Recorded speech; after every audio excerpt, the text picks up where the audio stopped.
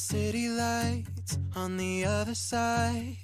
You're calling me up at the same time. I'm in the daylight. You're calling to say hi, but your words, they cry. If there's something that you need to say, I know it ain't easy living inside your brain, for sure. You keep telling me that it's all okay, but I know, yeah, your silence speaks so loud. Your silence speaks so loud,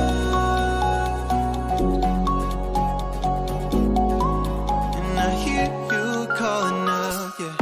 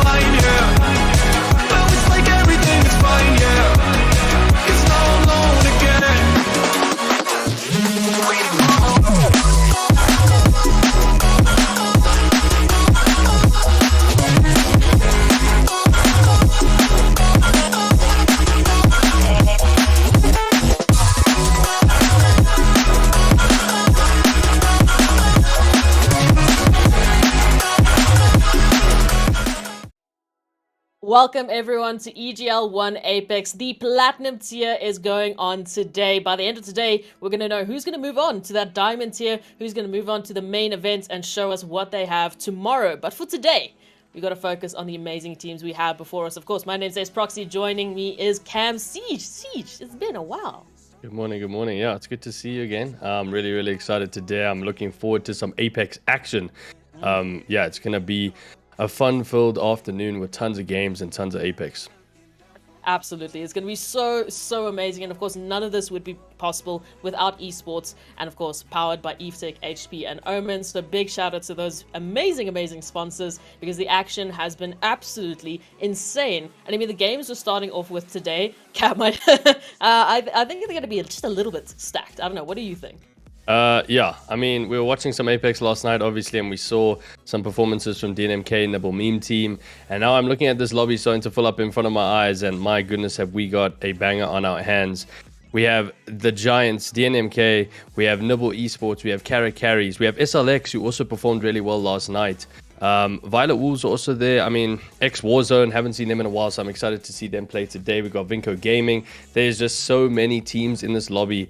And like you said, I mean, it's all to play for, right? Because tomorrow, there's only 20 spots available for these teams competing today. So we break in all of these teams down. They're going to be grinding it out to try and get into the top 20 tomorrow. And that's where we'll see the final and all the cash prizes come into play. So yeah, the teams are really gonna have to perform today, and I'm just really excited to see what they can do.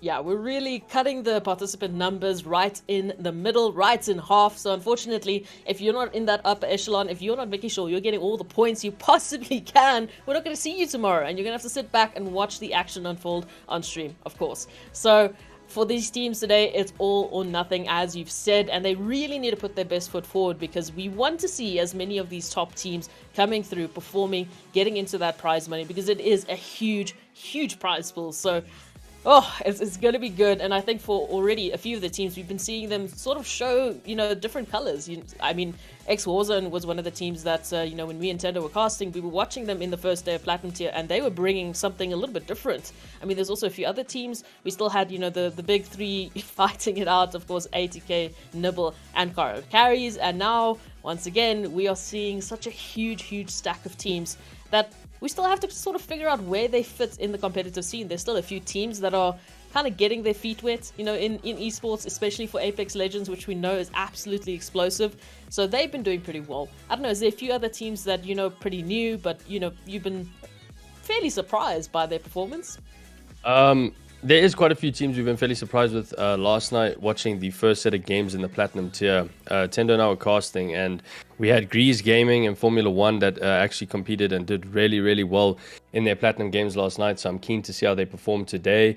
On top of that, I just wanted to mention how crazy the competition has gotten, because last night, I mean, as I remember when we casted, we had some lobbies where, the teams were a bit mix and match from their skill level, and it was just getting to a point where we would get to end zone, but there wasn't that many teams left. My goodness, last night I think Tendo actually has been sucking on strepsils this morning, because he was doing so much screaming. We had about 7-8 teams in the final zone. It was absolutely incredible. The action was insane last night. So I think we are going to be getting the exact same amount of action today. Teams just taking their rotation slow, taking their time with it, not getting too aggressive, because they know that if you go in too hard on this one, you will be going home, and you don't want to be going home when there's this much on the line. So I think the teams are going to be quite weary, and they're gonna have to play the best game they can today, and yeah, it's just gonna be crazy end zones. I can guarantee that, and I cannot wait for it. Yeah, no, so I mean, the beauty of having a tournament like this, because we had so many qualifiers filtering out the teams. I mean, we started with, I believe it was 180 teams coming through, and we started to chip away at those numbers. We had gold tier up to 70, now we're going into platinum, which is 40, and then diamond will be our 20 final teams. So I mean, because of that, we have a lot of new teams filtering in, teams that maybe want to try out the competitive scene in Apex, and because of that, we see a little bit of that change in structure. The structure we used to in your higher competitions like ALGS, or maybe more of the esports focused competitions, for the professionals, for the teams that have the most experience. You're used to those final zones being absolutely absolutely crazy. You're used to those final zones having a heavy focus on placement points. You know, the teams don't want to be going out, they don't want to make heavy investments. So you generally do see, like, I mean, I remember many times in ALGS we've seen like 16 plus teams still in that final zone, still alive, vying for that potential win.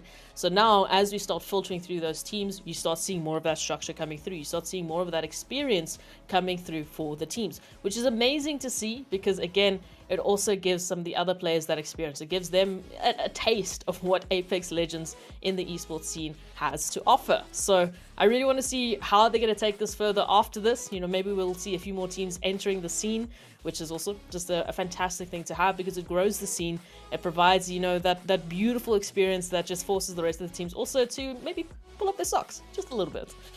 But I mean, talking about yesterday as well, I mean, the compositions has also been a little bit of a talking point. I remember as well, when we started, we had some very fun compositions, but now it's starting to get a bit more structured. You know, we're starting to see those Gibbies more often, maybe even the Valkyries more often, the Wraiths more often. There's a few composition changes that come through. What are some of the favorite compositions you've seen so far? Oh, well, I was like itching to tell you what happened last night. I mean, last night we had, I think, 8 or 9 teams running Caustic, all 4 games. Ooh. They were running. It was the meta last night. Caustic was it. The end zones, I mean, it was just green gas everywhere. There was canisters flying. It was an absolute bloodbath, and it was interesting. It was quite fun. It was it was something else. Obviously, we see some Bangalores coming in as well. But again, the Valkyrie and the Gibby are just crucial. I think those are going to be the main picks throughout the rest of the weekend, because they just are so powerful. Tendo spoke about the redeploy last night. It's just it's crucial in rotation. In that end zone, it just allows you to reposition so much easier than you would normally. And then the Wraith, the Ash, and the Caustic is kind of what we see teams swapping in and out of. It's the one that they can maybe decide which one they feel like playing on the day. So I think that's what we'll see. Again, like you said, with these new teams coming in, it's obviously really exciting. But also the teams that have been knocked out, I hope they don't get discouraged by this, because obviously the skill gap in South Africa is slowly closing in. You know, it's really cool to see these top teams fighting it out, but also getting challenged by, I mean, a way back, 2 years ago when we started seeing tournaments come up, it was always the DNMK, the ATK, you know, and now we've got a lot of teams contending for that top spot. It's not an easy walkover competition anymore, you know. There's lots of teams that are vying it out for the first position, and there are so many talented players. So it's really exciting to see the scene growing like that, and just seeing so many players enjoying the game and just competing at a really high level, and hopefully also being able to go into something like ALGS and stuff, where we see, like you said, the top of the top overseas. So yeah, composition wise, I think it's going to be pretty standard with the Gibby and Valkyrie today. Yeah, I'm just excited to get into the action. I'm just waiting for this lobby to fill up a little bit more. I'm trying to see if I can highlight any more teams.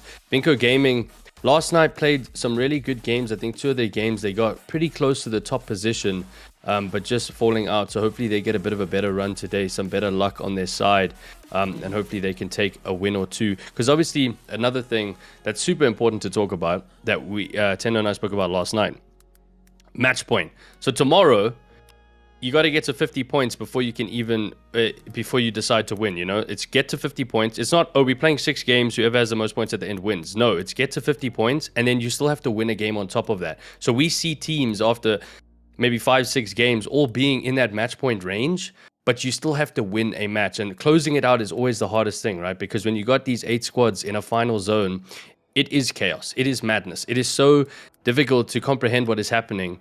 As a caster, I can't even imagine what is happening as a player. There are just 100 people around you. You don't know what's going on. There's gas here. There's redeploys here. There's bullets there. It's crazy. So I think it's they definitely need to be able to close it out. Another team, Rto Gaming, also Limitless, Jazz, and Rampage, really talented group of players. I'm excited to see what they can do today. Aim Assist is in there as well, a really good group of players. So yeah, I think we really do have a crazy day of Apex on our hands. Oh yeah, and as you were saying, because that competitive threshold keeps increasing, because teams keep raising the bar, it's not set in stone who's going to be that team to win. Like you said, with match point, you have to get to those 50 points, and then you have to win. But it's not set in stone who's going to be that team. Absolutely, at the end of the day, to take the first win. I mean, we saw ATK getting pushed back there by Kara Carries, who also took a win. We saw Nibble Esports taking win. We even saw Victrix Gaming, a team that we weren't focused on at all, take the first win of the night. So there's possibilities galore. I mean, and the games I'm talking about were the first day of Platinum tier. So it's not like we're talking about, back way when we started, the teams were just, wetting their feet. No, this was recently. So again, there's still heavy competition. There's still possibilities for any team to really make a stand. And we talk about that mental game all too often. There's always a possibility a team could catch you off guard when you least expect it. So we're going to finally get into the action. We're finally going to see what those compositions are going to look like. And of course, how these drop sites are going to be looking, because we've had some fun congestion on the map recently. I don't know if you guys had the same thing last night. The last night was a bit different. I think everybody was pretty respectful in terms of drops. I mean, by the last game, some people were kind of annoyed and ready to just ape onto another team, and we did see that in the last game. But other than that, they kind of spread out quite well. But again, when there's different groups of teams playing together, some groups don't land in the same spots, but now that we have this group against another group, they could potentially find themselves dropping in the same spots. So I don't know how it's going to work. Obviously, we'll see if there is going to be some contests on drop. It is exciting, but as well, I think the players know at this stage of the competition, it's rather just pull out the white flag and just get out of there. You don't want to be fighting that early on. You want to be able to loot up. You want to be able to get your shield and get a bit comfortable before taking a fight, because it is just too dangerous at this point in the competition. And now we are going on to the character selection screen. Apex picking up the Loba. I think we did see them play a Loba last night, which is pretty cool. Nibble, I think, probably going to go for the double Wraith setup like they normally do, with the Ash, Gibby, and the Wraith. We see another Loba coming out from EGL Apex, which is pretty interesting. Only one Caustic so far. 2 Caustics, I apologize. 3 Caustics, okay. Give me 4, give me 4. No, I don't see. But 4 should be enough for this lobby for now. Maybe we see some teams change up their strategies a bit later on. Lots of Bloodhounds, lots of Gibbies, lots of Valkyries. So pretty stock standard in terms of that. Yeah, even saw a little bit of a Pathfinder there, just towards the bottom. So that's going to be a little bit fun. We'll see how the rest of the teams are going to take it. Nice little bit of a flight path we've got going all the way from the north right down to the south there by trees. So plenty of opportunities to get some good drops here. And again, this is where we want to see that respect coming through again. The competition's high. Everyone wants to get as many points as they possibly can. It's going to start off with hopefully a little bit more of a peaceful rotation for a few of these teams, especially the ones that are a little bit closer to the bottom of the scoreboard. Of course, that zone. Gonna be fun. It's gonna end us there towards that tree side thermal station. Lava Siphon, of course, in play, which we know Nibble absolutely love. I mean, guys, I said no hot drops. What's happening here? Thomas Moore already finding a little bit of contention here as Mole. Just the Hemlock trying to beam on in, and the shots are good, but for how long? It's only down to Kidakong now. That needs to hold the line. What on earth just happened here?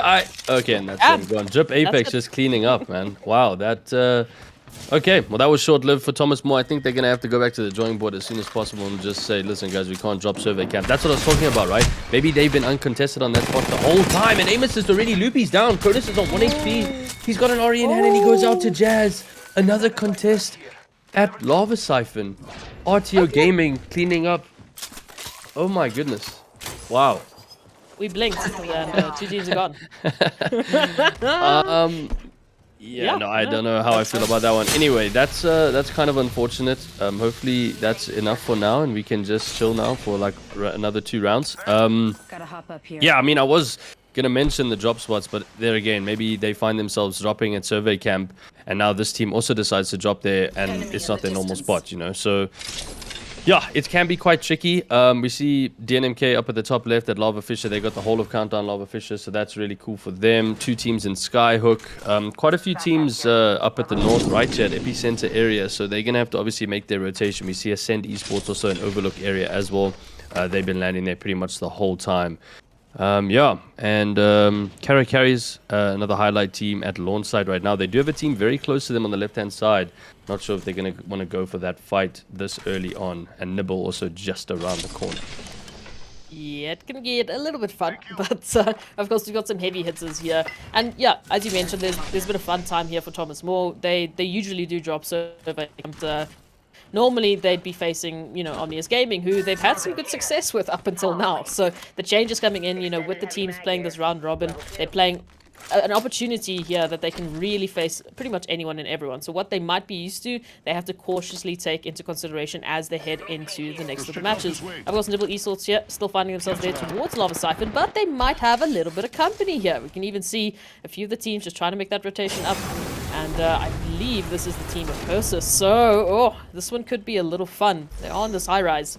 And they've got a bit of that scan coming on through. They know that there's someone here, but do they know that it's Nibble Esports? I'm not too sure, but here comes the push coming on through. Arise is going to be the first to feel the brunt of Chambi. You do not want to go up against Chambi, especially when he's got a triple take now.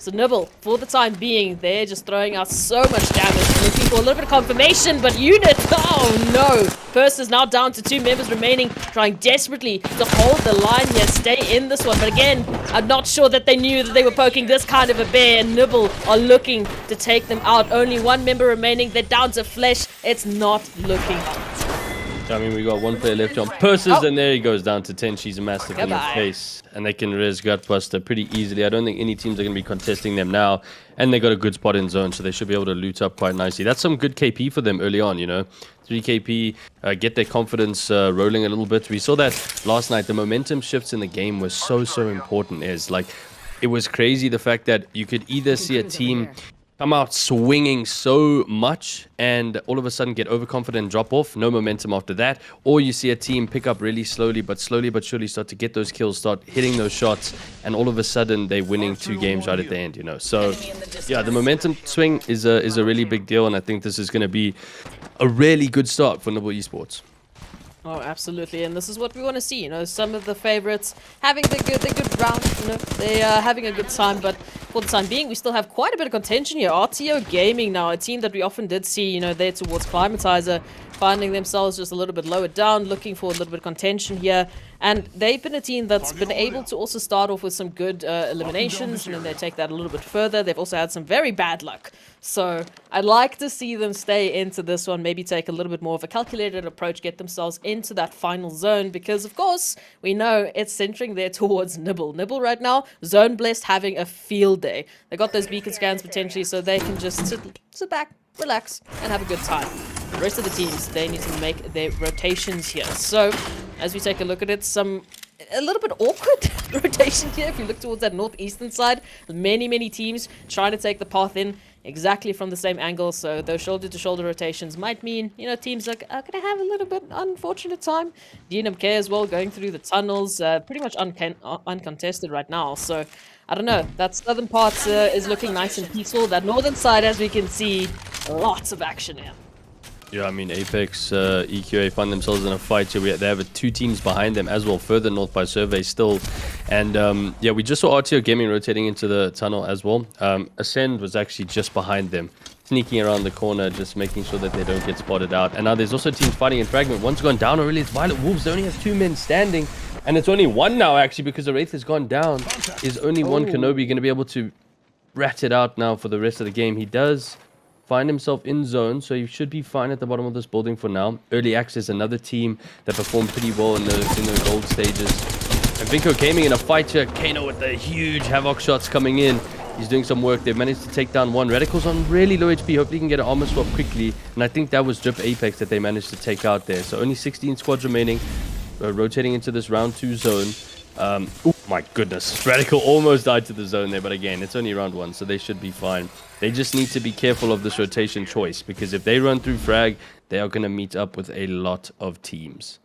Oh, absolutely. Like we said, that northern side of the rotations, it's going to be uncomfortable for many of these teams. I mean, they're shoulder to shoulder with so many teams. And as we can see already, starting to get a little bit of that capitalization coming through. The teams that get themselves set up early enough, they can sit, they can wait, they can gatekeep teams from getting into that zone, which means early eliminations from them and potentially a little bit more. But we actually do see a little bit of contention here with Nibble Esports and Kara's carries. Now, they are not, they're no stranger to launch side. We saw so many final zones here in the first couple of Platinum games with Kara carries and Nibble finding themselves head-to-head at launch sites. So familiar Optics here. opponent, Barrel familiar stabilizer spots. here.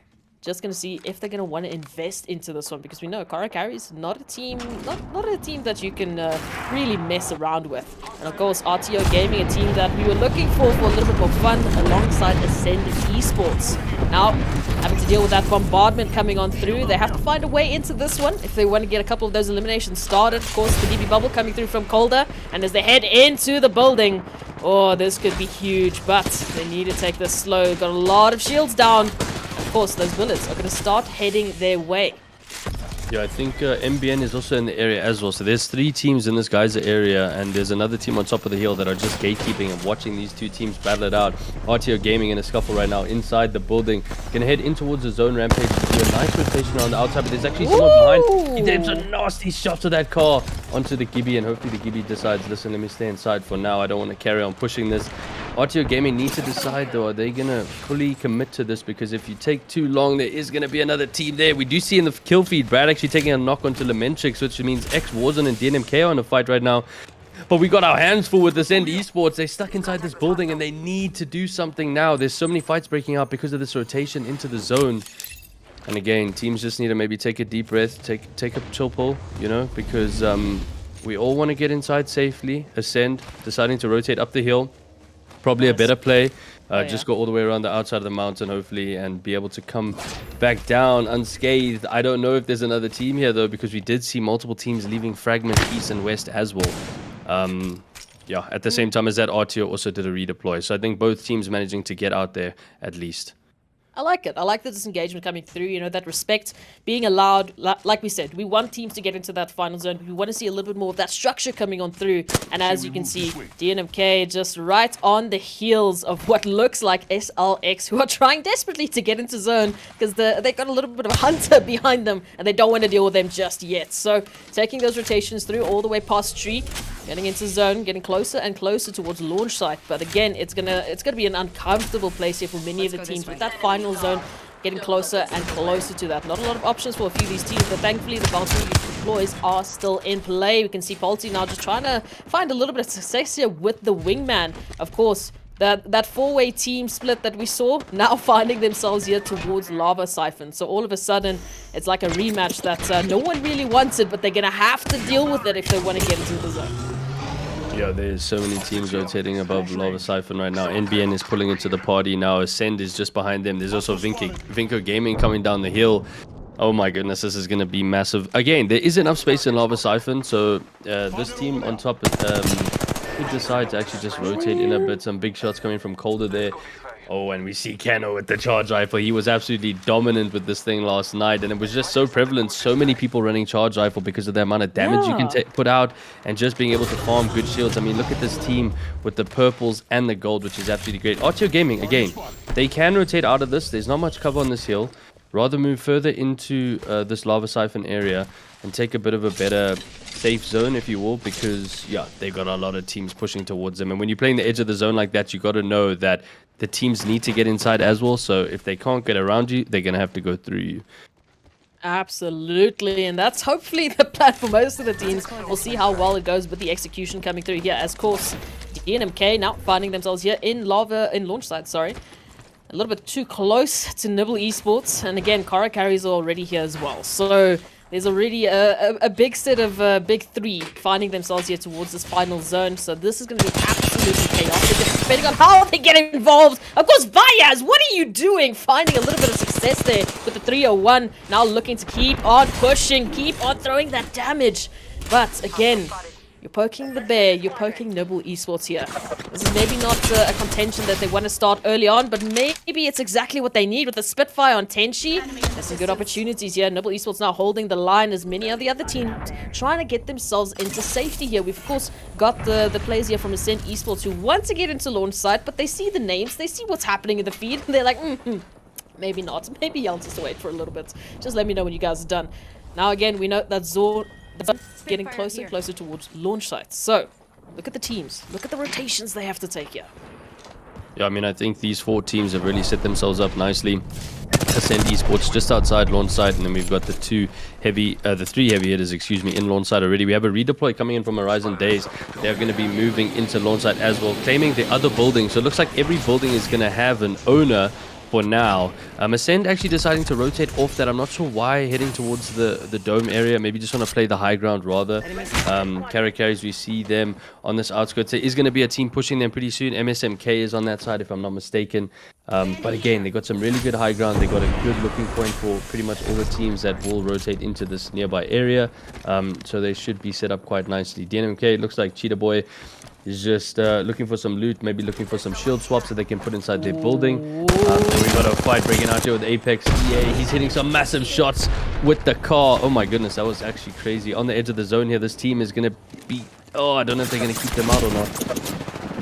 Oh, I don't know. Maybe there's a little bit of backlash there coming through. Now Sparrow finding themselves in a 1-on-3 scenario here. Unfortunately, Pavali, you're going to have to do the work, so maybe just disengage. Octane's good at running away. It's what you kind of need to do now. But who are you going to run away into? Oh, get behind. Get into cover, please. Just get out of here. Huge placement point potential here, but it hurts to start us off with as a rat. Now MSMK3 finding themselves on the wrong side of what looks like to be either Nibble, either Kara carries, either DNMK. Take your pick. It's not a good one either way. Now, as we know, taking that rotation in, Kara carries. They've been holding the line here. They've been holding the buildings. They're looking good to just continue their reign of terror here. But I don't know. So many teams now dropping numbers like flies because we can see there's some absolute beams coming through. Yeah, I mean, Kara's running that devotion with turbocharger on. That's absolutely disgusting, as well as Tenshi with his Spitfire. So yeah, I mean, some really good weapons here. They should be pretty happy with their loot. And now, again, all three of these teams just set up so well in this area to be able to look over at all the teams coming in.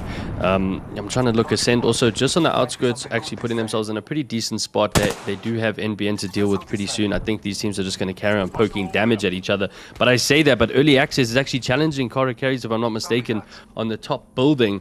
And I'm not sure if they're going to go in on this one or if they're going to try and maybe disengage a bit. But it looks like they're going to go in. Caramel with massive Devo shots coming down. He's going to try and heal a bit here. His teammate needs to make sure that he can cover him. Big Arcstar is flying in and out from both teams.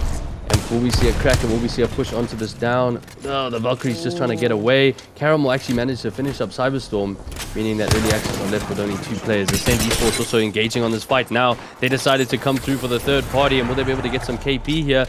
Reggie's popping his ultimate ability, and that player is running straight into a full 3-stack. I don't know if he knows that, and they're probably going to find themselves in a pretty good spot here. Yeah, Hawkeye now left alone and afraid, very afraid of what is going at their faces right now. Many of the teams trying to find themselves in the zone. As we can see, Apex Q, you know, stuck in a container, having to just hopefully not get spotted. Charge rifles out in hand, trying to get that, oh, getting close to it. But all of the chaos is going to be unfolding. Trying to find themselves into the road. We got a wild Wraith just jumping over the containers, finding a little bit of success here with a knock on to Skatsa. Now all of a sudden, Apex EQ down to 1, down to Flesh. You got a sliver of HP. What you gonna do? You're gonna get back into the lobby. All of a sudden, the teams are going on an absolute tear here. TKO getting involved, looking for the third party. But again, down to 11 squads, getting close to that final zone. It's getting crazy.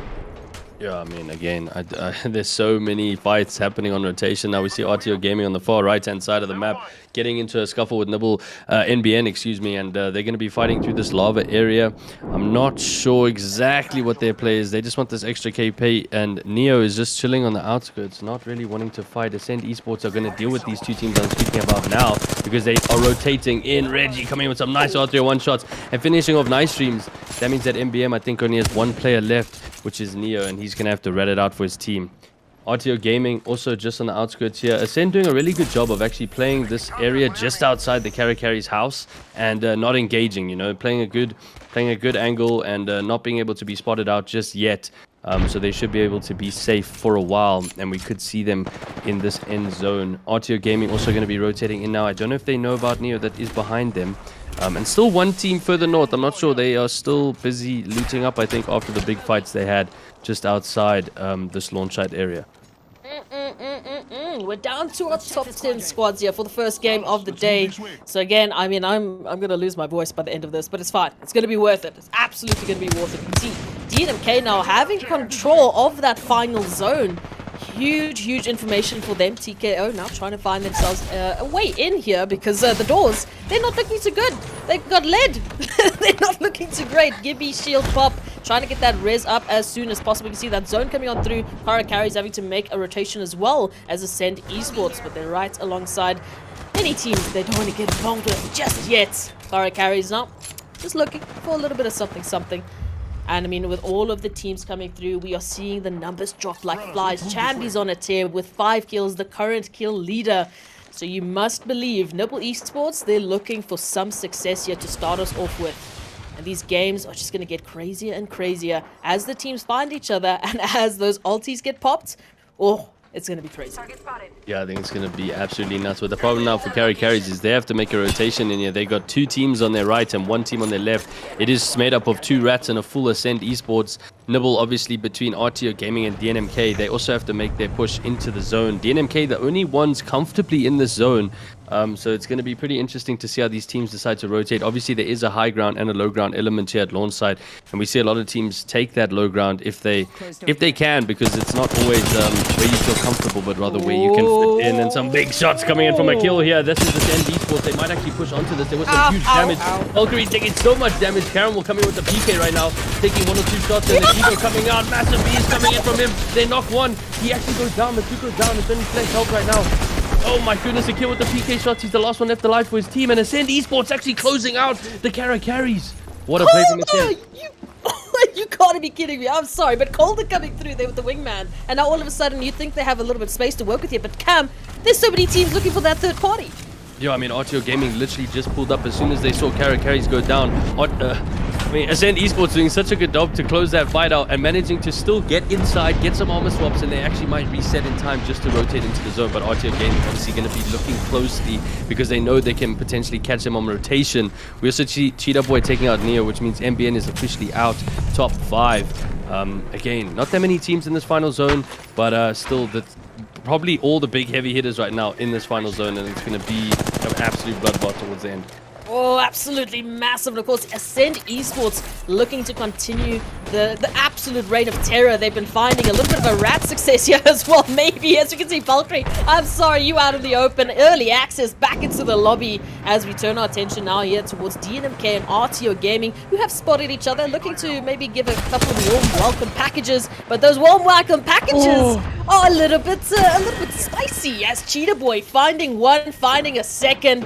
Still looking for the confirmation here. We've got so many heirloom weapons in play here, which is absolutely terrifying, especially if you look at who's holding them, who's pulling the trigger. Of course, DNMK still having huge success here with the building. Gotta be careful though, because many teams are looking for that free real estate, and they'll have to go through you to make it happen here still. As we look at it, Nibble Esports now potentially taking control of the absolute chaos here, but Cheetah Boy, he doesn't need a vault. Just give him a wingman. And finding the angle here just through the sliver of the door, as we can see. All of a sudden though, look at that rotation coming through. Now Rto Gaming still in this one, but for how long? They might find themselves in a little bit of a sandwich here. Nibble Esports getting closer and closer, but it's going to be, how do they make this decision? How do they make this path happen here? Yeah, I mean, this is just calm before the storm. You know, there's 10 seconds left. This is the final zone. It's about to go down right now. Nibble Esports playing the high ground. I think Ascend are actually on the low ground now, so they might see a team drop onto them and get the jump on them, because obviously DNMK and Nibble, we've been waiting for this all game. They're about to go head to head. Rto Gaming a thorn in both their sides right now. Which teams are they going to decide to attack first? I don't know, but the zone is about to start closing, and they're going to have to make a play extremely soon. We see Vayaz just getting ready. They have a little bit of time before the zone kicks them out of this building, and then it's going to be all-out warfare. Woo! Okay, peeking and prodding. We're finding an angle here, as you said, calm before the storm. Bottles are going to be popped now because there are going to be huge rotations trying to get into the center zone. This is going to be huge from Cheetah Boy, getting the team repositioned, but right on top of another. So all of a sudden, their options are getting thin. They're going to have to shield up. They're going to have to take a huge play into this one. The Gibby shield's already been used as well. The Arc Stars are coming through. So all of a sudden, DNMK forced into a corner. And now look at this. Who's holding the line? Who's holding the crossfire? It's Nibble Esports. There's a Spitfire in play. You do not want to be in front of a Spitfire. Now, Nibble Esports, they have a bit of a better angle here to work with. DNMK is out for the count for the time being. They don't have to worry about them. They just have to worry about what's in front of them. And what's in front of them is potentially a team wipe. What are you doing? DNMK has been eliminated. Rto has been eliminated. All of a sudden, we are looking at a one-on-one, basically, team v team. It's Ascend Esports and Nibble Esports now that have to deal with the work here. And the drop down is going to be huge. They might just hold for the line. And as we see, it's a 3v3 Ascend. They've had some success here, but this could be absolutely huge for them. They have to go through none other than Nibble Esports if they want to make that happen. Here come the ultis, here come all the nades, the bombardments are down.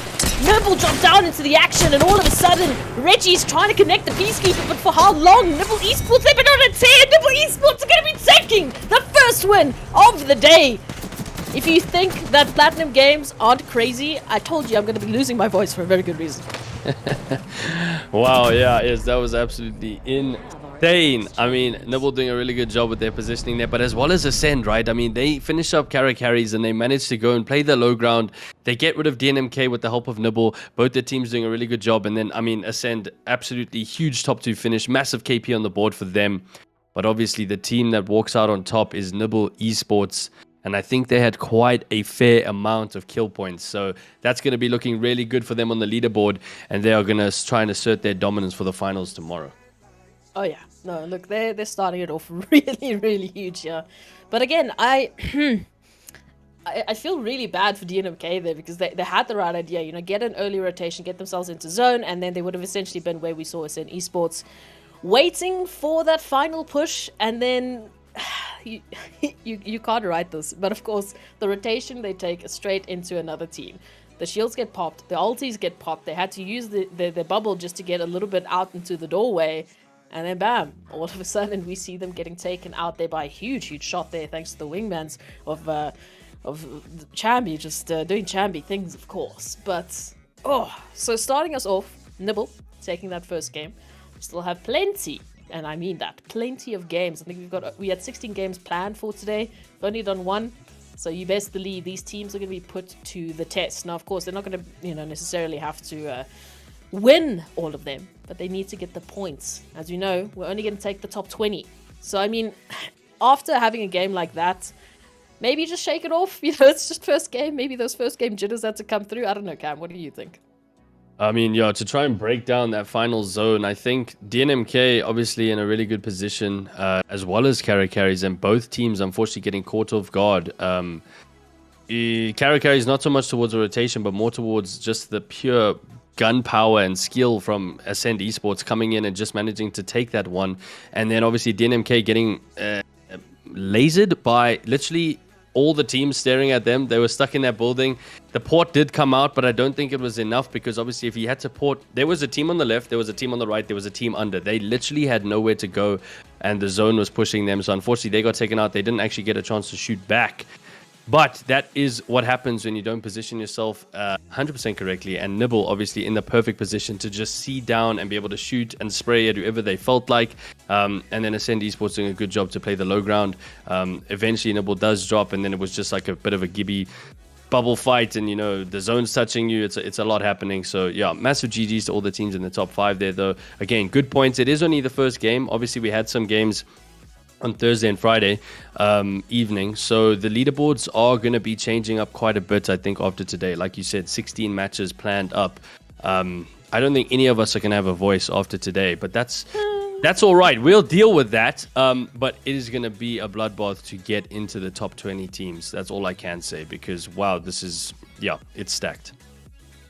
Yeah, it's hugely stacked. So look, I do love that we're seeing this sort of action coming through. I think it's also just very prevalent that we do see the teams really having to step it up. We're seeing a few more names in those top 4s, in those top 5s. So we're constantly seeing the rest of the teams also trying to adapt to, what the more experienced teams would be putting out.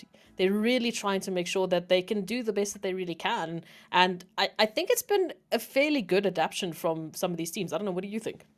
Yeah, no, definitely. I mean, again, with a competitive game like this, you have to be able to adapt. That is the main thing, I think, with all these competitive games. The meta comes out and the meta will change, obviously. And that's how you assert your dominance as a top team. Obviously, gun skill is extremely important, and a whole bunch of other factors, communication and stuff, but as well as being able to adapt. If you can only play one legend, out of a game that's got, what, 20 legends in, you're going to have a tough time, especially when your legend is underpowered compared to another. So these teams obviously having to adapt on a regular basis to what the playstyle is, how the other teams are playing, trying to counter the enemy teams, as well as weapon counters, playing with the good weapons. We're seeing a lot of charge rifles come out now. Obviously, the shotgun's so crucial in that end zone.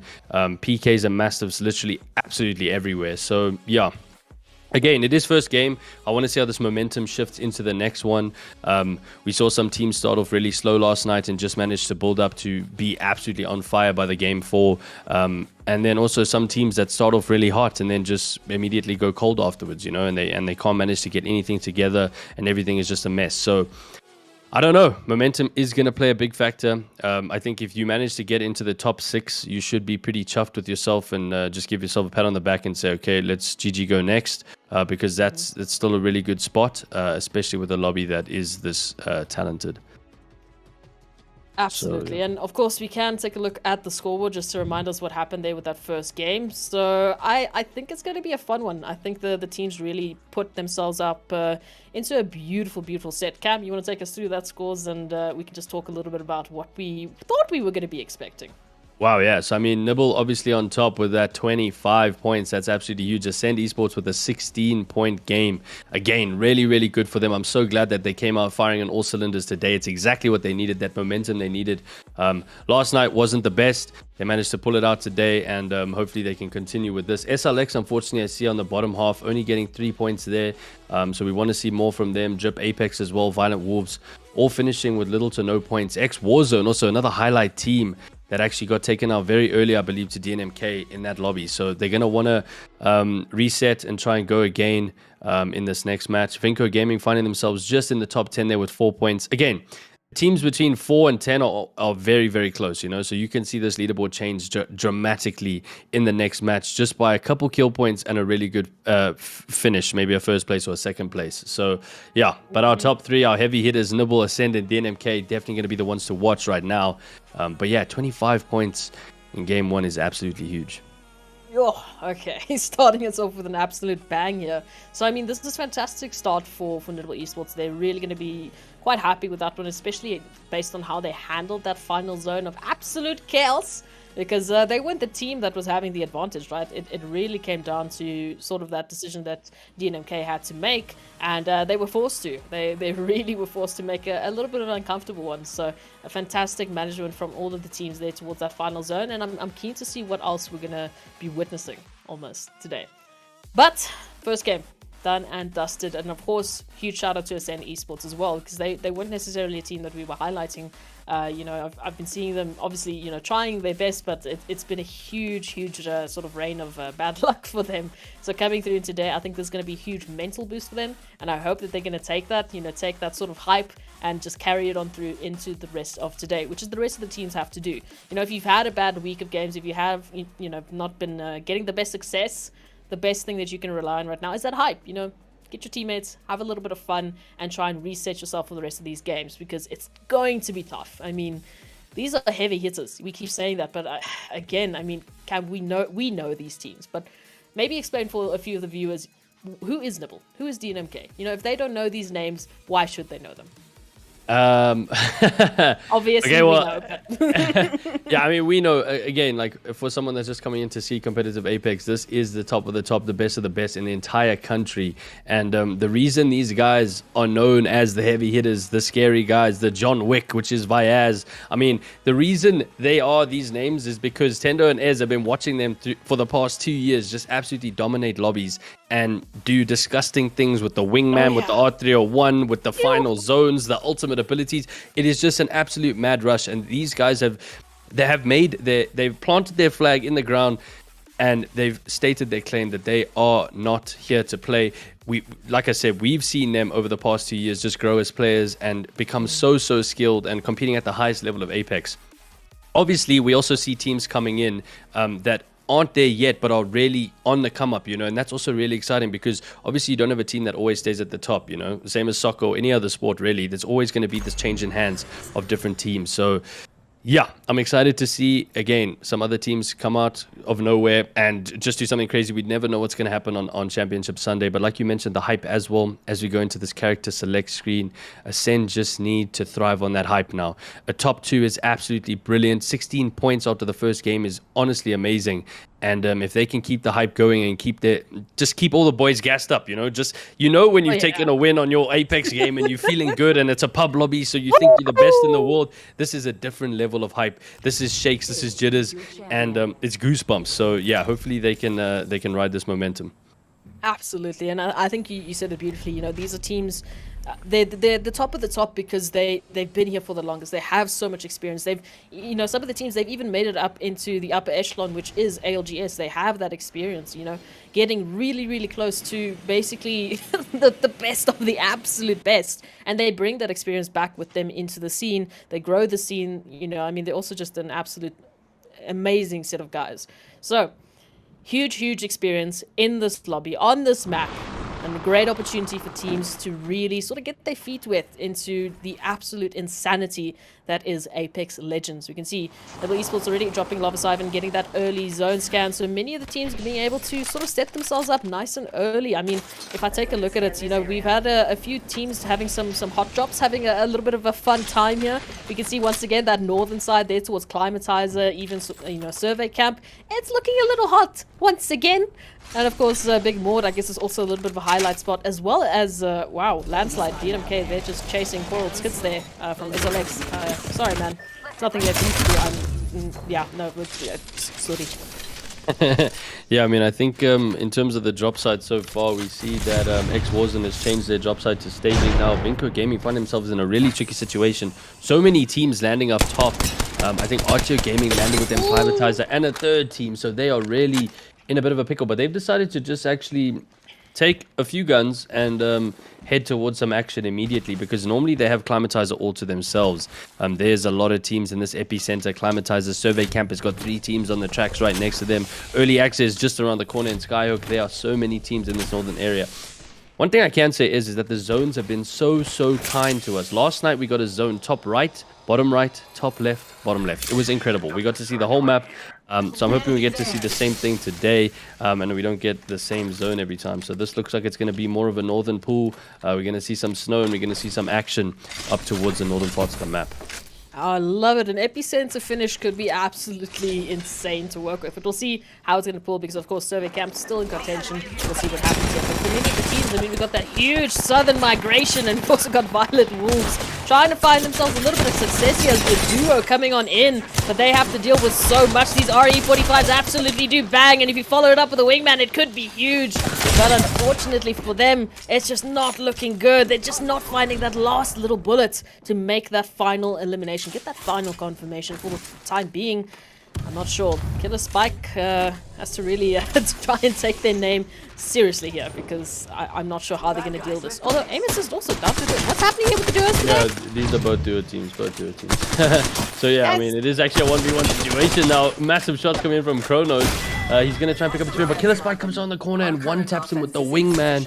And that's going to be Amos's going out early on. That's so unfortunate for them. Lupia and Kronos finding themselves in a really tricky situation. But now we see Vinko actually rotating towards these gunshots, knowing that there is a team here. Killer Spike better revive his friend very quickly and just get the hell out of Dodge, because they have Rto Gaming hot on their heels. Yeah, no, this is not something that I'd want to deal with. So for Violet Wolves right now, they do have the res up. They just need to get looted up and get out of here. But again, if they go out there towards, as we can see, Skyhook, they're going to rotate into 2 other teams. So take your fights. Pick your fights, yeah. The rest of the rotations now coming on through, and we can see maybe a little bit of contention here towards the northeastern side between TKO and who would you guess? Who do you think would be here to, fight them out? Of course, it has to be Rto Gaming coming on through, and they've already got one knockdown. Palty now desperately trying to get into cover here. We know that Ash Star coming on through, trying to get the snare happen here. Oh, Typo! Nice 301 beam coming on through, trying to finish it up there with the alternator, but it's not quite making the connection. TKO down with 2 members. They're looking for the confirmation here. Bloodhound, you feeling the pressure here. And TKO, they will hold their line. They keep getting joined by the hip with Rto Gaming. I don't know. It's like they have like this coming on through. Oh, Thomas Moore? What's happening? They're giving us more, it seems, because they're in a fight right now as well. And Mr. Mo is the last one left alive. He's got flesh damage on one, but he needs to do an absolute madness. He does get so much damage onto the one Boltry. He might actually get the knock on him. Both players behind the one rock. Can he try and hit a shield battery? He's got 7 bullets left in this alternator. He has to hit every single bullet if he wants to finish off this fight. He is going to try and heal up now. Again, 18 squads left. You don't want to be fighting so early on, but they found themselves in these scuffles twice in a row now. He does see a 1v2 situation. I don't know how much heavy ammo he has, and if he is going to be able to throw an arc star, throw some stuff, and maybe get a res off here, or is he going to choose to attack the team? I'm not 100% sure yet. Just going to keep scanning. Really good play from the Bloodhound here, but the team does push him on the left-hand side. He hasn't got his Prowler reloaded. Is he going to be able to rotate around? He knows that his few. They might have actually got the res already. He goes for some shots down. Mole in a 1v3 situation. Bradsey doing absolute work on him. Oh my goodness, and he goes taken out eventually by Lucas. Drip Apex getting some nice kills. They didn't actually res the Gibby yet, okay. But now Lucas is taking damage from someone else, and it is Nibble Esports that are pulling up on the... Oh my goodness. I saw that orange team coming on in, and of course it had to be Nibble. Just repping the Nibble colors coming on in to just show absolute death coming on through. Tenchi starting us off here with the wingman. And all of a sudden, it's just not looking good. I mean, you thought you were out of safety. You thought you were able to dip and out of dodge. Nope. Tenchi's here. Tenchi said no. Sorry. Goodbye. Oh, well. Drip Apex. They tried. They got a good team wipe coming on through. But Nibble Esports, they smelled some blood.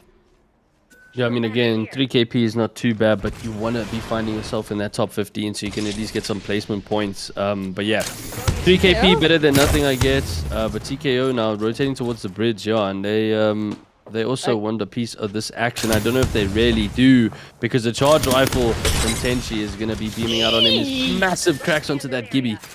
And yeah, again, just speaking about it so much with this charge rifle becoming so prevalent in this competition, it's just so good at dealing so much damage. It gives me PTSD. I hear that charge rifle and I'm like, no, please. But I don't know what's going on here. It feels like all of a sudden, you just hear between server camp and climatizer on the bridge, we're finding third party central. Everyone just trying to get a piece of the action. We see that huge migration now going south. But you're going into Nibble Esports. Do you really want to be... I guess they just don't have the information we do. But again, Gutbuster finding themselves out in the open, trying to find a little bit of a line of sight into safety. And again, look at this rotation coming through. Warzone here to play. Of course, we know TKO is here. And the last remaining member here, Violet Wolves, is also for some reason rotated on into this madness. Now, Nibble Esports under a little bit of pressure here. How are they going to handle it? Or potentially, are they going to get another team wipe to start their early game off with? Gutbuster already doing so much damage to the wingman. And those are 301 beams. We know what they do. Yeah, it's really not crazy. I mean, again, this team... Oh my goodness, champion. Wow, that was something else. I mean, this team is really under pressure. They have decided to push on through, so that is a good idea from them to like pick a fight and go for it. But at the same time, you need to be finishing off your kills or at least get some damage onto this team. But they've got such a good position on the rock. But now they're getting charge rifled all the way from Warzone, who's sitting in epicenter, just watching this entire match unfold.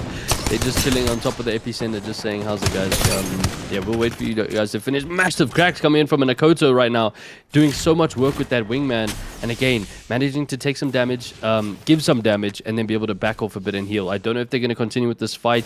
They must be wary of the third parties that are going to pull in now. Oh, you spoke about third parties, and look what's happening here just outside of Outlook. We can see so many teams now holding the line. 4, in fact. Of course, as we tune into MSMK3, just getting a little bit of a welcome package here thanks to Ascend Esports, who are just throwing the bullets, trying to find a little bit of a connection here. And of course, they had a huge second place coming on through, so they would be so happy to just continue that momentum. And rotations now have to finish on up, but they're right alongside Kara Carries coming on through, trying to get a little bit of an elimination themselves, dealing the absolute necessary damage here. Caramel, I mean, you're down to no shield, but they do have flatlines. They've crafted some insane weapons into this one. We know that flatline can be so deadly. But of course, now the rest of Carries, they smell blood. They want confirmation. They want to get a beautiful amount of eliminations. As we have 15 squads somehow, some way remaining. Yeah, I mean, we see Ascend Esports just on the right-hand side of them as well. Second place from last game, so they really are looking to do another crazy damage and kill point game for them. They are actually going to be taking their Valkyrie redeploy, if I'm not mistaken. So that's pretty good for them. They should be able to rotate into zone quite nicely. Again, hopefully they're not landing in the middle of epicenter because they will be greeted by X Warzone as they fly over carries. Oh my goodness, they're heading straight for them. They're heading straight for X Warzone. I think they see it at the last second. Nope, we don't want to take that fight. If you land on that, it's not going to be a good idea. So yeah, getting their position towards the bottom of this epicenter area and X Warzone on top. Gonna chuck some nades down, probably just do a little bit of damage. And this is the charge rifle from Lamentrix that we saw third partying the fight a bit earlier. Just a little bit of damage, not too much. But again, I don't know, I don't know how I feel about people playing this top area because it's always a hit or miss for me. Like sometimes it's so good, but at the same time, when you're the only team up there, you have every team staring at you because as soon as you drop, you bet your ass there's going to be a firing squad on you. Yeah, Carry is actually rotating towards the back, going into another fight we saw there. DNMK also getting into a fight at the top of Skyhook. They're going to be rotating towards the back of the zone. Pretty good rotation from them. We find them in a good position. Beams coming out onto the zip line, not connecting just yet. And the charge rifle from Vyaz going to knock out Madia. I don't know how many players are left here, but massive beams from Brad in his flatline as well. And Vyaz is definitely going to push on through on this one. Once he hears the crack sound, he knows it's bubble dome fight. Unless, maybe I'm wrong. Wait.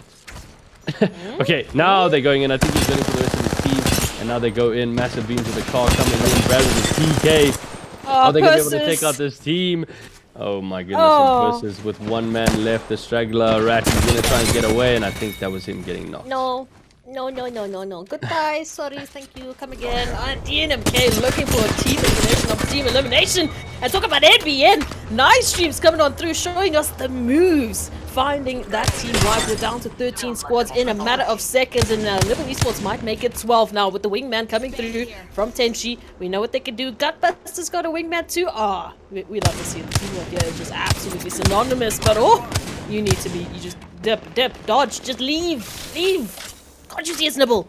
Don't get involved here. Come on. Now, the rest of the teams making their rotations on into the zone. Still plenty of opportunity for a few other teams to make some surprising engagements, like Ascend Esports here, finding themselves in the bridge, looking for a little bit of angles here. It's huge possibilities here. That zone now pushing on through. Many of the teams have made those early rotations, and Polty with a huge Peacekeeper shot, finding the crack, looking for a bit more, and they will absolutely find it. Ascend Esports will unfortunately be going out as all of a sudden TKO are turning it up. They're dialing it in. This is going to be a good one. Wow. Sorry, I just picked up my jaw. That's why I wasn't speaking. Those shots from TKO are absolutely huge. Managing to take out Ascend Esports on that rotation, that's really unfortunate for them. Yeah, I guess it was either one team or the other because that rotation through the bridge was going to happen regardless. Carry's also picking some shots at TKO now just from the outskirts of that area. Some kill points on the board for them, so pretty decent. They want to find themselves in a top 5 position again. At least the team that took them out last time round is not in the game anymore. But who will they find themselves against now? That is the question. Again, DNMK top left of the map, still in the tunnel area. There is another team just below that as well, so I'm not sure exactly what these teams are just choosing to rotate in quite late. My only problem is DNMK are going to run down the tracks directly towards Nibble, and that's not the fight we want to be taking now. I think Nibble does know as well that this team is coming out of the tunnel, and they are ready and waiting for them on the top side. MBN also in the area of Climatizer. Again, all these teams rotating in and around. Carry is actually taking the top spot in Epicenter now because X Warzone has decided to rotate out. MSMK here, we see the Loba with the R301 just checking out. He definitely knows there's someone behind here, and his teammates just going to call it out to him now. They're going to take some shots, some rampage shots coming in. The crack and the Octane is bouncing away. And they might have to quickly rotate here because they do have the low ground in this fight. But Nibble actually engaging onto DNMK at the top. As Warzone is going down now as well. They got 2 players left. One is alive. They might be going down as well to TKO. TKO is bombing right now. Cheetah Boy finding himself on like literally 5 HP. Nibble with full shields, and they're going straight in for this attack right now. DNMK, I mean, look, they've got their shields popped up at least, but look at the flesh damage that's been dealt. And you can see that charge rifle coming on through. The Arc Stars might even make this worse. Gutbuster, very close and personal, is going to get that bat off and gets a huge wingman shot coming on through for the connection. You give me domes are going to be popped. But how long are they going to survive this onslaught coming on through here from Nibble Esports? All of a sudden it's down to Bradley and of course Cheetah Boy that have to hold the line, but for how much longer? These wingmans are absolutely devastating. The snares are coming through. The DNMK is back in the lobby. What? Guys, please! I can't deal with this! Okay, no. Brad and Tyler are still alive. Viaz did go down though, but Brad and Tyler managing to rotate out, but they are going to be in a 2v3 situation regardless now of what happens. Nibble really doing a good job there to gatekeep because they knew their backs were against the zone. They had all the momentum. MSMK coming in with some massive beams again here in this epicenter. As they rotate in, they're going to find this team. Fenta taking a lot of damage though to the team on top. I think it's Carries. He does manage to take out one. Akil does confirm the kill for him, even though they're opposing teammates. Fenta going down. The bracelet throw coming in. That was a really good throw. But he might be able to get underneath. Never mind. Caramel just absolutely demolishing MSMK. Unfortunately for them, they got stuck out a bit too late on their rotation. And this team, TKO, with so many kill points right now, looking extremely brutal. And they look like they want the win. We said it. We saw in Akato. We know what's going to be happening here. So let's continue to see what they're going to bring to the party. Now, DNMK getting very, very close to a few other teams as they try and make their rotations. Of course, right around the corner it is SLX. And Nibble Esports still behind them. What's going on here? Are they chasing them down? Who knows? We can see that rotation still has to come through. Tenchi does have their foot in the door. DNMK now throwing a couple of shots there to say, hey, back off. You've already taken one of us. Can you just relax? Taking out it now. Rotations have to be made here. Karakari is very far in that epicenter, as you said, holding a little bit of an awkward position.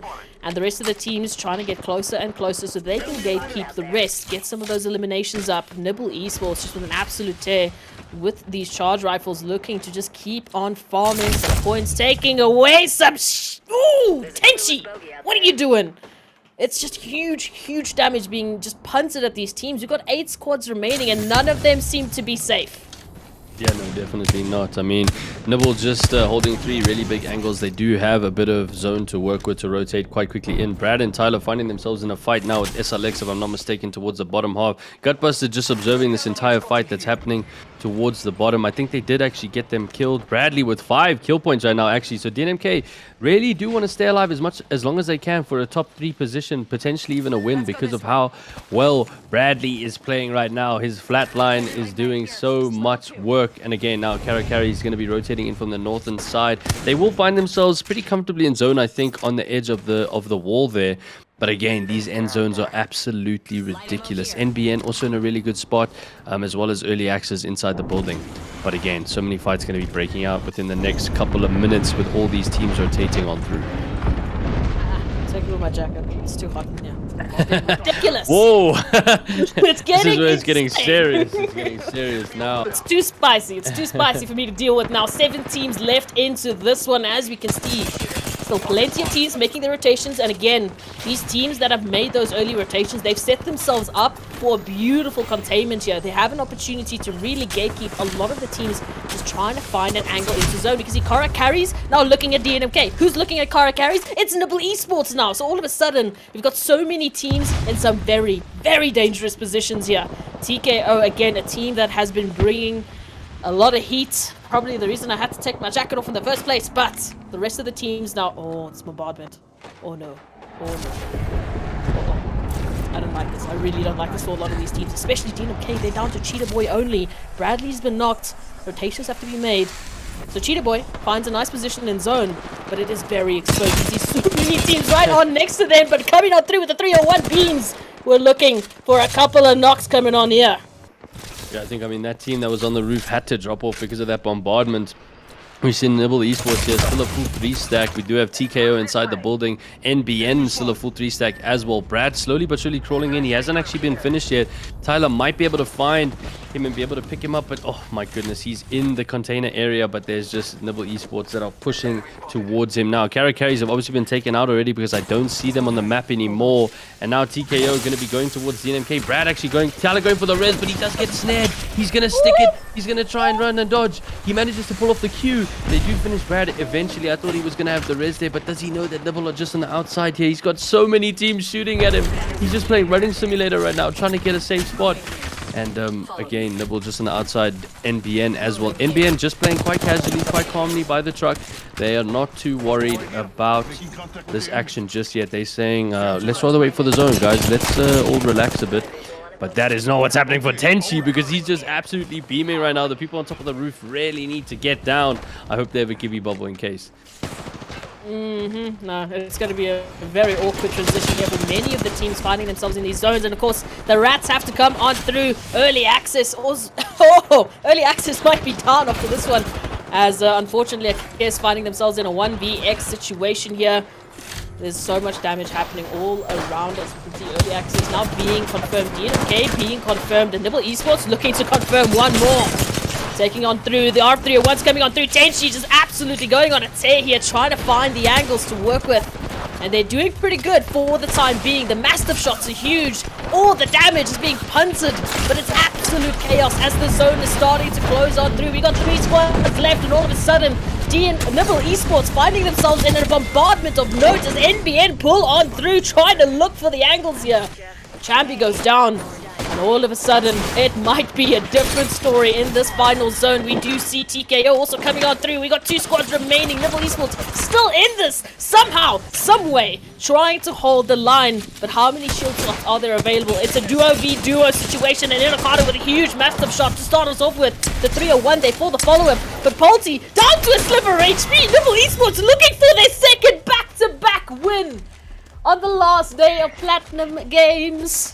My voice shall be gone. Oh my goodness. I mean, wow. The fact that they managed to pull that one through, I have no idea. After Chambi went down and I saw Gutbuster's health ticking like crazy. Because why? Because of Neo and NBN's caustic play. They had an ultimate ability dropped on top of them and they just couldn't close out that fight. TKO, I think, taking a second too long to interject and be like, can I third party now? They took a little bit too long. Please?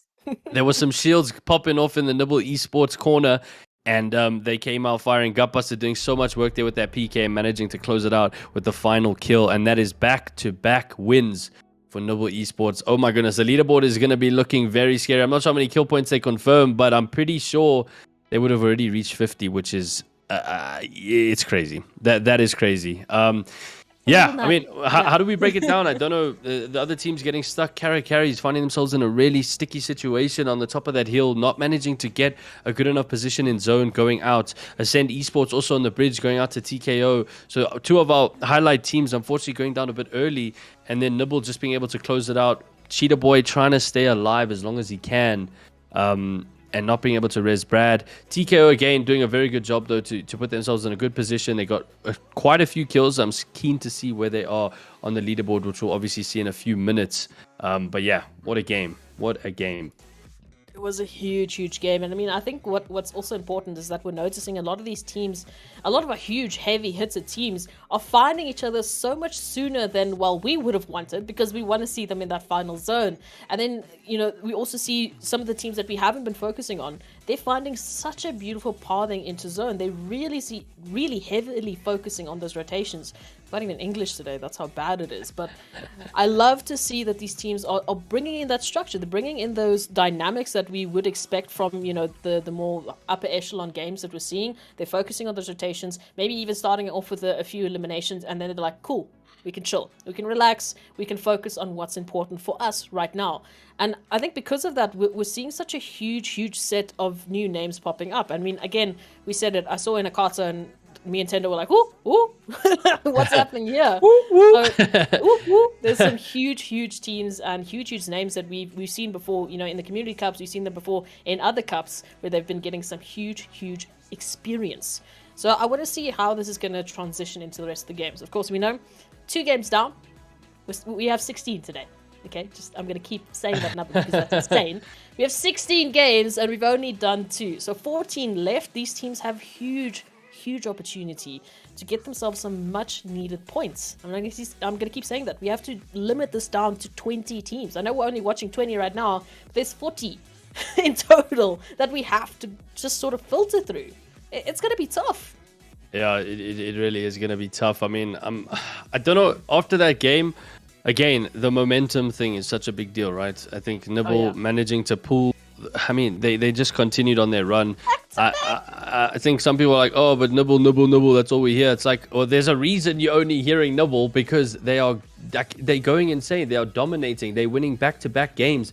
They are literally stating their claim that they are here to play, and they probably are one of the big favorites to win this tournament. So again, we need to see some other teams in this lobby that do want to be competing with them, like DNMK, like NBN, like Vinco, like TKO, like Ascend Esports, really start to take the wins away from them, guys. Please take it away. We want to see a different winner. Last night we saw a different winner 3 times. Yeah, we did see a back-to-back win. Yeah, but yeah, I mean, TKO, again, so close there. Like you mentioned, the experience aspect, definitely starting to find some experience and a bit of a stride, doing really good. I mean, that game, they really were playing confidently. You could see by the way they were taking their fights that they were happy to take the fights. Only towards the end there, when they lost their first player and they were stuck in a 2vx situation, was when they kind of struggled a bit.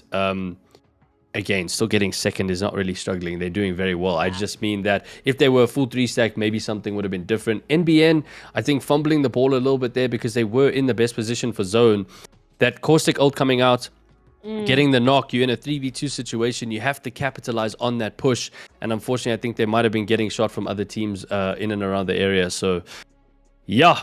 Wow. I mean, the lobby's filling up again. I'm excited again. It's going to be insane. Yeah, I don't know.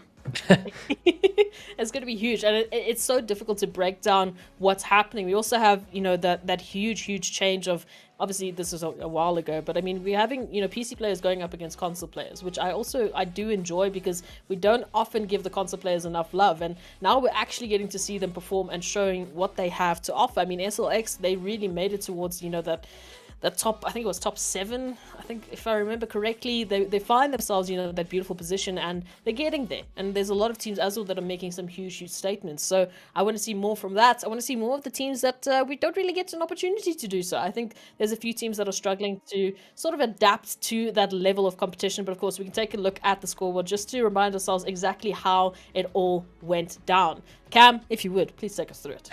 Okay, so like I said, Nibble ending on 50 on the dot. That means they are match point ready, if I'm not mistaken. I might be saying that all wrong, but I'm pretty sure that would technically mean they're match point ready, which is absurd. In 2 games, getting 50 points, that is massive. I just want people to understand that is a lot of points. It's a lot.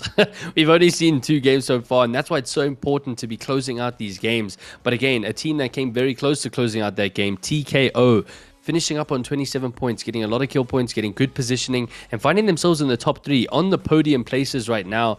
NBN and Ascend dropping down just below that, but again, still very close. It's at this point where we start to see some teams pull away, you know, these 2 top 3 teams where they can really start going. But TKO and DNMK very close together, 28-27.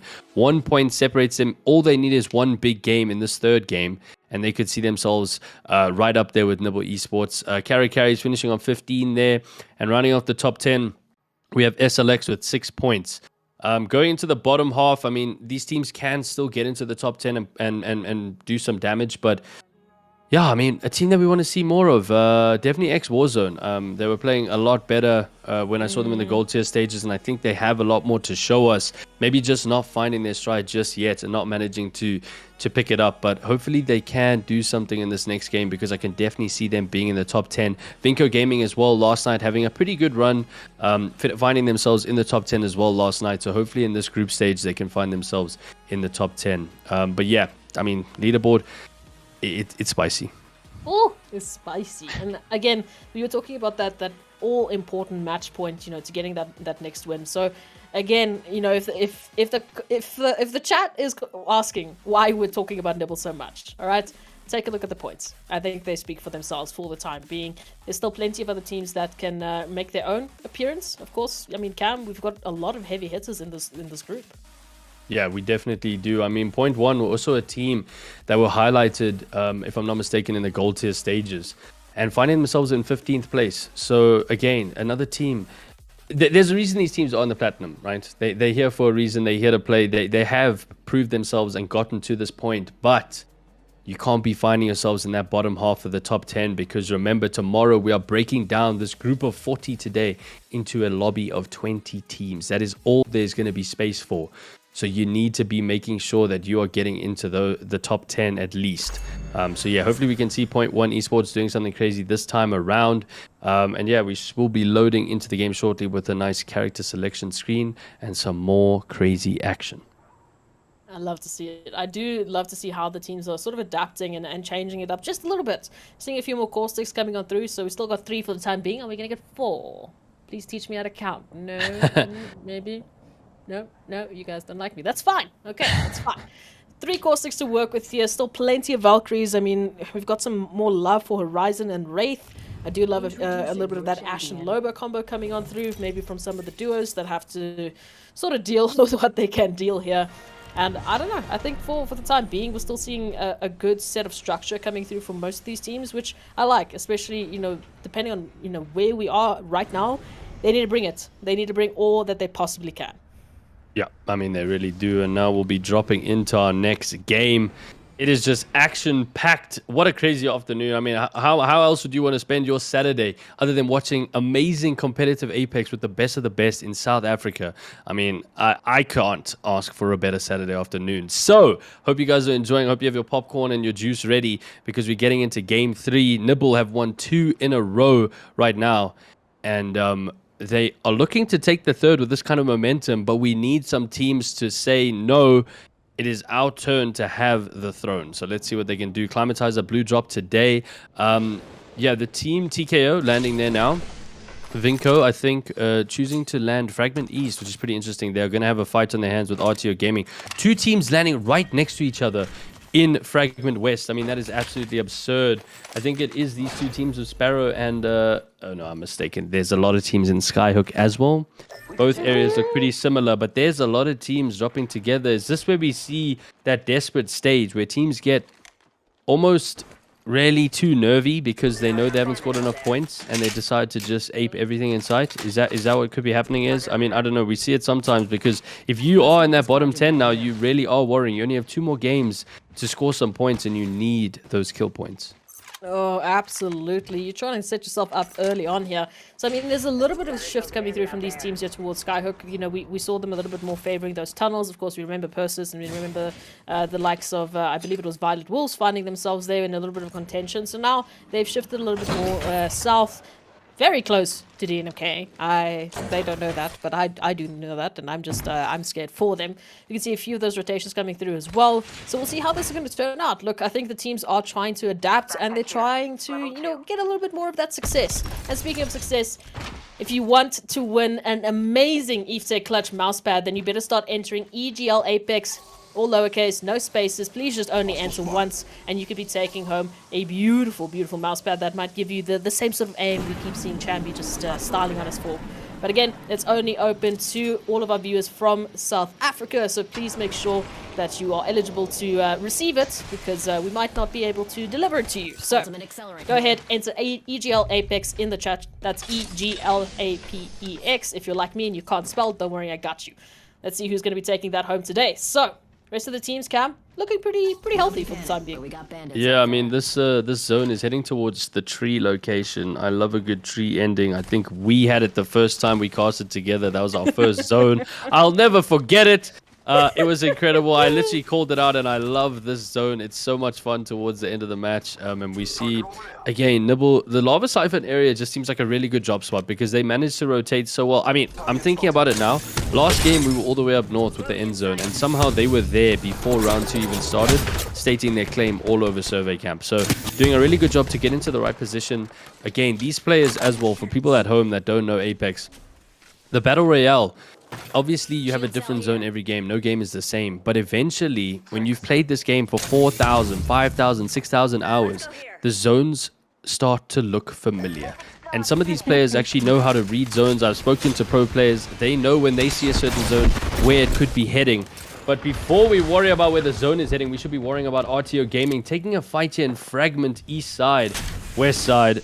I'm rhyming now. No, it's actually just the west side. And Rto Gaming going to be trying to take on this fight with the team inside the construction building. The hot drop of pubs. I don't know which team it is that they're facing, but It's going to be one hell of a fight if they're already taking some shots. We see Lamenchik going down in the kill feed as well. That means that X Warzone is already going down with one player. I mean, these guys, oh no, they were one of my favorites, man. Come on. I must have cast a curse them from the beginning. I feel really bad about it now. Hopefully they can do something about it. Mole here with this charge rifle. Thomas Moore deciding to drop in a bit of a different spot. Sitting on top of this mountain with the charge rifle, doing quite a bit of damage, just farming some shields. He's about to be purple. Again, really good idea.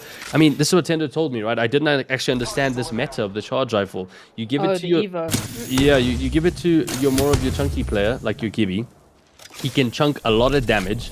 Okay, they're not doing this here, but one player with the charge rifle will actually farm a whole bunch of damage and then be able to just give his teammates the better shields. Exactly. So that and you can then rotate in. And it's crazy because it makes so much sense. You don't want to be finding yourself in a fight with white shield. But here we find DNMK in a fight with the team pushing them towards this split area.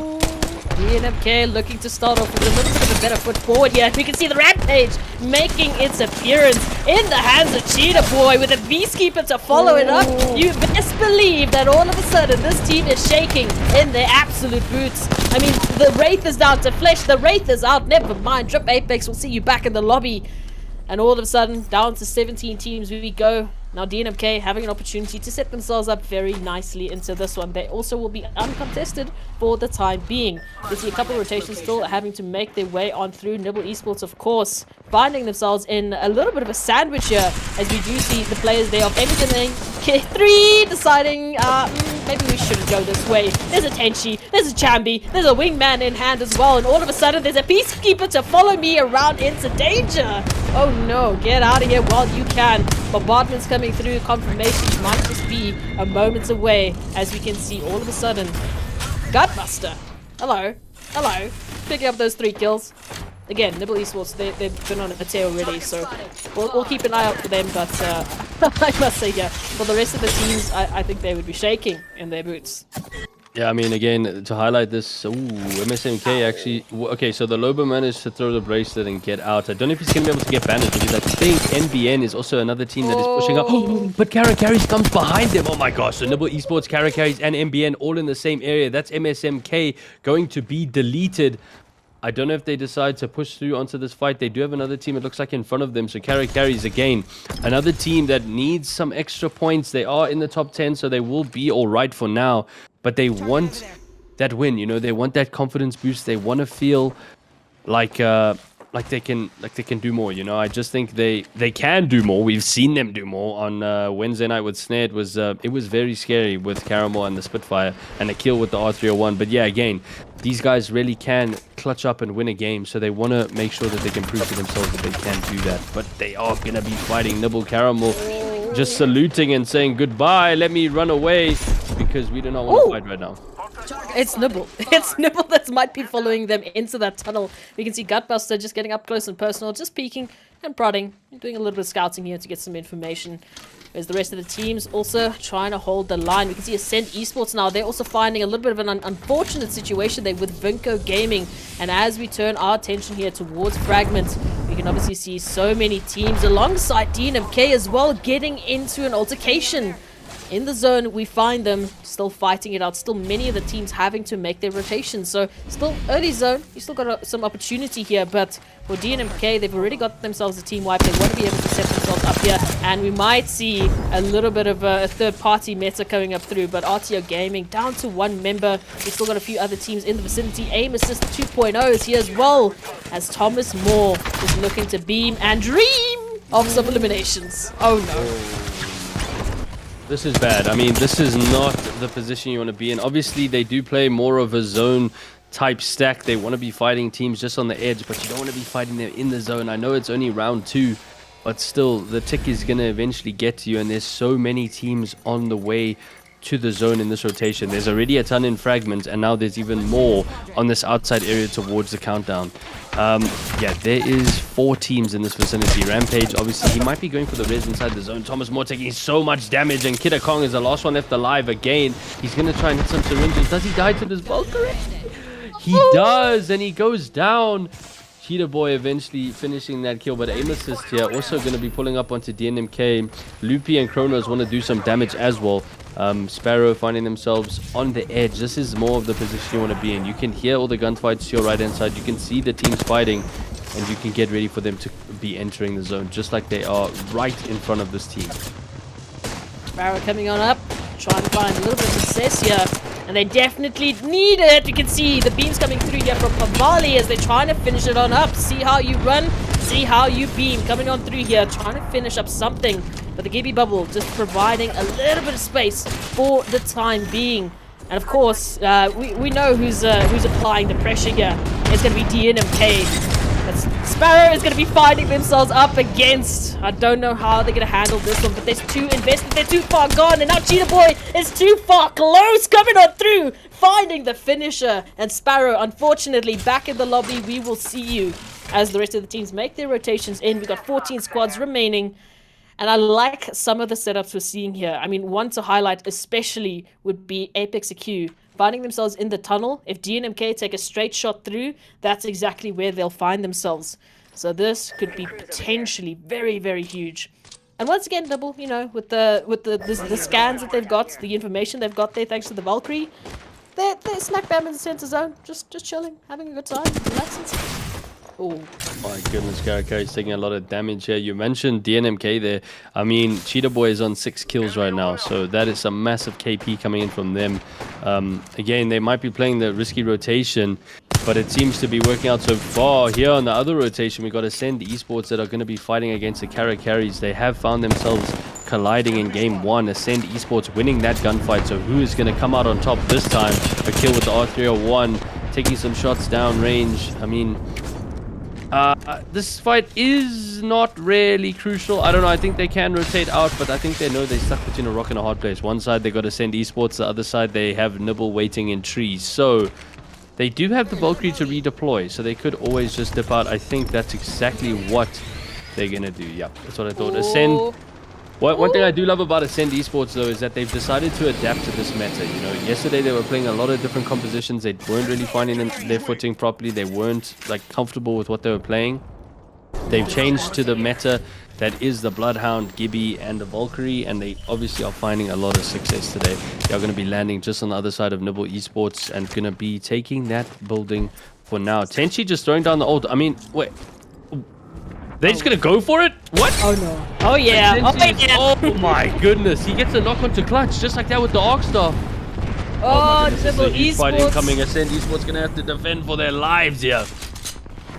No, this is gonna be a fun one. Nibble Esports, they smelled blood. They got that initial crack. But now, where did my players go? Where did my targets go? All of a sudden, Nibble now looking for the angles here, but I mean, the dip has come on through Ascend Esports. They're still just trying to reset. Clutch is still down and out for the count. It's going to be up to Reggie's and Calder to get that res coming on through. The Gibby here, dome popped, getting the res. No golden backpack to work with today, unfortunately, but Skits just peeking and prodding. Maybe a little bit hesitant to get involved for the time being. We'll see how it continues. Still, plenty of opportunity here. Nibble Esports, they fall back. They get back to center zone, focusing on this rotation.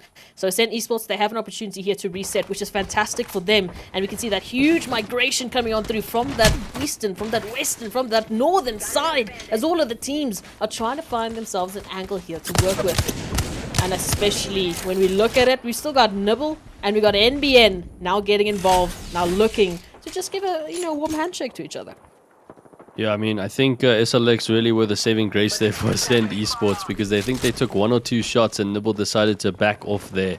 So at least they will be able to reset there. Reggie's, Calder, and Clutch doing a good job to pull that one back. I mean, oh my goodness, TKO with a massive fight in hand. I was looking at the wrong screen, obviously. A bat coming out from TKO right outside the door. He's not too phased. They're going to barge open and say, knock, knock, who's there?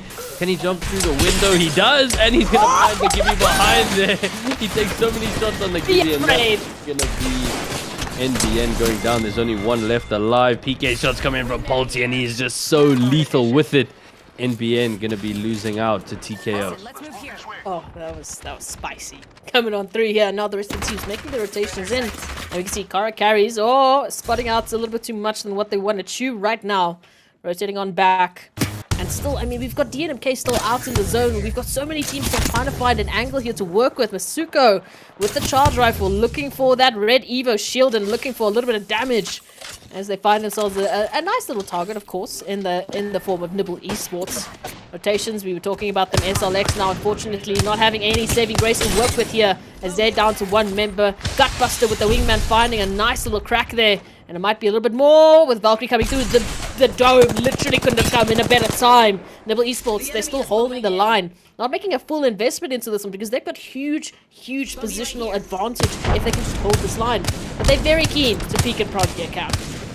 Yeah, and again, we find Caramel and the boys in a really tricky situation because they are going to be locked out of the zone eventually, and it is by the hardest team in the lobby. So I don't know how they get in this one. Hopefully, Nibble get distracted with another team. TKO might push in. Actually, no, they won't because they've also got a good position in that final zone. We see DNMK rotating in from the north. And again, Tenchi doing so much damage with this L-Star onto the Gibby, and the Gibby has to run directly towards the zone. I don't even know if they have time to rotate around. They probably don't. Oh my gosh, and Nibble actually going to decide to push this. They're just pushing further and further forward, taking more ground, just pushing the Kara carries all the way into the corner. And this is really unfortunate for them. The bubble is going to go down just to protect them from this ultimate ability, and as soon as it drops, going to be warfare. No, it's not going to be warfare. They're just going to pull out of this one. Again, like you said, they've got such a good position that they can't actually risk that. But again, the redeploy coming from the characters, so they managed to get out of that one scot-free, thank goodness. Never mind, they go straight into another team. Buga does go down. I think the last one left alive is Kronos. He's going to be in a 1v3 situation, and he goes down to Masuko, unfortunately. Aim assist going down there, top 8. We see DNMK on top of the tree area, on top of the world right now in terms of kills and some big damage coming in onto early access. Oh, they're not feeling good right now. It's down to the duo, it's down to the sliver of HP, and it's down to nothing. Early access go out. We got 6 squads remaining in this final zone of chaos. Once again, Nibble Esports, they're still holding the line. They're still holding their position, but that zone shift might honestly favor the team here of TKO, who we know got so close in that previous game, and this is a huge opportunity for them to take it even further as they can potentially hold one of the few buildings left in that next zone shift. But for the time being, we're gonna just watch this insane set of teams. I mean, we got Nibble Esports, we got DNMK, we got Kara Carries, TKO right in front of each other, with a few of the teams like Ascend and of course Apex EQ fighting it out there in the outskirts of the zone. As we come through, Kara Carries pushing on in, looking for that confirmation, and they're gonna find a TKO. I'm sorry, but you're out, and all of a sudden your building, it belongs to the Kara Carries. A redeploy coming on through here from Ascend Esports as they find themselves. Who do they find themselves? Of course, it has to be Nibble Esports. I'm so sorry, guys. Oh no. Are they? Ooh, okay, no, we're fine. Ascend Esports is okay for the time being. Just for the time. It's gonna be crazy, Cam. Yeah, no, I think they kind of put themselves in a good position now. They should be able to heal up here. They don't have a line of sight on them from this angle. No, there's another team landing in. Oh my goodness, it's the EQ team, and they coming in. It's going to be between Nibble and Ascend Esports. Some big shots coming out from Gutcha, some arc stars going in. The ultimate is dropped on top of them. One goes down. Oh my, and that's going to be them. I think that's them done. Yep. Okay, so between Nibble and Ascend, they managed to take out Apex EQ. And yeah, I mean, again, 4 heavy hitters left in this zone. It's DNMK, it's the Kara Carries. Wait, is that... Oh, it's apologies. Ascend and Nibble. I got a fright there. Apologies. So Clutchy actually did go down when he flew in, which is unfortunate for them. So they are going to be in a 2v3 situation, but that's fine for them. They might be able to get a good position because they are on a pretty good low ground, and they might actually be able to play that to their advantage. I think what's the weirdest thing is for the first time in this map, we've had Nibble Esports outside of the zone having to make their rotation in.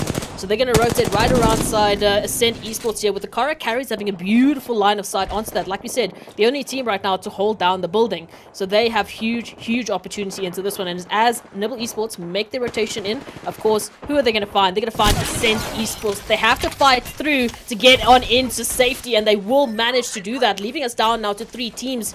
But they have to reset quickly. Kara Carries know where they are. DNMK know exactly where they are. And DNMK as well have to make that rotation in. But how do they handle it? What's the pathing that they can take into safety here? Because they do not want to be the first team to start that engagement. As soon as they do, it's third party central for them. Yeah, no, definitely. That's the problem, right? Like, especially when there's 3 teams left now. Carries doesn't need to go out of their building at any point in this next zone. They can wait here for a good minute or so before they can literally just peek at this team. It looks like the NMK going to be rotating towards the right. Diaz is actually in the zone on this rock, which is quite nice. So they should have quite a bit of cover to work with. They see Nibble playing those yellow pipes on the other side of the map. Some wingman shots coming out from Viaz. Again, just trying to get as much damage dealt as possible. Keep the enemy team healing and not shooting back at you. Again, kill points for all 3 of these teams is looking very, very good. So whoever wins this, it's going to be a lot of points. Some nice wingman shots again. I mean, they make the wingman look easy. This gun is not that easy to use. I promise you, I've tried. But Yeah, no. every single one of these players is running a wingman, and it's just 45 everywhere. It's incredible, honestly. But yeah, we see Masuko and Carries chilling in this building, like I said, looking very comfortable for the next couple of seconds until the next zone is decided. Cheetah and Gunbuster, they've just been peeking and prodding at each other. They've just been like high-fiving every now and then. So they need to be careful. Nibble Esports might have pulled off a little bit more than what they can shoot right now. In all honesty, I mean, so many of the ultis are going to be focusing them right now. Cheetah Boy, again, so close to getting involved with this. And DNMK might be looking for some revenge on Nibble Esports. We'll see what Carries, though, have to say about that, because that's going to be the deciding factor here. Now, the win condition looking very good for Carries, but of course, that might just be the case as Viaz finds Gutbuster, and all of a sudden, DNMK just looking to be on a tear of their own. They've had such bad luck coming into today, and they are looking to turn the tables here.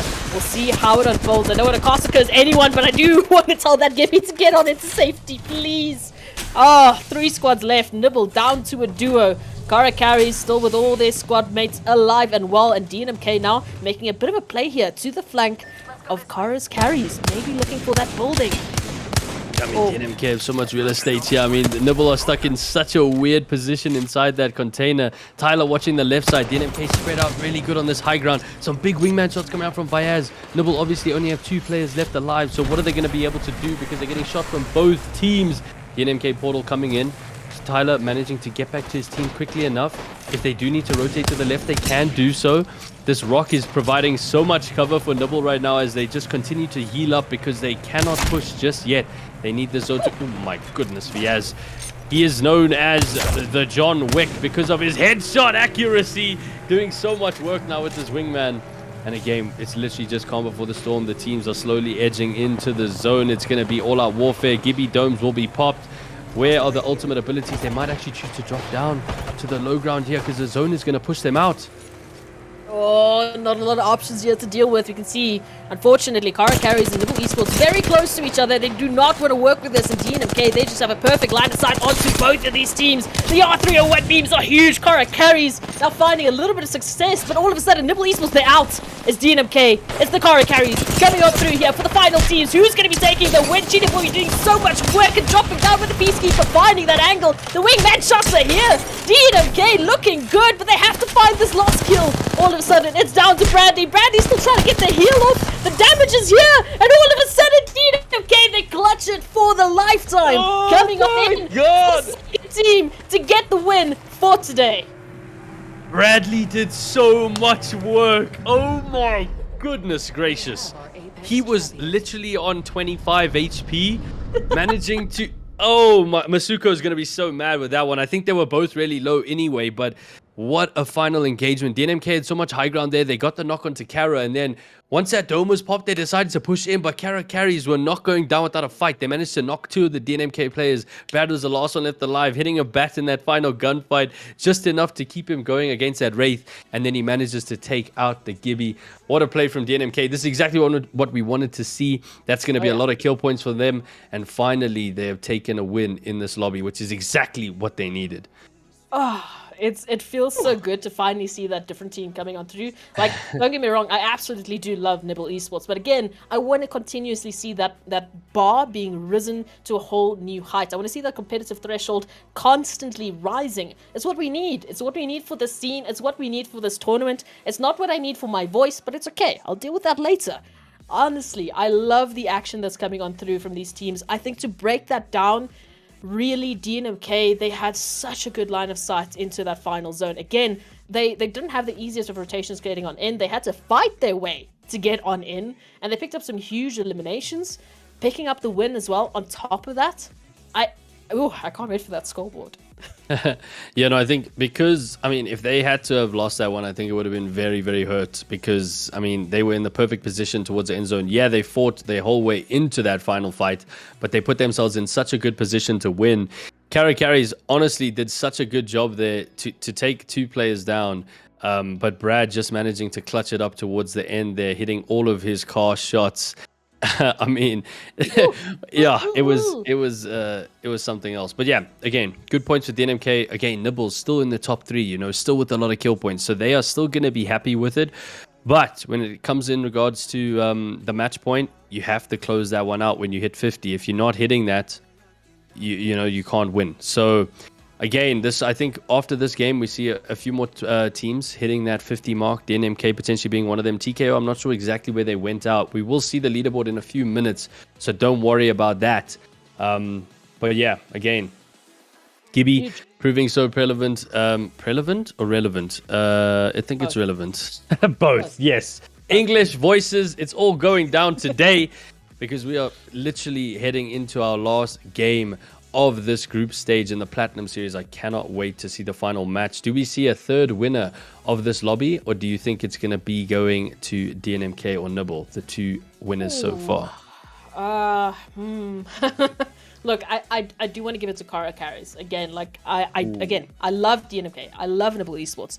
But I want a little bit of a change. I want to see a new winner coming on through. I want to see a little bit of that last minute angst coming through and the teams being like, what? Since when?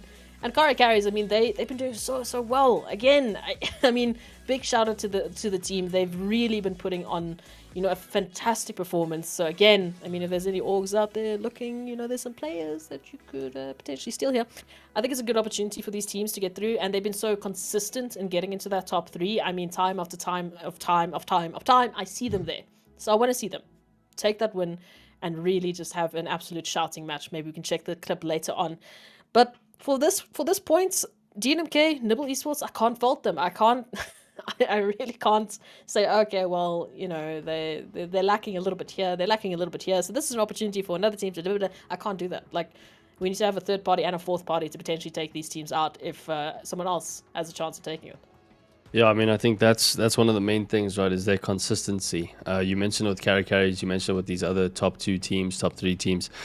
They are just consistently putting in the numbers in terms of kill points and putting in the position that they need, you know, and that's why we find them at the top of the leaderboard so often. That's why we find ourselves talking about them so often, because they are just doing so well in regards to their play style and the way they're finishing off their games. But yeah, heading into the final game, do you think...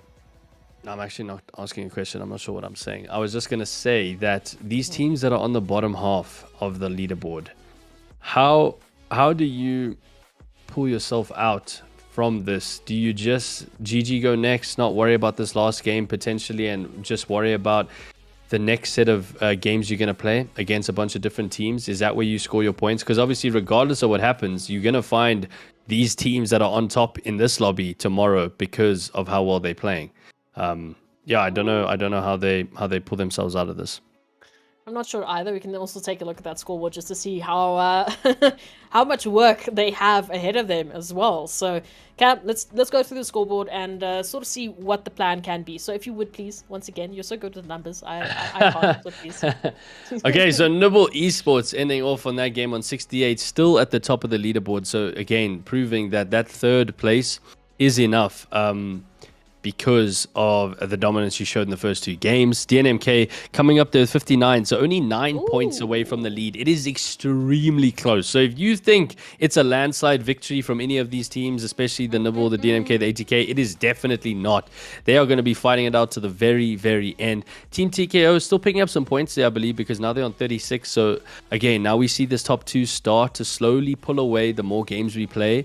But having said that, between 3 and 5, Ascend Esports still in contention, doing really well in that first game, not too bad in the last game. Hopefully we see them potentially taking a victory. That's definitely a highlight team for me that could take a victory in this last game and put themselves into that podium position, because they are literally only 9 points away. Carry is obviously doing some good work there. I don't think getting... No, they did get quite a few. I think they got about 15 to 16 points in this game, so that's really, really good for them. Again, top 4 is a great achievement. MBN is also there. SLX just on the cusp there at 10th place. They are going to want to get some points this game, regardless if you... Oh yeah, we 10th, because right behind you is Violet Wolves, 0.1, and Vinco, all on 8 and 6 points, so very, very close behind. Again, X Warzone still on 1 point after 3 games. I just honestly don't think they've managed to get anything together, which is obviously really unfortunate for them, because they were a highlight team in the gold stages. So yeah, I don't know what's happened to them today. Hopefully they can kind of get a reset in between this next group of games. Maybe go take a bit of a break and then come back and focus up to do something crazy. Again, Rto Gaming also not doing too badly in terms of their top 10, but again, they're going to want more than 11 points. You want to, as a team, regardless of which lobby you're in, you want to be at least pushing like 20 plus, you know, because you need to get to 50 on a championship Sunday. So they want to be getting some extra points in. But having said that, it's much easier said than done, because yeah, I can sit here and tell you all day, oh, just rotate here, go here. It's definitely not that easy when you're getting shot at by a couple people, you know. So yeah. No, it's tough. It really is. And I mean, this is the competition that we've come to expect from these teams. You know, we've been watching them filter through the qualifiers. And again, I want to shout out to the teams that have made it to the platinum stage at all. I mean, it's not tough. They made it into that top 40. That is a huge, huge accomplishment. I mean, all the way from 180. Really, guys. Like, pat yourselves on the back. So you were talking about it, you know, the teams that are finding themselves there towards that lower half, what can they do to sort of reset themselves coming into this one? Well, remind yourself that you're here in the first place. Coming through into the top 40 is not an easy feat, especially when you're playing the likes of these DNMKs, these Nibble Esports, these TKO. Wow, that's an interesting name. Coming on through and playing against the likes of these insane teams. So give yourself a little bit of a, you know, gave my camera and tell yourself that, look, we're doing well. Let's just keep it up. It's Apex. At the end of the day, you can't help but smile. Like, yes, sometimes it gets absolutely crazy, but we've got Nessies in Apex. We've got so much good stuff in this community as well that needs to just stay in the back of your mind. There's an opportunity here to really take a good game, and it can be there. We've seen these teams get it into top 3 to top 5 before. So there's definitely opportunities, and I want to see the team sort of remind themselves of that, and hopefully that might reset that top 5 to something else, because I do want to see a different team coming through. I want to talk about someone else for a change. Yeah, no, 100%. Speaking of Nessies, I don't know if you saw yesterday the April Fool's joke that yes. Apex added. I don't think it's in this lobby, unfortunately. In comp, we aren't allowed to use the Nessie Mozambique.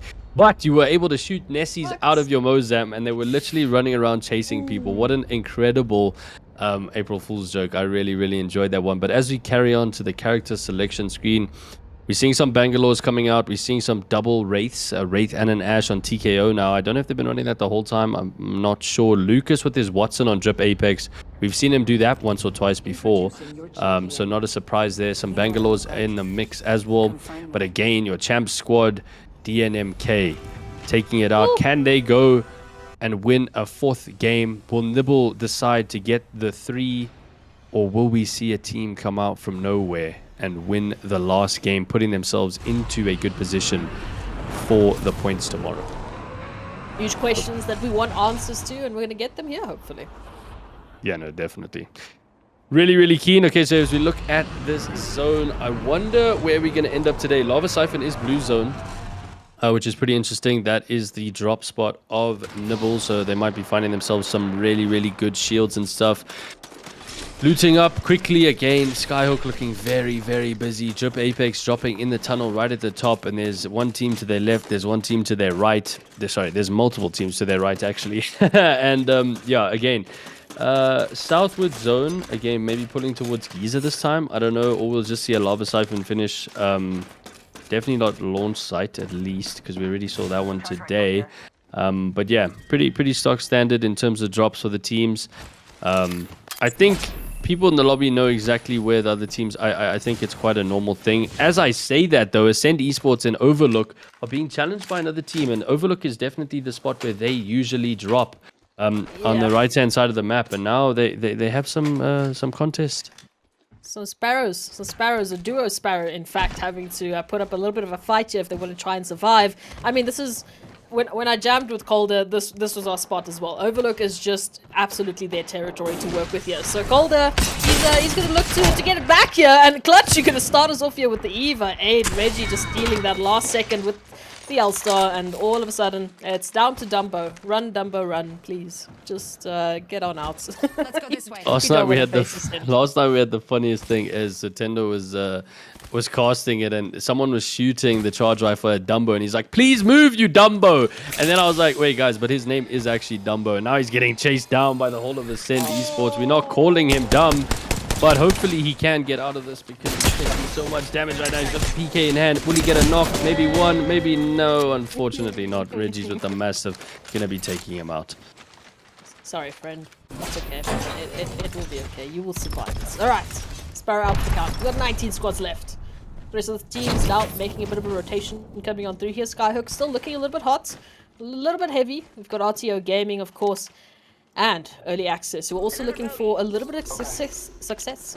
You know, the access and the success is not gonna work with me today, so we'll ignore that for now. But of course, Drip Apex there towards Survey Camp alongside Aim Assist 2.0, who I feel like also have been having some bad luck with those early drops. They keep getting contested, and today it's just not going to be an exception here, unfortunately. Charge rifles are out. Aim Assist now trying to hold the line, but for how long? I mean, Drip Apex, it's a 3v2. As soon as they get that sort of an idea, you best believe they're going to push on through for the confirmation. Yeah, it's a bit unfortunate for Aim Assist being stuck in this 2v3 situation with pretty much every single fight they're in. Loopy and Chronos definitely trying their best, though, doing the most amount of work they can. Hopefully, going to be able to rotate out of this one without Drip Apex chasing them down. They can go and loot towards Climatizer. One person, or one team that has been quiet for the past 2 games now is Rto Gaming. Where are they? They've landed in Fragment East now. Again, another team that wants to find themselves in the top. They're not that far out of the top 10, but they need to have a semi-decent game, and they do have a team on the left-hand side of them in Fragment West. I don't know if they choose to fight this early, but they do have the zone for now, so they can loot up. Carries in a bit of a scuffle here towards the dome area. Not sure exactly which team they are heading into. Oh, it looks like Nibble actually came for them at launch site, and they decided to dip out. That is probably the better idea. They can head towards dome and maybe do a bit more looting up and find a team to the north of them. Maybe go and challenge them. DNMK heading into landslide now. Here is Bradley, the Bloodhound player for DNMK, the one that clutched it up in the last game, doing so much work for his team. Yeah, definitely a highlight player in this tournament. Percy's going to be looting up a big mod. They do have a team nearby to them, actually pulling up right now. Donut Daniel and the MGMSK squad. That's a lot of abbreviations. MSMK, apologies. 3 to be precise. Look, English is hard. English is hard. It's fine. We deal with the most here. So, look, plenty of teams having to make their rotation, and a lot of opportunities for some teams to maybe pick up, you know, a little bit of work here. But again, speaking of work, speaking of some victory coming on through, want to give a huge shout out to Sunset Glow, who has won the EveTech Clutch mousepad. So congratulations. Please get in contact with our admins so we can organize that delivery. So hopefully you will be let know in chat. If you didn't hear me, Sunset Glow, congratulations. Now, looking at the rest of the damage that's going to be coming on through, a few teams, they're going to be finding themselves in some awkward situations here, Cam. Yep, I think it's going to get pretty spicy towards Frag because there's a lot of teams rotating in from the north. Obviously, we have some teams on the bottom right here. MSMK in this fight right now with this team. Eva shots coming in from Daniel. He's only got a white shield though, so he's going to be taking a lot of damage. He does end up going down. Fenta throwing a nade in, does get some damage with that nade. He's going to try and heal up a bit here. Percy's are the one on the other side. They're inside the building with absolute nades for Africa here. Throwing out as many nades as they possibly can. Managing to heal up, I think, because they're in the PvP. No, never mind. He's going to push right in. Madia doing a lot of damage. Fenta does get one knock. He's going to try and back off and get a heal now. It's a 2v2 situation. The beam's coming out from Mentality. He does drop Xer. And now it's one more player left alive. It's the Gibby. And he manages to finish Yen off. No. Massive shots coming in from Fenta. We love it. We do love it. I hate it at the same time because I feel so bad for the teams coming on through, but hey, it has to happen. There's always going to have to be those teams that drop on early out. And speaking about dropping into something that you might not want to work with here, we do see a little bit of a rotation heading on straight through to Nibble Esports. That is, of course, Apex EQ. Gutbuster might be the first here to find a little bit of a spot here to work with. We'll see how that's going to turn on out. You can see a couple of shots just lying on through. And now, I mean, we see so many of these contentious spots here. I mean, Epic Center there towards Fragment as well. Huge opportunity for teams to unfortunately get picked up and not make it into the next part of the zone here. I mean, early access, they find themselves here towards a nice little spot, but they're also going to be feeling a brunt of the damage here. Yeah, Hawkeye taking a bit of damage from his own medicine. He has his charge rifle in hand, but so does Shadow, and Shadow doing some really good work with that. They're going to decide to redeploy again. It seems like we see a lot of teams rotating in from whichever side of the map it might be, and there's so many of them all together, and then all of a sudden it's just dispersed again, and it's because of this redeploy. Valkyrie being able to redeploy just allows you to literally fly over these teams. Okay, this team isn't necessarily flying over, but that's what you can do. Carries back into their home ground, which is launch side, taking back their position. I'm not sure if they're going to be contested. They are. They're going to be contested by X Warzone, which is a team right in front of them. They are going to obviously go for this fight.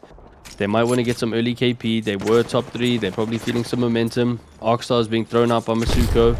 PK and Wingman in hand. Some really good loot on the side of this team.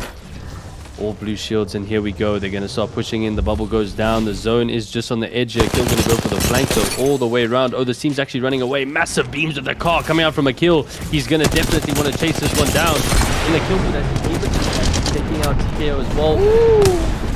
EGL coming down. That team managing to redeploy just in time.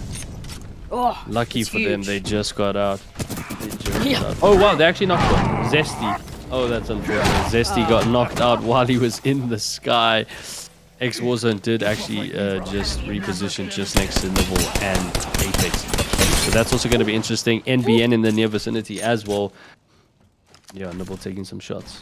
It's going to be fun times here. So plenty of the teams looking for some contentious shots here. And as you said, Aim Assist 2.0 potentially just taking out the entirety there of TKO. I mean, that's huge opportunities for them, but they still have plenty of other teams that they need to deal with here. Drip Apex will be the first one to jump on into the party as well.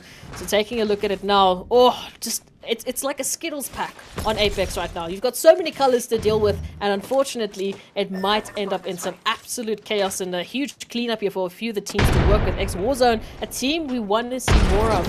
And I don't want to cast this curse them, but we'll leave it to fate. I'm not going to say anything. DNMK now also getting involved with the rotations coming on through. They're even finding a little bit of success there, trying to take out early access. Everyone just running away. There's big bad wolves around the corner. We don't want to deal with it. So for the time being, it's huge opportunities. Even Rto Gaming now pulling on just behind DNMK. So again, I mean, you mentioned them. You wanted to see more from them. It's an opportunity here. Yeah, there's definitely an opportunity for them to do something. Kano, he's got his charge rifle in hand. He does love a charge rifle. They are just outside of the zone. I don't know if they want to prioritize rotating first. Never mind. There we go. They heard me say that. Valkyrie ult coming in. Hopefully no one gets knocked in the sky this time. The thing I wanted to mention about X Warzone quickly was the fact that their loot was terrible, and they also only had white shields. So I think at this point they have to run away from everything because they just can't seem to get any RNG luck on their side. And Radical does go down in the sky. These players are absolutely beaming people out of the sky. Rto Gaming on the back foot now. They got DNMK on their tails. Thomas Moore also going to be rotating into an area pretty soon. DNMK, massive beams coming out. Oh my goodness. The caustic gas does get popped, so you can't see much. But again, these players just being able to shoot straight through the smoke. You hit a few shots, then it's good. They know they have one knock, and they know the team's going to be running away. Bradley with the R301 3x is so good. Cheetah Boy does get another knock onto the second player, and there's only one left alive. Oh, left alive and afraid. As Canon out, trying to take a rotation out, get into safety. Mr. Wikipedia here is not having a good time, not enjoying. Going to be writing these names later on. Might see a little bit of memes coming through on Wikipedia, maybe a little bit of revenge. We'll see how this turn out. But right now, Cheetah Boy, what you doing? No! What are you doing? This is absolutely insane. Coming on through, looking like an absolute demon here with the 301, with the Spitfire. Who let him have this? Who let him have this? Who said that this was okay? I don't like this. This should be banned. Coming on through now, DNMK have an opportunity to pick up not only the likes of Rto Gaming, but of course Point One Esports, a team that we saw a lot of when we started these Platinum games. Unfortunately, not finding the same success. Yeah, I mean, well, I don't know what that was. What are you doing, Tyler? I mean, geez, like, man, those Spitfire shots were absolutely disgusting. Again, it is an heirloom weapon for a reason, I guess. And now they've just taken control of this harvester area. They know they have a few teams on the left and right, but again, managing to deal with everything pretty well for the most part. Rto Gaming also getting some kills in the kill feed. We have Luffy, who is still up. I think him and Kronos are still up, and they did such a good job at taking out TKO. And oh my goodness, I see there EGL Apex actually managing to take out Rto. So apologies, I said it the wrong way around. That's really unfortunate. We see Nakato as well, the last one left alive in the tunnel area. And we go back to Nibble Esports. Kraber in hand for Chambi. This is not good at all. If you thought Tyler and the Spitfire was bad, this is also really, really bad. Chambi with the Kraber in hand. There's still 13 squads left alive. The zone is pulling towards Lava Siphon. And I think it's going to be another jam-packed end zone. Guys, this is game 4 of our first set of Platinum matches today. So much Apex to be played and so much fun to be had. Especially when this Kraber starts going off. I'm really, really excited. It's going to be good, but unfortunately I'm not seeing a lot of teams really working with that information, because they've actually mostly rotated out of the next zone shift. So for the time being, they're going to hold the line and get a couple of contentions here going and happening. Maybe start some engagements. Chambi, there's a Kraber in your hand, please. Please. That poor lifeline won't know what hits them as soon as they peek around the corner. Let's take a look now at the rest of the teams making rotations. Of course, DNMK finding, unfortunately, aim assist 2.0. And they're going to have to really put up some aim assist. But as you tune our attention here to Ascend Esports, looking for the wingman and making it work. They had a fantastic redeployment. And now the massive shots! The massive shots are going to send Thomas Moore packing. And all of a sudden, we can see this is going to be absolutely insane. Still plenty of rotations that need to happen. And just on the cusp of getting into the zone, we've got so many teams like DNMK, like unfortunately Nakato, who's the last remaining hopeful here for TKO, and just trying to get out of any sort of fight. Just leave the man alone. But of course, we know DNMK, they've spotted aim assist 2.0. They know that they're here lurking around, looking for that R-star. It's going to push them out of the open. Crack the shield, and here we go. This is the opportunity. DNMK are going to jump on this. Massive shots in hand. Bam, bam, bam, you go. And aim assist 2.0 back in the lobby as well. 9 squads left, and it's getting crazy. Yeah, I mean, Ina managing to get away there for TKO. I apologize. I thought they were actually out. Never mind. They just went out to Reggie's. I just saw that on my screen now. So that means TKO is out and aim assist 2.0 out. There's only 8 squads left. And this Lava Siphon zone is going to be a crazy one. We got NBN still up. We have Ascend Esports that have just rotated in as well. We have Kara Carries and Nibble fighting it out, poking each other towards the middle of Lava Siphon. And MBM taking the house in the middle. DNMK again, always just playing the zone, always on the outskirts, doing a really good job at rotating in late. Yeah, and just picking up a ton of kills while they do it. I love this. Now, Kara Carry is going to be the next team we're going to focus on as they try and find themselves a little bit of an angle here to work with. Of course, a lot of pressure being applied by many of the teams making their rotations on in. And, I mean, the first team that could potentially get in zone will be them. That is if we don't have a wild donut. Daniel just rotating on into Nibble Esports. What we doing here? Okay, going to be just flying on back. So MSMK3 still alive for the time being. And Caramel with the rest of the team finding themselves the first step in the zone alongside Ascend Esports. Well, for the time being, holding NBN out of this zone. They're fighting right now. They're having a little bit of gatekeeping here. And we still got DNMK. We still got Nibble Esports as well as Apex EQ in this zone. Rotations are going to be so crucial here because that zone is centering out into the middle of nowhere. So you best believe your positions are going to be crucial as well as the aims coming through here from Ascend Esports. Yeah, I mean, it looks like they're ready to get into this engagement. They've pushed this low ground already. The Gibby ult has come out. Folder having some huge honor 9 shots there onto this team. They just need to find him. They are behind the rock there. I don't know if they're going to be able to close this one out. They are pushing quite strongly. They have to be careful, though, because if they over-aggress, they won't be able to get out of the situation. There is a team behind them. It is DNMK that's going to be coming up behind them. They put a lot of pressure onto this Carry's team, but I think they're going to have to rotate tiny bit out, put themselves in a better position in the zone because Calder has gone down. They need to prioritize this res. Just leave the Carries for now. Don't worry about them. Apex EQA also still up just on the other side of Lava Siphon, but they do need to make their way into the zone. Chambi, Kraber in hand. Are we ready for a crazy shot? Not just yet. Gutbuster with his wingman. We've seen him all day with the wingman just hitting some absolutely nutty shots. Again, these players are some of the best of the best. So there's a reason why they are always hitting their shots. But again, Nibble putting themselves in a good spot. They are going to be fighting Carries. Now, Carries have decided to come up the hill a bit. They haven't had so much pressure from Ascend Esports anymore. Chambi with a good angle. Is he going to be able to find a little pip that sticks out? Because if he does, you better bet that it's going to be 319 on him. Team redeploying as well. I don't know who that is, but they are flying in. I think it's Apex EQA, probably landing on top of Ascend Esports, if I'm not mistaken. Oh no, actually DNMK. They've landed on top of DNMK.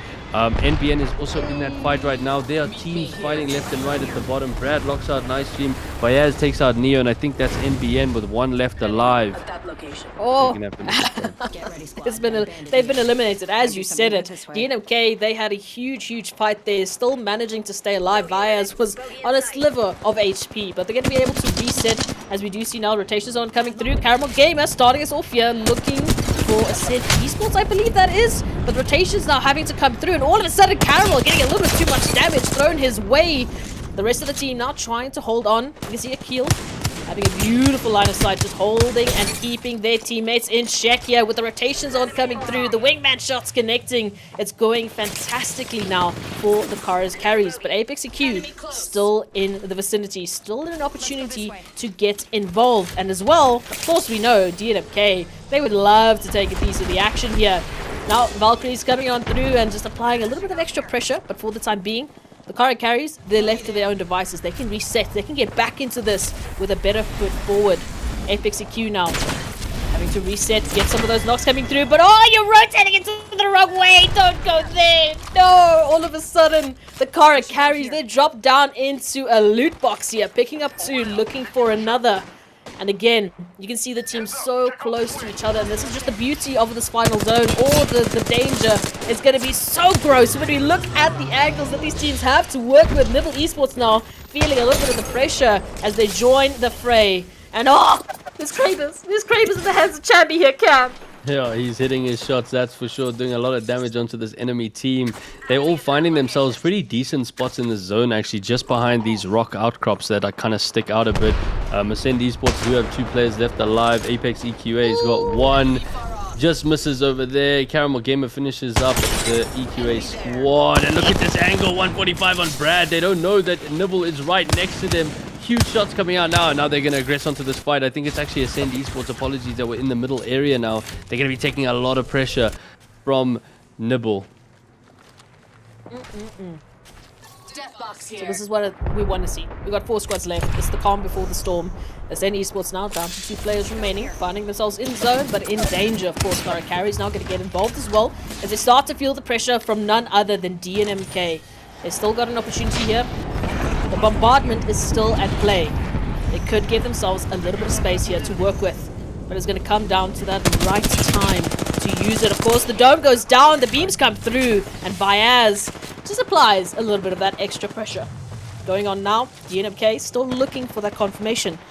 Caught between a rock and the zone, unfortunately, as the rotations come on through. Gutbuster, finding the Carries. We're down to 3 teams. It's DNMK, it's Nibble Esports, and of course, we still have Ascend Esports alive. Not so well, just with 2 players remaining, but still alive. Still an opportunity here to be represented in the top 3 to get these placement points. And now, who's going to be the first one to start that engagement? Who's going to be the first one to potentially put them out here for the third parties? But the Gutbuster shots are so insane.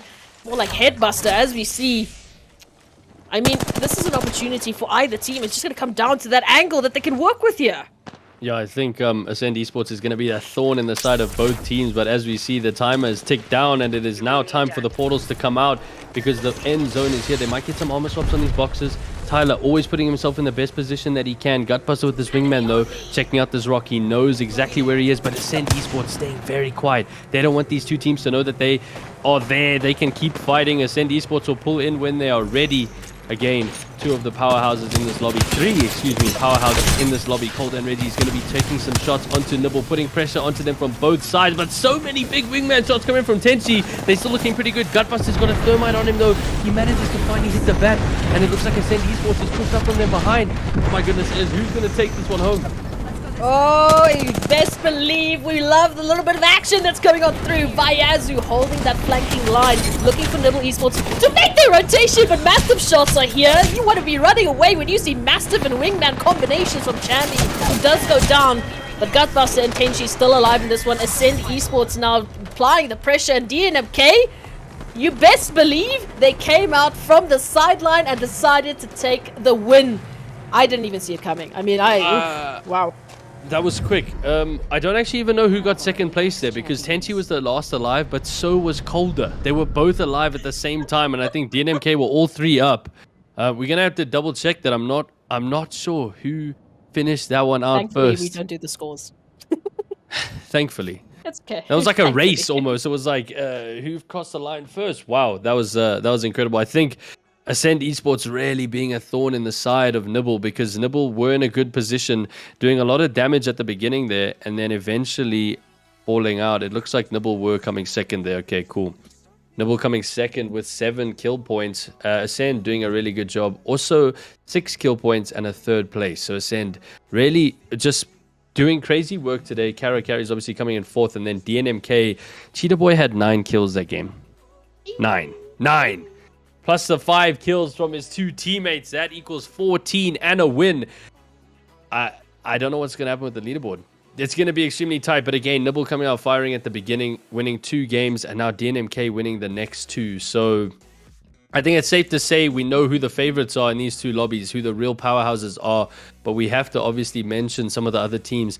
We will see the leaderboard update in a few minutes. But yeah, that was a huge game. It ended a lot quicker than I expected it to. Oh, yeah. I think eventually DNMK were just kind of prioritizing fights and beaming 1, 2, 3. And then it was all over from there.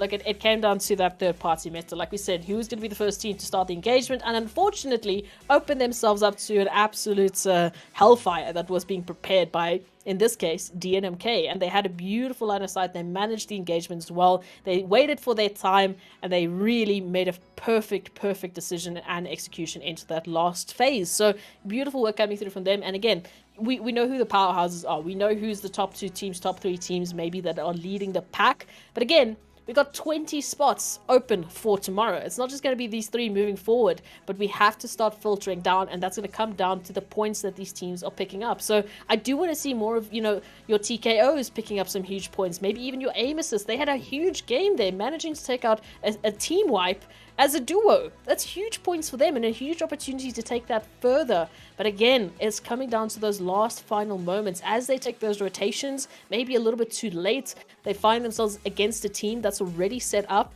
and are happy to take them out for the count. So we'll see how those are going to change going into the next games. Of course, we're going to be a little bit of a group shift coming on through, but we'll take a look at the scoreboards and just see how these groups managed to pick up the points in our first 4 games of the day, of 16 games. Just by the way, we're only a quarter through this insane broadcast. Of course, brought to you by Esports and powered by Evetech, HP, and Omen. This is EGL Apex, and this is the chaos that we've come to expect, isn't it, Cam? Yeah, it really is. It's just it's all-out warfare. It's mayhem every single time, and I think that's why we love watching competitive Apex. But yeah, as these scores get updated, I'm keen to see exactly where everyone ended off. Obviously, like you said, we will be doing a group shift now, so we'll be watching a new set of teams competing after this short break coming in once we check out the leaderboards. But yeah, I'm excited to see what we have next. There's even more action to watch. There's even more powerhouse teams to see.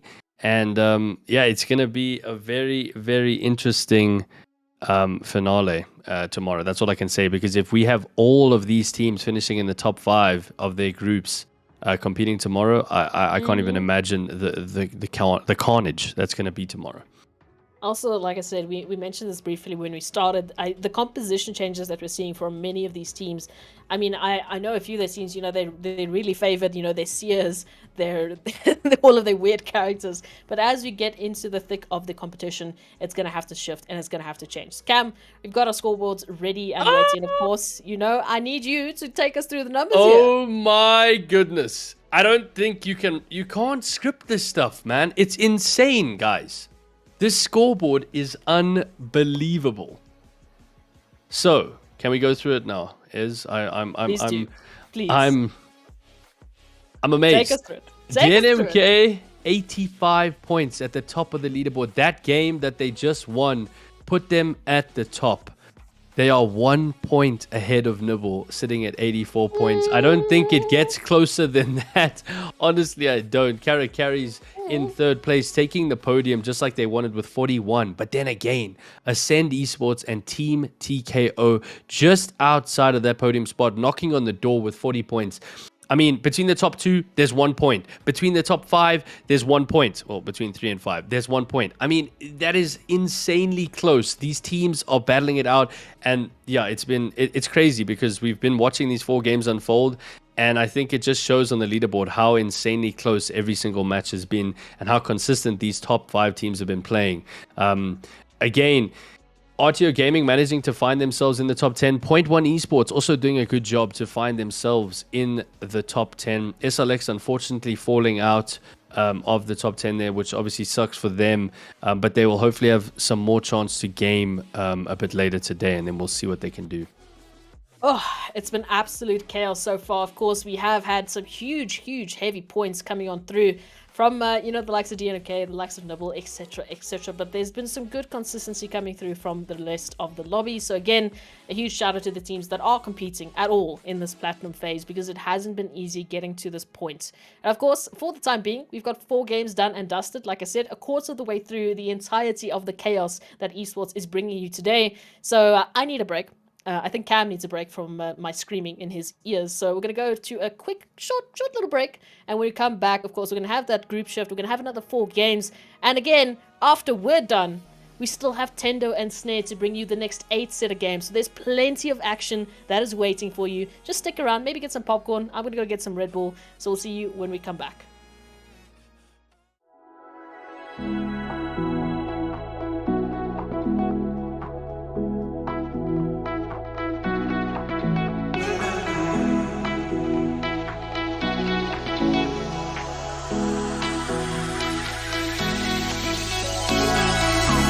Those hands and lights can't stop me.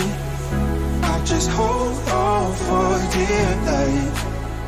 Yeah, I can't give up this feeling that I get when looking down from the sky. Now with you, now with you,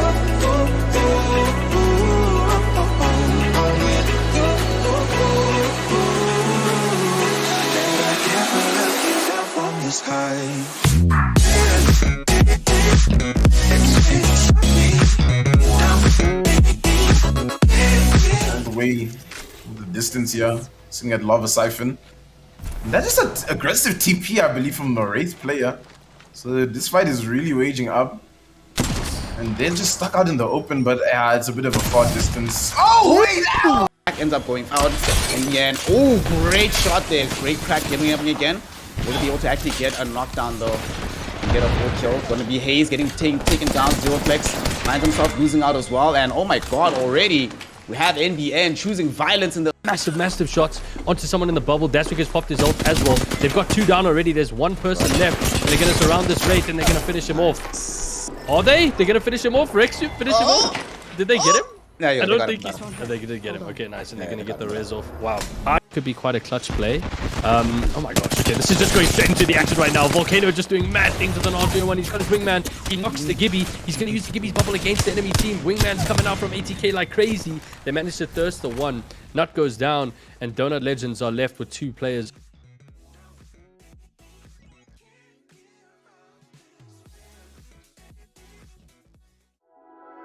Cause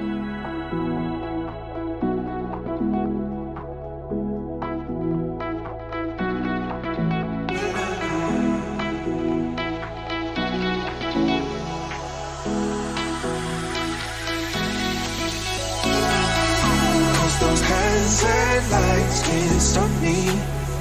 I just hold on for dear life. Yeah, I can't give up this feeling that I get when looking down from the sky. Now with you, now with you, I'm with you.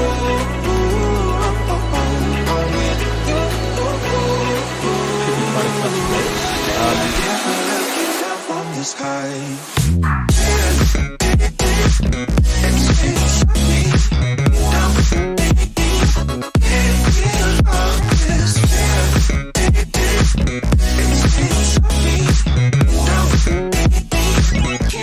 No, Nibble absolutely love. I mean, guys, I said no hot drops. What's happening here? Thomas Moore already finding a little bit of contention here as Mole. Just the hemlock trying to beam on in, and oh, the shots are good, but for how long? It's only down to Kidakong now.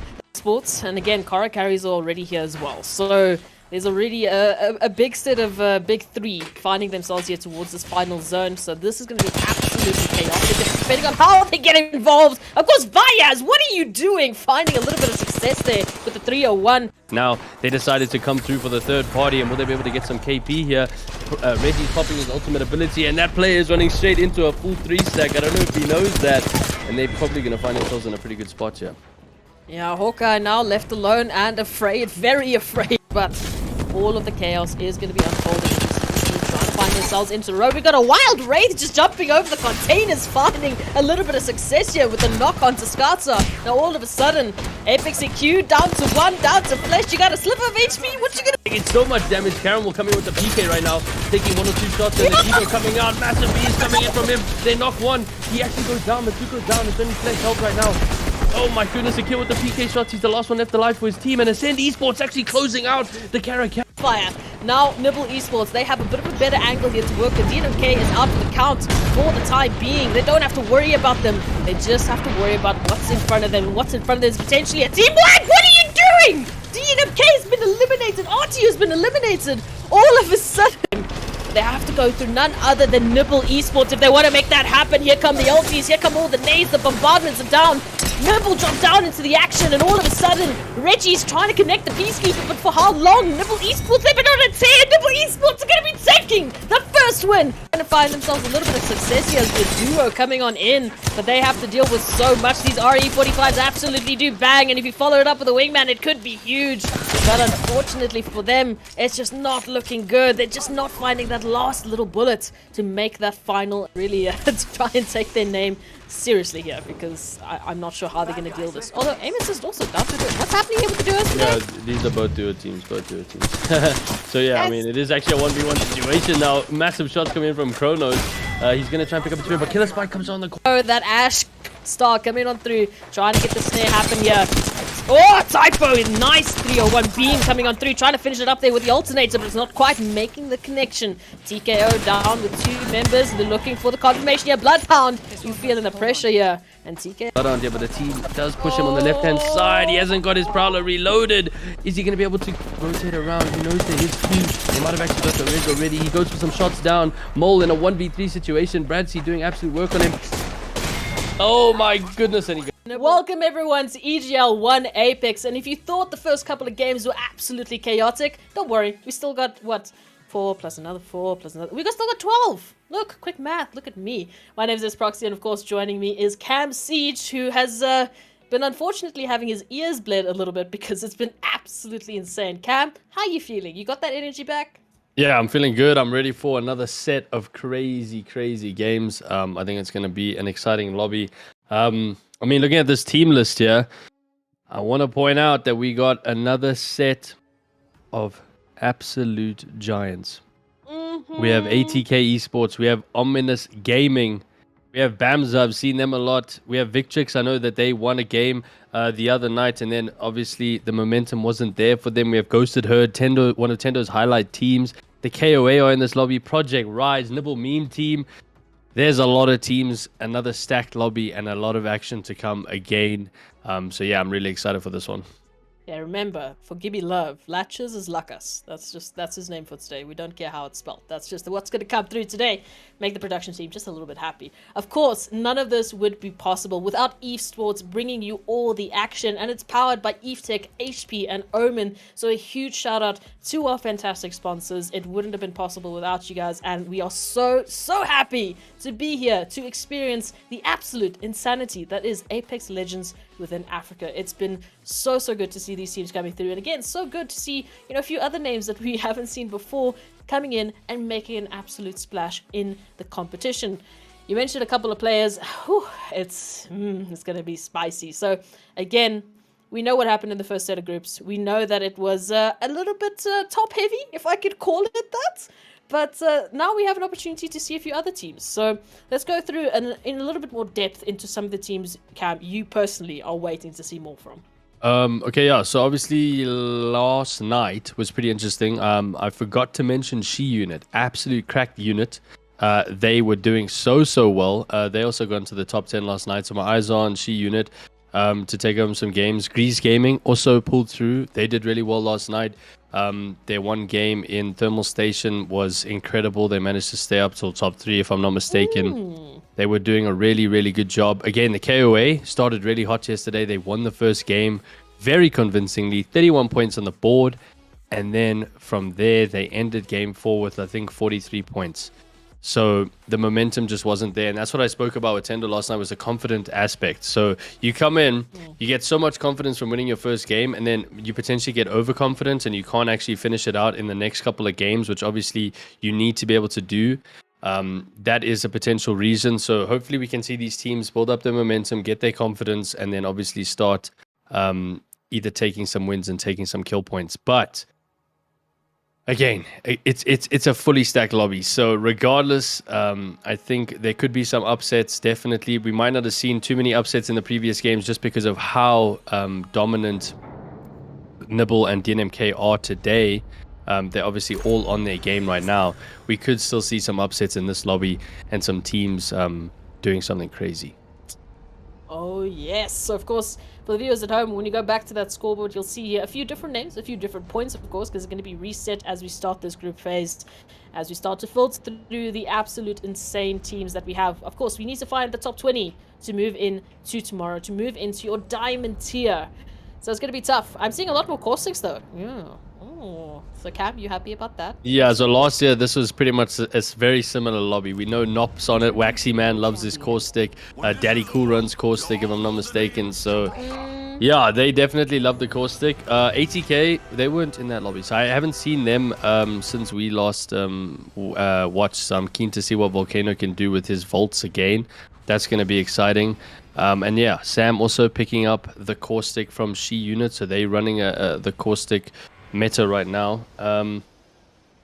Yeah, ship heading towards the right hand side, pretty interesting. Drop again, these teams, you might not know where the enemy is dropping. You might have your normal location, but because these teams are not used to playing with you, they might also decide to drop there. So it could be pretty interesting for this first game, just to see how these teams deal with people landing in the area. We know the KOA love Thermal Station, and I see a ton of teams heading towards there, so that's going to be interesting. I know Project Rise always land staging, and they've got a team on them as well. Again, not much at Lava Fisher, not much at Landslide. Spread out a bit, guys. It's going to be okay. ATK taking Fragment. Yeah, so oof. I mean, this is quite tight. It's going to be interesting. I think there's going to be quite a few fights off drop. Oh, yes, indeed. Already starting us off with, we can see Magisterian just flying a couple of bullets out there, trying to get maybe a little bit lucky here. Close towards that, that staging site, just looking absolutely crazy. Quite a few opportunities here, not only for Project Rise, but of course for Ascend Esports. This one with outer space. I know it's going to get confusing, but it's okay. We'll stick with it. To potentially pick up a couple of eliminations here now. Trizzle trying to throw a couple of shots there, just to see if they can get a couple of connections here. Still plenty of hot drops that could start us off.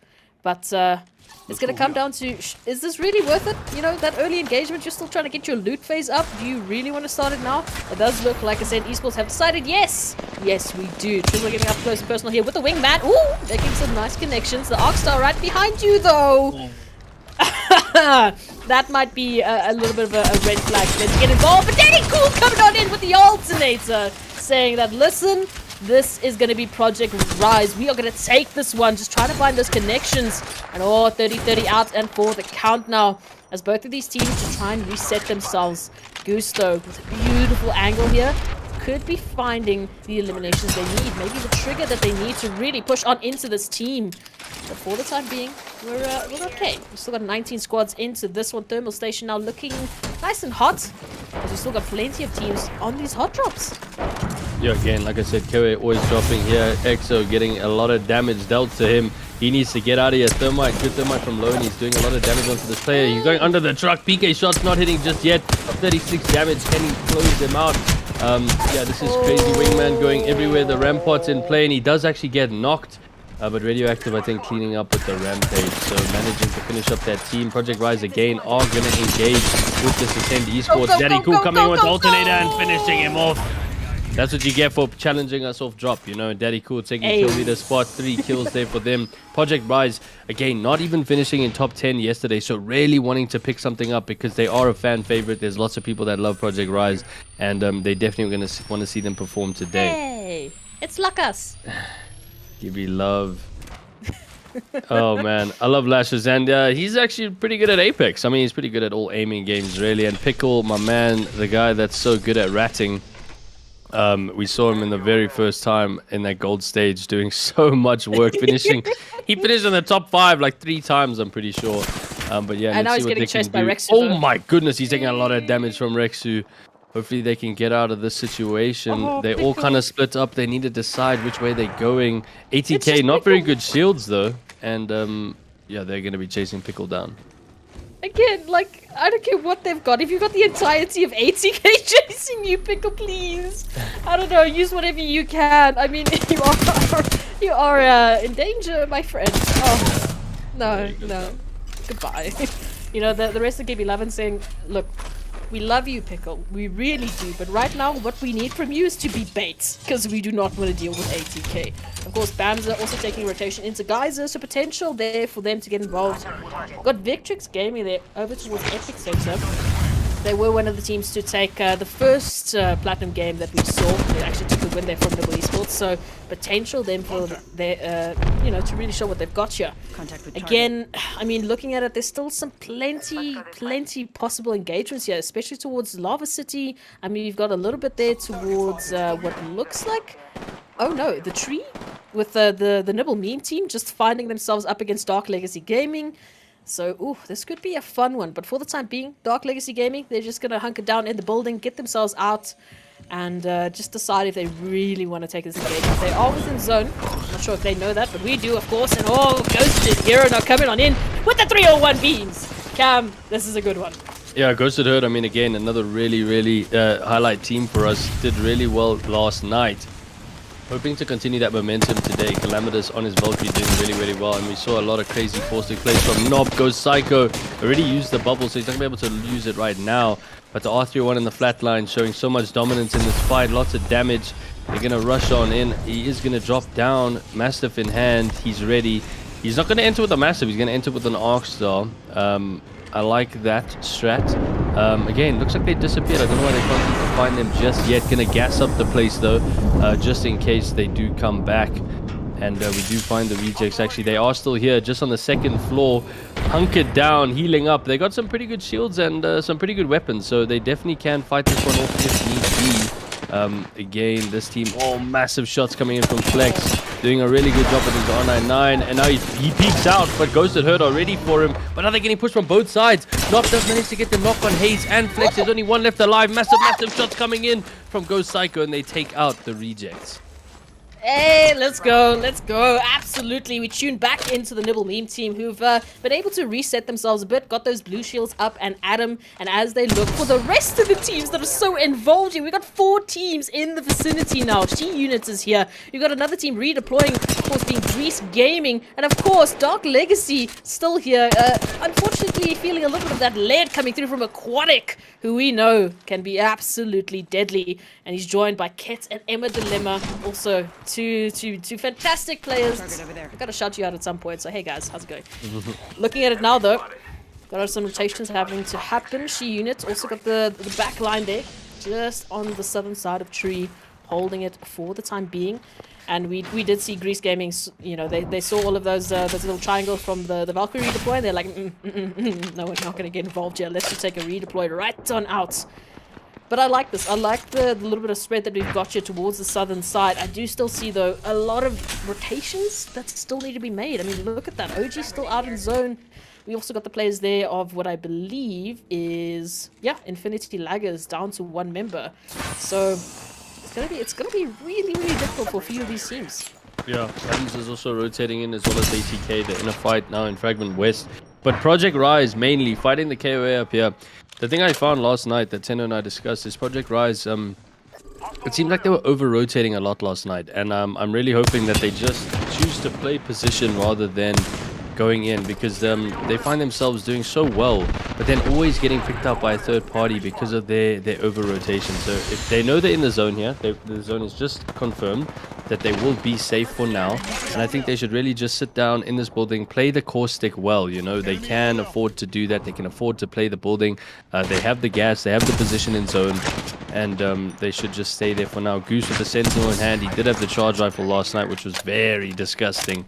And hopefully they can just sit and gatekeep any teams that want to rotate through staging. KOA obviously playing the top of Thermal Station. We can see the zone coming in now. Nibble meme team doing a good job to rotate in at the bottom there, past She Unit, because they don't want to get stuck in a gunfight on the rotation, rather get to that position early on. ATK heading towards Landslide, and I think they chased the team that was originally there, which is Victrix Gaming. So Victrix Gaming gonna have a fight on their hands. So you said Victrix Gaming took the win on Thursday night. Wow. Okay, so that's really good. So they also got a lot of people behind them, and want to see them do well. Obviously, A50, extremely talented player, and they're running a pretty meta setup right now. But do they know that ATK is right behind them in the tunnel? I was just about to ask if it looked like they're going to go for the hits. Valkyrie, what are you doing? And all of a sudden, Victrix Gaming now finding themselves in a very, very scary position here, because look, that Streaker's here. He's got the 301 and he's looking to take your shield and maybe your life. Bombardment now to keep them here. They can't leave. If they do, they're going to find themselves absolutely just blown into smithereens. That Streaker, let's go. Sliding on in and just styling on the likes here of Victrix Gaming, who are now down to 1 member, hiding behind a van with no real options to work with here. It is the Gibby. You know, there's a little bit of work that can be done, but oh, Volcano slides on in, and that is it. ATK picked themselves up a nice little team wipe to start off with, but right up ahead of them, it's not only Omnius Gaming, it's also Sparks, and I believe Gibby Love, who are applying the pressure, as we can see on our screens right now.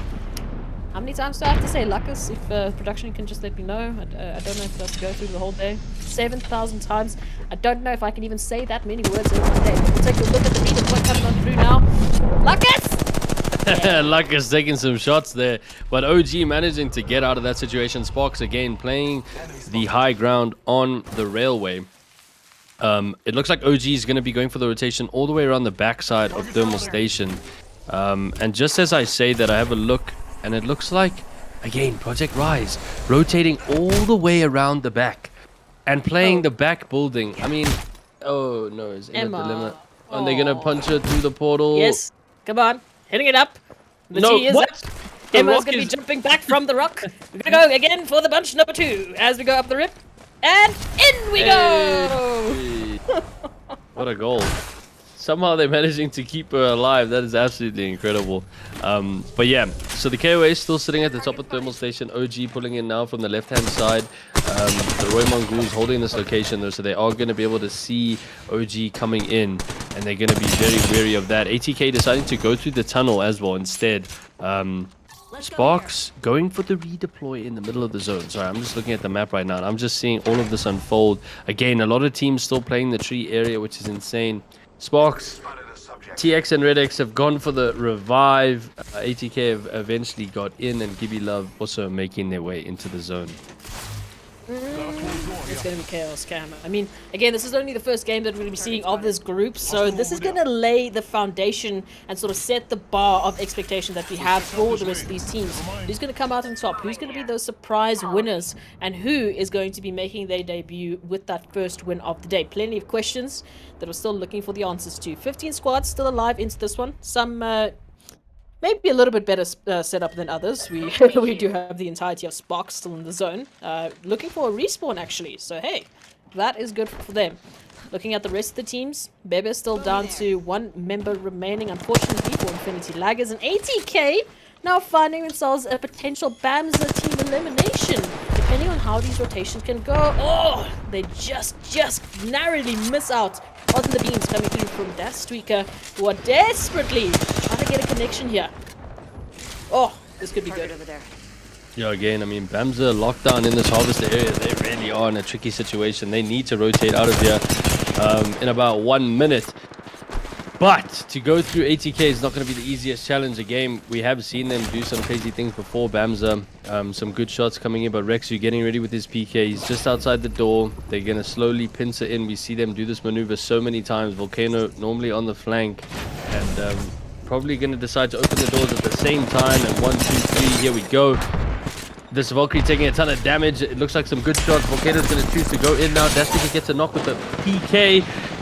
He does get the knock with the PK. There's only one left alive. They're going to shoot out the Watson turrets. Watson running for her life. And Volcano takes Hawkeye down. And that's going to be the team of Bamza finished up. Unfortunate there. But still, plenty of opportunities for some other teams to get themselves some eliminations here. Omnius Gaming, also a team that we saw, they had a bit of a revenge match there with Thomas Moore, who are not in this set of groups. So I really want to see what they're going to be bringing to the table. Because we know, I mean, they're a huge team. They've got some fantastic players. So I can't wait to see what they have in store for us here. Sparks, they have reset themselves, coming back into the action, looking good, looking healthy, looking to potentially take this a little bit further. Gibby Love now also just on the cusp of getting into that zone, having to make a rotation through, unfortunately, like 5 teams there towards Thermal Station. And as we tune into ATK Esports, you know, the hunters have become the hunted, it seems. Oh, Das, are you okay? Yeah, they got stuck between two. They actually decided to engage on Dark Legacy, and as they did that, Sparks came out of the zone and were like, hey, we're here as well. Caught them with guard, and Volcano unfortunately going down. Now the zone is going to be starting to move in as well, and they are really going to be stuck between rock and a hard place. I don't know which rotation they're going to choose to take. Waxy Man, my goodness, Spitfire in hand, doing a ton of damage. Again, just going to damage them a little bit, grief them a bit, and then decide to rotate on through towards the tree area. Hope there isn't a team waiting for them, because this rotation is obviously quite late going into the zone. They could potentially just play the tunnel though, and they should be okay. Rexu and Dash going to play the other tunnel, managing to potentially get in all right, but She unit waiting just on the outside of Thermal Station for them, as well as Sparks that'll be on top of the hill. Oh, this is going to be a banger coming on through now. Kabuzo finding a nice little bit of an angle here to work with. But, of course, we know it's that decision. Do we engage? Do we take this investment? Or do we just back off? Because we've got some rotations to focus on as well. Cam, this is where it's going to be a little bit crazy. Because, of course, they wanted to take this engagement. But as they do, they're going to be feeling the brunt of the action that ATK Esports are planning for them. We know they need to get that res off. They've got the banner. They want to rotate out. They want to get themselves fully set up into this one. But the rotation they're taking now, I mean, the beacon that they're planning to go with is where Gibby Love are currently sitting and waiting. Yeah, it looks like Enjoy and Latches have seen him. I was going to call him Lackers. Have seen him. They've seen both the ATK players, and now they're actually just going to decide to rotate off of that. Maybe find a mobile respawn beacon at some point. Play this high ground for now, because both of those teams do actually need to rotate in. Project Rise finding themselves in a good position. Daddy Cool's still the kill leader right now, which is obviously really good for them. Hopefully going to score some nice KP in this game and really get that momentum going. yeah, again, really good position just on the outside here, but we see that the zone is actually pulling over more towards the right-hand side and exactly over the top of Thermal Station. KOA are there. I think OG are just below them. Ghosted Herd have just pulled in now as well to gatekeep Project Rise. Nibble Meme team porting into a fight potentially. Yes, they're just behind a team now. And they're going to get ready. Emma Dilemma is at least back now. They managed to save her. Common taking a lot of damage though. They're going to have to do a fight here. Managing to get out a little bit. Giving fight. The knocks coming in. But Aquatic with massive beams onto Sice. Emma Dilemma managing to get out unscathed. Potentially putting on the ultimate ability. And they're going to try and thirst the finish now. But whose ultimate is that? Oh, okay, it's Grease Gaming's ult. I was going to say, they're all stuck in the gas. No one's moving. They're getting pushed by another team now. Waxy Man is pulled in. They've taken 2 down. Grease Gaming actually getting into a really sticky situation. Emma Dilemma and Aquatic still doing a ton of work here, managing to grief team from behind now. But the zone is doing so much damage and they'll end up dying to the zone. Dark Legacy Gaming coming in to finish off Grease and Nibble Meme team. That is so unfortunate for them. They had a really good rotation. The play zone is trolling, coming on through here as we tune into ATK who have found themselves She Unit. And as I say that, they get confirmed out and back into the lobby. ATK still yet to get that res onto Volcano, and they still have so many angles to deal with here. Rexu just buying their time, popping that Gibby bubble and hoping that they stay alive. 10 squads, and we are looking into absolute chaos. We tune back into Project Rise with Roy Mongols. Daddy Cool is down, and it's a duo v duo. As we do see the confirmation coming through just for the time being. So that rescue can't come through, but it has to come in the nick of time. As you can see, the rest of the teams, they smell blood. They're looking for that confirmation. They're looking to get a piece of the action here. And it has to be absolutely perfect coming through here for Project Rise. If they want to stay into this, what is going on? Lucas, you're not going to like that. Give Me Love is out. And all of a sudden, the rotations are going to be crucial here, Cam. I mean, look at this zone. It's pulling so much towards Grease Gaming. They still have the high ground as well. ATK kind of close, but again, in a very tricky situation with so many angles to deal with. Ghosted Herd also looking really good just on the outside. And there are a lot of teams that are going to be coming from their left. Again, Project Rise doing a really good job there to stay alive somehow. Finish up both those teams, get some good kill points, and get the res on Daddy Cool. So they should be pretty happy with that. I see Nop is still alive. Oh no, he's spotted Ghosted Herd. I thought it was a solo. He's just a bit further left to his team. We see Ali getting a snipe onto Das Wicker, which means that there's one down. I don't know if Rexu is still up. But yeah, the KOA really been here the whole game and just managing to lock down this whole area. They got line of sight onto absolutely everything. This reminds me of a very a unique position that you were talking about, Epic Center, right? We talk about that position now. Thermal Station, giving them all the more just ammo that they can work with here. The angles absolutely perfect, perfection in terms of the purview that they have.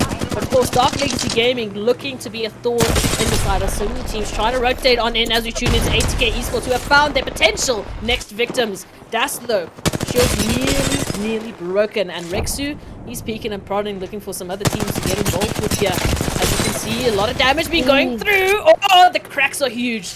But are they going to jump down into this one? Because they don't know what is waiting for them. Yeah, but I mean, at the same time, where else do they go? They're getting shot from Dark Legacy. I think the low ground will be so much better, but it's the whole of Omnius Gaming below them. Somehow they're managing to stay alive here, going for this box, trying to get some healables. Hopefully OG doesn't push them just yet, but we're on the final zone now. Can you believe it? We have 5 squads left. Daddy Cool and Group have just gone down to Ghosted Herd. Project Rise out in top 5. There's 4 squads left. Daswicker doing absolutely massive damage with Rto 1. He's seen Ghosted Herd. They got greedy with those finishes. And now Daswick is sitting on 7 kills, 3,500 damage. Rexu and Das against the world right now. 4 squads left. The KOA have obviously dropped down from that top area. I'm not sure exactly where they're sitting. But this final zone is going to be insane. It's actually Ghosted Herd, OG, and Dark Legacy Gaming that are still up. The KOA got taken out in that fight when they dropped down. We said it before, right? Dropping down from that area is just, it just doesn't work, you know? And Omnius Gaming with 2 players left alive, Ghosted Herd with 3, and Dark Legacy with 3, and the zone is about to come in. It's 5 seconds left. The portal coming on from Dark Legacy. They're going to set up underneath here. They're ready for the fight with Ghosted Herd, and this is going to be a crazy 3v3. And as we look at it now, it could be, you know, a potential opportunity for either ATK or Omnius to get involved. They are the duo, so they would wait for the bigger teams that have the more numbers to get involved and take each other out for the time being. But Ghosted Her turning their attention towards ATK. Omnius waiting and biding their time. And of course, Dark Legacy, we thought that engagement was going to happen, but they backed off. They waited for it. They got bigger fish to fry, and those fish right now are ATK Esports. As the knocks coming through, the shield cracks are happening. But ATK still down to 2, still vying for their time. Dark Legacy as well, not completely set up with the best of shields. But what can they do here with the flatmines coming on through? The cracks are coming through as well, and it's just not a good an opportunity. The caustic barrels are there to give them a little bit of space, but you're facing OG, who are coming in and looking to take your space. All of a sudden, we're going to look to see who's going to open themselves up here to this third party. That zone is also just adding to the pressure here. Yeah, I mean, Ghosted Her to the last 3 man left alive. Dark Legacy getting stuck in between 2, and they're eventually going down. Rexu getting 2 knocks onto OG. It's been a 2v2 situation. The Ash is about to go down. Massive shots coming in from Calamitous. He does take out Fortune. It looks like ATK is still up. They have Rexu in the middle of this Gibby Ball Ultra. Oh my goodness, it's Ghosted Her with 3 alive, and Ghosted Her are going to clutch it up. Blinked. Yeah, I mean, yeah, they put themselves in such a good position, and Tendo said it best. They are one of the highlight teams because of that. I mean, they managed to stay alive, all 3 of them. Gibby ult went down. They managed to take out Dark Legacy Gaming with the help of OG, and then they said, thanks guys, we'll take you out now, and then ATK to follow. Wow. Absolutely ran that final zone. Really, really good job from Ghosted Herd. Oh, they yeeted themselves into a fantastic position there. So again, we're starting it off with a beautiful surprise, you know, coming through, having Ghosted Herd picking up that win. Not the usual, okay, we've got the top X and X and X, so there's some surprises coming through. And again, this is the performance we were talking about. We've seen these teams prepping and adjusting to what, you know, the more experienced teams or, you know, the standout teams are giving out. And at the moment, I'm loving that the competition is sort of staying at that level. You know, everyone is still having an opportunity. So Ghosted Herd, absolutely kudos to them. They're showing why they are here in the first place. So I think we've started off with an absolute bang into the second group.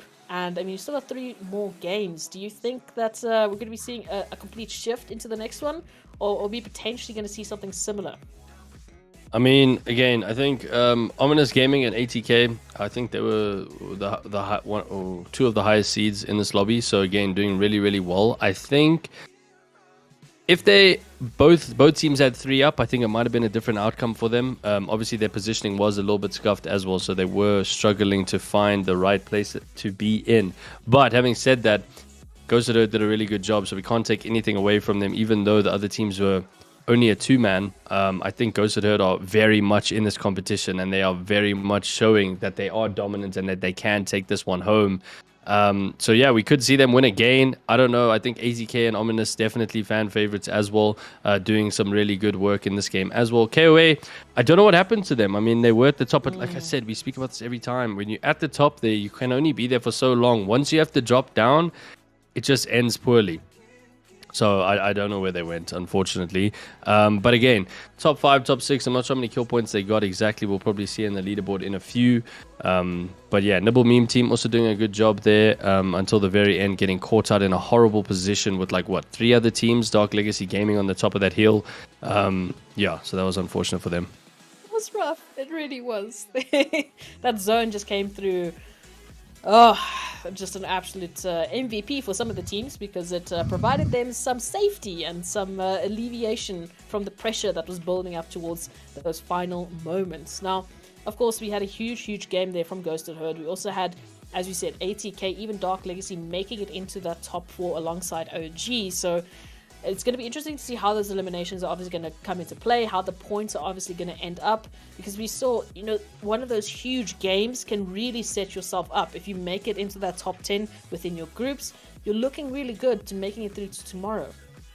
But the action is just going to keep building, and the teams are just going to keep getting better as the pressure builds. Some teams, I mean, that's where they thrive. You know, they need that last, you know, dead to rights sort of pressure added on top of them to really show their best performance. I'm also looking at Project Rise. I mean, they got so close there towards the end, and then, wow, I mean, they survived longer than I ever could have imagined, but It's just that final moment that comes through, and then it unfortunately fell apart. I mean, there was maybe one too many teams that they had to deal with before they could actually reset.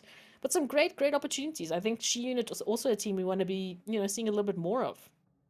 Yeah, definitely. I think She Unit did stay in there for as long as they could, eventually getting picked up by ATK because of the rotation. They had a bit of a flank on them, so they managed to get in and around. But yeah, Project Rise again. I just want to see them win. I want to see them win a game.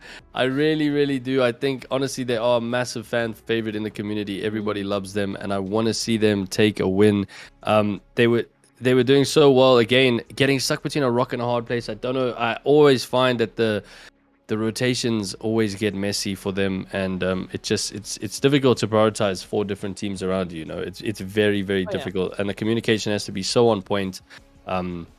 But yeah, again, good finish so far. Good first game for I think a lot of the teams that we've been watching. I think they did pretty well. Again, there can only be one winner, so I mean. Yeah, there can only be one winner, and we can see which winner that was now with the live update on the scoreboard. Okay.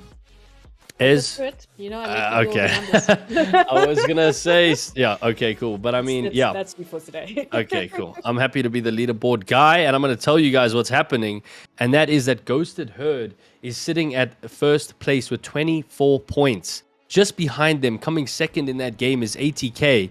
With 23, and finishing off the podium places is Project Rise with 14 points. They got a lot of kill points that game, obviously. So again, maybe their rotations weren't the best. Maybe they couldn't get their top 3 in terms of position, but they definitely did really well with their kill points, finishing on 14 points. And then we got Dark Legacy and Omnius just behind with 12 and 9. So yeah, rounding off the top 5. The top 2 already setting quite a standard, because they're already halfway to that match point, and they're gonna probably try their best to do that in the next game. Some teams that we didn't get to see much of, obviously Johnny's Rotties and Victrix Gaming, 2 teams that we really want to see do some more of the rejects, getting into a fight early on, not managing to score any points. But again, it's only the first map. We still have 3 games to play, so don't worry. There's going to be more to do. Nibble Meme Team and Gibby Love also finding their way into the top 10 with Sparks, Formula 1, and the KOA. All teams that could potentially take podium places, depending on the outcome of these next 3 matches. Hey, I want to see it. I want to see these teams really push the envelope, because, I mean, that's what they've been doing since we started EGL Apex, which, of course, I'm going to remind you, would not be possible without esports. And a big shout out to our fantastic sponsors. It's EveTech, it's HP, it's Omen. It's these huge brands getting involved in the fantastic community that is Apex Legends within Africa. So happy to see these teams really performing to that level, to that note. And that prize pool is going to be juicy. So, of course, they want to make sure they're going to be finding themselves in that top 20. Yeah, no, definitely. So I'm excited for this next game. We are loading into the lobby. Super excited to see what happens on this side. Again, are we going to see teams land in their usual spots? Are we going to see them change up their compositions? I don't know. I guess we're going to find out now. Bamza Hawkey picking up the Watson. That's the first pick I'm seeing. Again, Gibbies and Valkyries being very prevalent, which is obviously normal. We got some Wraiths in the mix. And there's some Caustics. We love the Caustics. I think Waxy Man is actually a proper Caustic man, because I haven't seen him play anything else. So that's really cool. And Sam also loving the Caustic. So we're going to see a lot more gas coming in. Yeah, and again, like, I don't think it's not like a Revtane meta where it's so overpowered that all you see is jump pads and flaming red guys. It's more like just seeing a bit of green gas here and there. It doesn't seem to be changing the game too much. If you use it correctly, it works really well. If you use it poorly, your ultimate's pretty much obsolete, So yeah, I think that's a pretty good thing as well, keeping it kind of balanced and allowing teams to play with him if they know what they're doing. So yeah, that's really good. And then on top of that, we have the flight path heading down south towards launch site. Teams are going to be opening up, seeing where they're going. ATK heading straight for Fragment. Ghosted Herd, I would like to see where they're. I'm not exactly sure. Omnius Gaming landing in the staging area. Survey camp, apologies. And we've got a team up in Climatizer. So yeah, again, pretty even spread. Johnny's Rotti's taking Lava Fisher area, so that's pretty good for them. Daddy Cool and the boys at staging, so they should be alright for now in that area. And I guess we will see. And maybe Love there towards Geyser as well. Are they fighting already? No, they're not Very yet, close, but very close. They're gonna so start close. fighting soon. They're gonna start fighting soon. Yeah, hopefully Pick will get some better luck this time. And again, this Ascend Esports team also has something to prove, and I really think they can do something. Wolfie, very talented player. Hopefully they can also get some points on the board after this game. Let's see what happens indeed. Second round coming through here for these groups, and they of course want to improve on the performance they showed us there in the first game, setting themselves up for a potential jump on that scoreboard. But looking at it now, we've got a couple of interesting points of view. Of course, Ghosted Herd being one of them, right up against the Rejects. Now coming on through, looking for an angle here. There are Arc Stars in play here, and of course those caustic barrels, they're just going to be a little bit of an extra touch to the chaos that's going to unfold here as we look at it. A little bit of a calm before the storm as the teams just looking for each other, trying to find an angle to work with here. And still, as you can see on the map, there's just absolute chaos with so many teams very, very close to each other. Countdown's looking crazy. Lava Fish is looking crazy. We even turn our attention here towards Outlook with Bamza looking to start us off. And I believe it's the team against Ibis Heroes that they found now who are not looking too healthy. I mean, jumping back, they've got some white shields to work with, and the Rampage is coming through though. Alternators out in hand, looking for that confirmation. They got one down, they're looking for the second. Oh, out comes all of a sudden Fuse into your face. Jumping back, Bamza just having to reset here. It's down to 2 members here of Ibis Heroes. They've got not the best loot to work with. I mean, the Havoc without a turbocharger is just a little bit too slow. And now RD Fox going to be confirmed, unfortunately, as Ibis Heroes gets out and back into the lobby. Still plenty of other spots for contention here. I do think that Countdown is going to be a little crazy. Yeah, definitely. And this team, the Rejects, has actually got 2 players down because of none other than the Ghosted Herd. They pulled into Fragment and decided they are game for some kills. So they actually took out 2 of the Rejects players. Apologies, it was actually Lava City. I think that's the second time they contested on drop. So a bit unfortunate for them. We also see Gibby Love rotating into this area, which is right next to where Flex is, as well as Ghosted Herd. So they are probably going to get into a fight. It looks like they're just keen for some loot, maybe just running towards Big Mord because they didn't get enough at Giza, and they didn't want to fight the team of Ascend. Ascend has actually rotated up north. So yeah, it's going to be interesting. I don't know if Zero Reflex knows they're here just yet. He might get the fright of his life when he sees these 3 players running at him. And we don't know, maybe Ghosted Herd will also just pull up because they feel like third partying, and they do have all the momentum behind them right now, so it's definitely their game. Oh yes indeed. Alright, so Zone now pulling up there towards Epic Center, so really favoring a couple of teams that really enjoy dropping there, including ATK, who are right behind the Royal Mongols. Big Mord as well, looking a little bit still stacked, as we did see a few teams now, a third team jumping on into the action, as we do see the Rejects just saying, oh, well, the solo from Rejects saying, goodbye, I'm not getting involved into this one, you guys can have a lot of fun, I'm leaving. Gibby Love is rotated on in, we still have Ghosted Herd who are riding on the highest momentum that they picked up here, and oh, the Streaker, we know what you can do. Charge rifles out in hand as well. This team is getting absolutely beamed, and unfortunately for the team here of Roy Mongols, they have found the worst possible team to start an engagement with here. Yeah, no, you don't want to be having Volcano chasing you with this charge rifle. They do manage to get one down, Ruben, I believe. It looks like they're going to go for the revive now. Q-Boy trying to hold off the other players. But yeah, that engagement will probably continue. They'll just chase them down into Skyhook. Ghosted Herd again, looting up quite nicely. Hopefully going to find some more shotgun ammo and some shields for Calamitous pretty soon. Yeah, there we go, ATK. They've chased the Royal Mongols into another team, and there's another team to the left that are pulling up. So there is quite a few. Yep, there we go. They just spotted them. Okay, so they do know there are multiple teams in this vicinity, and they need to be very careful. Rex, who's still playing with white shields. Hopefully they can just do some damage with that charge rifle and eventually level up. Royal Mongols setting up with the Watson play inside the building. I like it a lot, actually. It's been so long since we've seen something like this. So that's pretty cool that they can do that. Lock down this building. and just kind of watch everything unfold outside their little house, because there are literally 3 to 4 teams around this area, and it's about to get extremely hot. Yeah, we did see Formula 1 actually redeploy on out of that to just get a little bit more towards the southern part of ATK, but it's not easing up here for Raymond Rules, because Sparks now pulling up on them as well. As you can see, all of a sudden the wingman shots are going to be finding Falcon, and here come the Ash redeploy, setting themselves up on the rooftop here. So of course, I mean, they have to set themselves up against ATK as well. So for the time being, ATK just going to hold back, see what's happening here up ahead of them. As a few other engagements are going to be starting as well. We do see quite a few players there rotating on in, trying to find an angle. Of course, Nibble Mean Team, one of the teams we want to see do a little bit more, but they're busy getting chased down by Grease Gaming, who are looking to just pick up a little bit more. Yeah, I mean, this team is deciding to chase them across the map. I don't know if that's the best option. Maybe they should be focusing on the rotation, but instead they're just going to continue heading towards Nibble Meme Team. They don't look like they're giving up this chase at all. They are ready. I don't know, they didn't get a knock, did they? I'm pretty sure all of Nibble Meme Team is up. So they're looking for the knock now. Quancho with his R301 in hand. He can see him under Aquatic. Probably going to be able to get this med kit off.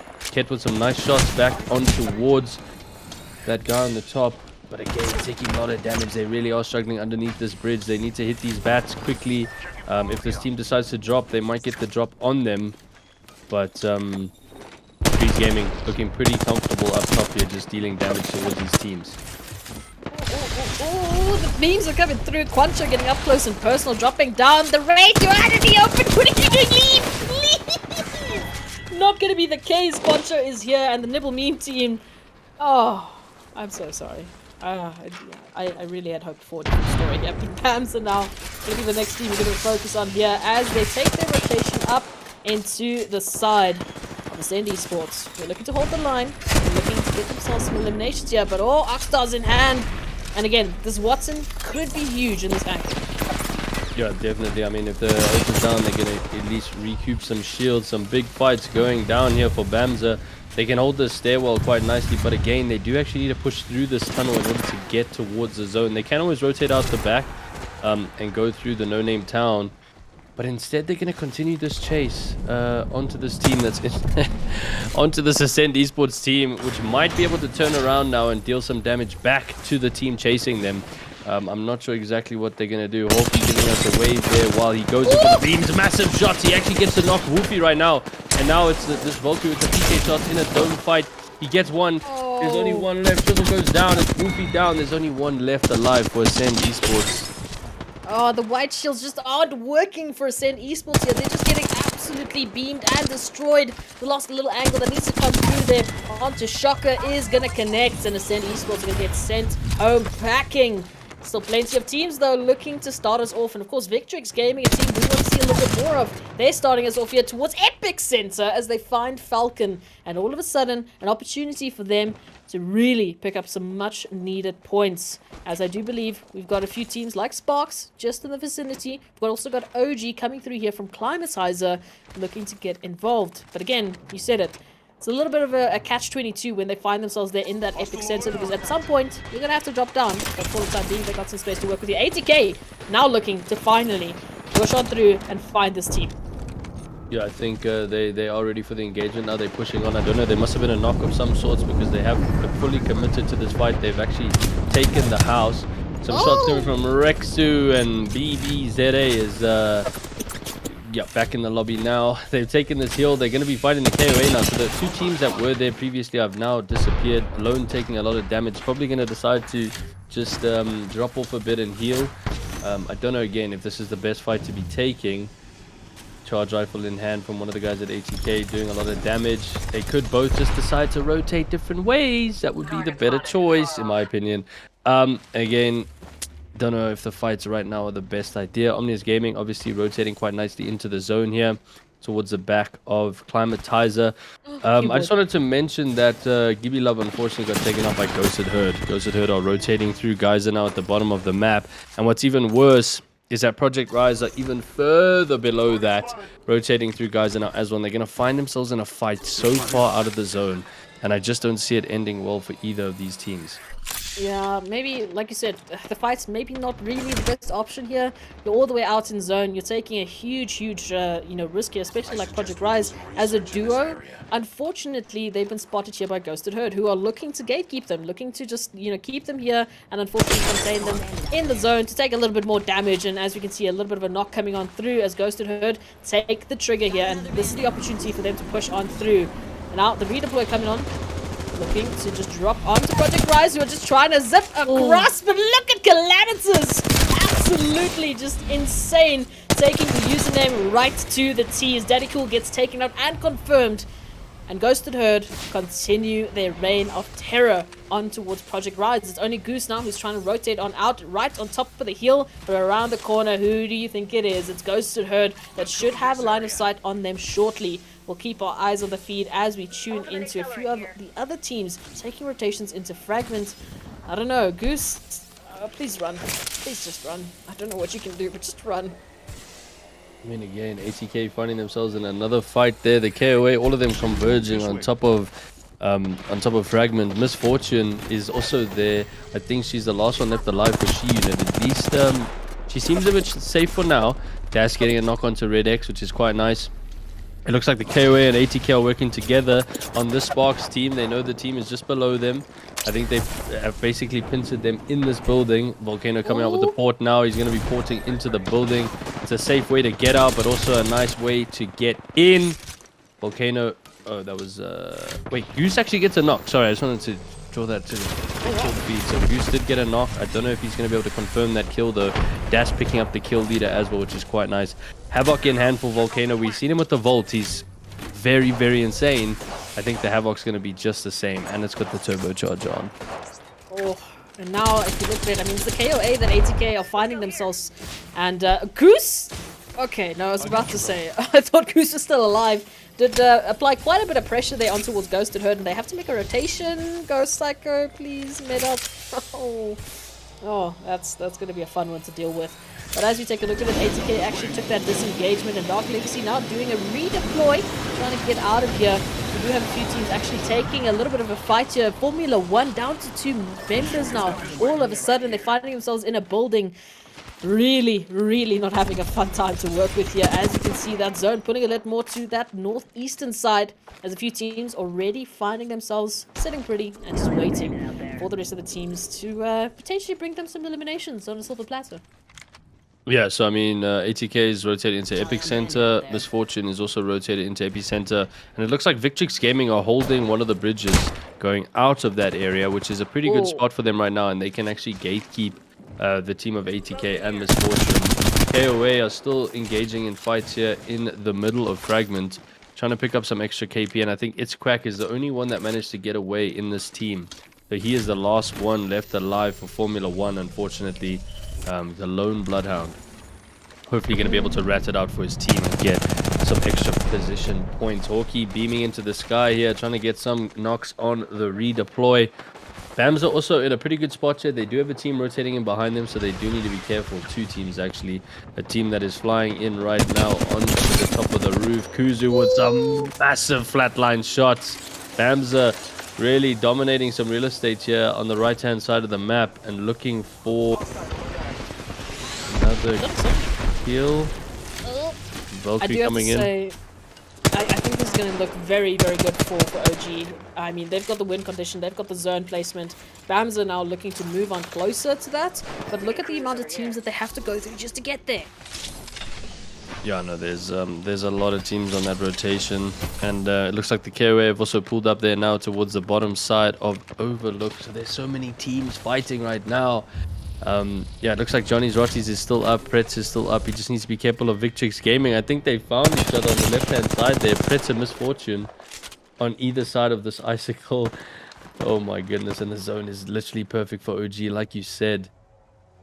Misfortune just ratting it out, and Pretz right next to, if I'm not mistaken. There we go, they're on each side. Ratting it out for their team, taking a page out of Pickle's book, seeing what they can do. Dark Legacy Gaming, still a full 3-stack here. Got some really good high ground actually, just outside the zone, allowing them to rotate in whichever angle they would like. Gibby all dropping down though. Seems like a lot of action still happening on this side. Ooh, Waxy Man taking a lot of hits there. I don't know which team is pushing them, but they need to bubble up and get healed up as quickly as possible. Oh, the feed also lighting up now. We can see Dustweaker finding Troy. So all of a sudden, OG and ATK have found one another, and so many teams are doing the same thing. We've even got Ghosted Herd fighting it out right now with Victrix Gaming as Dark Legacy look to try and stay alive. Caustic Ult's being thrown out. Try and give us a little bit of space here, please. As the rotations come through, and Bamza just absolutely applying a huge point of pressure here. And of course, we know there's plenty of other teams to get involved. Grease Gaming is just alongside them, and they can easily just get a couple of points here. Oh, KOA making an appearance. Hello, how do you do? But they need to look at this. They still have to rotate into zone. This team right in front of them, Bamza, is keeping them from doing that. And the longer they take, the longer there is an opportunity for a third party to come on through. Another reset coming on through. The ultis are being popped. And there's space that is going to allow Bamza to hopefully reset and get the heck out of dodge. Because again, we've got 7 squads left. These 7 squads, they all want the win. And it's going to come down to that early rotation and the beams that these teams can really make work. Yeah, I mean, Exo's taking a ton of damage there, but Lone doing so much damage with this Mastiff, managing to find the rest of Bamza, and they have taken out Bamza on that rotation. We also have Ghosted Herd that picked up both those rats that were from the 2 different teams. We also have the team of Dark Legacy in a pretty good spot in the zone. It is quite low ground, but they should be okay for now. KOA is going to be rotating into them shortly, as well as the Ghosted Herd.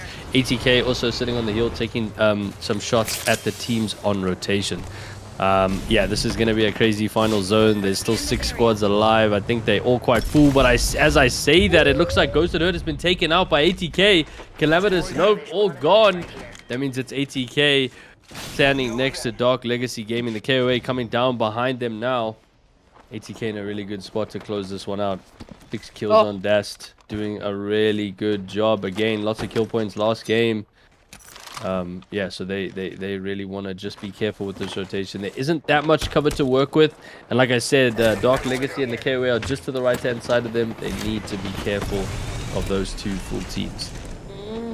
You can see a little bit of a change of pace coming through here from Grease Gaming as they try to get that northern side of the zone. But again, they're shoulder to shoulder with ATK, who are busy starting that engagement. You can see Rexu already throwing a couple of bullets, saying, hello, welcome to my area. Would you like to have my welcome package of an R301 to your face? Now the ATK coming on through here for the engagement and the 301 beams. I said it that you need to be careful. Rexu coming on through with the massive shot, bolts in hand. It's absolutely crazy here for ATK Esports, but one is down. It's down to Das and Volcano to hold the line here, and there's the confirmation. There's Grease Gaming out and back into the lobby. But what are the other teams going to say about that? It does seem, for the time being, that ATK will have the opportunity to reset, get Rexu, back up, and hopefully get themselves in a better position here. We've got 4 squads left. Of course, we still have KOA in the mix, which is a huge opportunity for them. They're just getting a little bit pressured right now, thanks to Dark Legacy Gaming. As we can hear, just throwing so many bullets, and Zero Flex still alive as the rat for rejects. This is insane. Yeah, I mean, he's looking for a top 2 here. If he can just rat it out. He's got a really good line of sight on the enemy teams, but they don't really see him just yet. He's also in the zone right here on the edge of this rock, so he should be okay in that corner. The KOA still taking some damage from Dark Legacy Gaming. They're going to have to rotate in a tiny bit forward. Oh, but they're taking so much damage, and there's not much cover to work with here.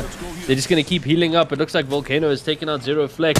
And now it's only 3 squads left alive. Dark Legacy, ATK, big shots coming out from Lone. They need to get behind that card as soon as possible. And this is their opportunity. They want to take this next position. Dome coming out. And we're going to see a fight here. It's Volcano versus Lone. And he goes down. There's only 2 left alive. I think Volcano is taking so much damage there. He still hasn't gone down. Desrick is also fighting the other team at the same time. They're fighting so many players. They managed to get the res off. They stuck inside this card and they take out Dark Legacy Gaming. It's just ATK versus KOA. KOA now having to reset as well as ATK, get those shields back up because this is going to be absolutely insane. That final zone is here and KOA have to make a little bit of an awkward rotation. They're out in the open, but ATK, they're on the edge of zone. So as the zone comes on through, a little bit of a peek there. They both know where each other are sitting and waiting. They both know the angles that they need to be wary of here. ATK now, how are you going to handle this one? Caustic barrels being popped, and fairly quickly being disengaged.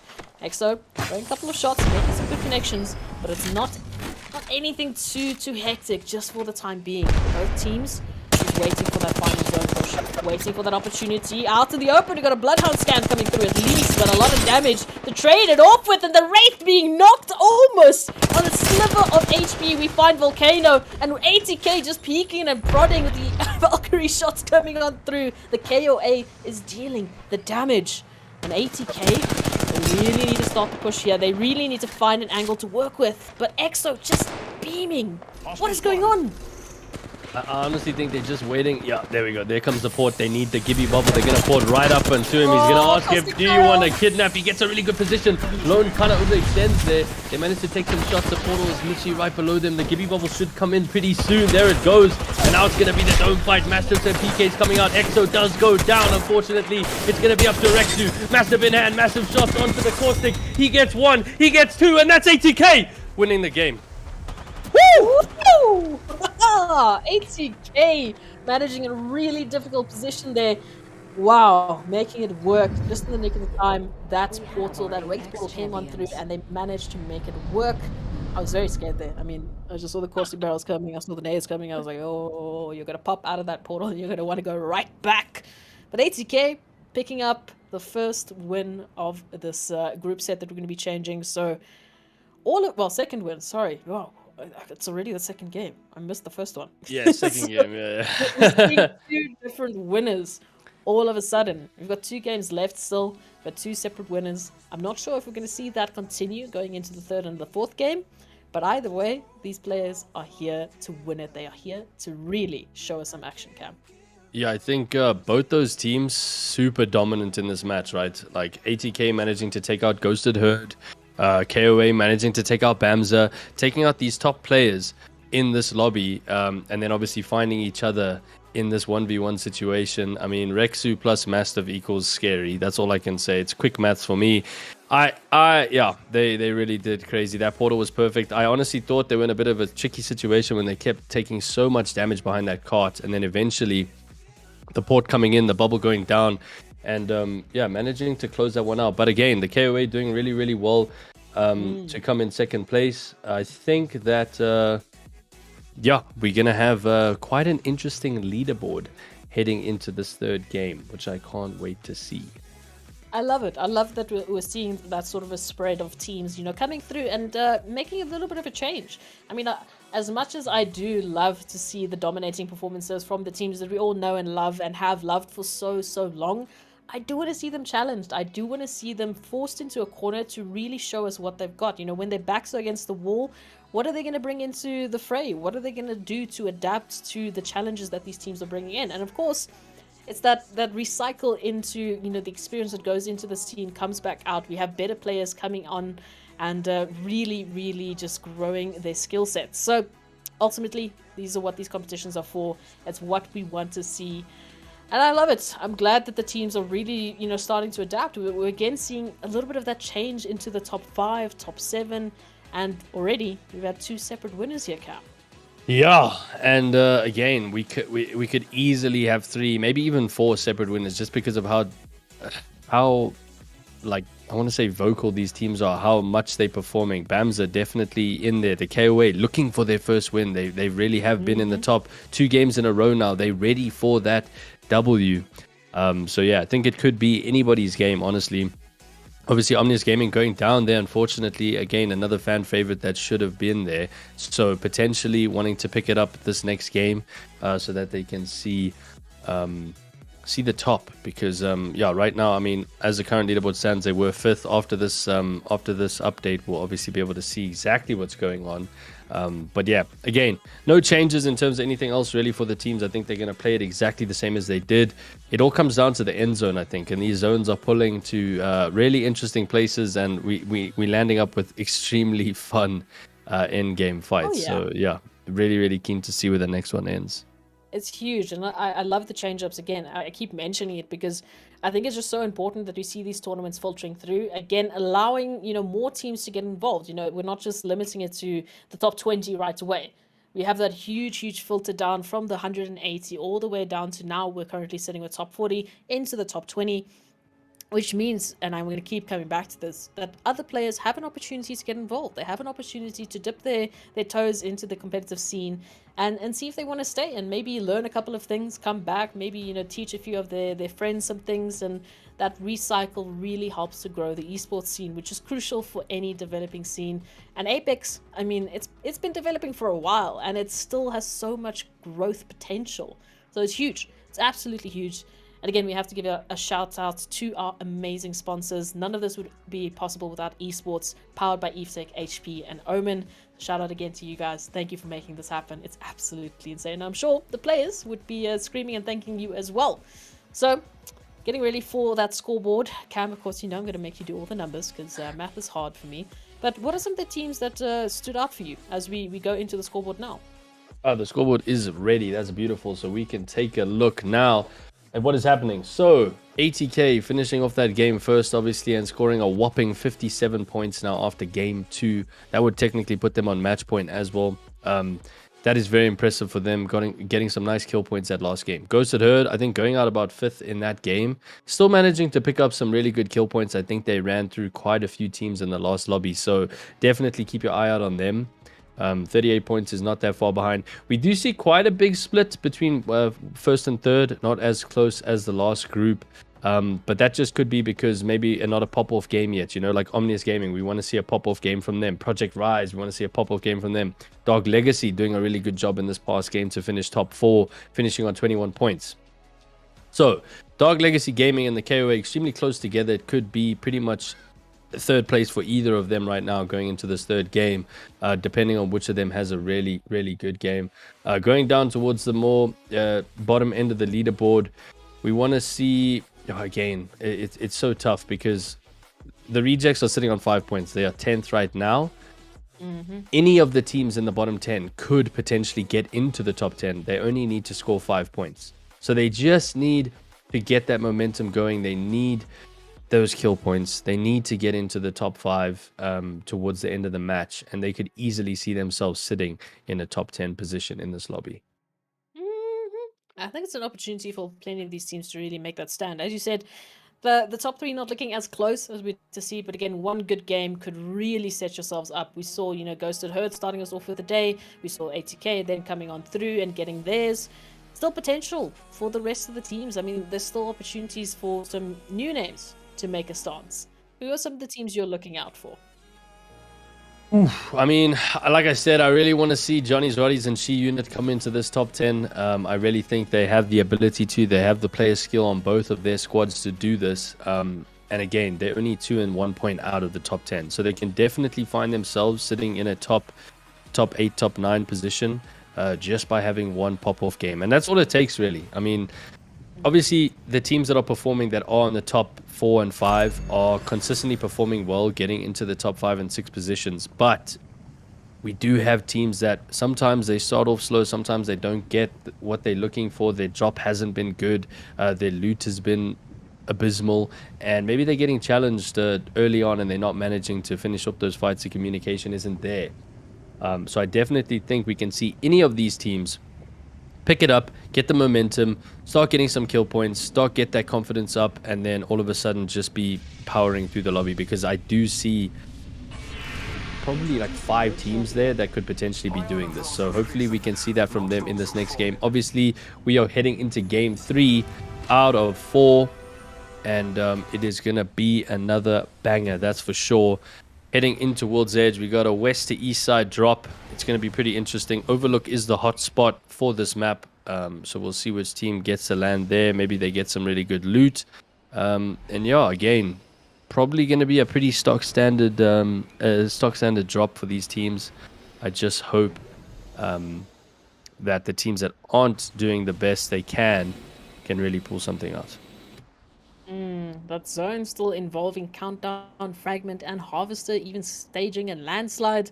So that could be a very interesting zone pool there for some of the teams who have been finding that's also a little bit lackluster there with the rotations. It's going to be absolutely crucial here. Not a lot of space to work with in that zone, potentially. We'll see. Now, I do want to see a little bit maybe of a reset for some of the teams that haven't been finding that success, you know, with those early drops that have been getting very well contested. But I say that Lava City looking absolutely popping. I mean, even Skyhook, just a lot of potential here for some early engagements, as we can really see some of the bullets just flying on past some faces of some unsuspecting victims here. I don't know, Cam, who are you looking at who's in some danger here? Yeah, I think Southside, Nibble Meme team look comfortable, and so do Waxy Man and his boys. I think She Unit need to be careful here at the bottom by Dome, because there are a lot of teams fighting in Lava City, and one of those teams is Ghosted Herd, and the other one is the Rejects, and those are two heavy-hitting teams, so they need to be careful in that area. They're probably not going to want to fight right now. They might want to rotate out of that, so they would probably rotate down towards the Dome. So I think they definitely need to be careful. This zone is looking weird. Where is this zone pulling? I am concerned. It's pulling there. Okay, so landslide and a fragment ending. Oh my goodness. If it pulls over that construction building, it's going to be one hell of a finale. I don't think I've ever seen an end zone there before, so that's going to be pretty interesting. But yeah, no one landing landslide. There's a lot of teams in countdown right now. Johnny's, Rotties might find themselves in an engagement pretty soon. But yeah. Let's see what they do. The Rejects and the same Esports right up close and personal with each other. So looking to start us off with is something a little bit different. We did see KOA here finding themselves earlier on, but for the time being, it looks like the Rejects, they've got themselves set up with 2 purple shields, looking pretty decent in terms of the loot, at least for now. Just looking for an angle here to try and get involved. Of course, taking that rotation, Big Mord for the time being is actually left open completely, you know, because the focus there is Geyser with Gibby Love right now being chased by Ghosted Herd, and of course just right up ahead of them it is Heroes. So a little bit of a potential contention here. Gibby Love finding themselves maybe in a sandwich depending on the rotation they're taking. It's oh, Pickle, you're left alone. Pickle, stop crafting. Pickle, stop it, stop it. Oh, Pickle's gonna get stuck again. Oh, they just don't find it, but oh, Ghosted Herd can hear these fights, and Gibby Love think they're gonna just walk away from this one. They're gonna walk backwards straight into Ghosted Herd. One goes down. Lackers, what can you do when you've got all 3 of these guys behind you and another 3 in front? This is so unfortunate for Gibby Love. It looks like they're gonna be going down, and Ghosted Herd is gonna continue into this next team. I think gonna try and do some armor swaps, get some better shields, and then head into the fight with Ibis Heroes. Enjoy is actually still alive, by the way. He snuck out and he's hiding. Ooh, this could be a little bit of an interesting one. I mean, sandwiches are still in play here. Now, all of a sudden, oh, the beams are coming through as Calamitas says, spot a little bit of something here to work with. Here comes the rampage. Mastiff's there to finish them off, and we can see the feed lighting up as all of a sudden everyone looking for a piece of the action here. Ghosted Herd now finding themselves in a little bit of a recovery situation, but it is definitely a possibility for them to get back into this. The raise was popping up. The time is not looking good. My goodness, Bamza actually just completely pushing Ghosted Herd right now. Ghosted Herd in a world of hurt, because if they go down here, they're going to be eliminated so early on. They really couldn't afford that. They came in behind the team of Gibby Love, only managed to get 2 KP, and they get taken out by Bamza. That's huge for Bamza. Some nice kill points for them, and they're going to be happy with that. Hopefully they can climb the leaderboard in this game. Nibble Meme team looting up here towards Dome.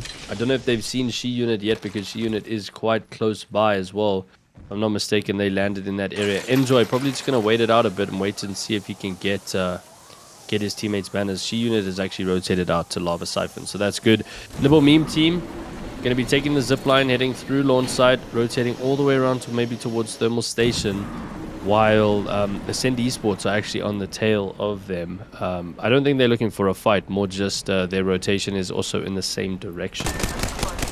And we move over to JR right now. They're in a big fight, or they were in a big fight, and the team is actually redeployed. I've seen the kill feed, ATK getting some knocks as well, so that's good for them. Yeah, I think quite a few fights happening at the top left here, which is interesting. But yeah, ATK in a fight right now on this building. Daspica with the PK in hand, hitting some shots onto the Wraith. The Wraith is trying to dip, dodge, and dive and doesn't manage to. Falcon going down, but that's going down as well. Volcano gonna follow up the kill onto Cuboid, helping out his teammate, and they should be able to get the res quite easily. Doesn't look like there's any teams in the near vicinity. Sam getting shot off the zip line, unfortunately. Misfortune gonna try and get away with the Volk. Daniela Bra gonna be heading out. Sam left alone on the floor, getting knocked. Unfortunately, it must have been, I don't know who it was actually that shot them out the sky, but that was some beams and a half, that's for sure. Absolutely, everyone is turning it up a notch, looking to make this statement. You've got 17 squads left, and everyone is looking for a piece of the action here because it's crucial here. You need to start picking up points. You've got 2 maps down and out. You've got 2 left. Come on, bring the action. Now, Infinity Lag is here over towards Trials, holding the line as unfortunately we did see Sparks rotating right on top of them. But get back into the battle, please. Thank you. I was getting a little bit close for my comforts. And a few teams still having to make some rotations here. We can see Victrix Gaming, they're over towards Epicenter. Seems like that's a little bit of their favorite spot here. Bamza going right through Geyser, right between 2 teams, right behind another.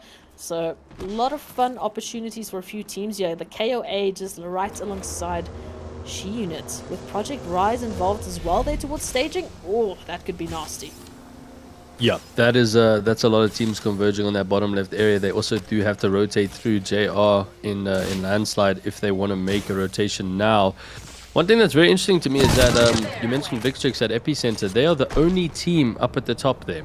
Yep. The only team in the north of the map, besides obviously the Skyhook area where Omnis is fighting as well. ATK is rotating into landslide now. They're about to find JR and the boys. I mean, what is going on? All these teams are fighting outside. There's only 2 teams in the actual zone. This is incredible. I don't know why everyone is rotating out. Oh, we're looking for those Gaming. eliminations. Omni is managing to finish up the 1 team, which is pretty good for them. It looks like ATK are actually going for the Vault, and JR have spotted them out. Heartbreak is going to be heading towards them now, and this is JR's opportunity to get maybe ATK ambushed inside of this tunnel.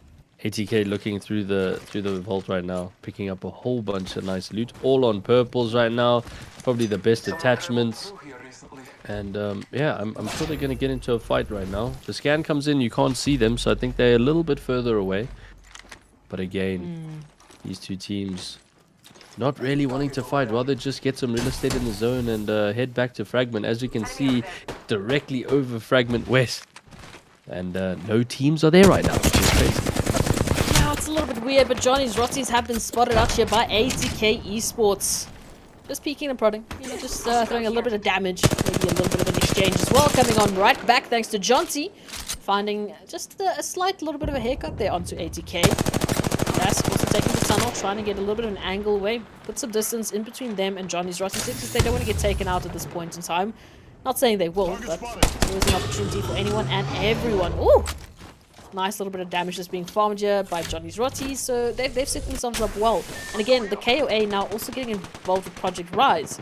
So there's teams all over the show looking to take each other out. And again, just behind the KOA is She Unit. So there's great third-party potential here and great 30-30 potential, even more thanks to Goose.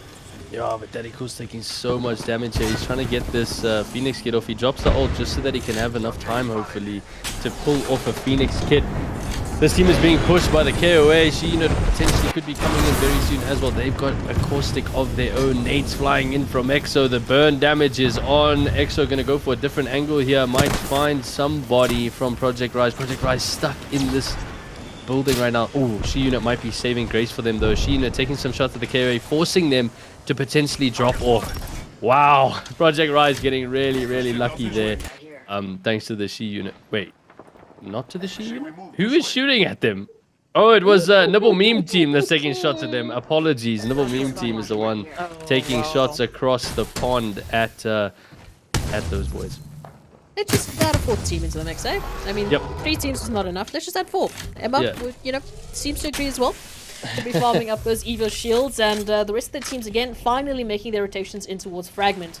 We like to see that. Those early rotations are going to be crucial. It's going to be an absolutely insane end zone. You can see OG also there towards Skyhook still have to get themselves in the zone as well. is Infinity Laggers, who are all the way up there towards Survey Camp. I mean, he's got a few teams just on the edge as well. Obviously, being that of said Esports, they're coming through from Geyser. So plenty of rotations that now need to come on through. All right, so we're starting it off here. Look at Formula 1 now finding some contention. So it looks like there's going to be some big fights breaking out here. There's a lot of teams rotating through this open field area, and Countdown is no longer going to be in the zone, so they're going to have to drop off the edge of these bridges. JR going to come into some contact now with the KOA. Nibble Meme team is landing on the height here. They're also going to be beaming down towards JR. JR were in such a good spot, but now I don't know. They're going to be in between two teams. Aquatic just holding off on that trigger and seeing all the fights break out, and here they go. Some shots onto Fritz. Fritz going down. Daddy Cool going down to a knock as well. I'm not sure where that is. Ali taking out John T. Heartbreak, the last one left alive, manages to take out Lone. I don't know if the Nibble Meme team will be able to help them right now. Oh, big cracks coming out. Aquatic managing to finish off Heartbreak, and that's going to be JR done and dusted. I think that the KOA are still alive. They might be able to recover Lone. We should go here. But yeah, Misfortune also in the mix there. The 2C units chilling in one of the carts there. The Rejects also in a fight now in Fragment. Massive shots coming in. They managed to thirst one of their teammates, unfortunately. I don't know where the team... Oh, there we go. Big shot on the PK. Can he get the down? Light Desire getting one. Hayes getting another. Shocker going down as well. Light Desire is the last one left alive. He's got a couple HP. He's going to try hit a bat on this door. I don't know how many people he's fighting right now. It could be a 1v1 situation for him. It looks like it is Ascend Esports on the inside, doing a lot of damage to Light Desire. PK in hand, choked up. He can't manage to get the first hit. Second one going into the party, only for 5 or 10 or 27. He needs to get it. So many down players here. They're playing it. Oh my goodness. And that's going to be Quantua taking out Light Desire. Grease Gaming coming in to clean up. 12 squads remaining. Grease Gaming looking to find those final moments. As Ascend Esports also very swiftly get sent packing now. OG finding themselves up against a few possibilities here. Taking some rotations, need to get into zone. They're just hugging the edge here, but again, that's landed them into some unfortunate situations before. And oh no, we've got a disconnect as well. KOA pulling up right behind them while they're trying to get the rotation in. That's going to be a little bit difficult for them to deal with. Dark Legacy here towards Fragment now holding the line. You can see KOA finally managing to find OG, and it's a free elimination with the disconnect coming on through. So OG, not sure how they're going to rotate out of this one. Might just have to leave their teammate behind. Oh, this is like the worst timing you could have a disconnect. Literally the worst time, and I think the zone is ticking quite hard, to be honest. Fortune, oh yeah, they're just going to have to leave him, unfortunately. The two of them are going to have to rotate out. I think they actually got the res on loan inside Countdown, but now, like I said, the zone ticking quite hard, so these teams definitely want to rotate towards the zone. Big Chicks Gaming in a pretty good spot here in a building, fighting a team across the way. Not looking for anything too hectic yet, just poking each other. That PK doing a little bit of damage onto Elite Dragon. Bamza is the team opposing them. And yeah, they've got set up quite nicely here. They're playing the position, rather going to be safe than sorry. You know, they don't want to be caught on the rotation. No, they definitely still have to happen all the time being. But plenty of teams still have to make their move, as we can see here. Sheen is still in this one. Unfortunately, Sam is going to be out for the count, and then Dialabu and Fortune will have to bring the action here, as well as a few other teams have made their way into the final zone. It's great to see the Nibble Mean team here. It's great to see Bamza here, and a few others still here. We love. It's okay. Marcus is watching from, you know, the death and saying it's okay, enjoying. You can do this. We can wrap this out. 10 squads left. Great potential to play. Oh no! Oh, unfortunately for Enjoy going down. That really sucks for him. Dark Legacy gonna be chilling on that outskirts area, being able to just shoot towards anyone that's trying to rotate in here. It seems like everybody's got a building right now, and they're pretty comfortable where they are for the meantime. ATK chilling in the construction building on the outside, as well as the KOA. They are also just sitting on the edge of zone. I'm not sure what exactly their plan is, but massive shots coming in from Rousseau here. He's doing some mad damage. Victrix Gaming looking to close this one out. They want some kill points. They want to be recognized here because the first two games haven't exactly gone their way, but they're definitely here to play now. Bamza in this building. This is the first time we're seeing Watson be so prevalent. I mean, it's really good for Bamza. They've managed to border up the windows, put the ultimate down, and they're definitely getting some nice shield regeneration from their Watson.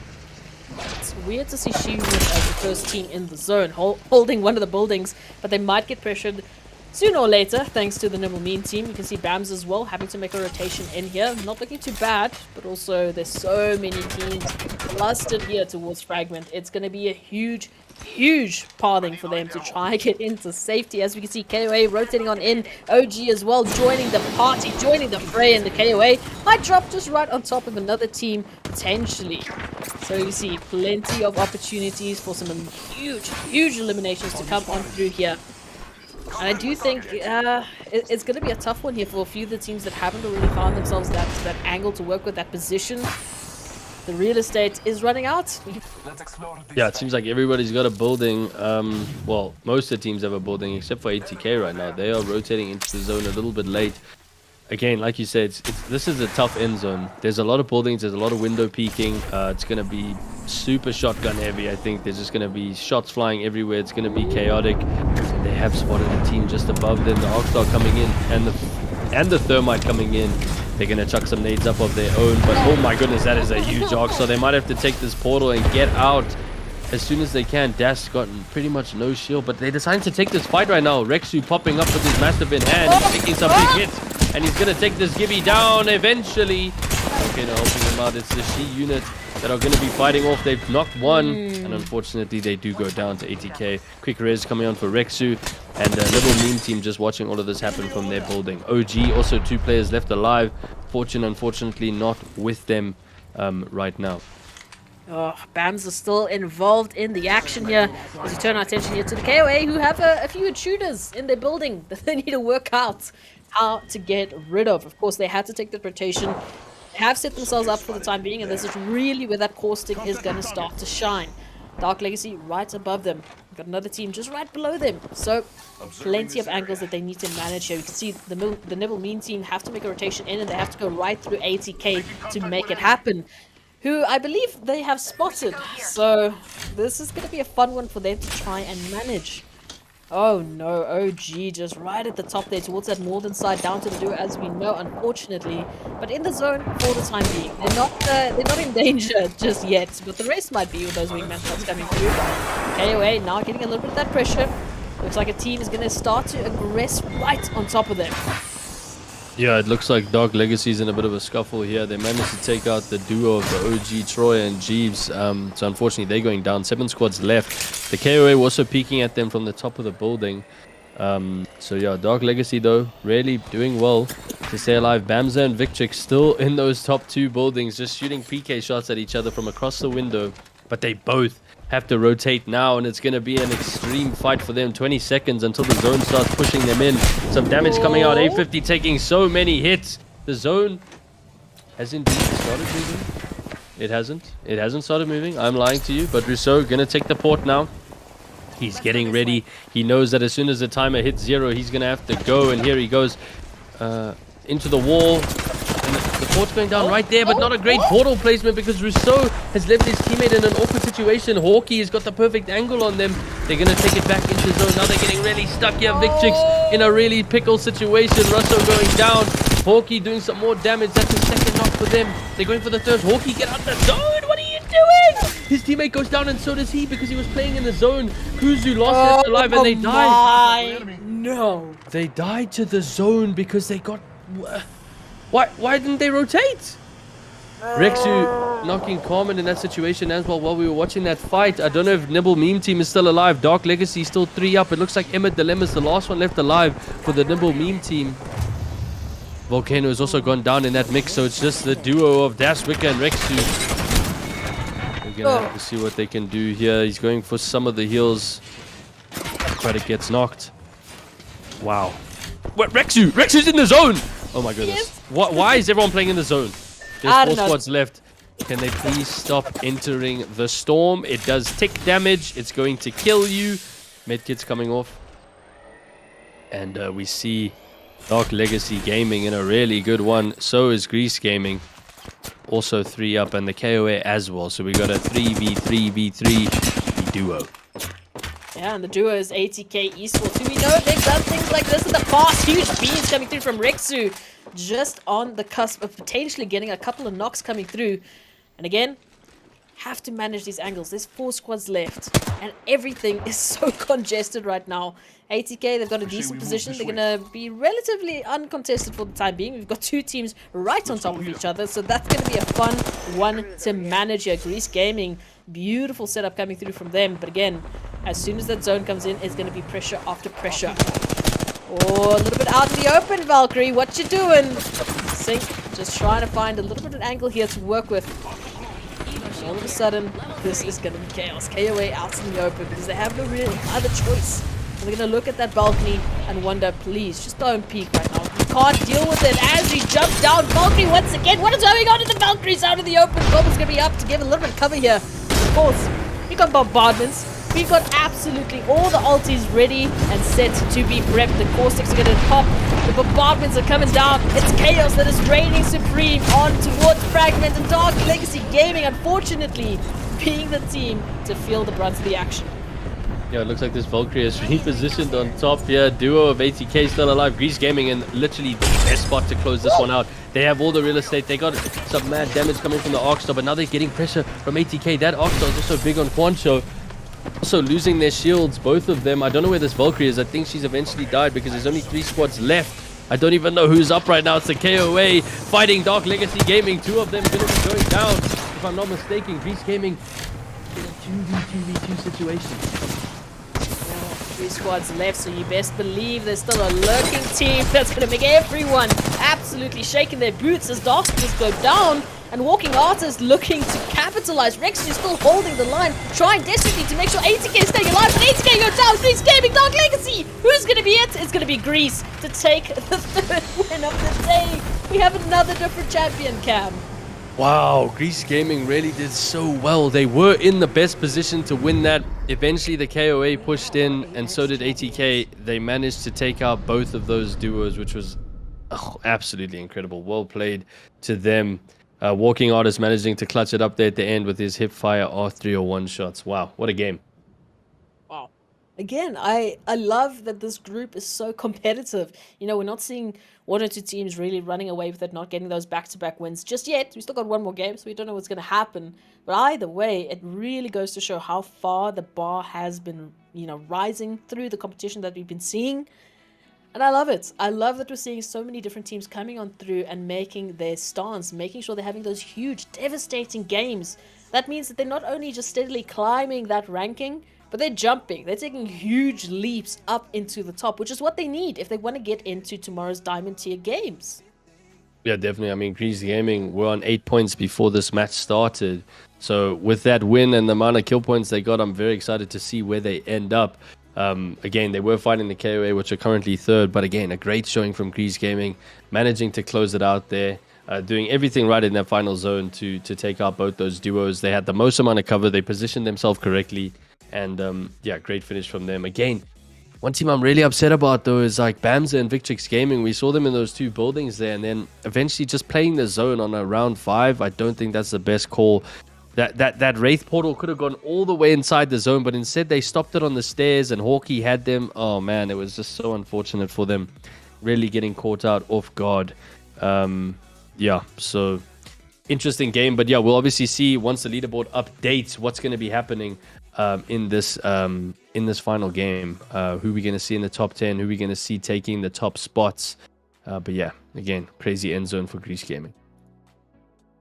I think what's really important is that we're seeing so many of these teams making huge plays. You know, we've seen a few of those shining lights. We've seen them, you know, having their moments where they really jumped up into the competition. They showed themselves that they are a team to stand against the top of the top. But again, we tend to see that sort of filter down when we get to, you know, these top 40s, these top 20s, but they're still staying up there. They're still picking up the points. We're still seeing huge names dropping absolute bangers in terms of those final zones. And again, I love that this group is so competitive. It really highlights what we're going to be able to see in the next set of games. Of course, going to be brought to you by Tendo and Snare, so make sure you stay tuned for that. 16 games in one day. This is not easy for any team. It's not easy for the casters. It's not easy for the players to work with here, Cam. I mean, how what would you say for the teams having to sort of, I don't know, go through the gauntlet here, keep the energy up? You know, obviously energy drinks are a potential play here, but it's a lot of work to be putting in. Yeah, no, definitely. I mean, there's a reason why they're here. It's because they play really well, but obviously you also have to make sure that you're on top of your game the whole time, especially when it comes to today. And once they find out what's happening today, they're going to be going through a whole bunch of matches tomorrow, and then it's literally the best of the best. So I don't know how to tell them to do certain things, but to keep the energy up obviously is number one. Keep the hype up. Confidence needs to be there. If you're performing well, keep that confidence going. If you're not performing well, you need your IGL to grab both of you and say, listen guys, it's fine, this is what happened, it's done, it's in the past, we can review how we played later on, but right now we are heading into the last game and we need to perform. We need these points. So you need to rally up with your team and get ready to fight, because yeah, we will be heading into the last game really soon. And then guess what? Like you said, we have another 8 matches more, which are going to be brought to you by Tendo and Snare. It's insane. Yeah, it really is insane how many games these guys are going to be playing. But it's to filter out all that RNG and just get the best possible outcome from these 40 teams, because they all deserve a spot. It just depends how they're playing on the day. So let's see what happens. Yeah, crazy. Also, for the viewers at home, we still have 2 giveaways that's going to happen in those next 8 games. So make sure you stick around, tell your friends, maybe they could be winning something else alongside the teams that are fighting for those final spots in tomorrow's Diamond Tier games. It's going to be huge. I do feel like these teams are really getting to that end point where they're like, oh man, we still got 8 more games. You know, we still have to bring it right up until the end if we want to make it into tomorrow. And that's a lot of pressure to be carrying. So again, keeping up that mental game, keeping up the hype, making sure that you're supporting your teammates and sort of hyping them up after they make these huge plays. I mean, EGL Gaming right now need to be shouting out of their minds to just make sure they bring that momentum into the last game that they're going to be playing, that we're going to be seeing of them. Of course, they still have a few more after this, but that scoreboard, I think, Cam, is going to be so crazy. I don't know. Do you have any sort of predictions before we jump into it? I don't know if I have to predict, because we can head right into it now and we can all see what's happening. I didn't predict this, that's for sure, as I really didn't. But ATK sitting on 72 points. Ooh. I know they didn't win last game, but we have to mention it. That is a dominant performance right now. 72 points after 3 games. That is incredible. So I think they obviously are doing something right and really getting a lot of kill points on the board.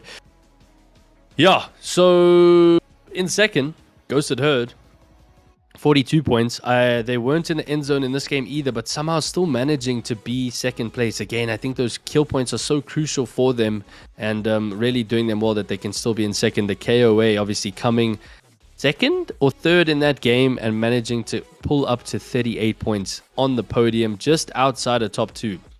They can definitely do it. There's only 4 points separating them. So it's definitely going to be a big fight between the KOA and the Herd now. Dark Legacy Gaming and EGL Gaming obviously very close together as well. EGL just winning that previous game, securing them a top 5 spot for now, because we do have Omnius and Bamza, which are just behind, 10 points behind.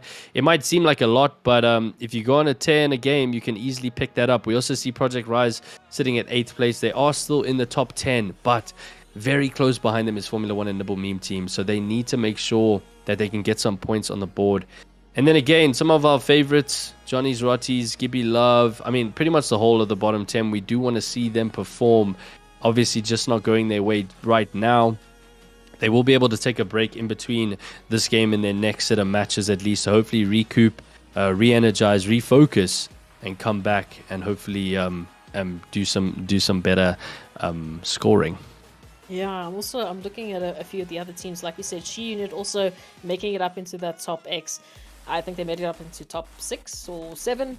Even Nibble Meme Team, they had a huge difference in terms of the placements they were finding themselves in, just not able to sort of stay alive up until the end. And yeah, Project Rise, still also keeping my eyes out for them. I'm watching for the usernames in the feed, hopefully going to be changing it up into this final game for these groups. And again, after that, they got to deal with those 8 other games. So it's just getting started for them. I think it is going to be a huge one. I don't know. Do you have any favorites going into this last game? Any sort of predictions? I'm not going to put you in the hot seat, but like just any. So we had Ghosted Herd, then we had ATK, and then we had Grease Gaming. Now we're on our final game, and I feel like the only team that's really been close almost every single time is the KOA. So I feel like they deserve a number one spot as well. So hopefully they can do that. But yeah, again, Omnius Gaming Project Rise, I'm expecting really big things from them. So maybe we'll see them pull through with the victory this time around. I don't know, but what I do know is that our dropship is about to be heading into World's Edge, and we are on the final game of this series before the break, the halftime break.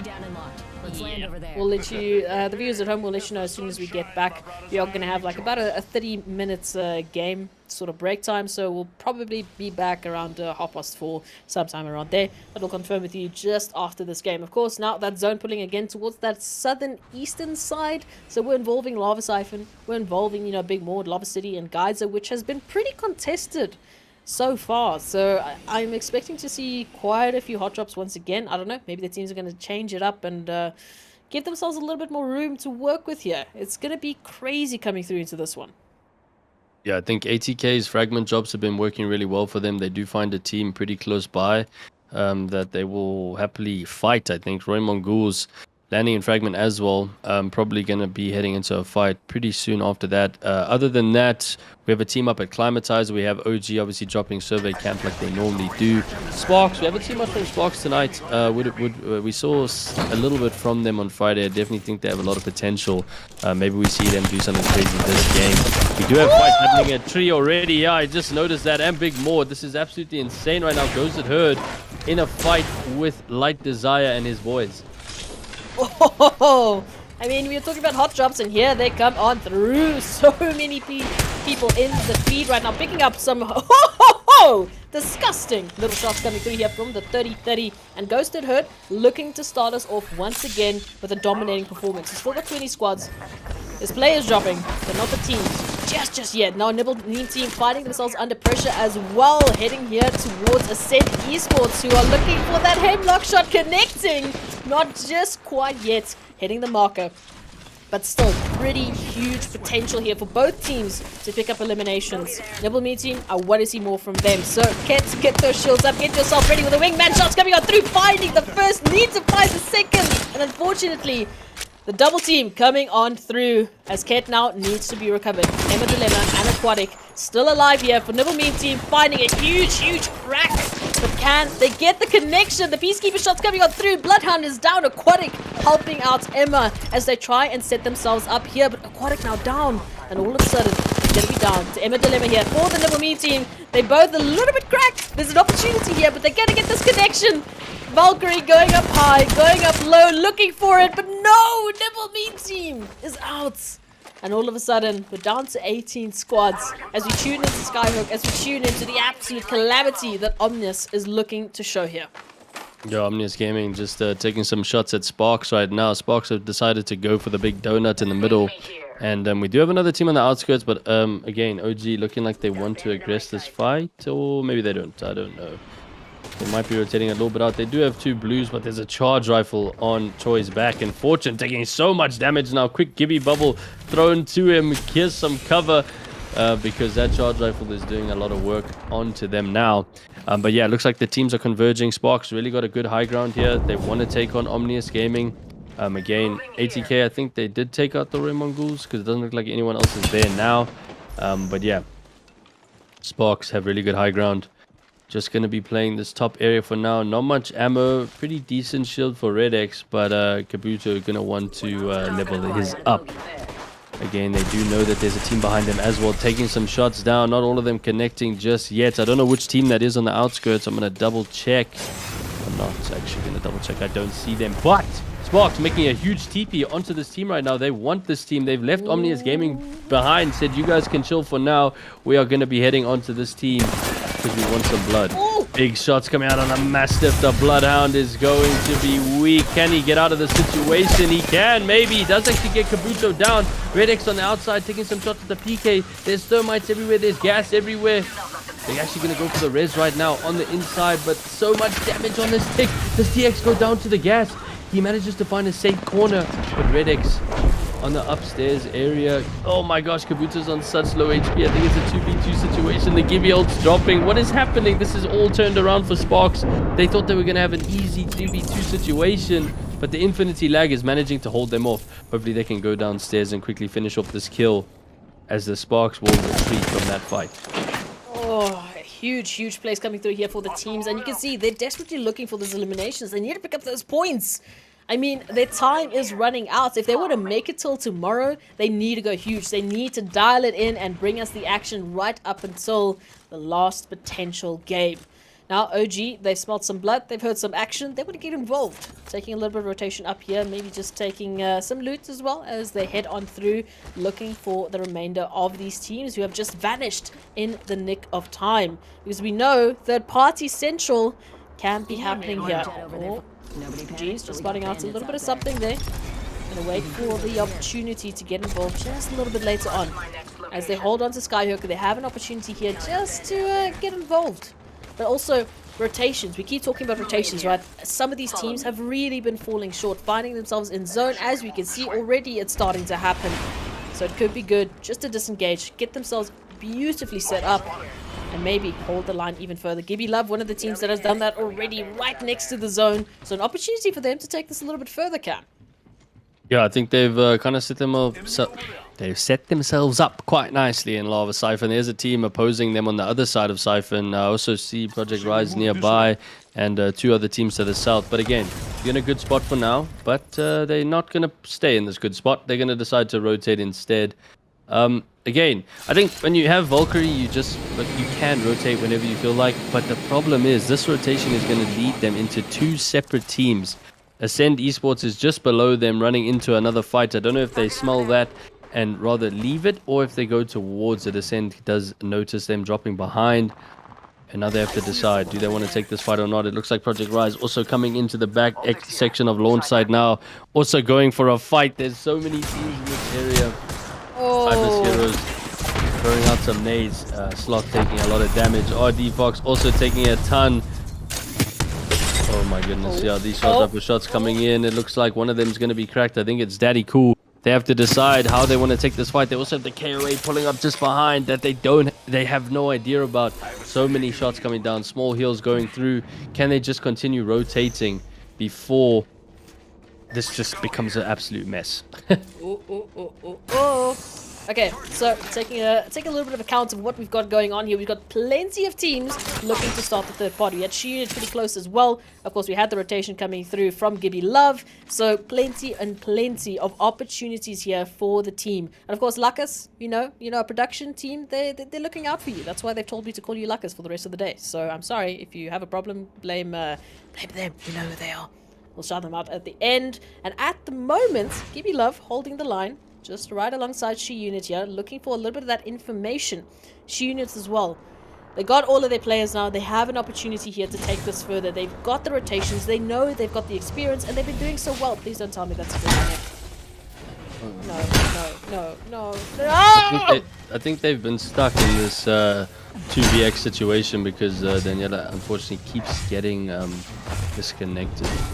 That is really unfortunate for them. It sucks when that happens, man. It really does. But anyway, it is unfortunate what it is in Dome area. Hopefully they can hold their ground against Gibby Love that is there.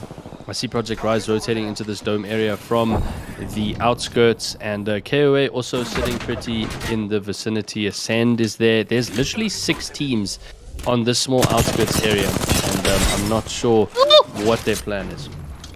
Yep, that's the question that all of us are asking right now, especially Ibis Heroes. They're taking a lot of damage here with this engagement, and it's not quite yet panning out the way that they would want. I mean, the damage is not quite there, but they're still looking for a little bit of something. I mean, Samuel Grum has been absolutely insane here with the charge rifle, already getting, that purple Eva shield. Sloth Whisperers just so close. But for how close can you be as the third party comes on through, and they have to make a huge rotation here out into a little bit more danger as we see so many teams just in the vicinity looking to get involved.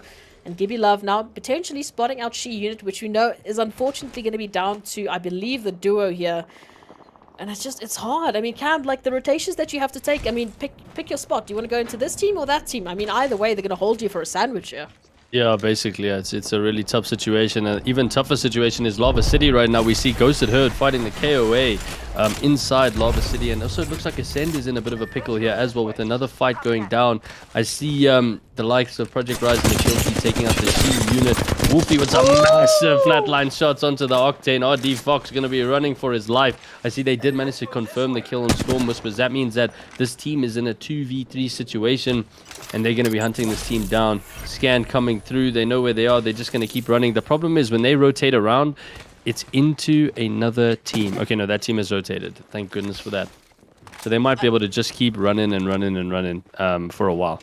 Can't be look at saying RD Fox. that for the rest of the teams though, because as we see, rotation now coming on through, and the damage is there. Ibis Heroes down to one member remaining. Punch it out, Ibis. Oh no! You're gonna be out! And that means we're down to 15 squads now making their rotations on through. And you said they could run forever. Not the case here for Grease Gaming, finding ATK, who are looking for that revenge. You took the win from us last time. We remember that. And now we're looking to take you out here. A potential team wipe, maybe, for either side. As ATK have themselves set up right here. I have the information.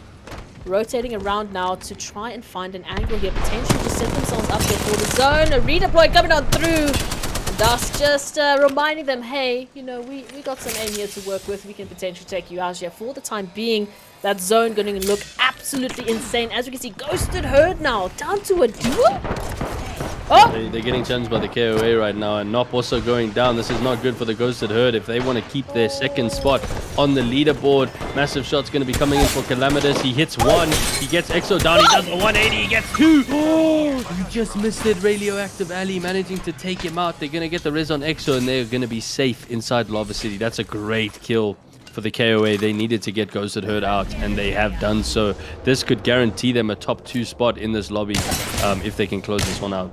Oh, Project Rise. They've also picked up a huge set of eliminations. It looks like a team wipe already, just if we just look at Goose alone. It's a huge opportunity now for them to take this further. Again, I want to see them in that final. I want to see them potentially get, you know, a little bit of that cheese at the end, that win.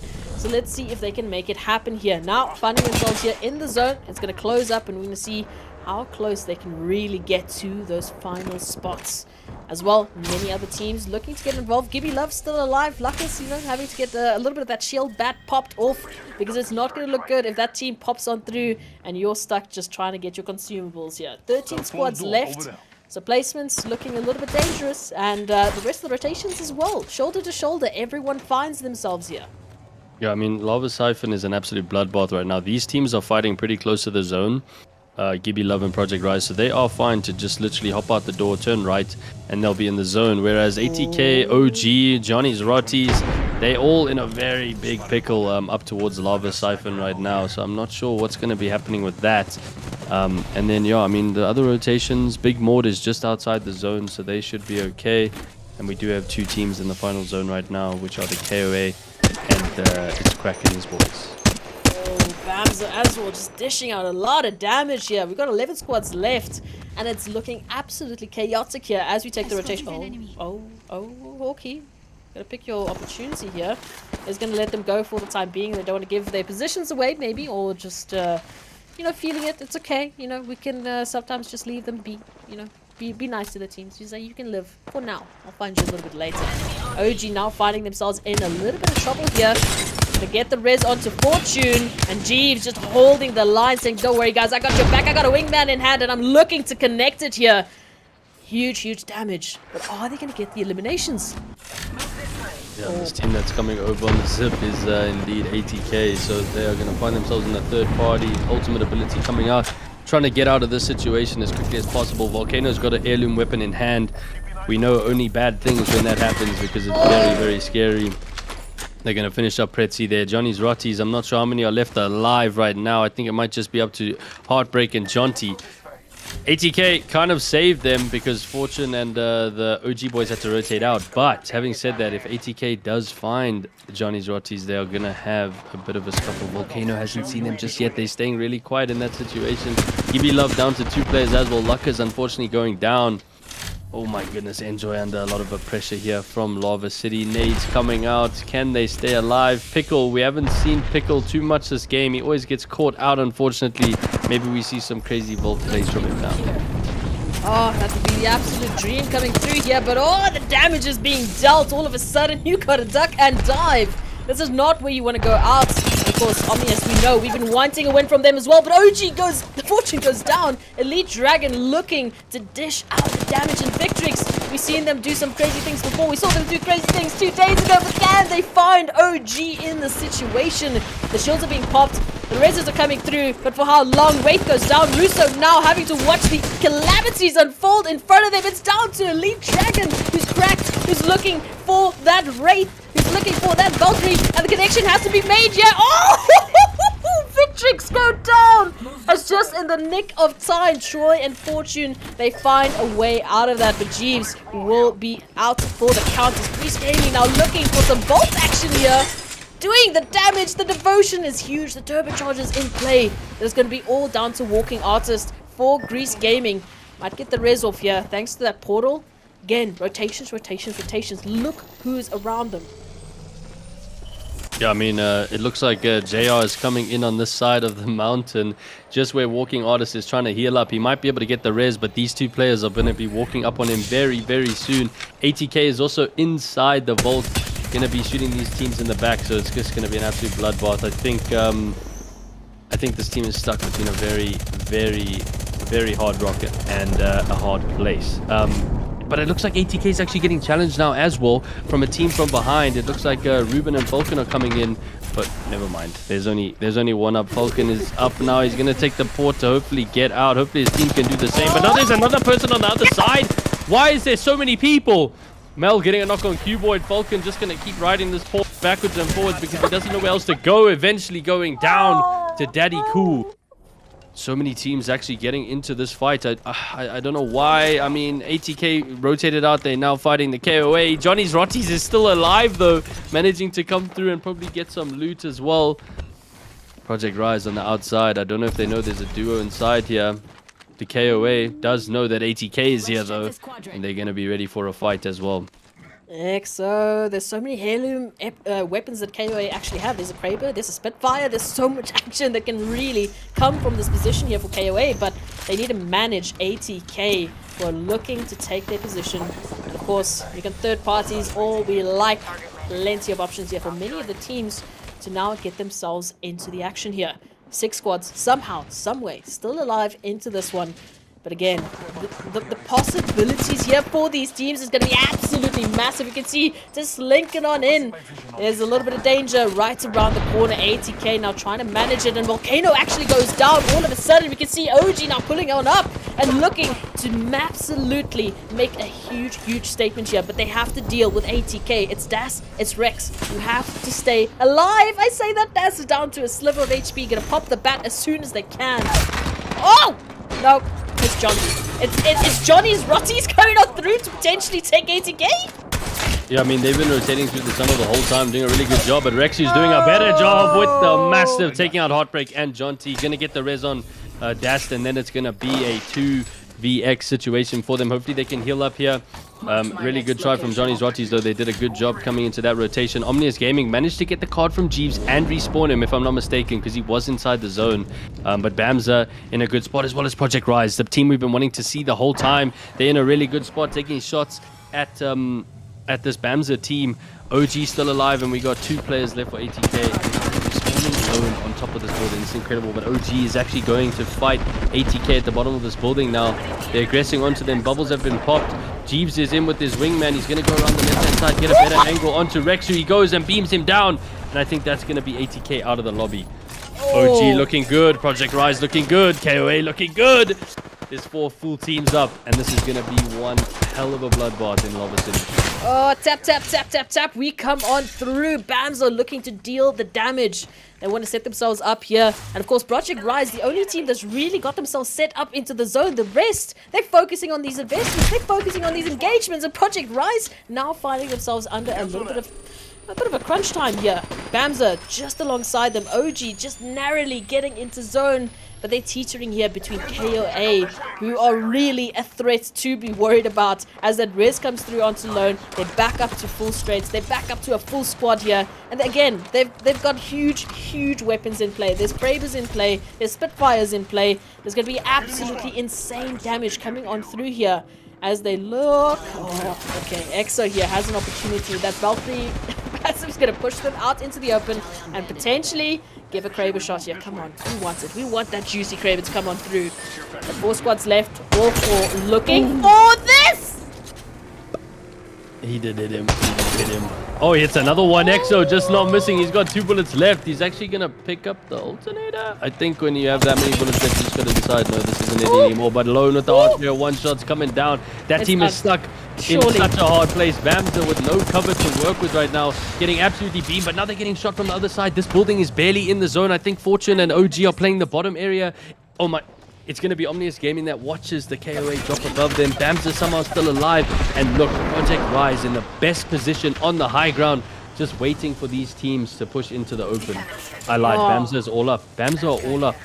Somehow, some way, they have managed to stay alive. It is all the teams still up right now. Daddy Cool, no, don't move your position. He puts the ult down. I'm not sure why it's so far away. He does get some tick damage on them. He knows that OG Fortune are down there. Doing a lot of best damage though.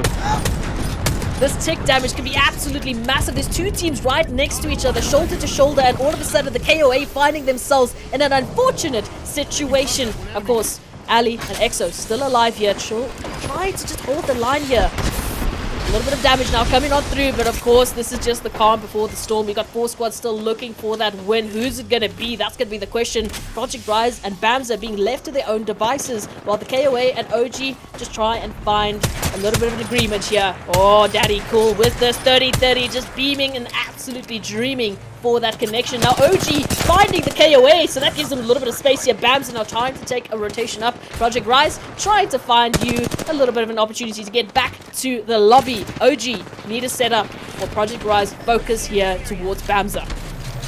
Bamza, again, not much shields on their side. They do have this Watson. They're going to put down the Watson, but he's taking so much damage. Hawksy's about to go down. They all need to redo their shields as soon as possible. Mel gets a knock onto Fortune. It looks like OG are going to try and res in that bubble, but the zone is pushing them out. Daddy Cool going to hit this bat as well. Again, Project Rise on the high ground. Really good position. Fortune actually decides to ape onto this team. They get 1 knock, they get 2, but 2 of them go down. It's left up to Jeeves. He's in a 1v1 situation with the... Oh my goodness, and Hawkey is still alive. He manages to clutch up, but now Project Rise on the high ground, taking shots at Hawkey. OG Fortune goes down. It's a 3v1 situation for Project Rise. Can they do it? This is finally their game. Daddy Cool finishes it off. They managed to get the win. They played, oh my gosh, they were in the perfect position every single time, and they played that so well. That's what we absolutely love to see. We got 4 winners, 4 different winners back to back in the last set of games that we're going to be casting, at least for now. The action is just jam-packed. Man, this group was so competitive, Cam. I'm literally shaky. I've been wanting this win for Project Rise for so long, and finally they managed to do it. Bamza doing such a good job to fend off Omnius Gaming there. Omnius Gaming obviously falling 3rd. And then Daddy Cool and the boys coming in to finish off that last play in Bamza. What a final zone for them. Their positioning was perfect. Their rotations were perfect. And they really deserve that win again. That's going to be a big push up the leaderboard for them. And also that confidence that we spoke about, you know, the confidence boost is going to be there. And they can finally... They finally taken a win. We watched them last night. They couldn't do it. They just couldn't get the win that they needed. And finally, Project Rise with some massive points and a huge win. I'm so ecstatic here for Project Rise. And again, congratulations to the rest of the teams that we saw taking a win today. We had ATK, we had Ghosted Herd, we also had Grease Gaming coming on up. And I mean, there's a huge disparity of points that we had, starting off this day. And all of a sudden, it's just getting neck and neck for some of these teams. Again, that consistency coming through from a few of the other teams are going to be finding themselves there towards those top spots. But these huge, devastating games coming on through from fantastic teams. I can't believe what we are seeing. Honestly, I just love that we're having this sort of, level playing field for some of the teams. Everyone is showing that there's a reason they're here and that they want to get into the diamond tier, but we are going to have to cut 20 teams. So it is going to hurt just a little bit. Hopefully we're going to see a few of the names we expect, as well as some that we didn't expect. I don't know. Who were some of the shining stars that you saw? Yeah, I mean, definitely. I mean, again, these teams are very stacked, and just seeing the lobby close up as it has now in this last 2 games is really cool. Obviously, ATK doing a really good job. Obviously, we're going to see the scoreboard in the next few minutes, so we'll be able to say exactly what happened with this lobby. They were on 72 points previously, so they were quite far ahead. But between 2nd place and 8th place was anything to play for, really. So these teams are, again, going to have a good opportunity. If they didn't perform how they wanted, they can go back to the drawing board now, quickly reset, and then carry on with more games, because we do have 8 more games coming up this evening, which is really exciting. And if they did play well, they can obviously run with that momentum and their confidence and hopefully continue to score really big points. So yeah, it's really exciting. Obviously, Snare and Tendo are going to be bringing you guys the action for the rest of the afternoon. Going into the evening, it's going to be nothing but absolute energy and extreme explosions in terms of Apex gameplay. Look, yeah, before we get into that scoreboard, we do need to give a shout out, of course, to our fantastic production, observation, and admin team that's been bringing us all of the action. So shout out to Wookie. I know you didn't want to shout, that up, but I'm going to give it to you anyway. And of course, shout out to Krim, shout out to Nobody, shout out to Casimir, who've been absolutely bringing us the action here. And again, we couldn't have done this without Esports. We couldn't have done this without EveTech, HB, and Omen sponsoring this fantastic event. And the players have been eating it up. They've been bringing us the action that we've been waiting for. It's huge to see these teams, really pulling up and showing us some amazing Apex legends. Of course, thanks to Africa, thanks to the beautiful teams. But I think what's going to be huge for, a few of these teams now finding themselves, like you said, that momentum. They're getting a win. We're spreading out the wins for some reason to all of the teams as much as we really can. And that does mean that they're setting themselves up great for tomorrow. I mean, they're going to have to get match point tomorrow. They're going to have to close it up. And this just shows that it's anyone's game. Anyone can take that final dub. Yep, they really can. And now we can see the leaderboard that has been updated to show you just how crazy this lobby was. My goodness gracious. So ATK landing up with 84 points. Obviously, quite a big victory for them. I'm sure they're going to be very happy with that. Again, still, there's so many other teams that are in, like the other 2 lobbies, Nibble and DNMK, winning 2 games each earlier today. That's going to be probably their biggest competitor. We then have in second the KOA, 1 point ahead of Ghosted Herd. 1 point separating these 2 teams. That's how close it is. And then Project Rise bumping themselves from 8th place all the way into 4th with 37 points. A top 5 team in this lobby. And Bams are just behind them. Also 1 point behind. And behind them, Omnius Gaming 1 point behind. So again, look at the top 8. 31 points is the lowest one, and they're all so close together. It's literally anybody's game to play for right now, and that's what we love so much. It's so competitive. It's so fun to watch. It's exciting. And again, GG's to all these teams. If you guys didn't get what you wanted right now, make sure to go reset, and you can bring it back in the next lobby. Oh, and of course, we still have 8 more games to follow. So, I mean, for me and Cam, our casting is done. We can go get some strepsils now, maybe some water, maybe some more Red Bull. I'm not sure. I know, Cam, you're going to be chugging down that monster after a game like this. But honestly, just congratulations. Everyone had such a huge performance. And of course, we are going to go into about a 30-minute break as we get set and as we set up the next set of casters, which are going to be Snare and Tendo, bringing you the hype.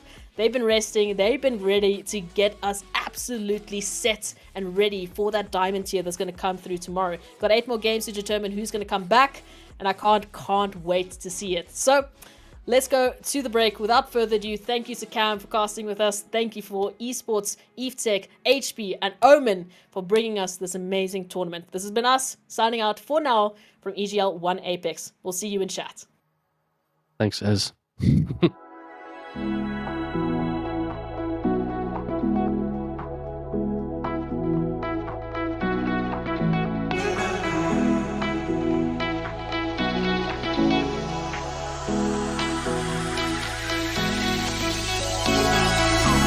Those hands and lights can't stop me.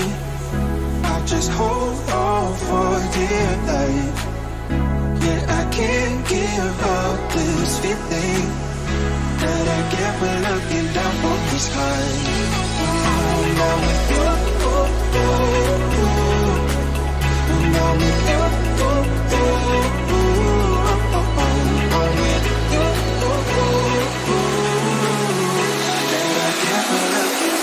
the sky.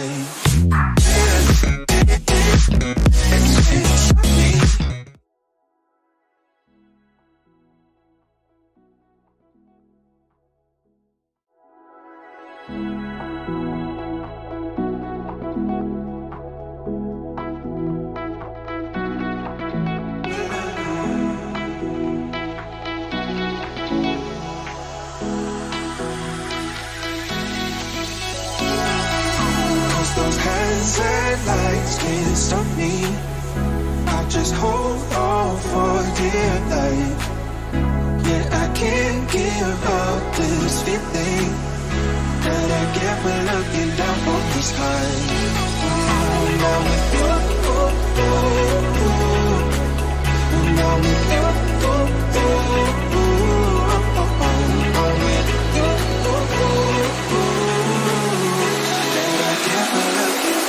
That's what you get for challenging us off drop, you know. Daddy Cool taking kill leader spot, 3 kills there for them. Project Rise, again, not even finishing in top 10 yesterday, so really wanting to pick something up because they are a fan favorite. There's lots of people that love Project Rise, and they definitely going to want to see them perform today. Again, another really highlight team for us. Did really well last night.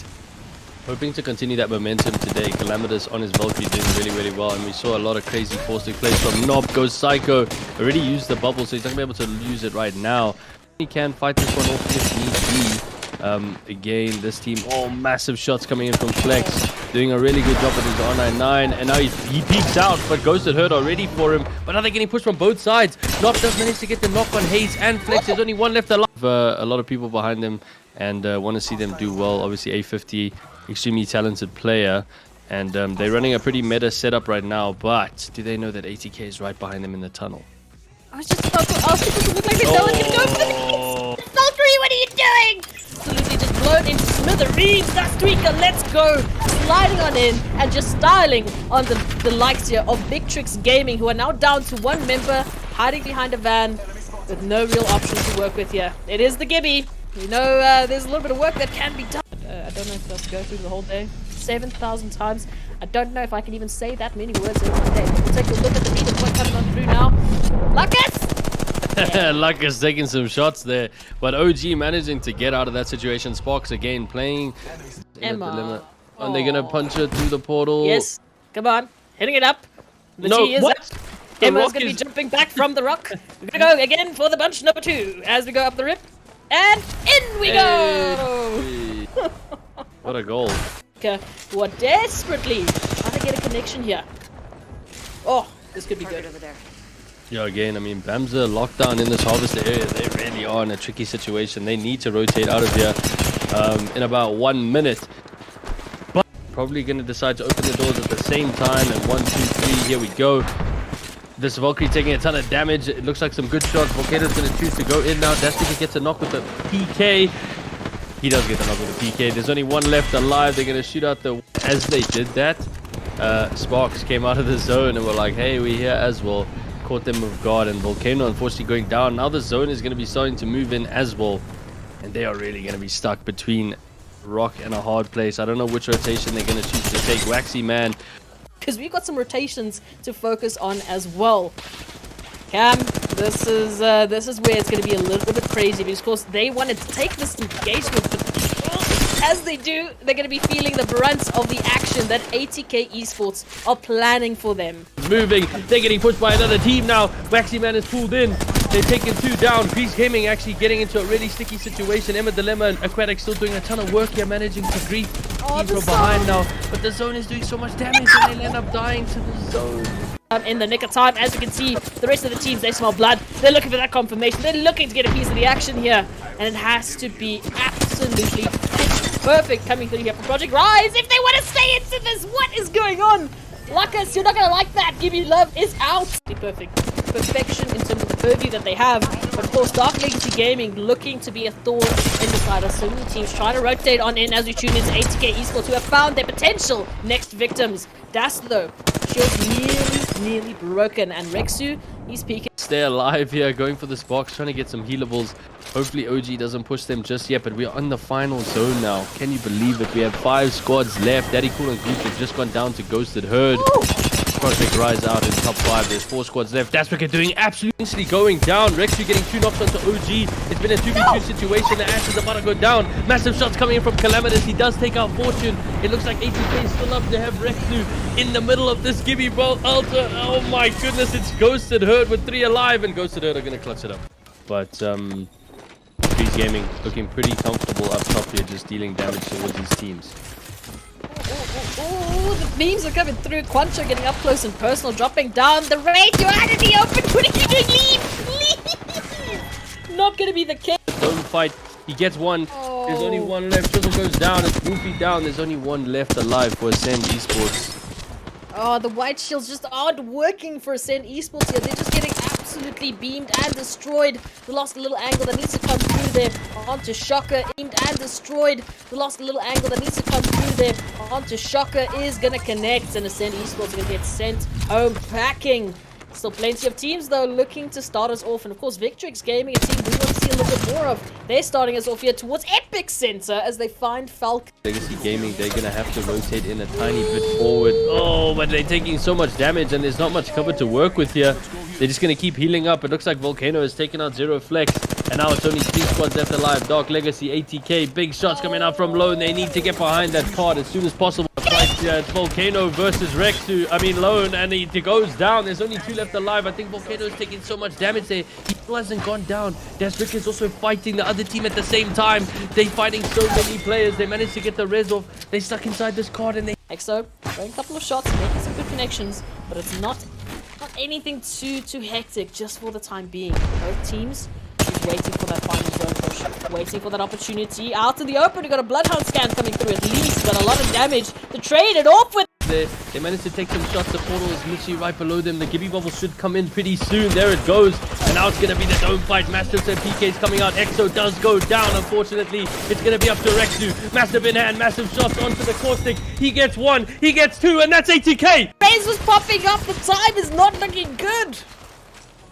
My goodness, Bamza actually just completely pushing Ghosted Herd right now. Ghosted Herd in a world of hurt, because if they go down here, they're going to be eliminated so early on. They really couldn't afford that.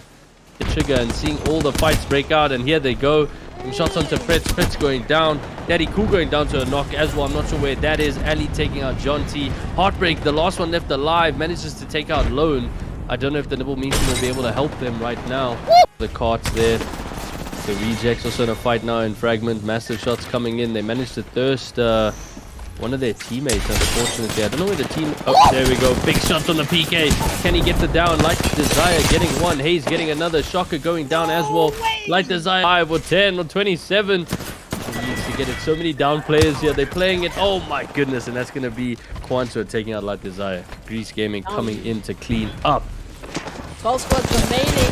Grease Gaming looking to find those final moments as from the death, and saying it's okay, enjoying. You can do this. We can wrap this out. 10 squads left. Great potential to play. Oh no! Oh, unfortunately for Enjoy going down. They had pretty much no shield, but they decided to take this fight right now. Rexu popping up with his Mastiff in hand. He's taking some big hits, and he's going to take this Gibby down eventually. Volcano helping them out. It's the She unit that are going to be fighting off. They've knocked one, and unfortunately they do go down to 80k. His teammate in an awkward situation. Hawkey has got the perfect angle on them. They're going to take it back into zone. Now they're getting really stuck here. Victrix in a really pickle situation. Russo going down. Hawkey doing some more damage. That's the second knock for them. They're going for the third. Hawkey, get out the zone. What are you doing? His team them. They're going for the third. Hawkey, get out the zone. What are you doing? His teammate goes down, and so does he, because he was playing in the zone. Kuzu lost his alive, and they died. No. They died to the zone because they got... Why didn't they rotate? Gaming in a really good one. So is Greece Gaming. Also 3 up, and the KOA as well. So we got a 3v3v3 duo. Yeah, and the duo is 80k Esports, who we know they've done things like this in the past. Huge beams coming through from Rexu. Just on the prep, the caustics are going to pop. The bombardments are coming down. It's Chaos that is reigning supreme on towards Fragment, and Dark Legacy Gaming, unfortunately, being the team to feel the brunt of the action. Yeah, it looks like this Valkyrie is repositioned on top here. Duo of 80k still up. So you best believe there's still a lurking team that's going to make everyone absolutely shaking their boots as Darkness go down. And Walking Artist looking to capitalize. Rex is still holding the line, trying desperately to make sure 80k is staying alive. But 80k go down. Greece Gaming, Dark Legacy. Who's going to be it? It's going to be Greece coming on through as Ket now needs to be recovered. Emma Dilemma and Aquatic still alive here for Nibble Meme team, finding a huge crack. But can they get the connection? The Peacekeeper shots coming on through. Bloodhound is down. Aquatic helping out Emma as they try and set themselves up here. But Aquatic now down, and all of a sudden going to be down to Emma Dilemma here for the Nibble Meme team. They both a little bit cracked. There's an opportunity here, but they're going to get this connection. Valkyrie going up high, going up low, looking for it, but no! Nibble Meme team is out. Let's go down to the gas. He manages to find a safe corner, but Redx on the upstairs area. Oh my gosh, Kabuta's on such low HP. I think it's a 2v2 situation. The Gibby ult's dropping. What is happening? This is all turned around for Sparks. They thought they were going to have an easy 2v2 situation. The back X section of launch side now also going for a fight. There's so many teams in this area. Cypress Heroes throwing out some nades. Slot taking a lot of damage. RD Fox also taking a ton. Oh my goodness, yeah, these shots after shots coming outskirts, and KOA also sitting pretty in the vicinity. Ascend is there. There's literally 6 teams on this small outskirts area, and I'm not sure what their plan is. Yep, no, that's the question that all of us are asking right now. Is The city right now, we see Ghosted Herd fighting the KOA inside Lava City, and also it looks like Ascend is in a bit of a pickle here as well with another fight going down. I see the likes of Project Rise and McKinsey taking out the She unit. Wolfie with some massive flatline shots onto the Octane RD, so they might be able to just keep running for a while. can't be look at saying RD Fox. that for the rest of the teams though, because as we see, rotations now coming on through, and the damage is there. Ibis Heroes down to 1 member remaining. Punch it out, Ibis. Oh no! They're getting challenged by the KOA right now, and Nop also going down. This is not good for the Ghosted Herd if they want to keep their second spot on the leaderboard. Massive shots going to be coming in for Calamitous. He hits 1, he gets Exo down, he does a 180, he gets 2. Oh, you just missed it, Radioactive Alley. The shields are being popped, the reses are coming through, but for how long? Wraith goes down. Russo now having to watch the calamities unfold in front of them. It's down to Elite Dragon, who's cracked, who's looking for that Wraith, who's looking for that Valkyrie, and the connection has to be made here. Oh! Nick of time, Troy and Fortune, they find a way out of that, but Jeeves will be out for the counters. Greece Gaming now looking for some bolt action here. Doing the damage, the devotion is huge, the turbocharger's in play. It's going to be all down to Walking Artist for Greece Gaming. One up.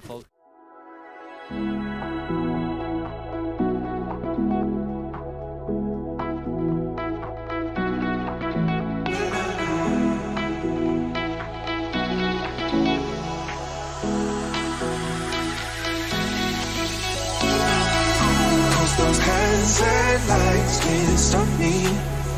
I just hold on for dear life. Yeah, I can't give up this feeling that I get when looking down from the sky. Now with you, now with you, now with you,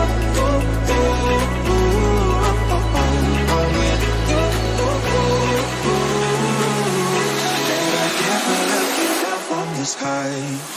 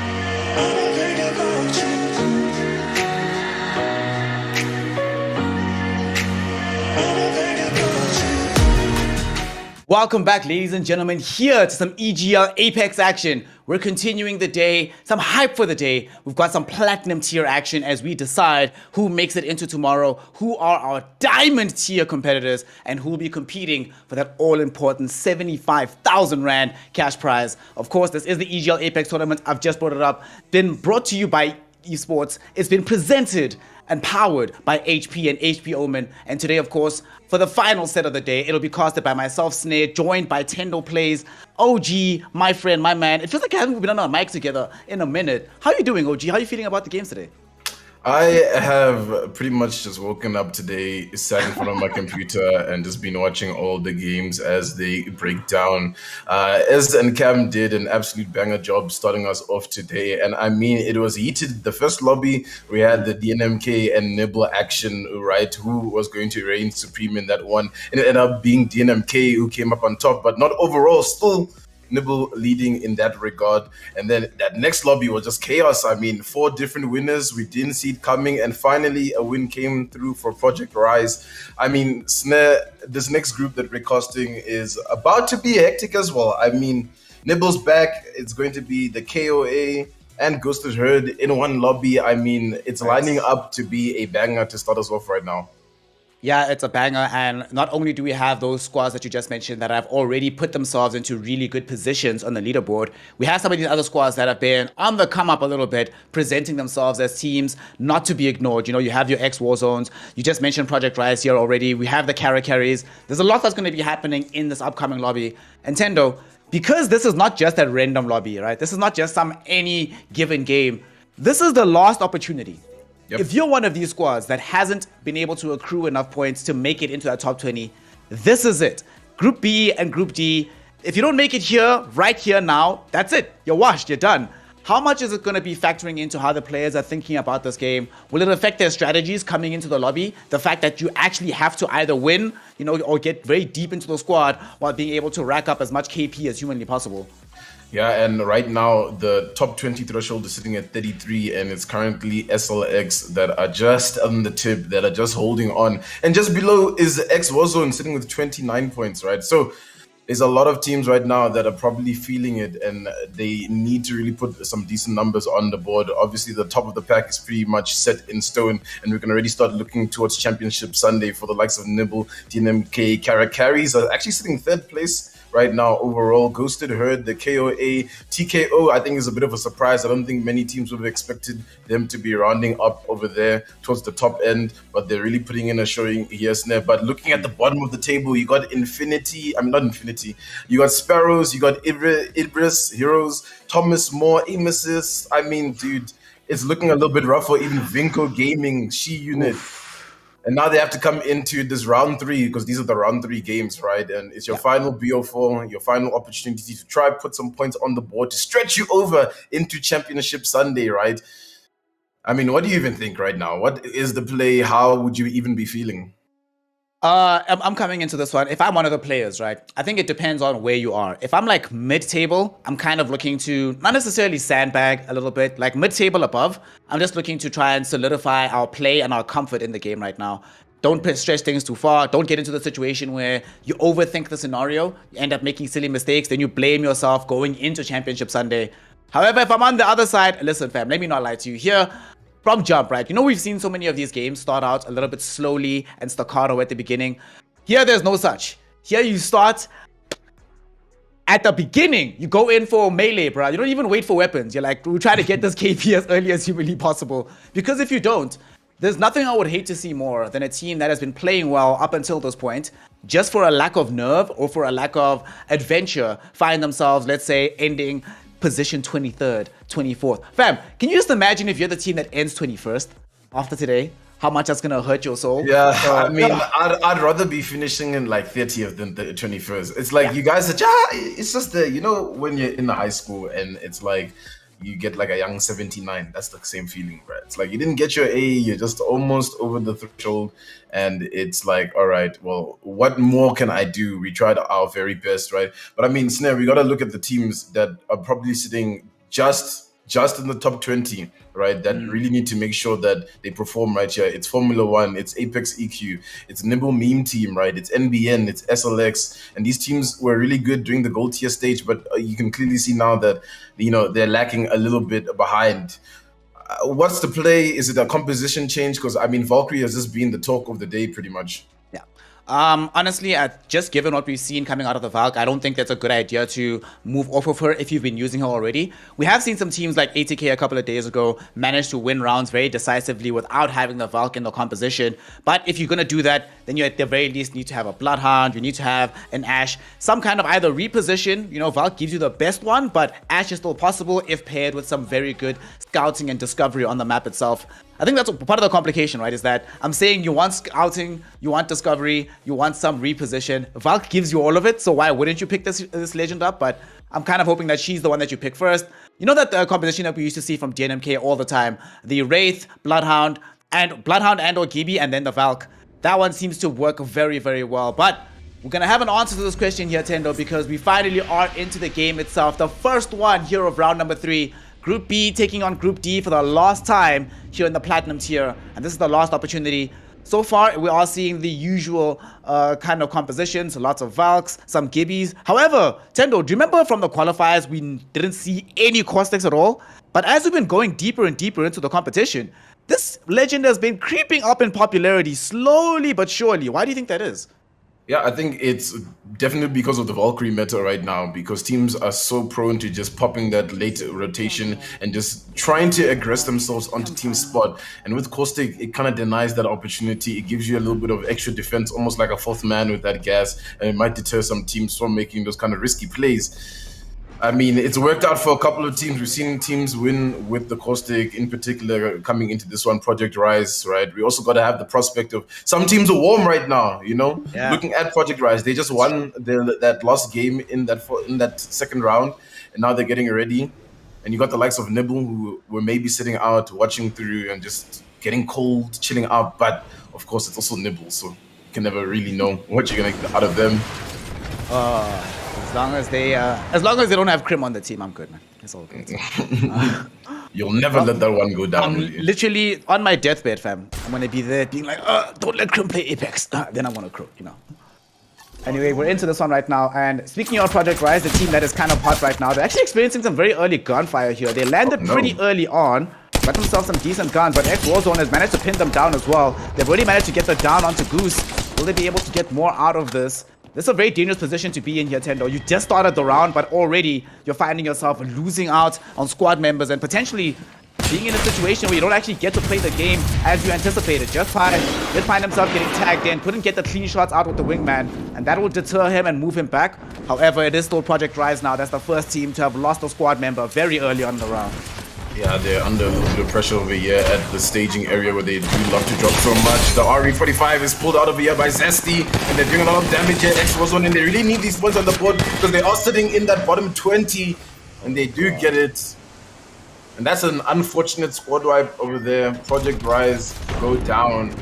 Yeah, and I mean, that's just Apex for you, right? That's the RNG factor. You go from the tippy top to right at the bottom, and there's still some action popping up over here. It's Ghost to the Herd, who have really made a name for themselves thus far in these Platinum tier stages. Also getting some numbers in. They are getting these numbers in against Persis, but Persis, the contest will continue up the hill as well. They went for the rares down at the bottom. However, that might leave a little bit of some vulnerability up on top. Doesn't end up mattering at the end of the day though, because Ghosted Herd good enough with their shooting and their aiming to eliminate the side of Persis.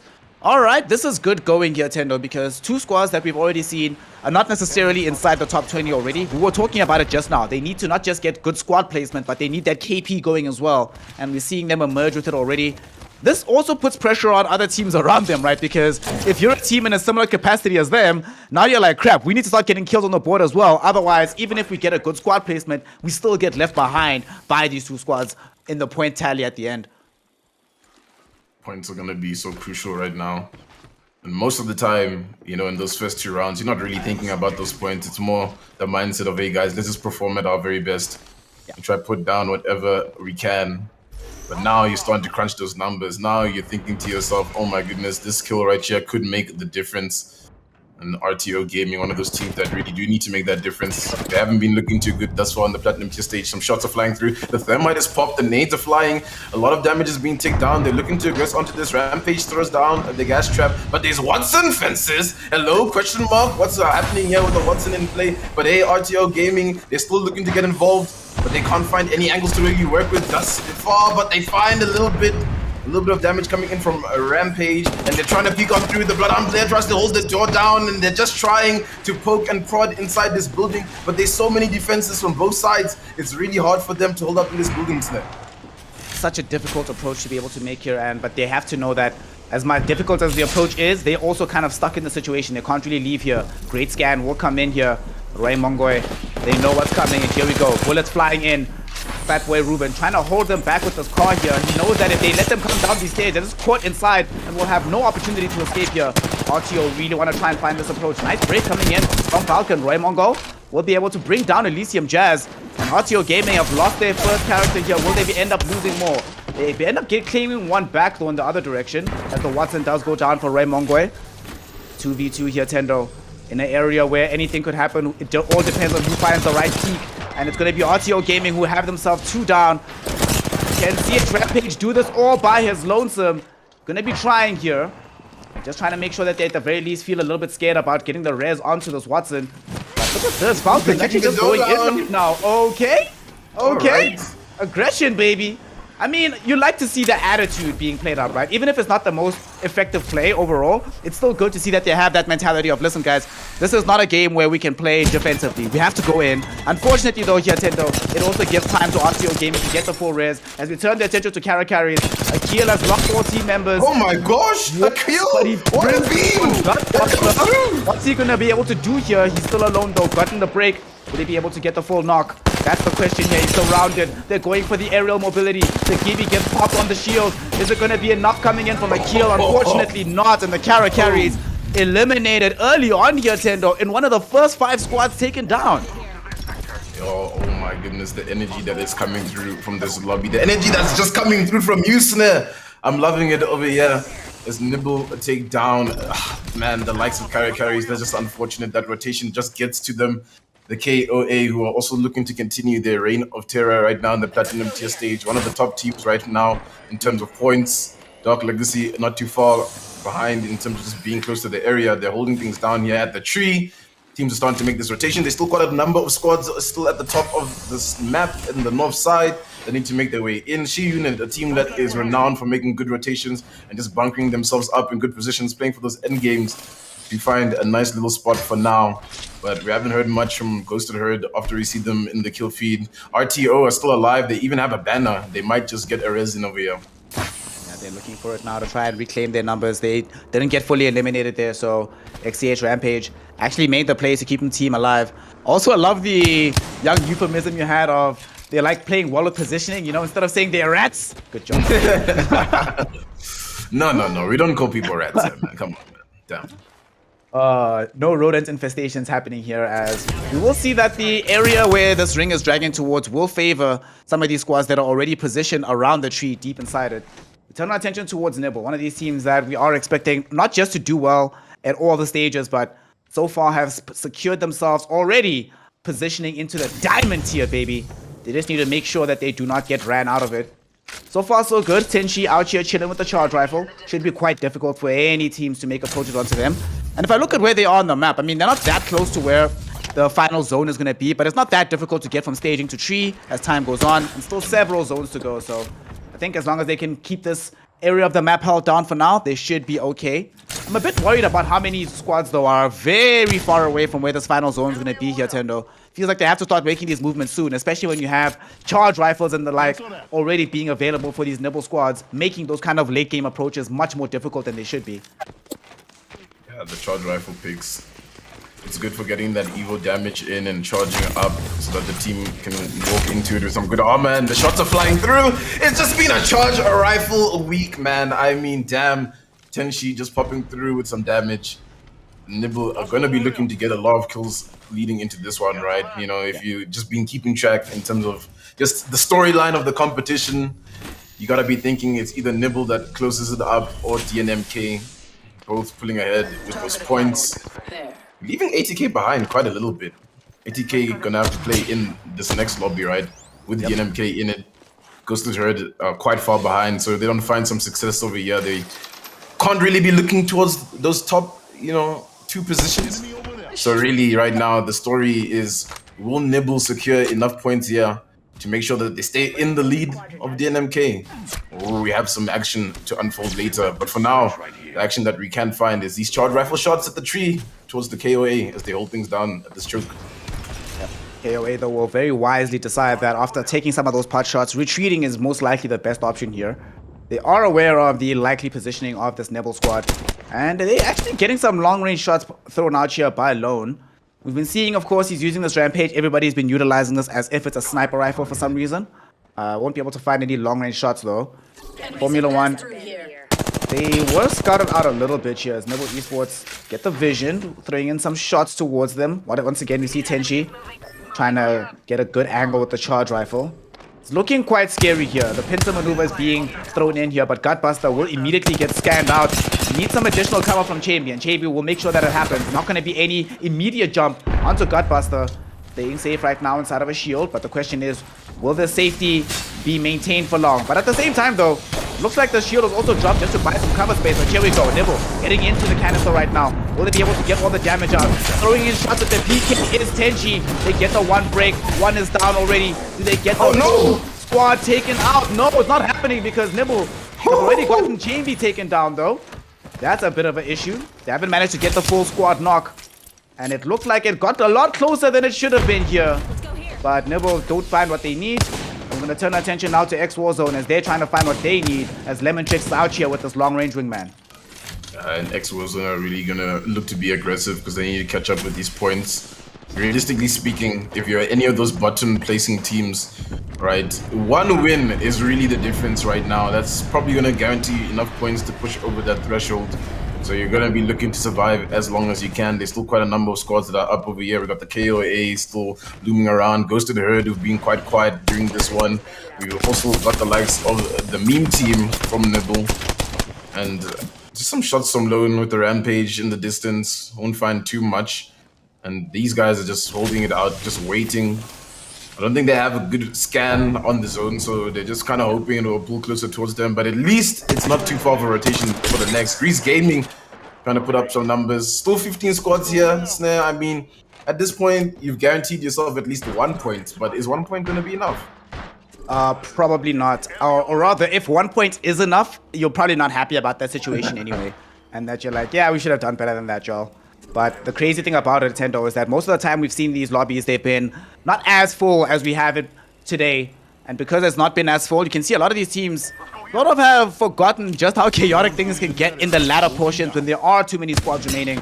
And we're going to start seeing, especially on round number 3, or with the ring enclosure, how much more chaotic things can get. For now, though, Nibble meme team, we take a look at them as Emma Dilemma. Hashtag no bias, so out here with the triple take, just chillin'. And it looks like this team as well is also playing the quote-unquote positioning game, Tendo. Not really that concerned with racking up KP, more concerned with being able to at least last until like the last 10 squads or so. Yeah, I mean, a top 5 finish is always some good points to put in the back of your pocket. It really comes down to those margins towards the end stage of this. And I mean, yeah, this is still that early game where we're still seeing a lot of teams trying to figure out these rotations, and they're winding up into areas, into fights that they probably didn't want themselves to get into. Charge rifle shots now flying from Tenchi as he mows on down that Ash player and transfers over to the Gibby player. Chambi following through with that knock. Nibble Esports looking to get aggressive on towards this position as the team is just trying to transition and get out of this spot. The Ash player is just jumping everywhere, writhing in pain, honestly. Get me out of here, as Nibble are just closing on down. And yeah, I mean, Nibble just doing Nibble things as usual. Yep. However, though, at the very least for the side of TKO, Inakoto on the Wraith didn't actually get taken down while all this was happening. So they do at least keep TKO as a squad alive. But it is more KP for the side of Nibble Esports. And they'll be looking to be the... It feels like they want to be the big bad bullies on the server right now in this lobby. Sitting on a bunch of KP. 9 kills having been claimed by the squad already. And they definitely are making themselves shoo-ins. Even if they don't win out the entire round, they might wind up in a situation where they get the most points tally out of it. KOA in the meantime, though, taking shots on loan. The Gibby doesn't end up getting popped there. Enough time to back off and get the battery off. Nibble Esports really wanted to be able to find that, but not going to end up being the case. And even though things are looking so good for them here, Tendo, they don't want to let up on the aggression. They're now making some movements here in towards the tree area. They know that that's where the entire map's going to be dragging towards. Oh, good vision for Tenchi, but the shot's not going to land flush. The last one does, but not going to be enough for a crack just yet. It is a triple take. No more charge rifle being utilized in that regard. But Nibble still have decent positioning here. Can they make their way onto TKO? Only one player left, remember, for the side of TKO, so if they are able to get that kill, Inakoto will wind up in a bad position. They're getting these shots out. Nibble, they really want to try and find this, but unfortunately, TKO can't run away. TKO gets taken out. Chamby eliminates the entire squad and puts Nibble even more ahead with more KP points for themselves. Yeah, the KP is really starting to rack up. And I mean, you gotta love these stages in the game, right? Because a lot of these players already have a story, and if they didn't have a story, they have it now. Coming through the gold tier stage now towards the end of these platinum tier stages. I mean, you got to love to see it, especially the likes of Ghosted Herd who are still alive. She Unit who have done so well to just try and hold on. And they need to keep on holding on. They need to find some more points, right? Because they're not sitting pretty in the leaderboard. They need to make sure that they can maybe finish in top 5 with a couple of KP. But Coastal Herd are looking to get aggressive onto this position. Nope drops on down and puts on a barrel. This just might get a little hairy for the squad if they can't hold up. But hey, for now, it just seems a little bit calm. Coastal Herd are just trying to find angles to work with. And there's a KP player there that's just not watching their back. And for now, they're up, but not any longer. Daniela Brew goes down. The massive shots are flying through, and they're just trying to get out, man. They just leave them alone. Ghosted Herd. Calamitous now follow through with that massive, getting one more, and there's just only a single member, and the punching is happening. Oh man. We're not even on Olympus and we're boxing, you know. It's not even the fight nights. Always fight night, my friend. That's quite what important. We look towards them right now. They're also involved in quite a bit of a little scuffle here, and they get a lot of shots out. Dark Legacy Gaming eliminated clean. That was kind of crazy in terms of the execution that came in from point 1. Didn't expect them to make it happen so cleanly, but they secured themselves some KP for themselves. However, they have drawn attention here. Not going to be the easiest thing in the world, because now we have a fight happening between the side of Nibble and the KOA. KOA know that they're being locked out here. There's so much damage coming in from Nibble. Gutbuster looking for the knockdown, able to find the onto horizons here using the R301. The question is, will they be able to get the full squad knock? Yes, they do. Not only the squad knock, Tendo, but the full squad kill. KOA eliminated. And the side of Nibble Esports keeping the point tally going, but they're not done just yet. There's still a fight that's happening around them. Whether they like it or not, they have to find themselves contesting against Point 1 Esports. These shots coming in from Kaiser will be able to, at the very least, break several of the opponents, but unfortunately, Tenshi too good at the shots, knocking down Horizon Days. Chamby taking out Kaiser, and now Blexy has knocked down Buttbuster, but it ends up not mattering because Nibble good enough to get the full squad kill. Once again, they are in pole position, and somehow this action is still going here, Tendo. It's still going, and you can't believe what's happening, because now Ghost of the Herd have joined the party in, and they're looking to ruin the day, but there's just so much damage flying in and around the area, and the zone is about to pull on in. Oh, you're not gonna get the one of Jambi, unfortunately, as Ghost Cycle swoops on by with these teammates to clean up Nibble Esports, and they come out 10th position. That's unlikely for them. Wait, no, actually, Tenchi's still up. Tenchi's still trying to fight for the team. He's got a PK in hand. He's taking these shots. He's hitting them. He's getting knocks, but he won't stay up any longer. Ghosted Herd, take him down. 7 spots now as the zone is about to close on here at the tree. Things are getting hectic, and if you're Grease Gaming, you're just hearing all of this happening and just like, hey guys, yeah, you know, we're kind of good in here. We're not trying to really, you know, move. We're just chilling. Oh no. Glad we're not. You know, sometimes you hear there's a party that happened and you're glad you weren't invited. You're like, thank God, man. That he didn't want to get involved. But the big winners of that entire engagement are going to be Ghosted Herd. Now they've gotten themselves up to some incredibly high KP themselves, sitting overall on that 12 score. The question is, can they maintain this going forward? Only a few squads left inside of the lobby right now. 7 in total. Not all of them actually have the full complement. We're going to have some shots flying down here from Ghosted Herd. We see Aim Assist looking for a way just to try and rat this out. When you're sitting with 2 members in your team, you know, you're probably best served not really trying to find massive engagements. Wait until the last possible moment before you reveal yourself. And for now, it seems to be working out for them. You know, leaving all their action to other squads. Unfortunately, though, it does mean that they haven't really gotten themselves much KP themselves. Only 1 kill for Lupi Booga. That was, I think, Nibble's worst finish thus far in the Platinum tier stages. They're renowned for making it all the way till the very end. Even starting things off, I remember with Chandy playing as a solo to make it all the way towards the end, so that's gonna be devastating for them. They'll be looking to regroup, but the team that needs to definitely regroup and get their things together is Ghosted Herd. Ellie, Axes are down to just Cyberstorm, who has to just make this exit and get out of this position. And just try and garner a couple of points moving in towards this end game. It is zone 5, 30 seconds until the closure. Nibble meme team are stuck in that spot, and now they're getting burnt out over here by Aim Assist 2.0. They gotta be careful, the shots are flying from above. and there's no real cover for them to work with. Okay, the drone has to be expended, but then there's just a Kraber from Elementrix from the distance, and look at Loopy drop down in with the R301 to capitalize on all of this damage on top of Nibble meme team. They're in the world of Bird. They're gone. They're shifted out the lobby. There's more fights breaking loose. Amos 2.0 get their party. It's X Warzone who need these points on the board to make sure that they can guarantee themselves into Championship Sunday. RTO Gaming looking from the distance. Woo! RTO Gaming happy to look from the distance. Early access happy to try and rat this one out as they've lost practically everybody except for Cyberstorm. Now Ghosted Herd though, they're feeling it. They're starting to get that momentum going, Tendo, and want to see them try and find a kill here. Big ultimate getting dropped down by Ghost Psycho. It's a bit of damage that they have to deal with that they don't really want to have to.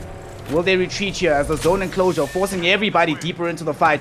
X-Warzone will finally have to reveal themselves. Great shot coming in from the Kraber. Gets the crack, but not enough to get a kill just yet. A little bit of a problem here for Lemontrix. Would have been great if they did get that knock, but ends up not being the case. Zone closing in now. They have a portal to retreat beyond if need be. They would like to not have to use it, as Lemontrix would just like to be able to find a good position right now. Get off these longer shots with, but at the same time, Ghosted Herd, they've seen exactly where X Warzone is.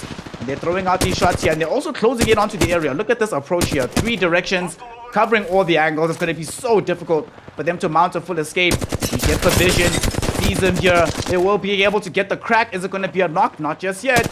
Ghost Psycho though, trying to help out from long range with the damage. Not going to be enough for this just yet. Does seem like they do get the kill onto Lemontrix and Zesty though. It is enough. X Warzone is gone. And Ghosted Herd, they're not done, Tendo. They still want to get out more damage on the field. Yeah, and everyone just seems to be in a third-party mood right now. They almost took down Nope, who is currently the kill leader in the lobby. That would have been detrimental for the team of Ghosted Herd. But now look at Calamitous peeking from the backside over here, doing a lot of damage, but the dome is going to be popped. It has to be expended. The zone closure is about to happen right now, so these teams are going to be feeling the pressure stacked on top of each other. It looks like Ghosted Herd have the positioning on top of the high ground, so they'll be able to just capitalize from just waiting things out a tiny little bit. But there's an ulti coming down. It's the defensive bombardment that they need to be afraid of. And look at this, and the axis is up. It's just Cyberstorm who is just the goat in this situation and drowning out these kill points. I'm not these kill points, these placement points, because he's surviving for so long.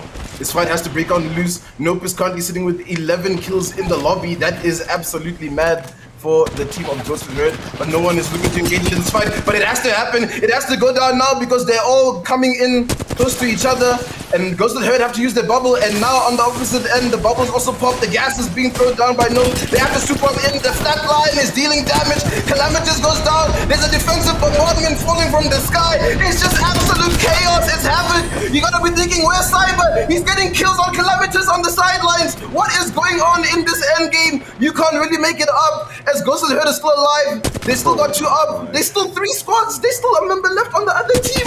Why has no one died out yet? Why are they unable to close it up? Snare, what do you even make of this? Oh my gosh, what I make of it is just absolute madness. We see early access him and playing against Cyberstorm. He eliminates Elysium Jazz.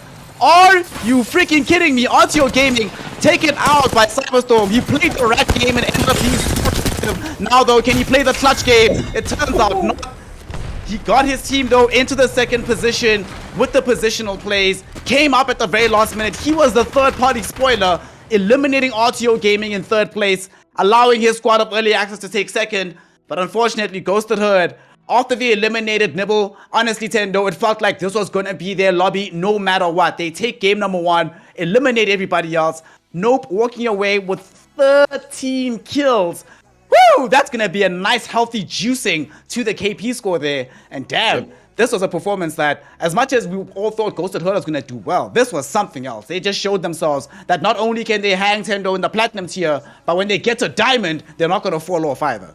Yeah, and this is the scary prospect, right? Moving into this diamond tier stage, right? You're starting to see the teams get a little bit more confident, get a little bit more experience under their belt, and just handling end games better. And I mean, if you're looking at Ghosted Herd, the arc and trajectory of just how much they've improved from the beginning is quite tremendous. I remember watching originally Nope and Calamities just trying to survive in an end game out in the epicenter area. I think we were casting together that one time, right?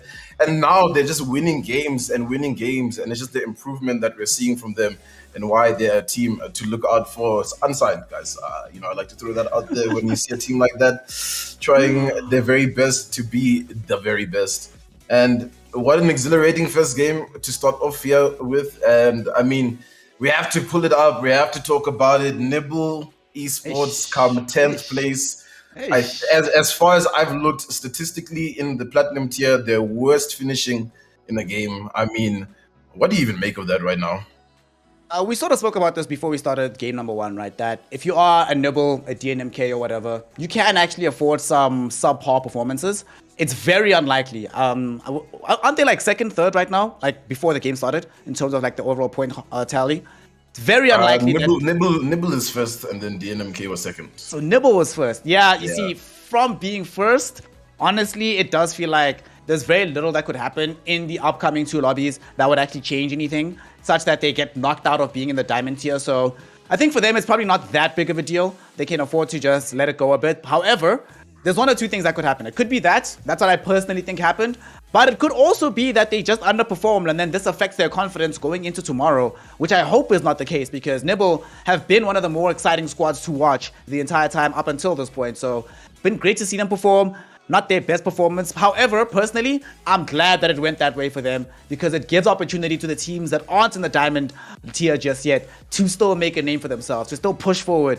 And because if they end up getting taken down 10th, that's a lot of empty points available for those top 5 squad placements. For example, for teams like RTO, for teams like Early Access, who just rat things out until the very end.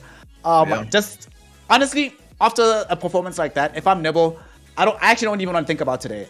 I want to just start thinking about tomorrow and be like, you know what, y'all, let's not try too hard. Now, if we invest too many emotions into today and it doesn't go well, then suddenly tomorrow just seems so much more difficult than it needs to be. Yeah, but I mean, you also got to remember, right, coming into this, if I'm not mistaken, I might be wrong, right, but with most match point formats, there is still seeding that takes place with these teams, right? So you still want to make sure you're finishing right at the top, because they might be leading into tomorrow with an advanced placement of, usually it's about 10 points if you finish first, and then it starts to count down from that. And that's a big advantage, because just the way match point works, it's so difficult, especially to close out games when anything can go wrong. Any team can realize that, hey, that's the team that's on a match point. We need to make sure we stop them because we don't have enough points and we're not on the threshold, or we're not in a good spot to win this one out. We need to grieve, because that kind of stuff can start happening. And I mean, yeah, we'll just have to see how that one works in towards tomorrow. But for now, you have to be focused right now. If you're Nibble Esports, it's like, all right, guys, we need to just bounce back and totally dominate this next lobby, because that's just what we've been known for. I mean, the storyline for them right now, they kind of need to like solidify and prove themselves tomorrow, at least as the best team in South Africa, you know? So a game like that, they'll have to look past. But yeah, some teams that I thought were going to do a little bit better. Project Rise was a little bit rough for them. I think TKO didn't do the best. Carries, I mean, it was a rough one for them. Yeah. Yeah, so that was not easy. We've gotten confirmation apparently that there is not going to be any advanced points for tomorrow just yet. So that does mean, which makes it interesting. So it's just chilled. It's fine. just the lobby. It's just the lobby. That's That even makes it the match point format even harder now, because everyone's starting on 0. So you can find a situation where you get even the top seed team coming through, maybe dropping a big 20-something point game in the first match.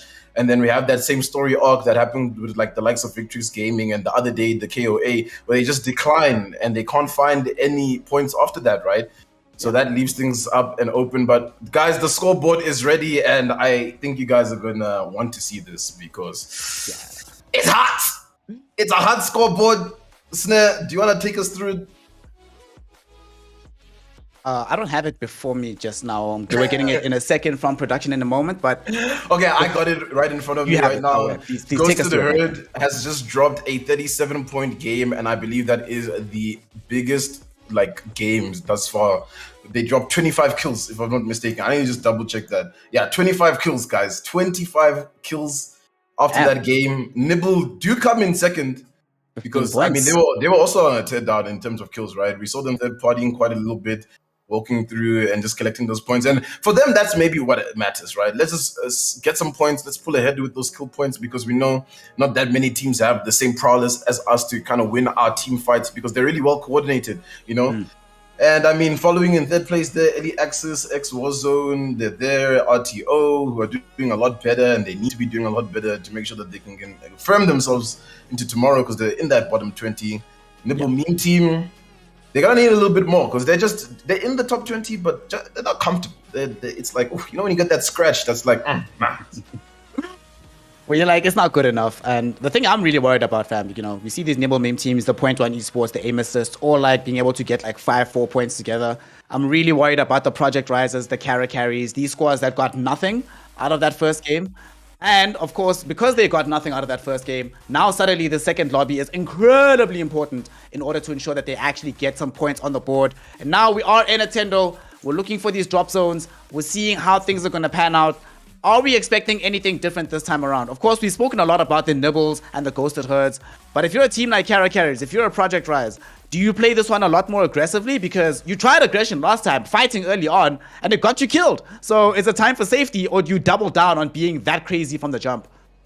Yeah, I think there was a lot of fighting that happened there, so it might be the time for safety. It might be the time to make some good decisions in terms of your rotations. Oh, this is interesting. Project Rise has decided to drop Climatizer, but there's a team nearby them. I believe that is TKO who have been dropping at Climatizer for most of the time. So that might be a contention that will be interesting to see as they get closer and closer to each other. I mean, this is indeed TKO who are around the area. Charge rifle in the hands now of the Ash player. So, I mean, this is maybe going to be another situation where Project Rise find themselves going out right in the beginning. If I'm not mistaken, they came either 18th or 19th in that last game. Yeah, it was 17. But 17, they were tied. I mean, it was a 5-way tie, like from 16 to 20. So. It's all good. Oh, not the greatest start to the world, but I saw the Kara Carries finding themselves in a bit of action, but I think that answered our question because they literally started getting shots out from Caramel Gamer, and then they were all like, what are you doing, guys? This is how we died last time. Let's just let this one go. So, you see TKO, they got fairly deep last time around. We see what they can do here. No kills just yet on the board for them. They do manage to fight past the shield. They're getting some great shots. They've gotten a crack there. Will they be able to get a kill is the question. And I think maybe for them, they also need to start considering whether or not it's worth it to try and take these early fights before you can guarantee kills just yet. Or they really want to try and find this, looking for these shots. Project Rise end up losing out on their Gaby first and foremost. With the 2v3 scenario here, Daddy Cool also gets eliminated. And that's going to be that as they lose their Valkyrie. 3 taken down. Finally, it's going to be here a full kill happening onto their squad. And more importantly, this is some good KP going the way of TKO. You know, very rough time and a rough outing last time around, but nowadays, you know, getting some good kills. At the very least, guaranteeing you're not going to be placing in the bottom squads here. Yeah, TKO just outside that top 5 as well. So those points will be really good. And I mean, Project Rise, we have a lot of question marks right now because sometimes they can just come through as one of the most dominating teams in the lobby, reading some good rotations, getting themselves in good positions, and then things like that happen. So there's still 2 games to play for them. We hope that they can reset. Lava Fisher is where this one is going to be ending. Okay. Will be quite interesting. I see Nibble Meme team is already towards that area, so they'll be starting to bunker up. There's a big fight to score here. Goes to the beam that comes through from Psycho onto Bebe. And they go down. And I mean, they just cleaned that one up quickly. It's Infinity Laggers. And actually, I think Infinity Laggers are one of the teams that are just not having a good time in this one. I think they are the bottom team as it stands. Yeah. And I mean, yeah, it's gotta be rough, man. You know, I mean, this is what happens in these kind of stages as well, right? You still have these really stacked lobbies, these really good teams, but there will always be a cut above the rest. Yep. Unfortunately, hierarchy does start to assert itself when we get to this portion of the competition, and that is going to be them. They only got 1 point in the first game. Now getting nothing from the second. It's going to be extremely rough for them. The question is going to be, though, how things look for the rest of these squads. We see KOA for now. They're the ones that we're going to be highlighting at the moment. Doesn't seem like there's going to be at least for them, their positioning is okay. As we take a quick peek back onto TKO, they're still stuck in the same area they took their last fight in. Looks like they're having a little bit of difficulty advancing beyond this area. Sometimes you see these teams having a rough time rotating out early, and Aldi throwing out these wingman shots, trying to play the Wild Wild West game. Not going to be a game that he's winning though. Loses out on a lot of shield there, has to retreat to try and get off the battery. Well, the question is, will they be closed in on though? Doesn't seem like it, at least for now, as they decide to barricade themselves in. You know, sometimes it's like, well, if we can't beat them outside, we'll try to force a fight indoors and hope that that actually works out better for us in the long run. I like this lobby in terms of just being a nice little example of what could happen tomorrow. You get Ghost of the Red coming in hot with that 37-point game, and for them, realistically speaking, right, the second place with a couple of KP would put them on match point at this point if they were to do that in this game. But we'll have to watch right now. Warzone are just trying to stay alive. It's Zesty with the master shots, finds a knock already, has to just try juggle around the vehicle, and the Bloodhound pushes on in. Oh, no. The Mastiff is held. It's gonna be a dome fight to remember for the team because they need to stay alive, and stay alive they do here. Warzone are gonna keep on fighting. Zesty clutching it up. Shout out Zesty for the big clutch there. Coming through amazingly for his team, eliminating the Roy Mongols. A team that also did fairly well last go around. And after this year, they'll be so happy with that kind of a performance. Gets the whole team back on position. And it's just good for your confidence going forward. If you're a team that's a little bit on the outs, as we've known Warzone has been, this really, really helps buttress your ability to feel that you can perform highly against some of the Nibbles and the Ghosted Herds that are in the lobby right now. Speaking of Nibble, we see them making an approach to where Grease Gaming is. They know that Grease Gaming is up there at the very, very top. The question is, will they try to make the full approach, try to find this kill, or are they just content to let the timer just wind down, let these zones get a little bit closer? I mean, given how this last round went, they were going insane on the killing, but might not be required for them to do 2 games in a row. They might decide instead, but instead, oh, nope. It is actually required here, Tendo. They're not going to let aggression go while they can make it happen. And they're going to try force this one in. Chambi did drop in these canisters here, creating a little bit of cover. They found themselves on the roof. Tenchi losing a lot of damage and HP here. Going to be very dangerous here for Tenchi. The Gibby is falling very, very low. Needs to retreat and look for the battery. Grease Gaming might be on the chase. But nope, they're going to take their time not to chase, but instead to retreat. They actually don't want this smoke against Nibble Esports.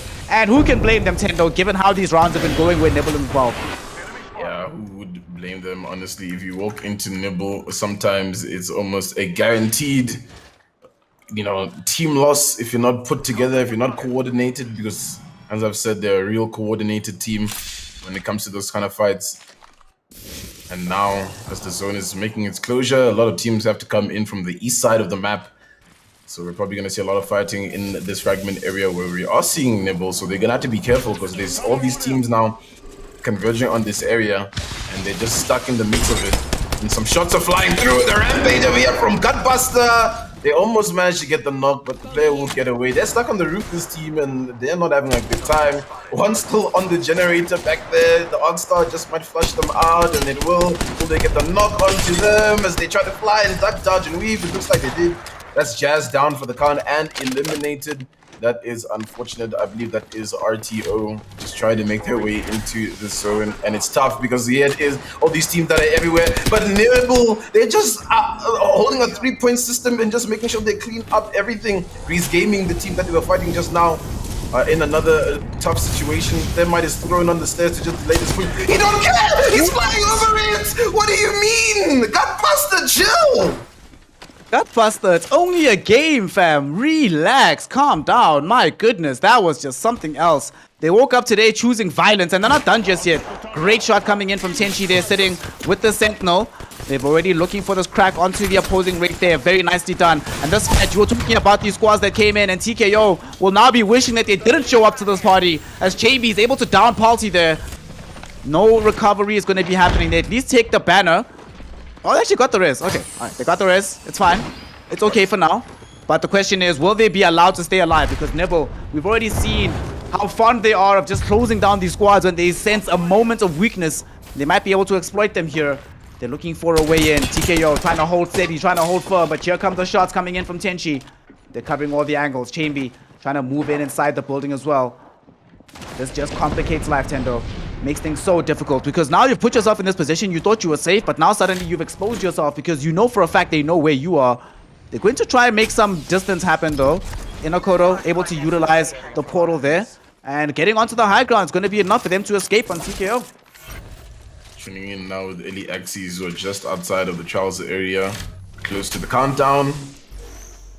They're looking to engage into a fight. Whoa! Call him Kobe because that is a hit. If I've seen all of that nade, they're looking to aggress onto this. The shots are flying. Will they be able to get that knock and capitalize on it? The defensive bombardment is also being expended in this situation. They're out in the open field. It seems like there's another team on the opposite end as well. So any access to need to be careful if they're going to be picking up this fight. Unit 7 seems to be on the opposite side, cleaning up their kills. And I mean, that's just unfortunate. You know, you do the damage and then someone just swoops around and is like, no, it's us. You're not getting a knock, you're just getting an assist today, brother. Nothing more than that. Thomas Moore. They've lost Shadow here. They're trying to get around the mountain area. Kidokog taking quite a bit of damage. It's a very dangerous place to be. Early access to looking for the full squad wipe. Not content with just getting the one knock. Doing some shots downrange is RSA here with the R301. Has the wingman as backup. We've been seeing so many players cracked with that down the range. The question is, will you be able to get into a position where you can find these kills proper? The scan will come out. It's not going to be landing properly though. Or at least it doesn't open up space for them to make the approach they really want to. So, looks like they're going to let cooler heads prevail. I mean, last time around, Cyberstorm got top 2 just by being able to play the patience game. So, we might see them decide to do the same thing yet again. As they just go for this reload right now here, Tendo. Play it safe. Rather wait till the very end. You know, get the squad points are more important than the KP right now. Yeah, and LE Axis are one of those teams like X-Warzone who are just creeping into that top 20. So the longer that they can stay alive, the better for them to find themselves into that diamond tier stage. Over here, guys, obviously this is the EGL 1 platinum tier stage before we get into the diamond tier stage. Powered by none other than Evesports, sponsored by HP and Omen. You know, we're having a good time over here. It's a Saturday afternoon. It's me, Tender Plays and Snare, bringing you this action. The zone's about to close on in. Teams are feeling the pressure as they have to pull on in. And I'm thinking Nibble Mean team right now. They've been chilling the entire game, man. Just like, wow, man, we got this. Carries, we haven't heard much of Snare. What do you think they're up to? Yeah. They are trying to sort of fix what happened last time around, you know. Early aggression didn't pay off, so they're taking this much more slowly and casually. And whether or not it works out for them, I think has a lot to do with where they can find themselves being relocated onto when they do have the timing to utilize this Valkyrie properly. But where they are right now is also quite nice, right? They're going to be at the edge of the zone right now. They're way to the southwest of that lava area, so very unlikely to get found out here. She unit, unfortunately, not having the same luck right now. They've already found one getting down on Misfortuna. Carnivore, seeing what can happen here with the PK. Not going to be good enough with the shooting, though, so we'll decide to rather retreat. Wise decision to be made. Unfortunately, though, things are not looking super easy overall for the side of She unit because Rto Gaming are looking for an elimination here. They have the higher ground advantage. The question is, can Elysium Jazz find the right shots as the rest of the team are still shielding back up before they can make this movement inside of it. Even drop down a Gibby ult just to try and make sure that they don't get enclosed upon while they are recharging all their resources. But now that they're feeling full, they'll decide to make an aggressive move at some point or another, if they can find them though, because Carnivore is running very far away, but runs right into the opponents, gets shot down by just alive in the zone. Oh my gosh, I was holding my breath for that syringe. As Sam's is gonna stay alive for just a little bit longer. It looks like Carnivore's down for the count. RTO are looking to get aggressive and make sure that they can continue to get these very well needed points that they need. And look at that zone where it's pulling in towards the lava fissure. It's going to be so tragic for any teams that find themselves on that low ground where the lava is. TKO, a team that's just... Oh no, they're up against Nibble in this situation. Oh my gosh. This might be dangerous. This might be dangerous for TKO as they're trying to swoop on in to take this fight. The shots from Chambi are good to do a lot of damage, but Gutbuster as well as taking out the Lord. And look at Inakata swoop on in. He's trying to be a mastermind in this craft, but he's not looking good. He has to TP out. And now Typo comes through, has to pop the dome. It's just carnage, chaos.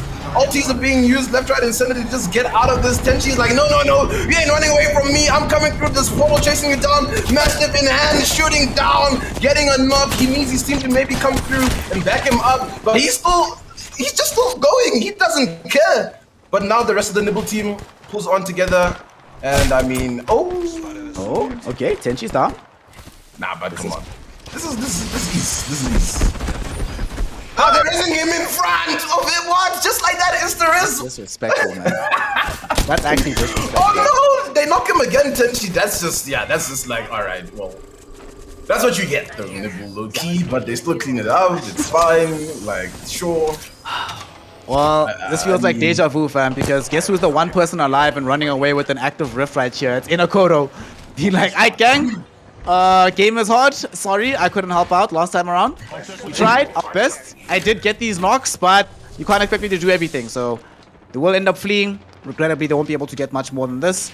And now it's going to be down to them on the side of Inakoto to see if they can just survive. But unfortunately, they've ran into some interference, so need to try and get away once more. And now that we see this map really closing in, look at that southern area just before Lava Fissure here. How many squads are all stacked up? It looks like a fight is inevitable at this point in time between the three squads that are going to be sitting around these containers here. The question is, will Nibble Esports also decide to come back and say, hey, this might be some free KP for us as well if we get involved in this fight, as we generally tend to get involved in every fight on the map. Nibble loves to hold out on Valkyrie deploys. They don't often use it. They like to traverse the land and look for those kills. And they usually only use it as like the last resort to make their rotations. It looks like Ghost of Herd is stacked on top of two teams. I see Rto is within the mix down there, close on by. Dark Legacy, the Devotion is spinning up, but not spinning up fast enough to do enough damage. And Zelly is gonna go down to the hands of Nope, who was the kill leader in the previous game and still looking to be a menace in this one. Note though, taking up a lot of damage as well as Calamities. They need to be careful here. Ghost of Herd, they are on the low ground coming into this next zone, so it might be detrimental to them.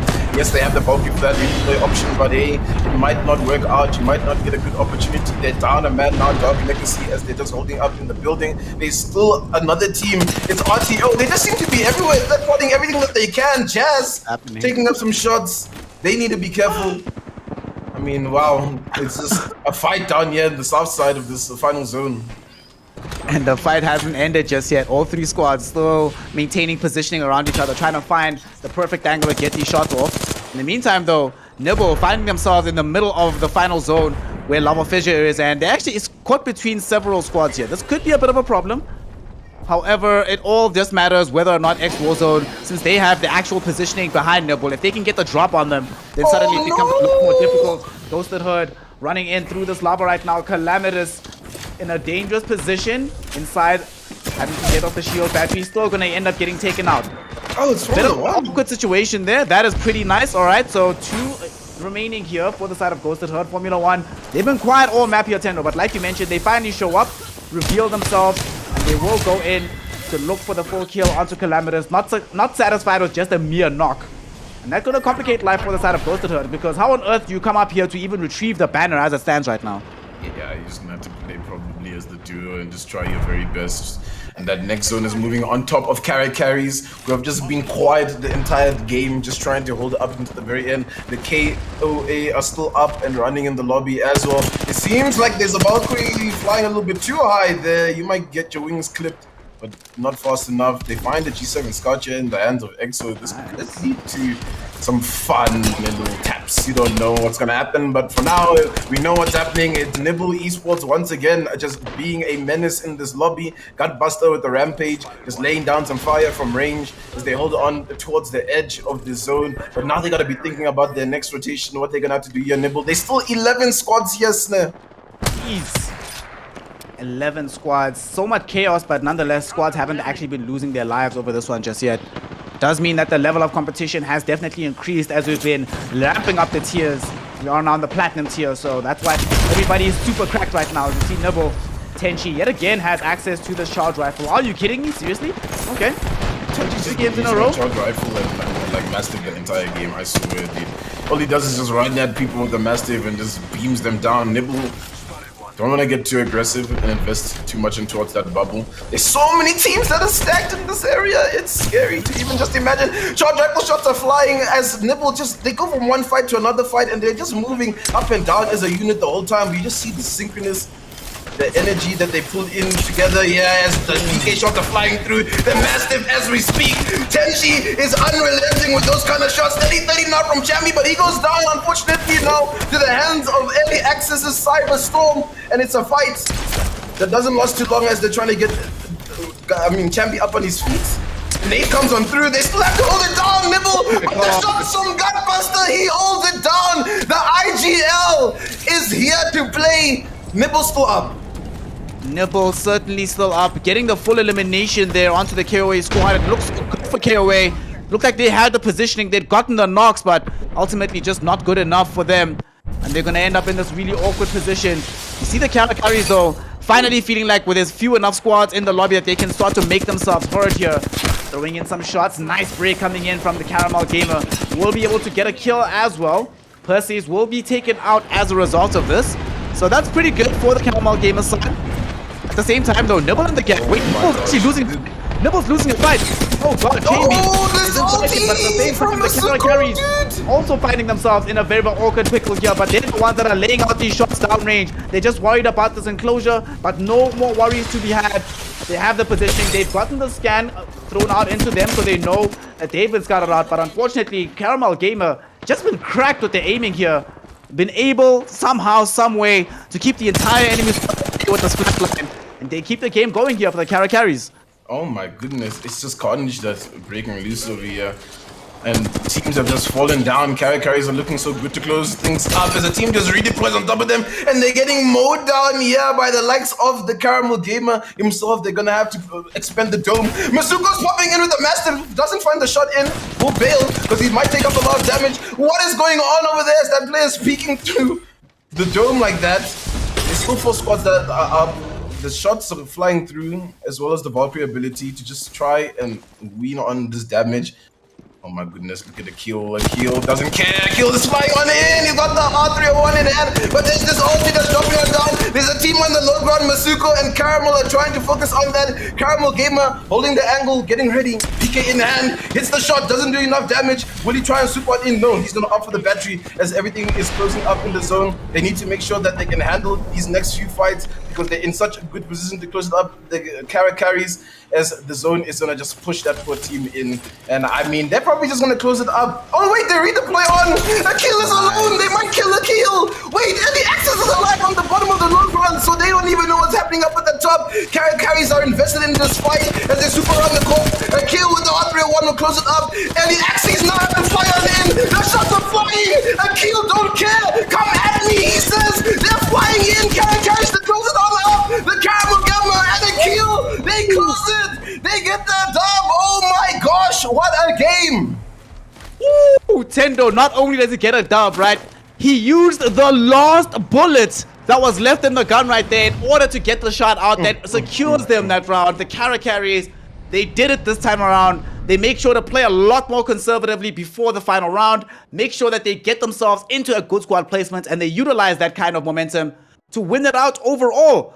Coming away with also 12 kills in the process there, Tendo. They played it so much more patiently, and it works out for them. Unfortunately for the Nibble side, because they decided to also go so aggressive in the last like 5 minutes when there were like 10 squads left, they yet again don't manage to make the top 5 placement here, Tendo. So twice in a row, Nibble having their worst showing that they've been able to put out in the Platinum tier so far. Yeah, it's a little bit unfortunate, right? Because, yeah, there's no advanced placement points leading into the match point format tomorrow. So it doesn't really matter where you finish as long as you're in that top 20. But you're still going to be feeling a little bit gutted if you can't close it up as that first position team after you've been dominating so much. But they are dominating the lobby in their own way. They're taking up fights. They're winning these fights that, quite frankly, I don't think they should be winning, but they are closing them up. I just think, you know, the positioning of some of the other teams has just improved over the course of the Platinum tier stage. So they're just finding themselves in these awkward rotations. But I mean, carries are now the topic of the hour. And we had this situation against, you come in from a dub, goes to the herd. We're looking at them. We're like, hey, these guys, they're performing so well. You know, they're putting some good numbers up on the board, but they go out early because sometimes we just can't predict everything that happens inside these Apex games. But carries, they were just positioned in Lava Fisher right from the get-go, right in the beginning, and they only started popping off right at the end, and that's when it really matters. Yep, they come out when it really matters. They get themselves the win when it really matters. And as a result, they'll be walking away with the lion's share of the points from that particular game. Whilst we are having a little bit of an update to the score sheet to present to y'all who's standing at the top, this is a time, an opportunity to not just celebrate the winners inside the lobby, but to try and become a winner yourself.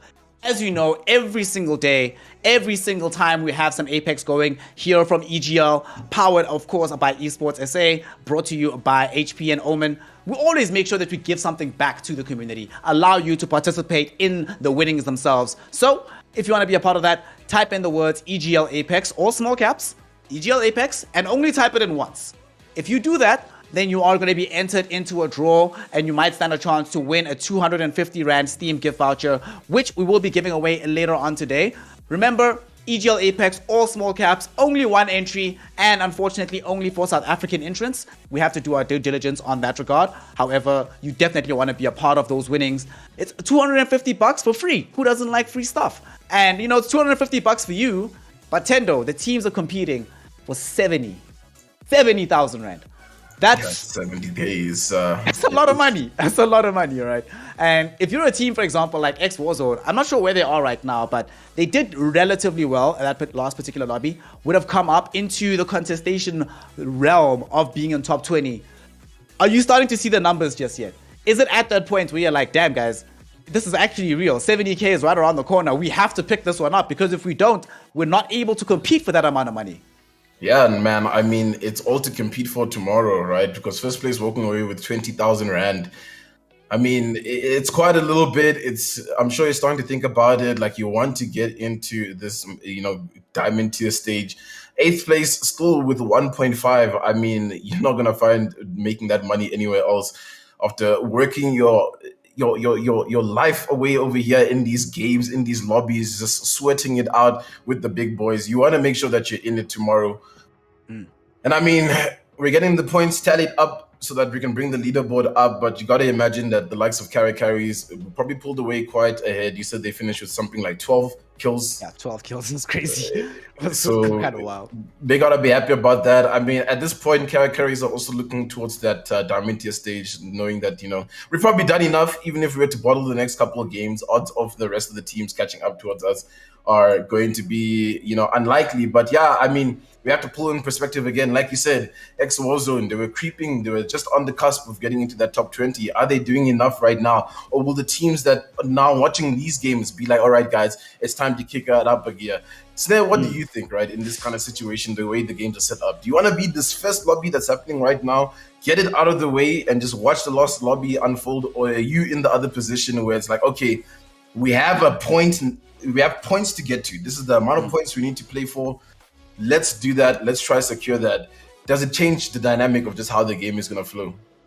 It changes the dynamic quite a lot, I think, because if you're the team that's sort of waiting, it always feels better to have your destiny in your own hands and being able to play in such a way that win, lose, if you make it or don't make it, that it's up to you, that it's because of what you did and because of your efforts. And, of course, while we're mentioning this, we're going to be pulling up the scoreboard as it comes up right here. As you said, Ghosted Herd now looking very, very solid there at the top. But if I'm one of these teams that hasn't been able to get those points up yet, I want to be in the game now rather than later. Because if I'm in the game later, then there's a lot that has to go through my mind, like, oh God, this is our last opportunity. We're the last people playing. All eyes are on us. It's too much happening. So if you just play your best absolute kind of Apex right now whilst you can, be in early access to get very high up there, 30 points on the board, Nibble. Yeah, and I think for just to cut you off, for early access, that's almost Championship Sunday, because coming into this one, right, they were sitting at 29 points and they've doubled that, right? And if you look at it, TKO coming into this was only sitting at 57 points in about 6th place. So they're kind of bumping themselves above TKO. Well, obviously also in this lobby, but aren't performing too great right now, sitting over there at 11th place. So it's heating up. This is where it happens in this final round, where we really can just make these points up that we've been slacking behind on Snare. I mean, it's incredible to see when a team like that, even X Warzone, 23 points, they're almost doubling their score right now, and they're inside that top 20 as it stands. So again, that question, I was like, which position do you want to be in? Are you playing now, getting it out of the way, doing your best, or are you just there watching and like, okay, guys, we know now you have to kind of drop a 30-point game now coming into this if you're in the bottom 20 in that lost lobby. You have to. Yeah. Just to be like we're safe and like we're good, like oof. And even then, it's not like guaranteed safe, right? Because you might be in this position. You're not I always worry about, right? And why I wouldn't want to be in that last lobby. I just worry about the teams who, once they get to that last lobby, will realize that the only way through is if you know, there's a team out there, for example, who's in this last lobby, who has to win every single game and drop like 10, 12, maybe even 15 bombs every single game just to have a chance to get into the top 20. It's a lot of mental pressure. I'd rather be in a space where there's pressure, but not that much, not to the insurmountable degree. And speaking of that kind of pressure, though, Tendo, we have the game going live right now. The third lobby going in of the final time that we'll be seeing Group B and Group D competing. Tomorrow, there's no more groups. Tomorrow, we're just going straight in one grand lobby for the Diamond tier. This is your last chance to make a big splash, your last chance to try and make some big surprises happen. And do you anticipate any surprise or upsets happening? Of course, we've seen Noble eliminated twice in a row now, so even if they do win, we're going to be having a new winner every single time. Have you seen anything from any of these squads that make you think that this is definitively the top squad in the lobby right now?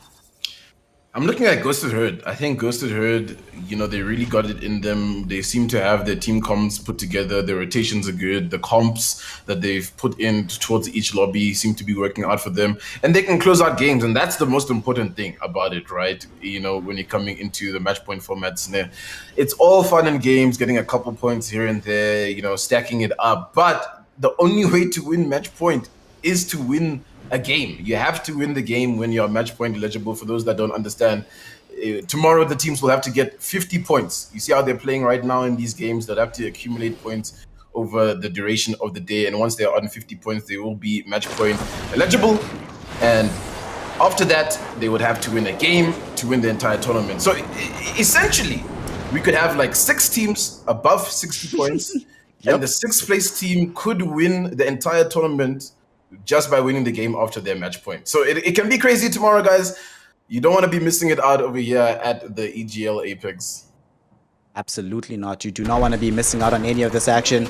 And action looks like it's going to be on the cards once again here, Tendo. Early on, TKO already suffering a lot of damage, losing out on HP here, forced to try and drop down into the tunnels. Thomas Moore, that's just gonna try. Why is there so much disrespect in this server today, man? My God, okay. Inokoto getting literally knocked the hell out. Got Will Smith's heads up right here, man. It's too soon. It's too soon.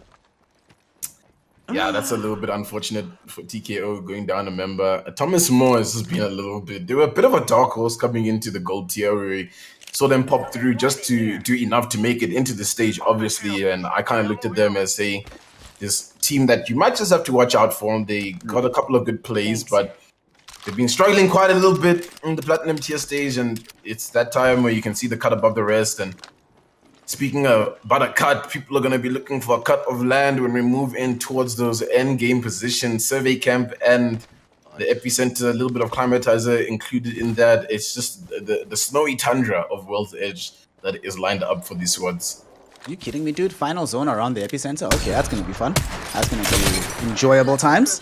So we'll see how things go as the map closes in slowly but surely. So far, the only team that has suffered any kind of casualty has been but I think TKO find themselves in yet another scuffle here. Paltry trying to run himself away, getting some shots down range here. Will he be able to do anything? Shadow gets taken down at the same time. Oh, what? Whoa, what? Thomas Moore, why did you drop back down? Be in the chest. What the hell? Why is he channeling Leonidas out here? And why is Thomas Moore as well as TKO so insistent on physical violence, Tendo? What the hell is happening?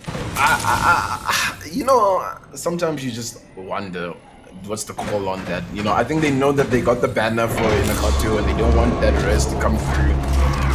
So they're just like, hey guys, we've got the numbers advantage. Let's drop down, but they still drop down together. They come one at a time. And TKO, who are a very strong team in this one, right? They're sitting in the top 10. So, bit of a misplay from Thomas Moore. And I mean, those are one of those mistakes that pretty much is guaranteed for you. Like, guys, it looks like we're watching Championship Sunday from the stream channel. Oh, man. That actually, but more so than just like eliminating Thomas More, that's going to give a huge boost to TKO. Like the confidence boost you get from that when you take a 2v3 situation, you're the one that fled, they chase, and you manage to hold a position, and you get the beacon back. Everything's starting to look way better than it did just moments ago. So certainly now we'll be thinking about them as things go on, but I expect that they'll be a bit more quiet until they get the beacon delivery and get the res onto Inakoto. In the meantime, we turn our attention here towards Project Rise. You know, we see them did a lot better earlier this day here, Tendo. Things have not looked so hot for them in these last 2 games. We're hoping that here in Game 3, things start to pick up. They have gotten full control outside of the entrance of these tunnels, though, so provided they can keep this going, I think they should, be, at the very least, be able to hold on until, like, the 3rd or 4th zone. But they're already moving off of it. Yeah, Project Rise is one of those top 10 teams right now as well. So for them, they're just looking to solidify themselves in that finishing point. And they don't want to throw away any more points.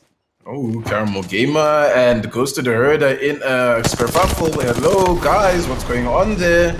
I see that there's knocks on either side. I have no idea where they might even be at this point. Even I'm trying to look around. It looks like they're down here. I think they did it. They took them out. Ghost to the Herder is down. Yeah, it literally came down to the 1v1. And the 1v1 was won out at the very end there by a kill. Massively clutch situation coming in right there. And the carries stay in this one. Ghosted Herd, we were talking about them as one of the top squads. So now it's not Nibble that get eliminated early on, it's Ghosted Herd. So the competition for carries has gotten a little bit shallower. And Nibble Esports, they are the ones that will be trying to take advantage of the situation, because usually it's been either Roy Mongols, KOA, or Ghosted Herd that they find themselves having the most trouble dealing with. One of those squads is gone, so things looking a lot easier for the side of the Nibble Esports as they're looking for this approach here, Tendo. The shed is a bit of a difficult approach to make. Tenchi gonna try go in nice and slow here. Has the Wingman and the Mastiff. You know, Mastiff we've seen them have every single time. No charge rifle just yet, but it feels like only a matter of time before that heirloom weapon comes out. Nibble always looking to be aggressive, especially towards the early stages in this lobby at least right now. They were a little bit more quiet when things started off, because they had to make sure they guaranteed themselves in with those points. They're looking to do another Kobe play here. The gas is popped by Chambi, swooping on in.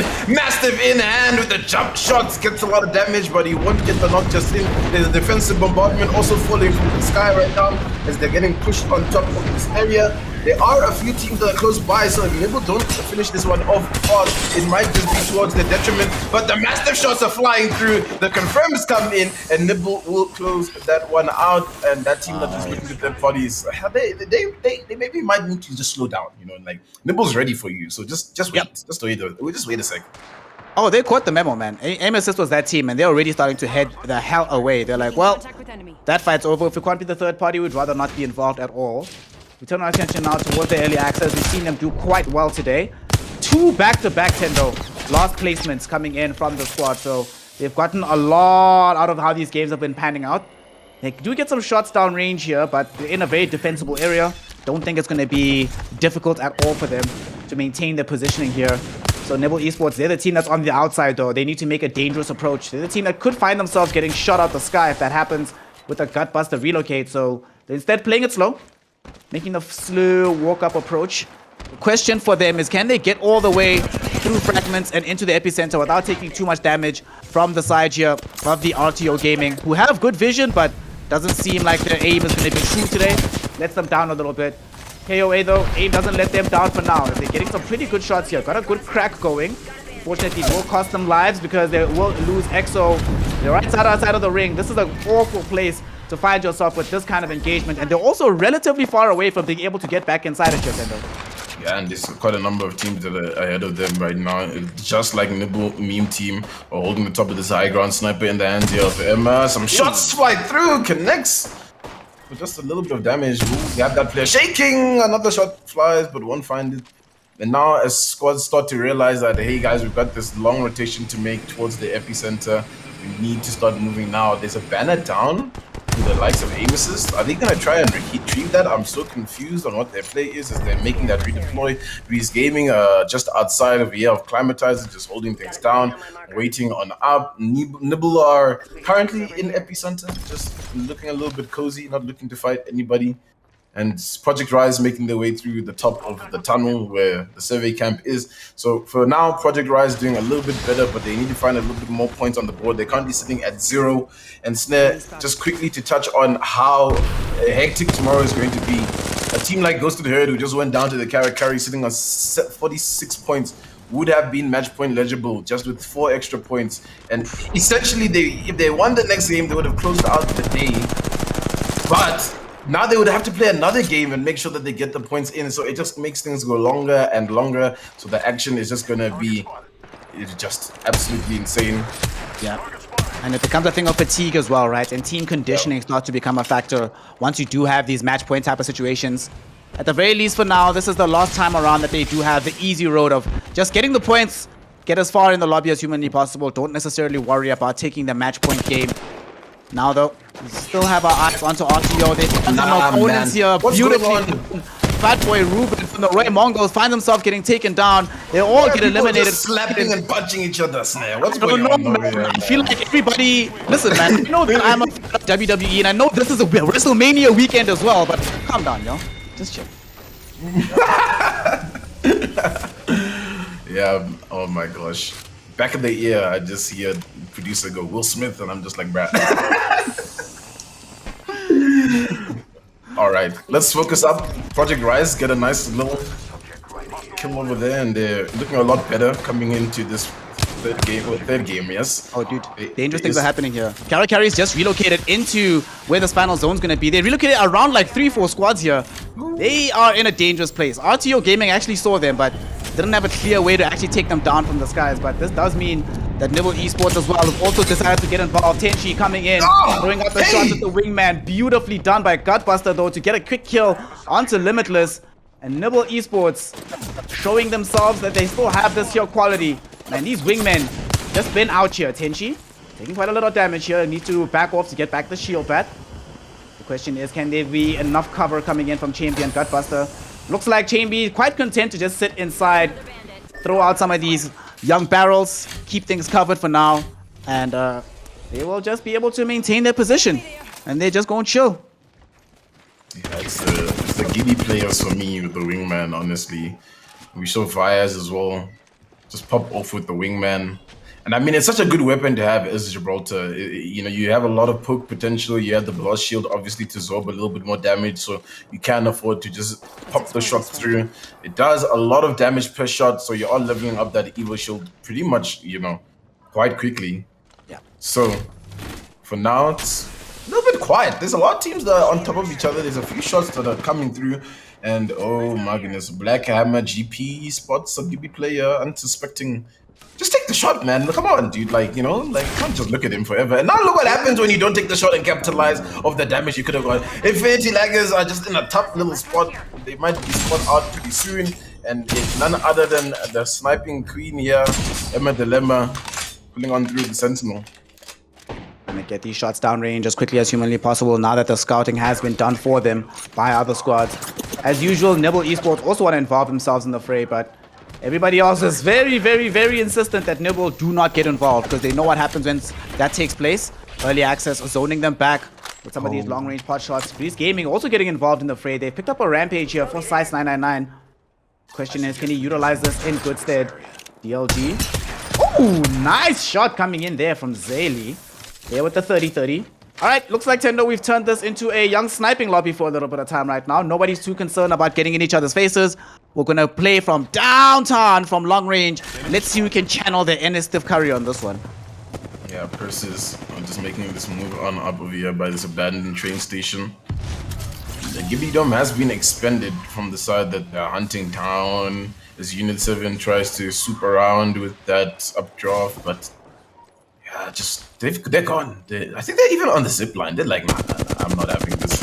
It looks like one player maybe. Not sure if it's a solo, just trying to survive. Yeah, it's a solo. 0.1 Esports.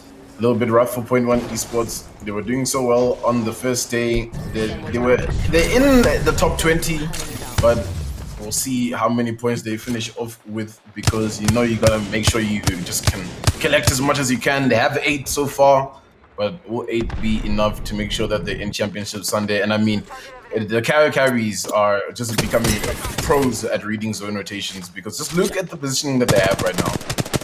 Yep, they rotate like this beautifully to actually avoid any and all trouble as much as humanly possible, so that by the time action does pan out in the last few zones with the last few squads, then they are in a very dominant position at that point. We do see early access getting a good jump here onto Persis and able to get the full team elimination there. New kill leader on the map right here. Access RSA is in charge of all those KP. Sitting indoors here. Might actually have a fight breaking out right in front of them. Will they be able to get the shot? Beautifully done off the Cyberstorm. Early access have lost one of their main entry fraggers here. How much worse can it get? Cyberstorm down. Who else is around here? Access RSA trying to run away though. Not wanting to be involved, and we often see this coming in from Wraith players. This time around though, the Bloodhound of its Hawkeye also keen to make a full escape. And Nibble were trying to chase them outside of this building, but unfortunately, doesn't seem like they'll be able to make the catch. They'll just content themselves with a 1 kill onto Cyberstorm. Alright, still 13 squads up. So, I know, right? Like, what? How are they even just coexisting in this kind of environment? Especially in this epicenter area. There's so much, like, low ground to deal with, and on top of the high ground. It's got a very Storm Point-esque vibe. The way Storm Point is built is like a hill, and that's pretty much what you get on the epicenter, just this giant hill. And RTO down to 2 man. They're just holding the edge of zone. For now, they're safe. 13 squads still standing up. The next zone closes in, and I mean, there's a lot of squads that are not in that final zone because, quite frankly, there's just no space to work in that final zone to really be trying to hold it out right now. It's just too much open ground. The only team really is carries that have a good spot, but the KOA are inside a trailer. It looks like close to another team, so that fight might break up very soon over at the top. This fight indeed is coming sooner rather than later. And we already hear these gunshots flaring out. Project Rise might be some danger for them. Everybody knows where they are. The question is who's going to be able to make that encroachment first. Time is starting to tick down before the next zone enclosure. Oh, early access hitting some great shots onto DLG. They actually eliminated the full squad there. Rto Gaming were trying to come in as a third party, but couldn't really find the long wrap angle. Gonna go up, get this high ground vision coming in from Jazz as Rampage trying to open up some space, rushing forward. On the other side here, Infinity Laggers, they know that they've been scouted, but they aren't alone here because here comes another third party as Formula 1 trying to close in right behind them. Rto Gaming looking for the way in. Will they find the entry here? I'm gonna try hide a little bit while this Gibby Elf drops down, you know? Kind of a bad for your health to be outside while missiles are dropping onto the floor, so good idea to retreat. And look at this coming in from Aquatic, man. That was they just stole that kill, I swear, dude. That's tragic. Not one of the situation. Nibble Meme team are finding themselves in an okay-ish spot. Cat's taking up a lot of damage, has to pop this bad and make sure that the team is watching out for her. There's still 11 squads up, and that final zone just gets worse and worse. Carries still the team that have a really good spot to work with, but the KOA not too far behind in the area that they're in. They've got a good spot for now, at least, as teams are going to start to close on in as the zone is making its closure. And just a little calm before the storm. There's actually quite a number of teams at Survey Camp that are probably just going to collide with each other, and it'll be absolute chaos as everything goes down. Nibble are making the redeploy, and they're only up 2. Tenshi's down. They do have the ban now. Cheeky res. What do you guys think? I'm not sure. I don't know. Oh my gosh, they're landing right on top of them. Oh, this is gonna be tragic. But they have to invest on in the wingman shot, some gunbuster flying through, but it takes a lot of damage. Chambi just can't put it down. Nibble are falling over here once again early on, somewhere around the 10th position, as it's the carries who are looking to get some decent shots in, closing those ends up. Masuko! Oh, alright. no. Just gets the help there of a kill. And I mean, that's just unfortunate, honestly, man. That's tragic because both Nibble teams actually got eliminated at the exact same time. And ironically enough, with the exact same play, they both literally reload on top of opponents and got mega punished for it. Definitely not the play you want to see right now. X-Warzone definitely hoping to take advantage of this. We see also KOA eliminating the carries. What? Yeah, they found them in a very awkward position. Caramel was trying to go for a res, but in the meantime, they just all got shot down by XO11 on the Valkyrie. So that's no carry. All right, there's no Ghosted Herd. That means a guaranteed different winner that's going to be happening here in this third lobby. Very exciting stuff here, Tendo. Suddenly, the squads have been cut down to only 4 as we are in zone number 5 here. Early access, get some good shots out. They still have 2 players on the squad left at the moment, but even without Cyberstorm, they've been playing really, really well as a team. Oh, Hawkeye has that Kraber, and we love to watch the Kraber content as it pops on 3. Sees someone, shoots, misses. That's not good. He needs to make sure he can capitalize as much damage as he can. And I mean, now you're looking at probably Formula 1 and their positioning to kind of close it up where carries were just now. The KOA maybe in second, but there's still another full team on the opposite side of that wall. And who, none other than X Warzone, who really need to perform today to make it into Championship Sunday. The portal's being popped over here by Just Pie to come around the corner. They're going to make sure they clear the gas, and they've got a spot to work with. Trying to make as much space as possible that they have here. Formula 1 just hoping to try and get into the final 3 here. Might be possible for them because early access going to fight into one of the KOA lineups, but that's a very dangerous approach. Formula 1 has some very good vision here. X Warzone still in the mix as well. Early access has been eliminated. They found themselves in a rock and a hard place. Formula 1 on the one side, Rto on the other, and of course we have the side of X Warzone coming up on the rear. It ends up being way too much. Now Formula 1 though, trying to use this positioning. They've gotten a great break coming in, but not just yet to get a kill. Sitting inside some thermite. This is dangerous. X Warzone know exactly where they're at. They're going to try to go for this approach. The PK equipped for Just Pie. They're kicking down the door. They're going in. 1 PK shot. Will it be enough for a knock? Not just yet. We'll be able to get the crack though, and that's going to be a big knock coming in from Just Pie. It is one player left. And the third will be enough. They get the kill, but at the same time, X Warzone got run in. What? No, man! While they were busy, they got third party, they got third kill, and that will gift the third game towards the KOA lineup. I mean, that is just third partying at its. They literally just ran in like, we're coming. And X Warzone just couldn't do anything about it, and it's the core stick that ultimately just stalls and stalls so much time for them to close up that fight. They just needed to finish it off quicker, and now finally we see the KOA popping up and making sure that they can solidify themselves within that top 10. They weren't doing too well coming into this one with only 9 points, but now that that's now gonna give them a kick. Oh, English, anyways. But I mean, dude, Nibble hasn't won a game right now, and it feels weird. It feels odd right now. I feel like I'm itching to see a Nibble dub right now.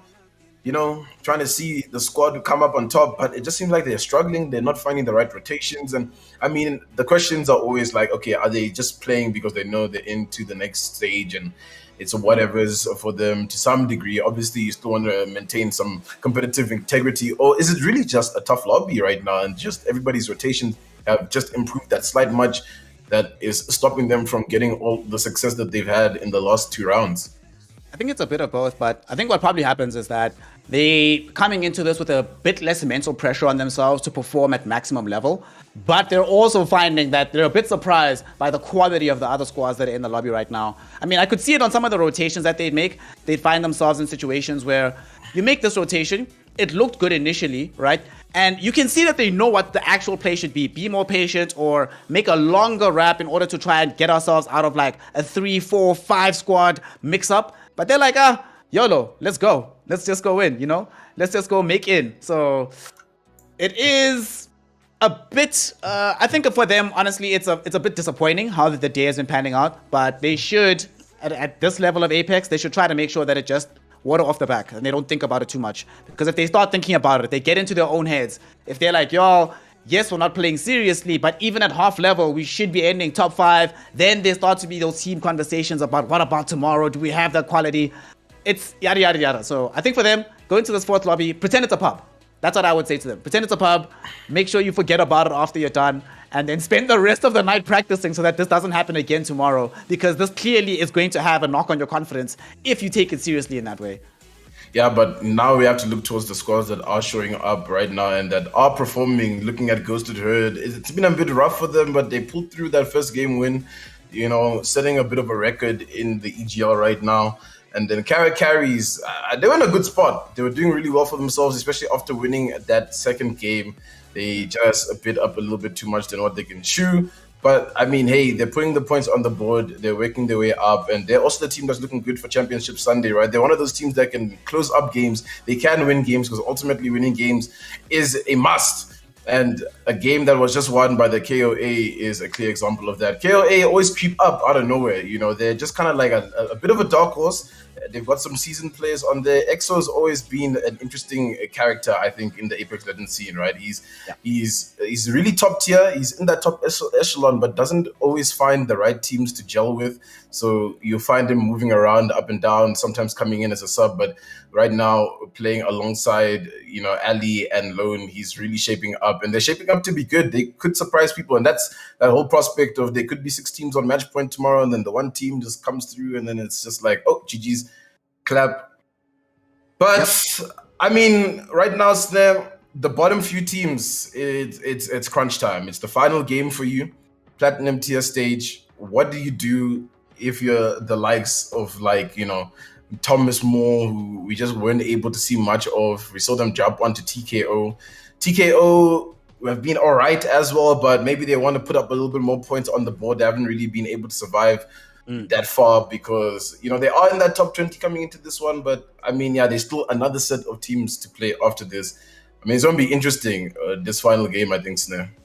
Going to be very, very interesting. Before we really get into the meat and potatoes of what this final game should look like, just a quick reminder for everybody that is watching at home right now, who is also a South African citizen, please make sure to type in EGL Apex into the chat. If you do that, you enter yourself into a draw. Later on today, we'll be giving away a 250 Rand Steam gift voucher. Make sure that you are involved in the mix of that, because here, when we're doing EGL Apex, we don't just do it for ourselves. We don't just do it for the teams. We do it for you. So we want to be able to give back to y'all here at EGL Apex, hosted by Evesports and powered by HP and Omen. And speaking of everything that's been happening here, Tendo, we do have the scoreboard live and available. And to see exactly how things have been mixed up after that third game. And look who's sitting at the top, right? We still do have Ghosted Herd, chilling, enjoying life, right? But slowly but surely, we've been seeing Nibble pushed lower and lower and lower and lower. Now they're fourth. It's not that worrying for them. Obviously, things for tomorrow, they're still in this. But the teams that really have to worry are the teams like the Grease Gamings, like the Nibble Meme team, like the Team TKOs who we're talking about now. And you are asking what I think they should do in this situation. If I'm Team TKO, right, I'm looking at my score. And I'm like, okay, game 1, we scored the same as Carries, who are sitting right now at 35 points. What did they change in how they played the game versus what did we change? What they did is what we saw them do twice now to great success. Relax. Spend the first 10 minutes doing nothing. Don't even look for any other squads or any other teams. Just chill. Get your own loot. Make sure that you have good positioning on the map. Try to scout out where the final zone is going to be. And wait. And somehow, Tendo, this particular strat has been very effective for teams like the Carries, for teams like Rto Gaming. Hell, even Aim Assist, who did not that well games 1 and 2, went a lot better this time around because they decided to be a lot more patient and slow with it. So I think the teams that aren't in the money just yet, who aren't into Championship Sunday just yet, that's the strategy they have to adopt. Because if you go in for that early aggression, what happened to Thomas Moore can end up happening to you. You get kicked in the chest, you're out of the lobby, and then you're out of Sunday. Just like that. You're out of Sunday, and now it's really crunch time, you know. And I think Nibble Meme team are one of those teams that need to just crunch it out. TKO need to crunch it out. Project Rise, I mean, it's not comfortable with that right now, you know, and they're not really guaranteeing themselves to move up with a few extra points. I don't think they've broken 60 points overall thus far, which is a little bit scary if you think about it, right? Because the likes of Rozo and Ellie Axis have just done that. They've just caught up to where Project Rise was in the number of games. And we're into this character select, and nowadays it's just green everywhere, because if you're not running Caustic, you might find yourself getting griefed by a Caustic team.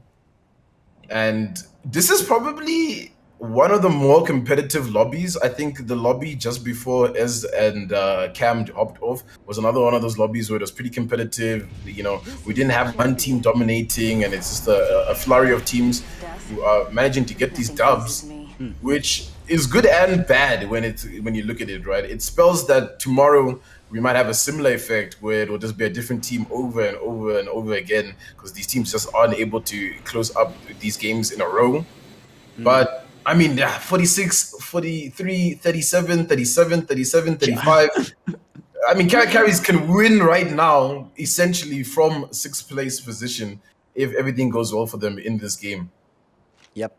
And this is sort of like you're mentioning, a harbinger of what tomorrow might look like. High contestation. And tomorrow, a lot of the squads that are in what seems to be a very competitive lobby will not be here tomorrow. And the teams that will be here will be even stronger. So certainly we are looking towards a state of affairs where everybody's playing extremely high level Apex, which means that the games can take quite a while to complete. But we're into it now. We see everybody dispersing all across the map. The best part about having full lobbies like this, Tendo, is that we do actually get to have pretty much every part of the map being utilized. And early action seems like it's going to break out. The way Mongols here going in, looking good. So we've Will Smith plays, now it's the John Wick plays. Falcon whipping out the blade, stabbing some homies. And they were been able to get a knock. Unfortunately, it does cost Falcon's life. Nope, also going to be in a situation where he's the one that went down. Calamitous throwing in damage with the RE45. Doesn't have the most ammo in the world, so needs to be careful with this aiming. The same is true of Ghost Cycle with this Havoc. And already here, we've had 2 knocks very early on, Tendo. Looks like we're going to have that kind of lobby where nobody's willing to give any quarter, even from the jump. Yeah, it's looking a little bit slim over there for Roy Mongols, especially. I mean, for them, if they go out right now, that's it. That's GG's. Yeah, they've only managed. They've only managed to get what 4 points today, and they're already sitting before coming into this with 21 points overall. So currently only on 25, and I mean most teams have surpassed that. The threshold now is well above 30 to make it into that top 20 for the Diamond tier stage that is happening tomorrow here on the EGL Platinum tier stage. Well, it will be Diamond tier stage tomorrow, guys. Don't forget about that. It's been powered by Esports, sponsored by HP and Omen. And this zone is going to be quite interesting, Snare. It's quite open-ended over there near the staging area. Yeah, favors right now the side of X Warzone if they decide not to make a big movement away from here. They are not sitting with the Bloodhound right now, so might make it a bit complicated for them to maintain that kind of patience after getting a scout of the area, but good times for them, and they're getting some good loot from here. And the best part about all of this is that all the other squads aren't really nearby. So, you know, it's always nice when everybody else whittles themselves down on your behalf and they don't have to participate that much in the action. Makes life so much easier to play. And speaking of making life easy, Persis might find life getting a bit more difficult. They're running into the KOA here. And the last lobby leaders, will they be able to find this fight? The shots flying downrange, coming in from EXO. Not going to be able to land onto anybody just yet. Oh, he stuck him!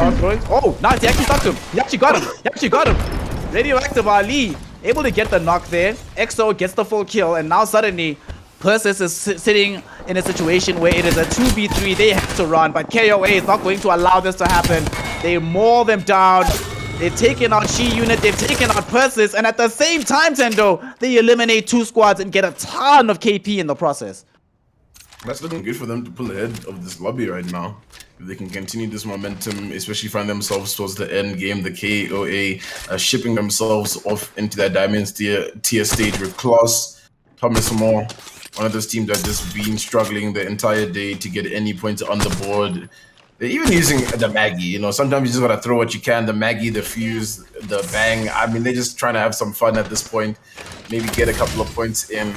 They do need to recover this banner, which they will. Eddie Axis is the team that's trying to get some of these KP, but they're all up to just get out of here. And I mean, for Eddie Axis, for them, they're just looking for a pretty decent game, you know, maybe a young extra 8 points there just to solidify themselves into Championship Sunday. Won't be looking for too many fights, even 0.1 Esports. They need to just get a few more points in. They need to just make sure they can survive a little bit longer, and they might just be able to clinch it, even if it's right at the bottom of those top 20. But yeah, Zone will be moving in now, and teams will have to start to rotate, especially from that northeast side of the zone. And look how many teams are going to try and use that channel around that area close to Lava Fissure entrance to try get in here. Looks like for now, teams, although they are aware that the zone enclosure is coming, they're not super concerned about it right now.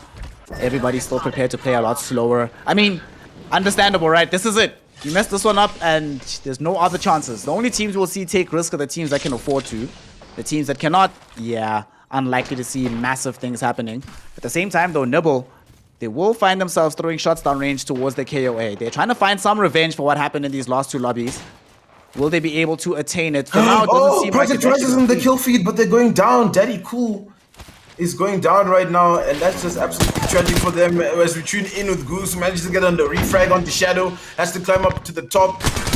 What's happening in this fight right now? It looks like it's the hands of Thomas Moore. We're here to just grieve Project Rise, and this could be detrimental towards their running into the Platinum tier stage, but the one knock goes down. There's still one remaining, trying to get the rest over here. Goose, is this the right decision? The knuckle cluster is doing a heap amount of damage. He's going to have to expend the defensive bombardment. Daddy Cool is down. They're still up here. Project Rise, they're just hanging on just a tiny little bit here, Just a tiny little bit, and they are forced to run away with Kiddo Kong as you watch as both of his allies fall down inside the canister. Nothing he can do about this. Trying to run, getting chased though. Nibble Esports, we take a look towards them as they still find themselves in deep conflict. Who are these shots going towards here? It looks like they are aiming in towards Formula 1. They know where they've ran inside. The question is, will they decide to try and chase them in? Although there is potential for a third-party player coming in from the KOA if they make the rotation here around the tunnel entrance. But seems like for now, Aim Assist will take a quick look towards them as they also find themselves in quite a bit of trouble here. Tento bleeding out on the Valkyrie already. Loopy Booga trying his best. Will he be able to get there in time to find salvation? It seems to be the case. They're looking for this res. Shield providing cover coming in from I'm Not Freshy. And it will be good enough. And are they going to actually go for this? They're going for this? They're actually going for this? They're going for it. Bye! There's no Kravers around. There's no bow check. So it doesn't seem like there's going to be any highlight reel moments shooting them out the sky. I mean, they just escaped the hands of RTO. We're looking to be aggressive onto this. We gotta be thinking about what's happening with Project Rise. Look at where Goose and Mal are right now. They're all the way back into the Skyhook area. They're probably trying to get that res in. There's still 16 squads up. Nibble holding up in a nice little spot over here. I think they're looking towards winning this game just based on how passively they're playing in that position. Just waiting for some teams to rotate onto them. They have managed to get Daddy Cool back into this one, but they're stuck in the zone and they'll have to make these rotations. And you gotta imagine that Daddy doesn't have a good amount of weapons. Does TKO know that Project Rise are gone? It looked like they didn't think it, so and they went up all the way to the top, and I think TKO are just gonna try to chase them down right now. Can they catch them is the question. Project Rise have made very, very good time to try and back away from here. And they might even try to go for the recheck, trying to cover their angle and their flank. So it is a bit of a dangerous chase if they do want to make it. I think it's probably safer to just try and get back inside the ring right now, but they really want to try and find this. TKO, they're actually coming up for the building. They're going to look for this fight. Come hell or high water. They've already been able to take down one in Akoto. Ended up losing out here. They will be able to find the res during the shield. But both teams are outside of the zone right now. Not taking too much damage at the moment for it to be too threatening, but it starts to become an issue when you're in the middle of a firefight and you're still taking some of the zone damage. So maybe they want to just let this one go for now. We'll see how it goes. Project Rise ending up losing out with Daddy Cool. Boost down as well. Valkyrie, the last one standing. TKO, can they make this full surround? All three are up and healthy. They opened up the canister. There's a lot of damage coming in though. Ghosted Herd have been eliminated elsewhere, whilst TKO are busy taking down the side of Persis. I mean, not a Persis, they're already taking down Persis. They've done a lot in this map right now. Project Rise is the last one standing here, but does really look like this Valk is out. She's gone, she's fleeing, and she is going to run away. I swear Valkyrie v Valkyrie, when you're just watching them chase each other, can just be a little bit hilarious to watch. But yeah, caught that in the kill feed. Sorry to cut you off, but goes to the Herd, top of the table, coming into this one, go down to none other than Kara Carries, and it seems like they've been stuck on that rotation the whole time, and Kara Carries are proving to be a force to be reckoned with right now. TKO, there's just so much zone fighting happening in this position, and they still have to pull in to so far just outside of that staging area. I mean, these teams are somewhat close, but it's still gonna be hard for them. RTO, the shots flying through from Rampage, but won't find the knob. Actually, does hit this the knob through. Limitless capitalizing on the damage there. And they're just gonna edge the zone over here and just hold it out. Yeah. And I mean, yeah, there's still a lot of teams in Skyhook towards this north side that will have to make their way in from all this action. This is a very difficult place to be, man, especially if you don't have right now access to the Valkyrie relocate to get yourself into a better position. So now what do they do? Rampage is actually going to run forward, try to find some additional vision. Infinity Laggers have ended up losing 2 as they're also involved in this fight here. 3 squads around this area. Rampage, he's now also outside of the zone.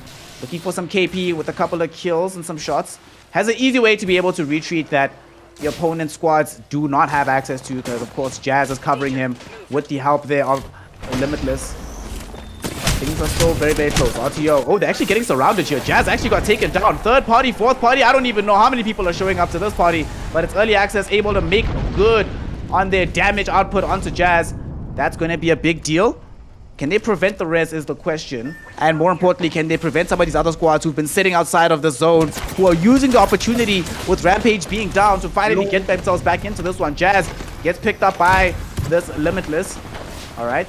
Everything's going to be okay here. No squads eliminated somehow inside all of this action here, Tendo. We are still going, even though there have been knocks on practically everybody so far. It just looks like carnage if you're looking for the V, especially from our type was the one. Just GG's, honestly. I think the zone, there's no ways, right? Surely. Let's see. Is he alive after that? I swear he was just on a slither of HP.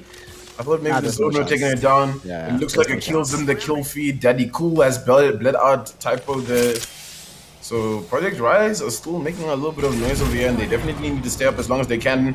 Carries are on a teardown. It looks like we have Masuko is currently the kill leader with 4. Carries, they can look good to close this one up as well. They're not too far behind. They just need a couple more kill points. Maybe finish on first place as well. And they might just win out the lobby, especially with Ghost of Herd going down to their hands. Nibble, however, have been quite passive this game. Just holding up at the top, just waiting for their opportunity, and they're not looking to get into too many fights. Teams are starting to do these redeploys as well. We got 12 squads up. 12 squads. Certainly has been one of those lobbies where the squads survive a lot longer than we anticipated in a lot of these other games, but it's been good Apex to watch.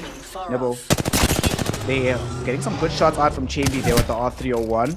Between himself and Gutbuster, they should be able to keep the squad pinned down. The question is, do they actually get any squad kills? It's more important than just having the good positioning right now. Let's see what these shots look like with the wingman. Is there going to be a crack? Needs a very good shot after the peak, but not going to be able to find it.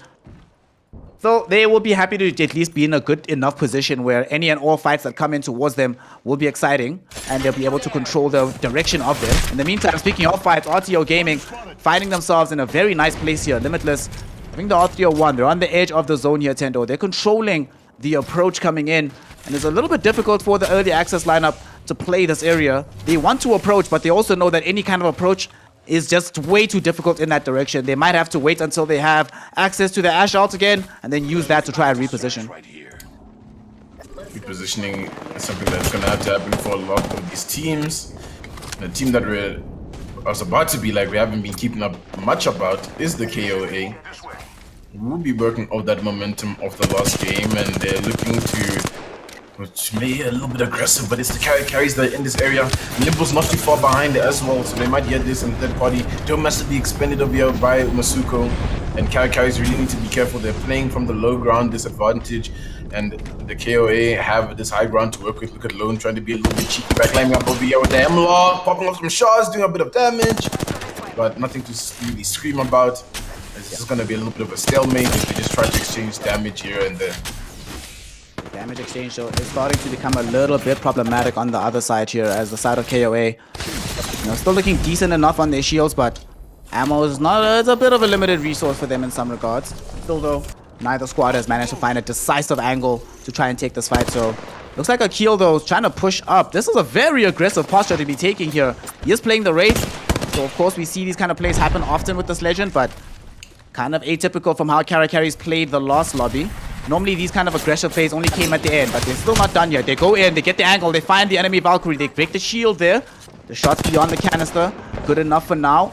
Caramel Gamer also trying to go on the long angle around, make sure they cover as many angles as possible. They get inside the dome here, protect themselves from the ultimate, but Caramel Gamer, he's not inside the safe zone just yet. However, they come out with the kill to protect Caramel because they were trying to push on top of him at the ultimate of something. Not going to be successful just yet. Akil climbing atop the mountain, but he's gotten, someone else has gotten there first. They get the shield break. Will he be able to get the knock? Yes, he will. Akil takes down EXO. Masoko's been able to bring down Lone. Radioactive Ali though took down Akil, so he might be able to try and clutch this one out for his team. It's a 1v2 here. What can he do? It's a 1v1 actually. Caramel's also been knocked down. Who's going to be the one that's got this? You see these shots going out with the massive Radioactive Ali.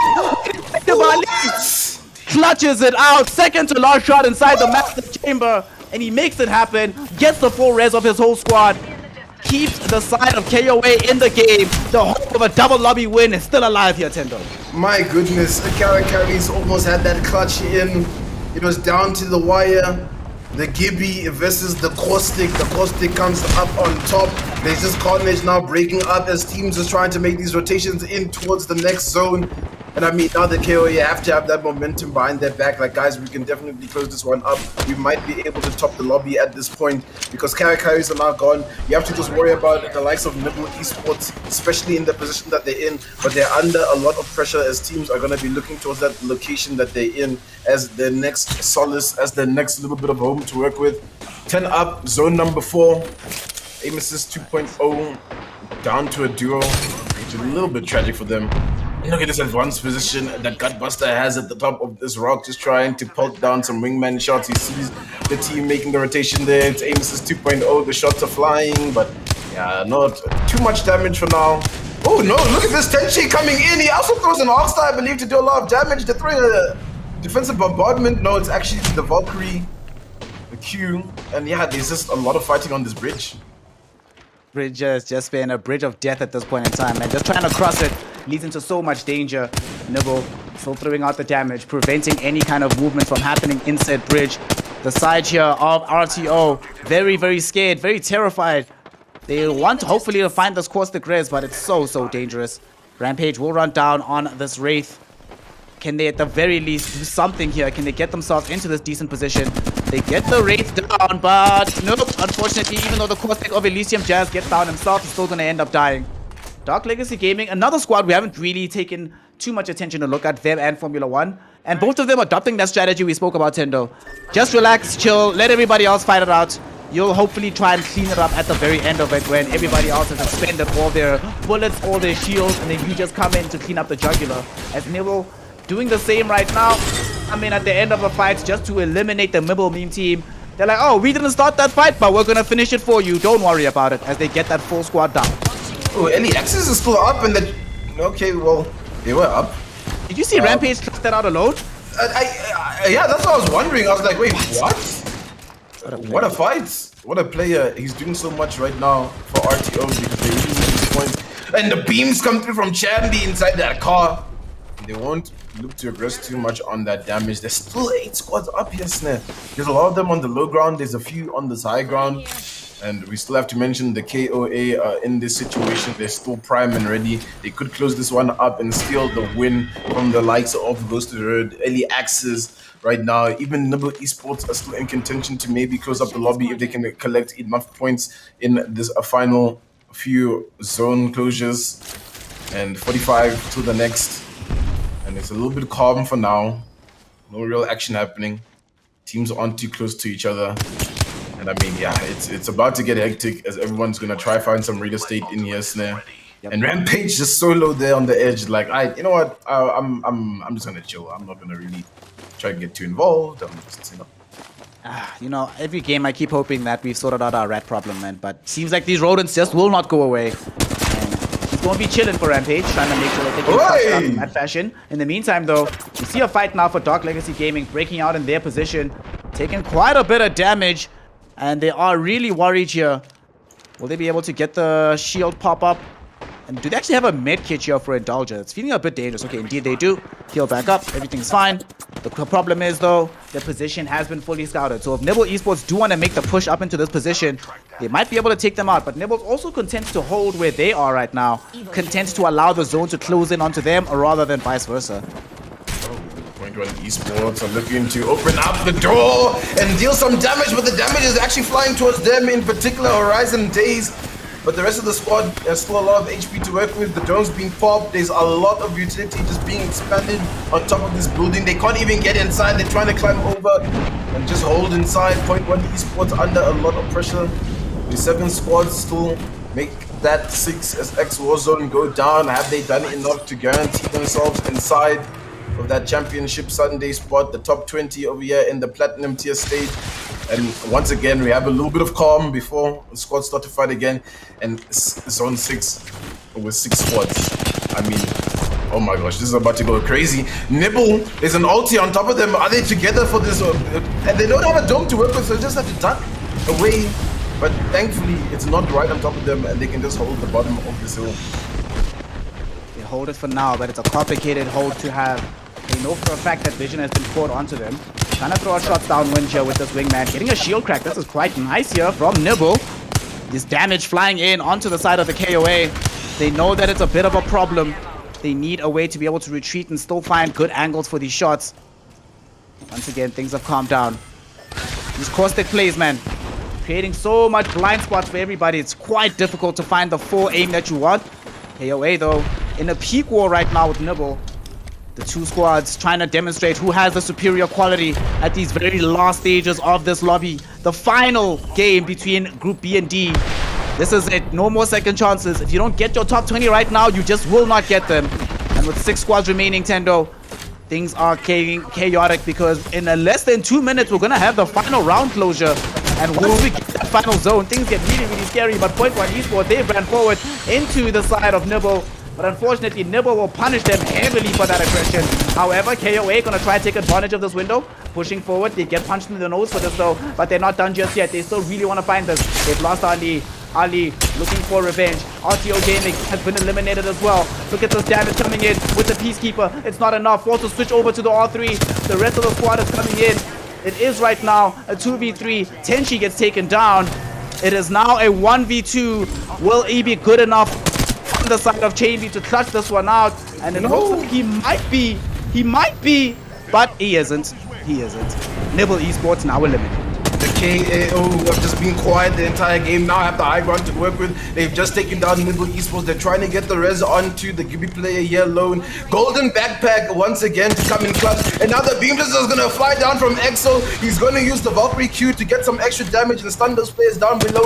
There's still 3 squads up in the situation. They're just getting pelted down over here by Ali. It's looking good for a back-to-back win here for the KO. They might have to just drop on down on this team. And it looks like that's what's going to happen. PK shots now coming in from Exo. He hits one. Now he's got a punch. It's crazy. Men are going down left, right, and center. They're not looking good to close this one up, but they stay alive. They're still up. It's the Gibby player on the opposite side. But the KO, they managed to clutch it up. Is it going to be enough for them to win it out? I don't know. We'll have to crunch the numbers. We'll have to see. They take down Nibble. They assert dominance. And no wins for Nibble at all. In this tie over here in these final stages, would you have predicted this? The KAO are looking fierce and looking strong coming into Championship Sunday right now. If you had asked me to bet money on whether or not over the course of 4 games, Nibble will not win a single time, I would have said literally impossible. That's just not how they roll. Every single time they've been in the lobby, they're the team that usually ekes out the first win, let alone second, third, fourth, but they get none of it. KOA pull up with an incredible clutch at the very end of things. I'm in awe, legitimately. The KOA squad, one thing I loved about what we saw at Tendo is not that they came out with a major splash, right? But they kept getting slowly but surely better and better. Game number 1, decent showing from them, nothing necessarily to fully write home about. But then game 2, they're looking good. Game 3, they win. And here, they look like the definitive best squad in the lobby. Dude, that communication on that last play, the moment they see that there's a fight happening, being pushed into Nibble's position, they're like, same time, run, boys, run. Let's go fight. I think the dome play coming in from Lone was so crucial to closing that one up. They didn't want to give Nibble any time to breathe. He just pushes that one forward and goes solo because the rest of the team is taking up a lot of damage. He still had a lot to work with, and him just constantly being at their back there just closes it up. And then they're sitting on top of the high ground, beaming the teams from the car, and they're just unable to survive long enough. And then towards the end, they make the play to drop on down and close it up. And I mean, what a showing from the KOA. I mean, they are looking solid, they're looking strong, and they're a team that can win games, and they've been winning games, and it's all about winning games tomorrow. Because if you can't win games, it's going to be tough for you. As much as you can survive until these end games, it's still, going to be a little bit difficult.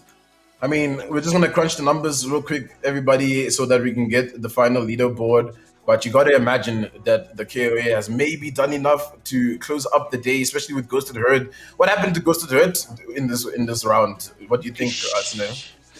I'm not entirely sure what happened to Ghosted Herd, right? Because when we saw Ghosted Herd playing earlier on, they just had so much more dynamism and momentum. I think what happened in this one is they got figured out, honestly, it felt like the rotations that they had going for themselves in games 2 and 3 especially became sort of red. Everybody understood exactly what was going to happen in that regard, and they got exploited at the end. And this comes as being, you know, when you're the first team that comes up, right, taking out Nibble, you take out carries that first game, suddenly you have this big target on your back. Everybody has incentive to try and figure out what you're doing, and I think regrettably they just got figured out today. So Ghosted Herd, although they are going to be losing out on this game 4, they probably have done enough to get themselves into Championship Sunday.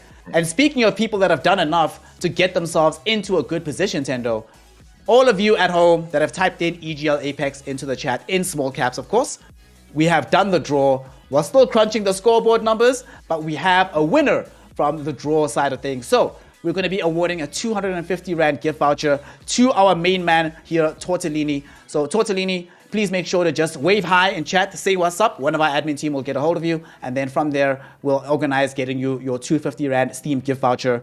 Good stuff for you. Free money for you.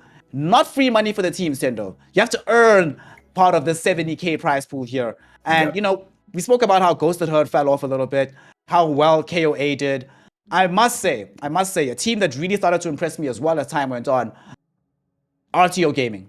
Game 1 through Game 4, just a solid line. RTO was battling it out, and I think you have to give it to them, right? Because coming into this one, like we said, they're sitting in that bottom 20. It's do or die for them. They need to make sure they can put the points on the board there. And I mean, will it be enough, right? Because right now, you got to imagine the point threshold to get into that top 20 has to be sitting at least about maybe higher 30s into those lower 40s. So they're going to need a number of points into this one. But I mean, the leaderboard is almost just about ready. I think it is actually just about ready as it's about to come up on screen. And I mean, look at that leaderboard, man. I mean, wow. Wow, what a showing from the KOA to come through. 64 points. The KOA did well enough today. Tendo, you were talking about it earlier, that 30 points seems to be the threshold to get into the top 20. They did well enough today alone that they would have earned qualification just off the strength of this performance here. Incredible stuff that's been done by the side of the KOA, as we do see the scoreboard here on the screen. The KOA on 64, Ghosted Herd eking out 49. Nibble Esports, this time around, Tendo, earlier on they were actually eliminated a lot earlier. They actually got very close to winning. And even though they didn't post up the highest kill numbers, this is why they get 48 points for themselves and they end the day in 3rd position. Overall, though, you did mention it coming into the day, they were first, so they very comfortably will find themselves in qualification. But the other teams that were a bit sweaty about it, Early Access, Carries, X-Warzone, I think they might have done enough today to get themselves into the top 20. But Tendo, the real story starts to come in. You see that 7th place for Rto Gaming, who we were just talking about? Now it's scary. That's a big point for them, right? That's pushing them close to that 40-point threshold. And now you're looking at a team like Project Rise, who after today, they were looking good after that second round, and now they've just faltered a little bit, and they're just going to be above 60 points. Probably enough, but I don't know. We might see some crazy things happen in that next lobby, and we might be a little bit shocked when it pulls on through, you know. But I mean, there's a couple of teams that already know their fate is sealed. Shucked away, unfortunately. If they didn't perform right now, it was going to be tough for them. I think we're looking at She Unit, Thomas More, Infinity. You know, I think they weren't able to pull up, but they tried their very best. We saw some good showings from them. Point One Esports might just be in, I don't know, 13 points. Is it enough? Did they do enough in this final game? It might be Grease Gaming also coming through with a couple of numbers. Nibble is another team that I don't think they did enough because they were just on the cusp of getting into that bottom 20. So if these points aren't going to be enough, it's going to be a bit tough. But the big question is next group. Is it going to be a one-man show? Are we going to see one team dominate? Or are we going to just have this same scenario where we're seeing teams just pop up with different wins over and over and over again, right? And I mean, if we're looking towards those next set of games, the final set of games in the Platinum Tier stage, Snare, I mean, it's just bound to get crazy, you know? Yeah, it's bound to get wild and crazy because it seriously is anyone's game to play for. The teams that Tendo was just talking about now, who are at the cusp of making it in, who feel that they might be in right now, it might all turn to ashes in their mouth if a team from Group A or Group C winds up performing well enough, pull out a young KOA type performance, and then they force them out of that top 20 berth. Whether or not that's going to happen, Who it's going to be that makes that happen? There's a lot of questions that remain to be answered here on the final day of the Platinum tier stage of the EGL Apex event, brought to you by Evesports and powered, of course, by HP and Omen. With that, we're going to be taking a small break. There's been a lot of madness, a lot of hype in this first lobby. We're going to be seeing in the next time if we're going to be having the same. Round 3 coming up, the last stage of the Platinum tier coming up. Nintendo back on the mic in just a flash. You're watching the EGL Apex event. Don't go anywhere. And when we return, we run this one out with a bang. See you just then.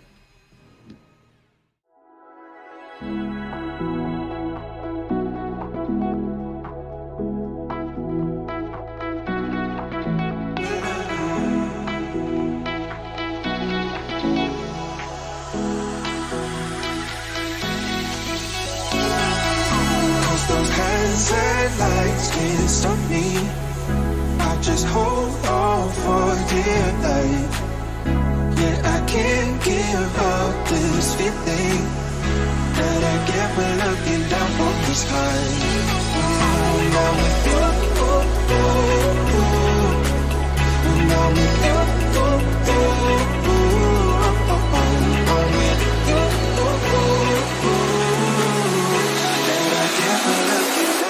sky.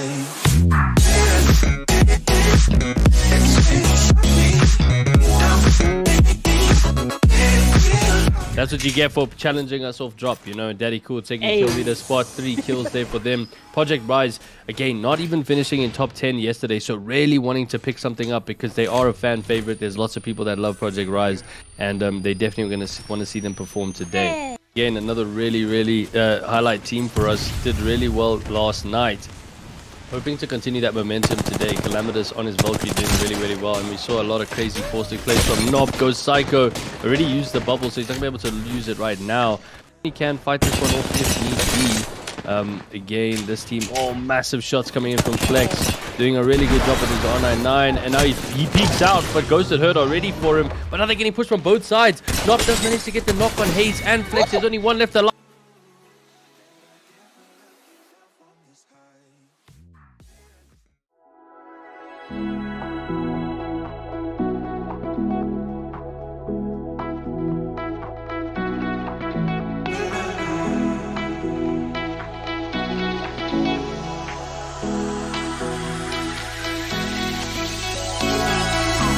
Those hands and lights can't stop me. I just hold on for dear life.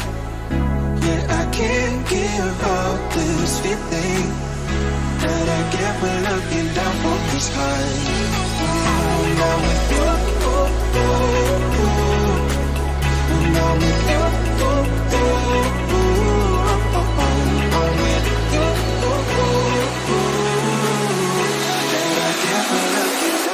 sky.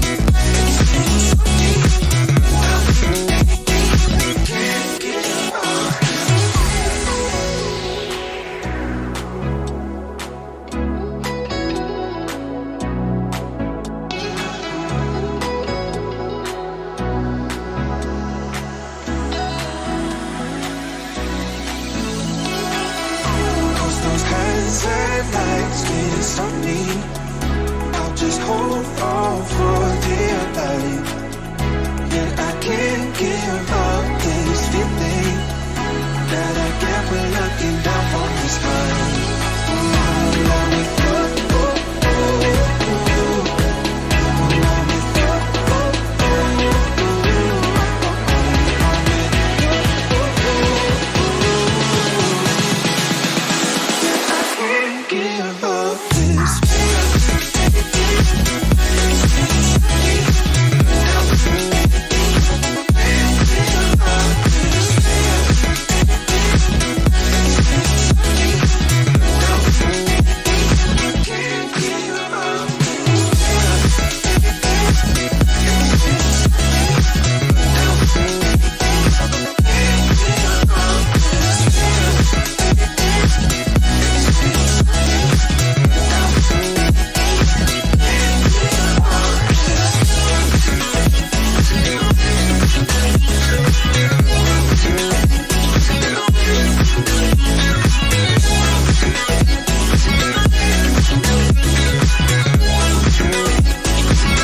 Welcome back, everybody, here to the EGL Apex tournament, the premier Apex event here in South Africa, brought to you by Evesports, powered by HP and Omen.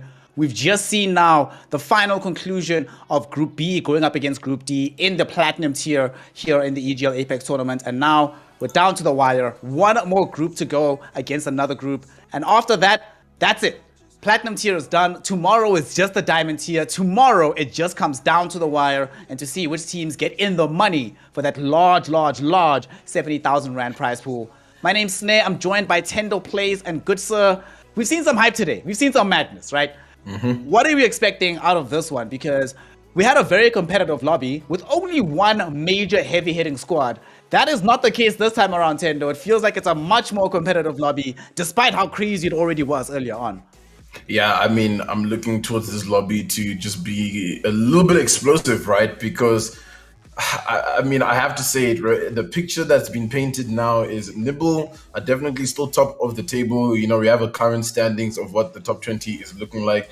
And, I mean, let me just quickly try and run down all these teams so that you guys at least know what's happening. We've got Nibble right at the top, DNMK, Carries, goes to the Hood, the KAO, ATK Esports, Ellie Axes. Your Ellie Axes jumped, guys. Like, they have 77 points right now, so that's crazy for them. Even X Warzone now just under Ellie Axes with 71 points. Team TKO, Grease Gaming, Formula 1.1 Esports.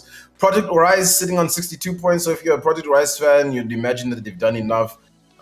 Dark Legacy Gaming, Nibble Meme Team are up there at the top still. Victrix just clenching it at 47 points. Omnis 47, and I mean Bamza 46, Ascend 45, RTO 44. It's tough right now, right? If you're in the bottom 20, when you're looking at that point threshold, it's sitting at 46. I mean, it's now where it matters for those teams that can't make it, you know, and I'm now looking at what this lobby has to entail, right? You got the likes of ATK, DNMK, who have just been a powerhouse inside the entire tournament. Are they going to have one of those shows where they just run through everybody and it's going to be difficult for teams to get these points in? Or are they also going to suffer a kind of a same circumstance that we saw with Nibble? And now there's also the storyline on like who's going to get more points now, because Nibble is sitting on 213, DNMK 163. It's quite far, but it's also not at the same time, right? We know how it goes. So there's a lot of storylines here. I think we're also looking at ATK to come through and just do a madness. They've got a substitute coming in, not Volcano now. It's Trash Can who comes back to make an appearance, and we've seen them gel well together. So I'm looking at ADK and Victrix need to make sure that they can guarantee themselves a spot. Ascend Esports, NBN, they're not doing too well. They need to make sure they can do it. Vinco, who I thought were going to be really good in this tournament, in the bottom 20. So, I mean, yeah, there's so many talking points leading into this final series. Yeah, big talking points as well. And you were asking earlier on about if you are a team coming into the tournament, where do you feel most comfortable? Do you feel most comfortable, say, being a Kara Carries, being a Ghosted Hood, a KOA, having gotten your points in this penultimate game, going all the way through? Or, you know, there's a team in the top 20, Bamza Esports, right? They're in this lobby right now, and they're thinking about it. They are just inside the top 20. They're sitting at 17th place right now. If this goes south, then there's a very easy chance that they get eliminated. But if they do well, then they can solidify their placing, not just in the lobby itself, but into Championship Sunday, which is what you're really here for. You're not trying to stay in the Platinums here. You're trying to get them diamonds on diamonds. And this is a very scary kind of lobby because, you know, we've seen obviously just now Nibble Esports fail really to put the stamp on the game that they wanted to. That being said, there's so many squads here. You mentioned some of the big ones, the DNMKs, the ATKs, the Omniuses, the Ascends, the NBNs. There's just so many ways this can go south for you, and you can find yourself in a position where you drop points unnecessarily, or you just don't gain the points you absolutely needed to get yourself through at that very last moment. So I think this particular lobby, I somehow feel it's going to be even more chaotic than the last one, because we have so many more squads here, Tendo, that actually don't care. They're already qualified for tomorrow. So they can just come in and have themselves a good time, not necessarily have to worry about each particular passage of play that happens on the map. Yeah, I think you're looking at ATK, who regardless, I mean, ATK could actually just bomb out the entire night and they're still into Championship Sunday. So for them, they're really just looking to try and close the distance to get towards maybe that top 3 in those placements. I mean, look, let's see what other teams are in here that really need to get this performance in. Like you said, Bamza, they need to make sure that they can just, get those extra points that they need. I think Ascend as well. Like they made a big comeback because they had a terrible first round. But I mean, Calder and the boys pulled it together in that second round, and now they are in contention. And you got to just imagine they just need to keep adding a couple of extra points on the board. But the teams that are not in this top 20 are the teams that we're looking out for right now. It's like, guys, what can we do to make sure that we can get ourselves just a tiny little bit over? I think I'm looking especially at the rejects. I thought I'd see them in this top 20.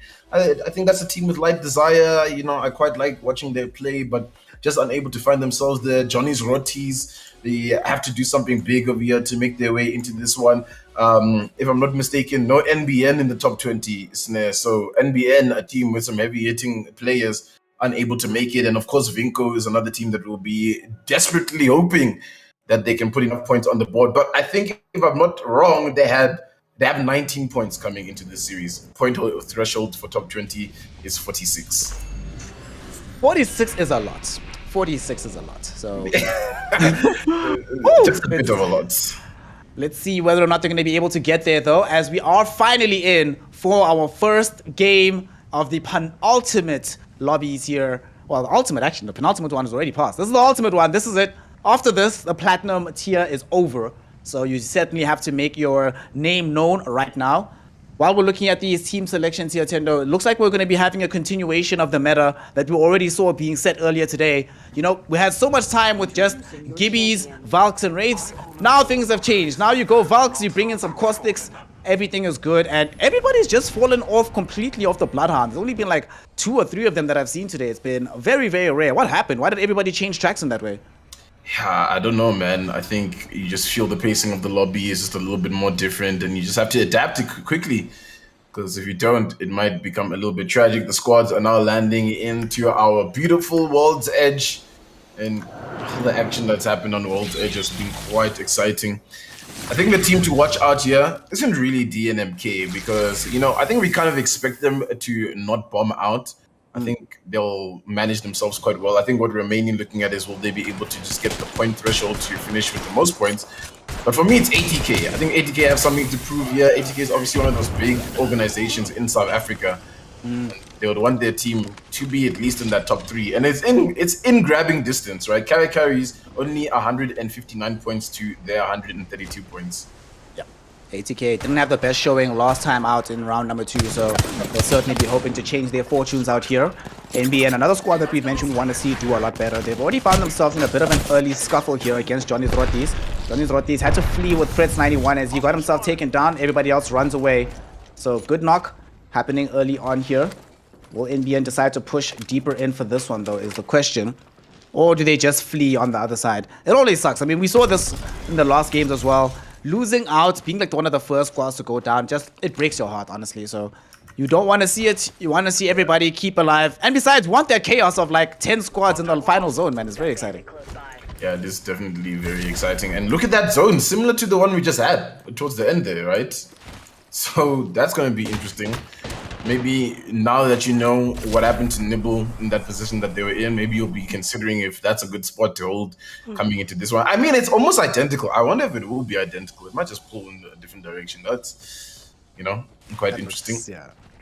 Look how many teams there are at Lover City and Big Mod, though. Everybody is playing there. Like, I want to really see what starts to happen when weapons that are very high value start being picked up. In particular, I want to actually see if in between here, MSMK3 and the side of the rejects, which one of them are going to try and reach outside first for this first couple of shots. We do see, though, NBN found themselves once more engaged in a small kerfuffle. Trying to get past this GB dome. They get inside right here, and they will be able to get some very good shots out. Beautifully done. Heartbreak Hotel gets taken out, so Johnny's Roti is suddenly down to only 1 player. And as per usual, when a team has 1 player left, it's usually the Wraith or the Valkyrie, and this time it's the Wraith just trying to flee and keep the team alive for as long as possible. Rejects are also in the area, and the Rejects, they're going to be looking to put some decent points up on the board, because for them, they need to just make sure that they can get into closer towards that top 20. SNMK3 to be a little bit aggressive. There's so many squads here at the Lava City. It's going to be a little bit tragic for these rotations that are going to have to be pulled almost all the way up towards the west side there. So these fights, they need to be picked off carefully. Ascend Esports are also now in the kill feed over there. We see them taking the Enjoy down colder. So that's looking good. DNMK did their 3 drop spot drop, guys. They had Landslide, they had Lava Fisher and Countdown. I mean, they're just giving it to them, to be honest, most of the teams. Clutch is kill leader currently on Ascend Esports, so the points that they very well need to maintain the top 20 positioning is coming through for them. And I think this is a team that has just matured over the course of the entire, EGL. They had a decent gold tier stage. They started off plat really badly in that first round. They came back in the second round, and now in this third round, they're looking to continue some of their momentum. It's one of the best things to see actually about EGL overall. The fact that there have been so many teams who've shown clear improvement going from bronze to silver to gold to platinum to diamond, baby. Being able to see that these squads and these players are gelling together, getting better overall. This is why you want competitive environments to happen as often as humanly possible. When you have a tournament like this, it forces you to level up, and you can clearly see the results of their efforts on the field right now. So right now on the map, we still see a lot of teams around Lava City, but they've decided not to fight each other. Instead, trying to think about where the zone's going to pull towards. I'm looking very scarily towards here where only one Kenobi is. He is all by his lonesome, and he's going to get surrounded very shortly by the Sparks lineup. And they're going to try and lay into him if he's not able to mount an escape. He's not. Yeah, he's definitely going to go down. 3v1 is practically impossible. And that will be that for the Violet Wolves, unfortunately. Sparks will be the ones to take him out. Only the one person, so they'll claim some easy loot and try to maintain control of this area, because this is where it's going to be pulling towards. But let's see if they can keep this control, because we see now coming in towards, or from the staging area rather, Bamza are closing in here, Tendo, looking to try and also make an approach towards Lava Fissure. And Spark's one of those teams that really need to make sure that they can survive as long as they can. Currently coming into this with 21 points overall. And we know that they need to hit above 46 points to guarantee themselves into that Championship Sunday, that Diamond tier stage. But guys, SLX is in this lobby, right? And they can also farm up a little bit of points. They weren't too far behind. They were originally in that top 20, but obviously got pushed down as those teams started to collect a little bit of those extra points. So, I mean, this is kind of one of those situations where we have to just keep track on all these teams that should be crunching numbers in their heads. Like, hey, guys, we need to make sure that we don't go down now. We need to make sure we guarantee ourselves with this amount of points. And I'm thinking the comfortable amount of points is probably 60 right now that you want to be in. 60 is just below top 10, if I'm not wrong. And then you just be a chilly. Whoa, dude, look at DNMK. Cheetah Boy and Bradley, they just went straight up in, and they've gotten 2 knocks into kills there. That is really, really good. Apex, Q, struggling at this point in time. Only have their Ash player remaining at present. That was very aggressive play from DNMK, but we've seen them do this all the time, right? They're the team that generally tends to get going first onto the map. They do not play anything resembling safe, so they're always going to be the ones making the uber aggressive play.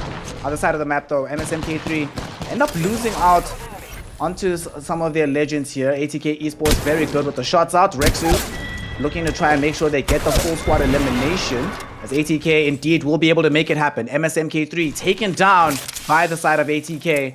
And also ATK have done something interesting. They've been experimenting a lot with mobility options, and today it looks like they're going for the Pathfinder here, Tendo. More than one Pathfinder in the lobby right now. Oof. Damn, that's unfortunate there. They beamed the player down. As we tune in towards the rejects, top 15 squads. So at least you've guaranteed yourself 1 point at this point. Hey. Hashtag win it, bro. Yeah, dude, those 1 points are gonna come crazy. I just pray for our admin that we don't have to do any tiebreakers, you know. Just like, please keep your fingers crossed you don't get any tiebreakers, because these 1 points will matter at that point, you know, like, hey. But now, as the first zone has closed in, squads will have to start to prioritize the next rotation as they see that we'll be pulling towards that staging area. Already have about 2 squads towards that next zone area, and ATK not following too far behind to enter. And Looks like Ascend is still deep in the zone there, along with DNMK, who just cleaned up the fight. And Luke is close to DNMK in the Skyhook. There's two teams there. I see Vinko is one of them. I couldn't quite see who the team right in front of them is. And DNMK have put themselves in a really bad spot. It's Victrix that's on the opposite side here. They're trying to go for these peaks here of Victrix, but unfortunately for them, they have the low ground of this mountain, so they have full awareness of where DNMK is, and DNMK's approach is worse, but if your shooting is better, you might actually be able to get away with this anyway. DNMK looking for these long-range peaks, and they're actually opening up space for Vyas to make a run through, and he has clipped some shots here. They are aware now on the side of Victrix what's coming, and they're trying to get themselves ready here, Tendo. They know this fight is going to be in for them. They've already been scanned out as well, so they are aware that DNMK, they know that this fight's coming. Oh! Cheetah Boy almost got a full PK shot there down the tether in the middle of the elevator shaft. Not able to find it though, and instead decides to rather be safe instead of sorry and backs off to rejoin the rest of the squad instead. They're going to make the approach a little bit slower, and they just ensure where they are to make sure they're not being flanked right now. Yeah, Sparrow's also just been eliminated in the mix of all this rotating. We're down to the 14 squads as they become the 15th. And it's Vinko, who I said were close by, trying to be a little bit of a thorn on the foot over here to DNMK. So now they've caught themselves in a bit of a sandwich, DNMK, and they have to make their way out. Kyle's getting beamed down over there, so they've got to be really careful. They might aggress onto that. That nade could be huge. It's more than one nade, it's 1,000, it feels like, for them. Vinko going down over here. DNMK looking to aggress the situation. Yeah, he's Vyas on 301, just standing up at the top, beating them down. Vinko down to, I believe, just one member who just has to hightail it out of there, just get away. Just wait, no, they went down. Yeah, they got him. Yeah. Yeah, man, they got him like it was boys in the hood, man. Shot in the back while he was trying to run away. Feels bad.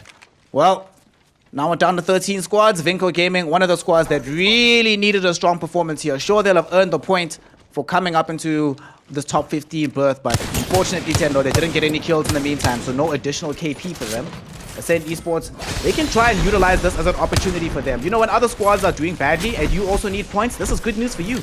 So, provided that they can keep things going, themselves and NBN as well, who are both engaged in a little bit of a kerfuffle, neither team can really afford to end up going down here, so they choose the safer route of retreating, waiting for the zone to pull later on and going for a different kind of position. It's going to be a long rotation for them, but certainly better than dying.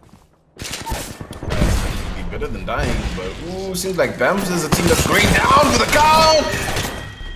A quick down for the count, and it's ATK Esports who swoop around the corner. Dustweaker is currently your kill leader in this lobby, and I mean Das is just one of those players that I have to compliment. His mechanics are just on a different level compared to everybody else. That's the way he shoots the Mastiffs, the PKs, the way he beams down players.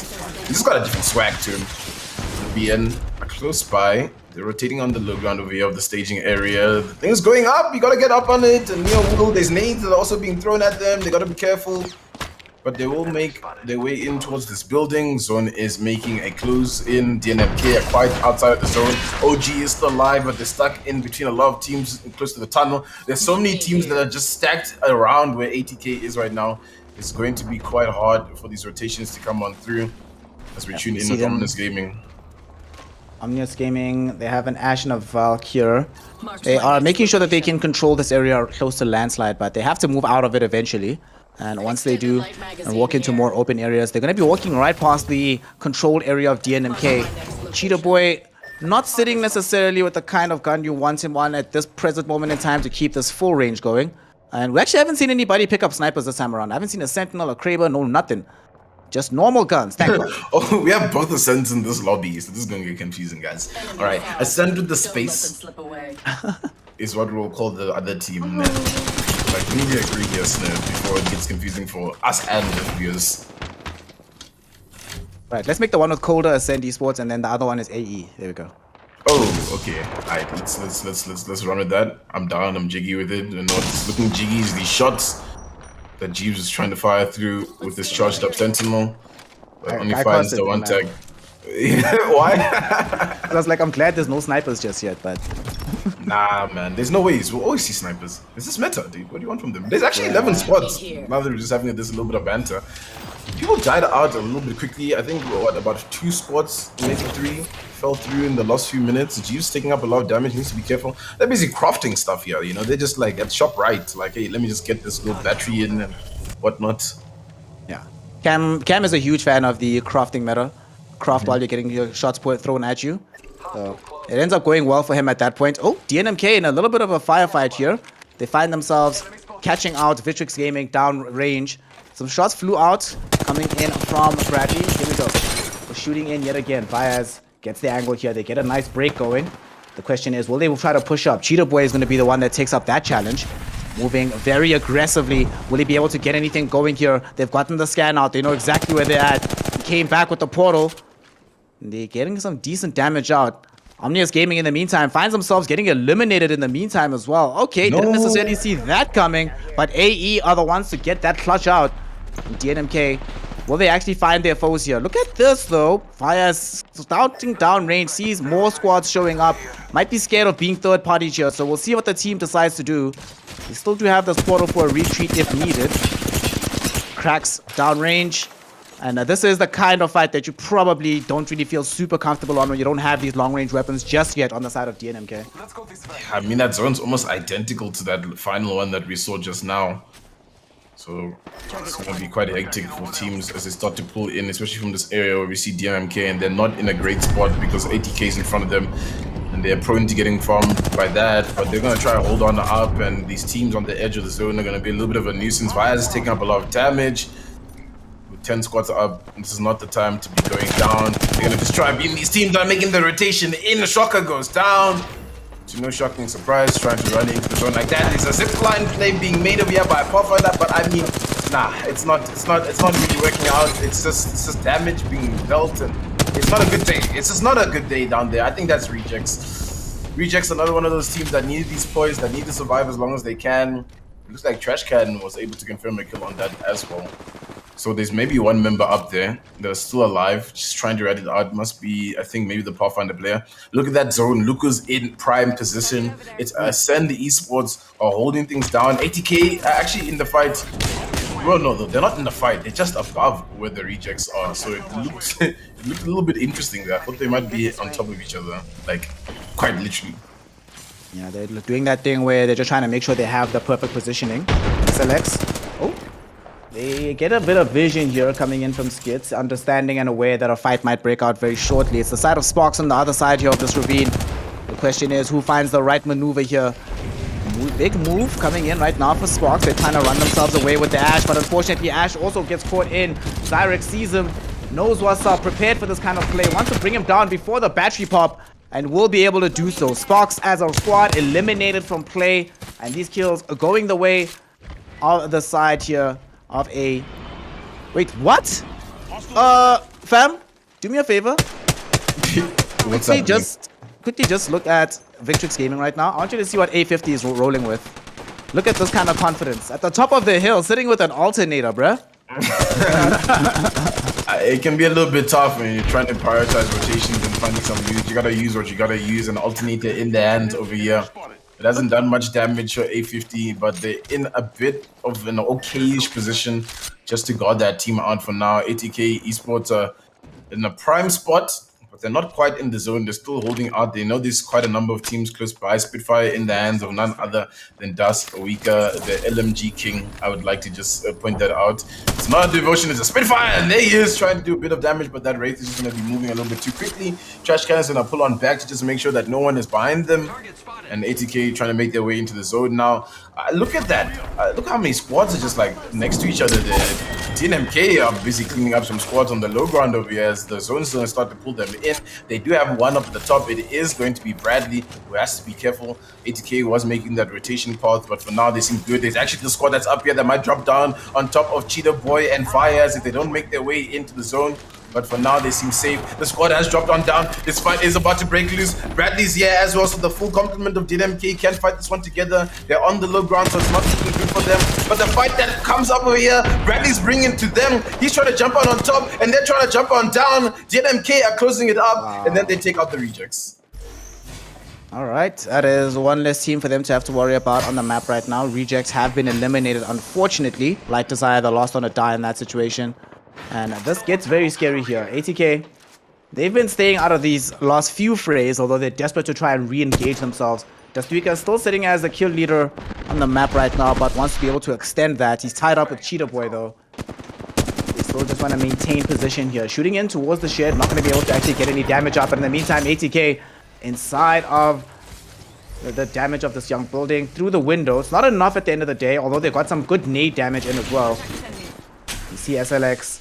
They really want to avoid getting brought down here, waiting desperately for Skids to get the portal ready to get them the hell out of here. But Tendo, they might not be able to make it. So many squads are closing in around them, and they're fully aware of the team that's inside here. How do they get out of this one? As DNMK also trying to get themselves into this fray. It's going to be a bloodbath for this next zone here, Tendo. It was only down to 2. NBN really need to make sure that they can start off well over here. They had 35 points coming into this one, and we all know what that threshold is looking like. Cheetah Boy's being aggressive, throws the thermite in, dealing a little bit of damage. Will DNMK capitalize on this? That's sticking for quite a little bit of damage. I hope that's actually not somebody, and that's maybe like a caustic trap or something like that. You know, just hoping and praying for that team up there. There's still 7 squads, and I mean, if you don't have a building, it's looking a little bit rough for you. Oh my goodness, this man's trying to ferry some armless in towards that building. Are you seeing that from Bradley? Yep. That's a support player if I've ever seen one. Just trying his best to put his team in a good position while you have Cheetah Boy leading point and making sure to deal damage. And the zone is closing teams in. They're looking to be in a rough spot, especially if you're there where they're looking the NMKs, they're mowing you down. Fires with the Hot 301, accompanied by Cheetah Boy, are just mowing Elite Dragon down. It looks like Asante Esports are taking some knocks into, I think, Victrix, if it is. And things are starting to pop off of Yasna. Yeah, I think it's starting to become a little bit crazy at this point in time. And these fights are not ending. The final round will be coming not too long from now. It's going to be wild. Oh, SLX actually find themselves getting eliminated. Very nicely done, actually, coming in from Nice Dreams to throw in that nade. Does enough damage at the end of the day. So NBN getting another kill on the board, tying up right now with both Dastuika and Cheetah Boy on 4 kills. Vias is actually the kill leader on the map right now, sitting on 5. You see NBN hold up inside this building. Got canisters that are covering the entranceway, making any kind of approach difficult. This is why you picked the young Caustic into the team. And they're content to wait this one out, fam. You know, we've already seen teams prepared to wait and be patient. Can earn you top 2 or even top 3 into the lobby. Hell, KOA utilized this kind of strategy to get the top 1. So all they have to do is wait this one out. It's ATK doing their best to just kill everybody else on the outside. There's 5 squads left, Tendo. So now is where it really starts to matter what your performance looks like. Yeah, 5 squads. As we take a breath, I'm sure everybody right now is taking a breath. It's the final zone. It's going to start to move in. There's 2 minutes to play for here to separate the first place from the second place to the third place.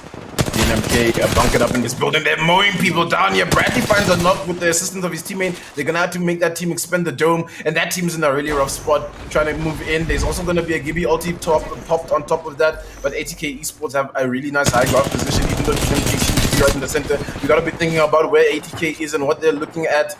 But for now, it's just DNMK who are seeing popping off and fishing teams through the windows, making sure to get as many kills as they can. Blake's in the kill feed, Clutch is going down. It seems as if Ascent has bitten up a bit too much than what they can chew. Now there's more ultis falling from the sky, and it's getting more and more hectic as teams are about to start to fall down. DNMK are still in a really good spot, but they might get inted on over here by ATK. ATK are coming closer and closer, and they control a lot of real estate on the outside, and that might be good for them. Trash Can sending some beams through. They've just gassed out over there, that team, the likes of DNMK, so they might have to exfil from that position to get up on the top. There's now 3 spots left. NBN have to pull into it. DNMK are. NBN are trying to do the best to put all this damage in. They are, but is it enough to take out DNMK? It's not. DNMK are up, but ATK come through the swoop in as the third party ultimately. Wow. Wow. Wow, wow, wow. You come in, like you say, third party, DNMK is going at it, NBN is all involved, and ATK is like, wait, you mean no one's seeing us? Okay. And then Das is just like, shotgun time, baby. Let's just go say hello, boys. Oh, that was lovely to see. ATK, you were talking about Nintendo. You want to see the squad show up. You want to see them go on a bit of a revenge tour And they do it in spectacular fashion. They take this map and they take it in convincing fashion once we come down to the wire, Tendo. For a while, they were quiet.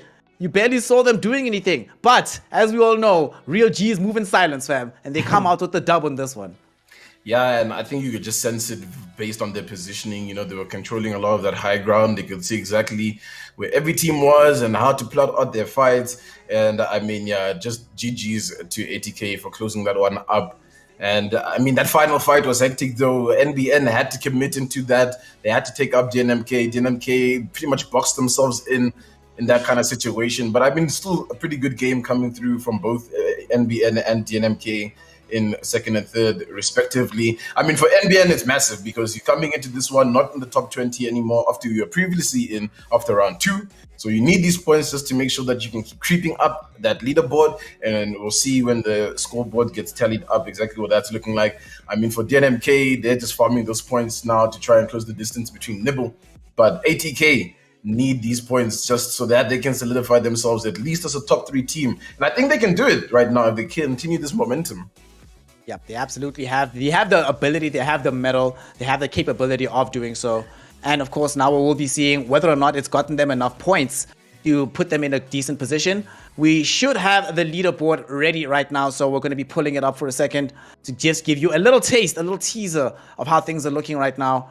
And of course, after that round, Tendo, after that round, if you are any other squad but ATK in the lobby, is this now the team you're gunning for? Like, is there anybody else that you need to be focusing your attention towards to try get them into a point where you get your points up? I mean, it would be ideal to take out ATK early on in the lobby to make sure that those points at the top at least get distributed lower down the points tally rather than to the teams that are already into Championship Sunday.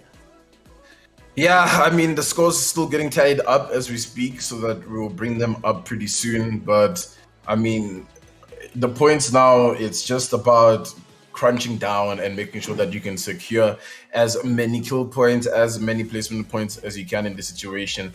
And of course, we're looking at the teams that need to perform here. I think Ascend Esports also did quite well in that game, making it up all the way into the end. They might have gotten the top 5 finish, and top 5 is good because they were also getting a lot of kills along the way. But the likes of Vinko, the likes of Ominous that go out early, I'm like, what do you mean? What's going down? You guys are looking so good leading up until this platinum tier stage, and now everything seems to be crumbling. I mean, for Ominous, they were 47 coming into this one, so it's not too stressful. They're like, you know what, we're still in the top 20, even without having to play too much right now. But you don't want to be in a situation where you get one of these pop-off performance teams that have to show up, and they do show up, and they just put these points on the board, and you can't do anything about that. But I mean, yeah, dude, it's quite crazy, and we almost got the leaderboard in, ladies and gentlemen. We will show it up. But Snare, what other teams do you think we can see a little bit more from? I think another team quickly, Victrix, they were looking good, but then everything kind of went awry. Yeah, Victrix was looking fairly solid for a while, but they got caught in that like a weird pincer, and there's these certain teams that you can just tell they get flustered. Not easily, but if they get flustered, it's sort of a wrap as to whether or not that team can perform as well as they should be able to do. So definitely want to see them perform a little bit better. You already spoke about Rto Gaming, who I feel bad for because we've been hyping them up since day one, being like, yo, Vinko's going to be out here. Vinko's going to be out here. And it just hasn't really come together just yet for them. But another team that I really want to see more out of is going to be this Bamza lineup. Last time around in this lobby, it didn't go... I mean, it could have been worse for them, right? But considering, Tendo, that they were 17th place, that they actually can't afford to have poor placements. They can't afford to not be putting up kills in any particular lobby that they find themselves entering into. Because those 1, 2, 3 points, exactly, that can make the difference. That can be what separates you from going into Championship Sunday and watching from home. So I would definitely want to see more from them, more from Victrix. From NBN, though, just more of the same. Keep doing what you're doing, boys. It looks good. It looks hot. They got themselves into a very good position as a result of their plays. And honestly, I know somewhere in the chat, someone's going to be like, it seems a bit cheap, but who cares? Gets you what you need. Gets you the points. If you have to wait until the very end, it's fine. That's what it takes sometimes to get the W and to get you into Championship Sunday. So them, I think, have to do well. And of course, SLX. I honestly thought this team was going to do a lot better, but they ended up faltering somewhere down the line. And I want to see them in the second game also pick up the pace and show us why they are here in the platinum tier of the Apex tournament. And with that, the scoreboard is ready, and I think it is going to shock a lot of you as we pull it up on screen. Have a go at that. ATK come up on top, but do they really? Because DNMK is right there with 25 points as well. And it's just the kill diff that ultimately keeps DNMK just with ATK. Following after is NBN. NBN putting up some solid points for themselves there. And that will definitely make them inch closer and closer to that top 20 where they would love to see themselves. XLX, I thought they maybe put a little bit more, considering they made it quite a little bit late. But I mean, any points at this point are going to matter. If someone who put a point counter, how many times myself and Osne will say point today? I mean, anyways, Points. look at the two Ascends next to each other as well. The one is Ascend Esports, the other is AE. And I mean, Ascend Esports needed these points as well. And they're continuing some momentum that they had earlier in the beginning of the day. Yep, they're getting some of that additional momentum. AE themselves also got a little bit of juice for themselves, but not so sure it'll matter all that much unless they do a lot better in this next game. Ibis's Heroes, you know, it's actually interesting. They made it down to the final 5, and they were the, I think, third to last team to get eliminated. So kind of surprising that this is the point haul despite going that deep into it. But of course, KP makes a huge difference, and you're seeing the kind of difference it can make to your fortunes here in the Apex tournament. It is one of these also situations where for teams like the Rejects, teams like Sparks, Bamza, Ominous Gaming, squads who should be placing higher up, in my opinion, really did struggle with the goings in that one. And if they're unable to pick this one up, then suddenly it's looking quite difficult to get into Championship Sunday. I mean, let alone for teams beneath them. Your Vinco Gamings, your Rotties, your Gibby Loves, your MSMK3s who got nothing out of that first game and who are already outside of contention for Championship Sunday. It feels like the squads placed like 13th to last honestly might have to eke out an entire win. It's not enough to even get top 3. You might have to get top 1 to just have a hope of getting enough points to get into tomorrow. You gotta hope, you gotta pray, and it can happen. It definitely can happen if you can put it up together. We've seen now, I'd say, if you're looking at the tournament, the two teams that are the dark horse underdogs right now are definitely ATK and the KOA, right? Because they've got some really good players. We've seen them compete in many tournaments, and they're always a talking point for a lot of casters. So they're definitely showing that tomorrow we should watch out for either or. Obviously, Ghosted Herd made a little bit of noise, but they were also struggling. But yeah, we're loading in for game number 2 over here. Snare. And I actually have to correct myself. I've been saying that the threshold is 47, but it's actually 44. RTO saying on 44. It was 44. We don't know if it stays 44. We don't know if it, I mean, now it's probably not 44 because, I mean, obviously Ascend got a few more points there. On top of that, and the other teams that were at the bottom got some points. NBN, if you're thinking about it, would have probably pushed in a little bit, inched in. But yeah, it's getting to the crunch time. It's getting a little bit hectic as we move into this second game. Yeah, the second game. This could also be the point where the teams that we saw end in the upper echelon, your NBNs, your ATKs, and DNMKs, they can pull away here and just get beyond anybody catching them. For the most part, especially ATK and DNMK, they are already at that point, but you want to also be able to do this going into Championship Sunday, build in some of that additional momentum. We saw Nibble earlier on having a bit of a struggle with that, but ATK with a game win already will be looking to build that one up. DNMK coming very, very close, also doing similar things. And now getting into the second game, what I am hoping for, I am firstly hoping that things also kick into gear a little bit faster. It felt like there was a bit too much caution for my liking, especially from the squads that are already guaranteed for tomorrow. However, I can't knock it, right? Because this also forms the basis of practice into the final day of Apex. And we're getting it. The final day of non-finals Apex is now going in for game 2. Drop Sendo. Tell me this, right? Last time we had what? 7 squads in the final zone. How many are we getting this time around? Feeling like a cheeky 8, you know, might happen. But we are down 2 squads, so there's a little bit more breathing room. It's not that much, obviously, but there's a little bit more breathing room, and there's the solo and a duo team. So realistically, only 17 full squads in this one. Will that work out for some people? And I wonder if we're finally going to get a fragment ending in this situation, because I've been waiting for it. You know, we had 1 fragment finish thus far, but we haven't seen too many. We do see ATK taking up that spot next to Fragment. We got at Overlook, the likes of Ascend Esports just hanging out, Survey Camp, where OG love to hang out a lot as well. Next to them is Victrix. They need to be careful with that. DNMK are doing DNMK things and taking Lava Fisher, Countdown, and Landslide, as they do at the tree side. We also have some teams, one team at lawn side. There's a number of teams at Lava Siphon. Yeah, a couple of teams at Lava Siphon, or 3 teams there. Some squads also stacking up onto Lava City. So on this more southeastern part of the map, we should be expecting some degree of action to break out sooner rather than later if the squads ever get across each other. Does seem though that there's unlike in the previous lobby, you know, there's a lot more gentlemanness here. You know, people are just more polite. They're like, oh, y'all don't have loot, we don't have loot, we'll meet later. You know, they don't just say, let's go, let's throw hands right now. We're not gonna have those early kills happening just yet. Things are still chilled, still quiet.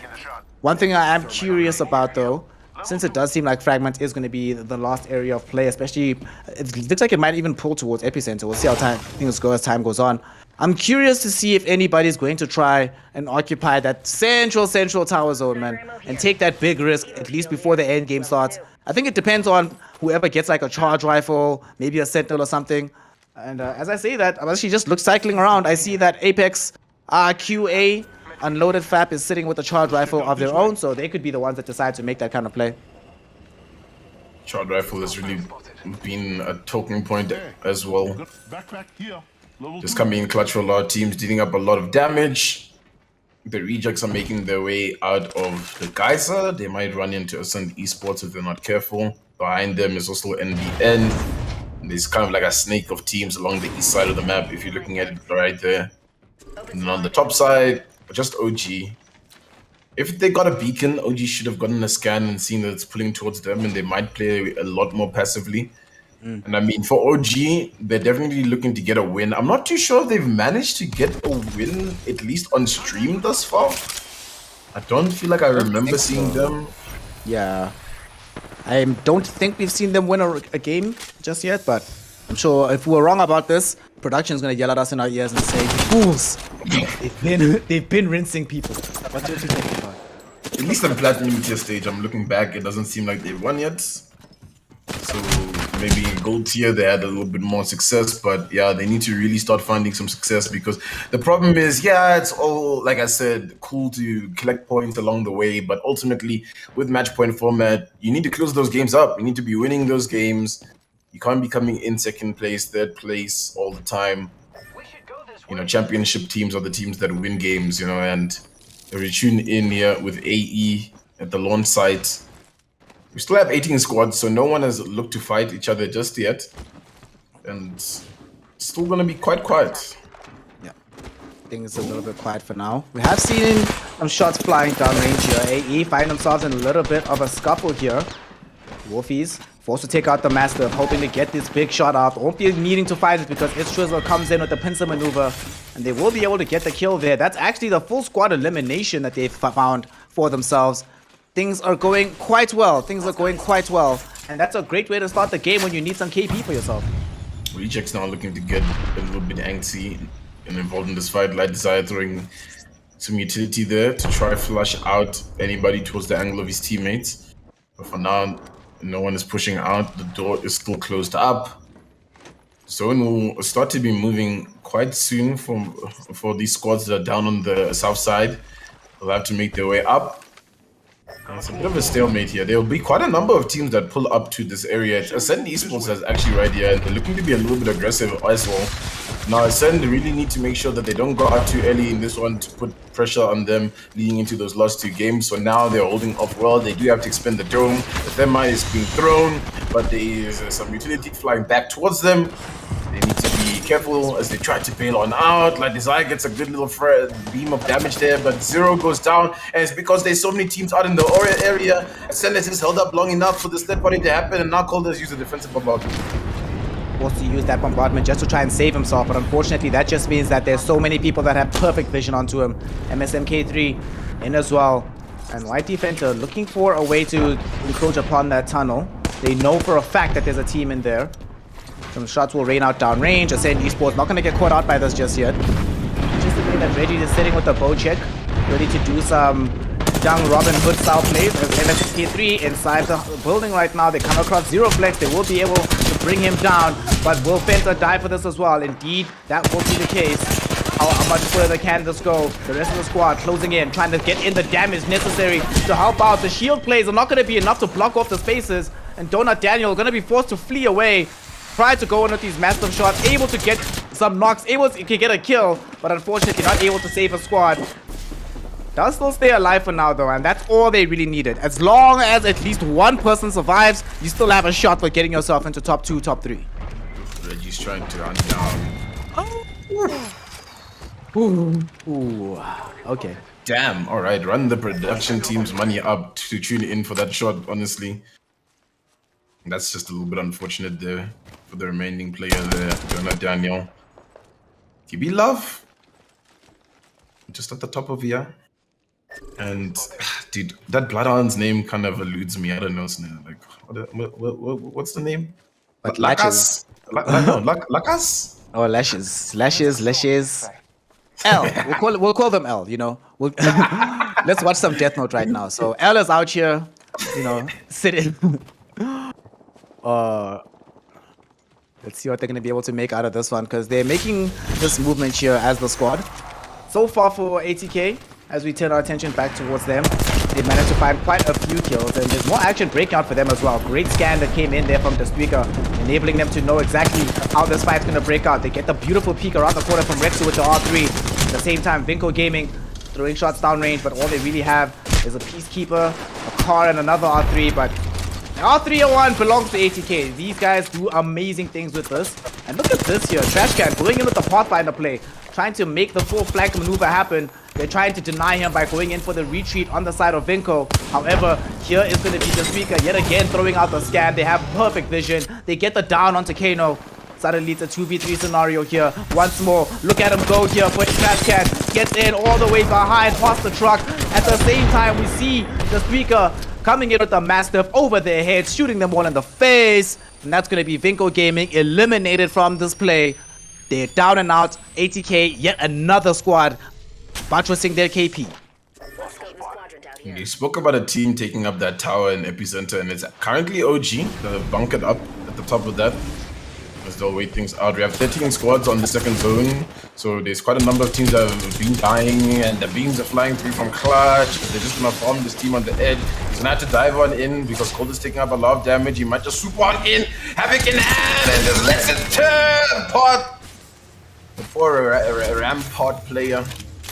And there's still a number of squads that are just hanging around this area down towards the south side of where the zone is about to pull in. There's still 2 minutes, I suppose, for them to try to pick up some fight. And now Ascend Esports find themselves at the brunt of Gibby Love. Gibby Love are going to be a bit of a nuisance, but Ascend might just opt to go all the way around this and just avoid this entire fight. Yeah, there's no reason to try and take this fight. It's not really necessary for them to try and do, but at the same time, they would be very happy to get some of this KP. And they're in a bit of an awkward position. Not too far out of the zone, but they definitely have to be careful about how they get out of here. They have to take the long rotation past the other tunnel. Whilst they're doing that, DNMK, they themselves are very much enjoying being inside the zone. And they're trying to run down the Sparks lineup. They see them running away right in front of them.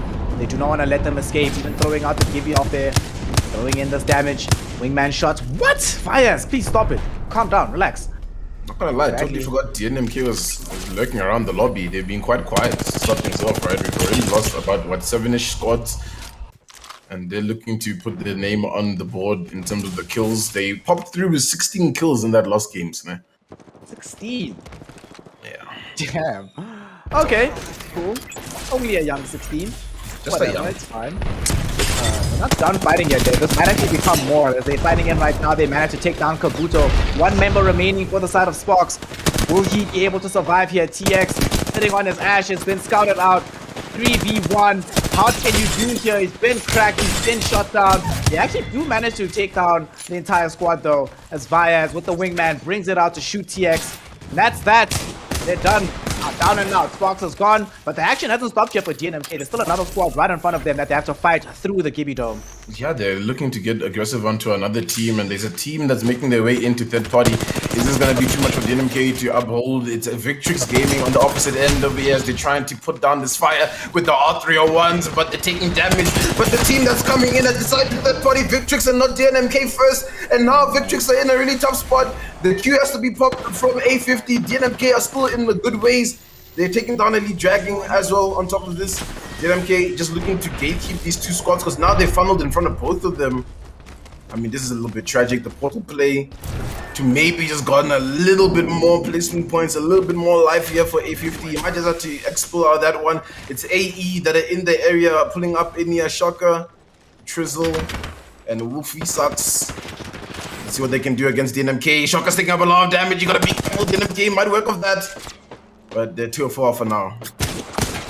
They decided to back off back into the lip of this tunnel entrance.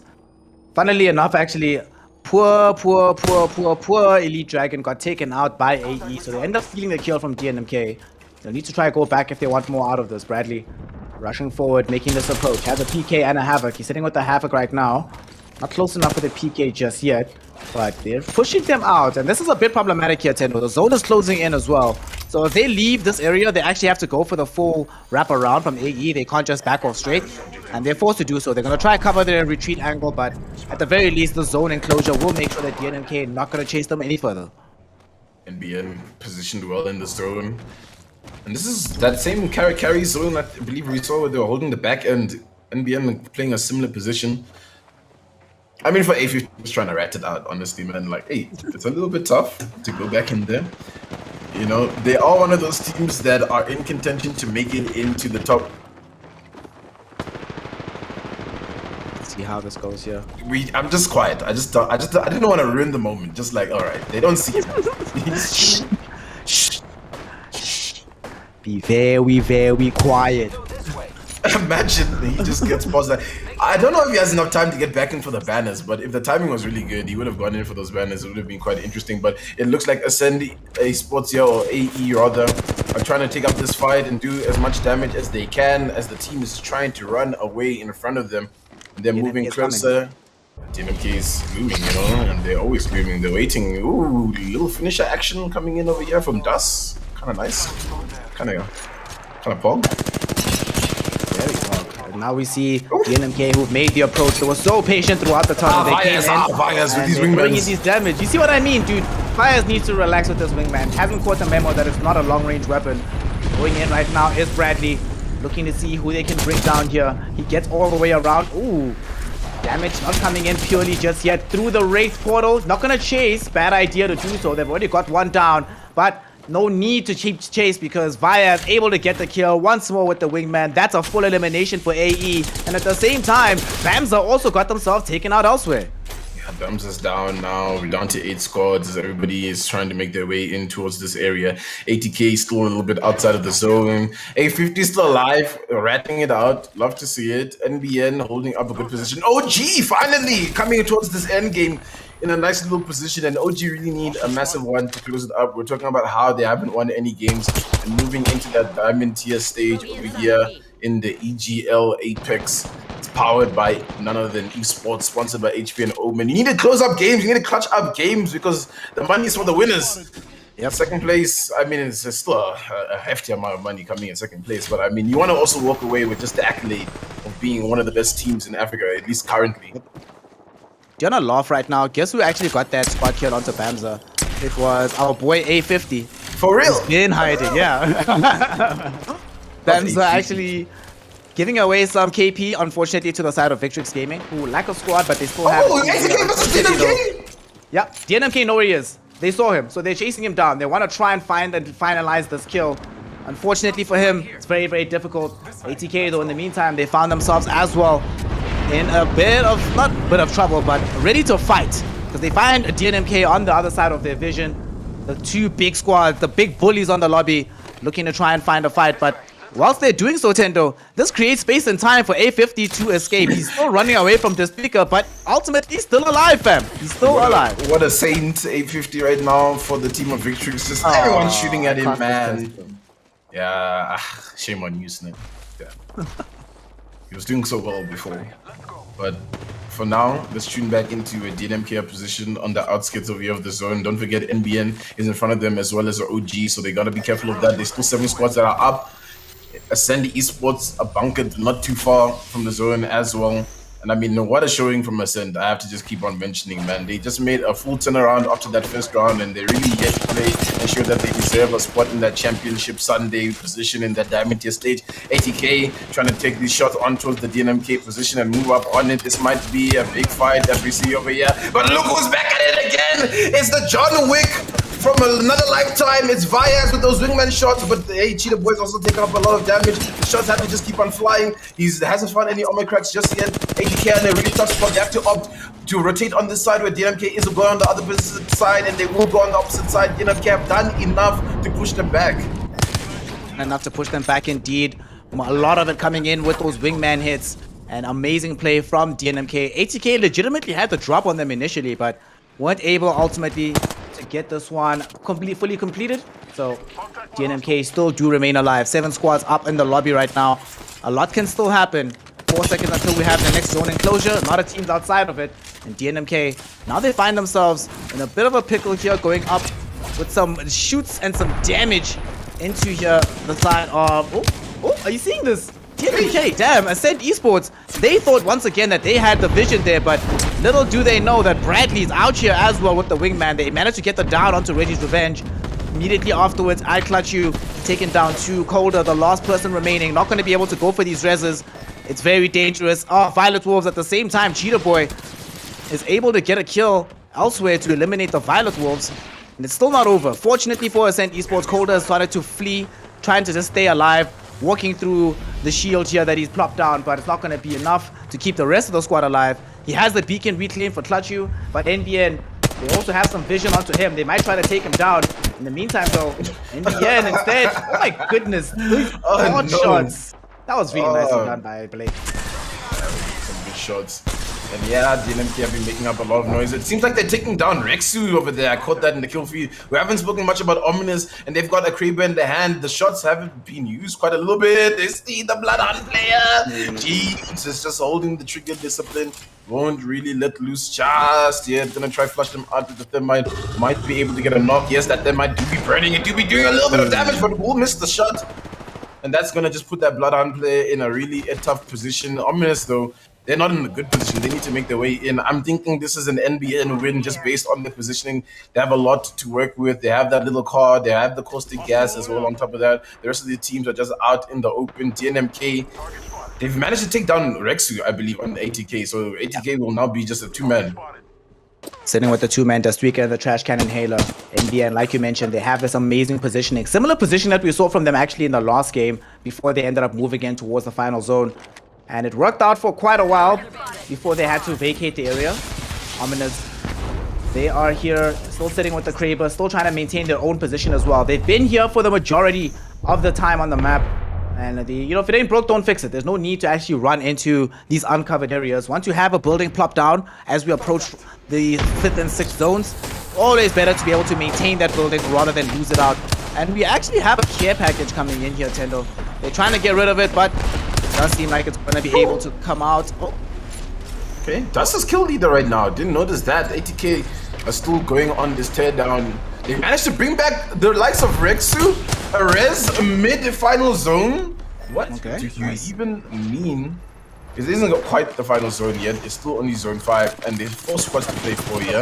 They're even exchanging some little loot over here. What's going on over here? I think OG's committing onto where ATK's position is, and now ATK are just in this firefight. You gotta imagine the squads that are watching this happen. DNMK and NBN must be wanting to get involved. Nyland's the only one left on OG. Nyland clutches it out of the trash can and keeps OG in the game, but everybody's gonna be watching him on this position, and everything is just broken loose. NBN, DNMK, NBN have been sleeping. DNMK is pulling up on them now. Vias with the wingman shot. He won't stop. Look at him swing around the corner. He's got a PK in the hand. Will he use it up first? He will. The domes have been exchanged. The shots aren't quite connecting just yet. But on the opposite side, it's not looking good. Cheetah, what's going on? Everything's a little bit of a chaos over here.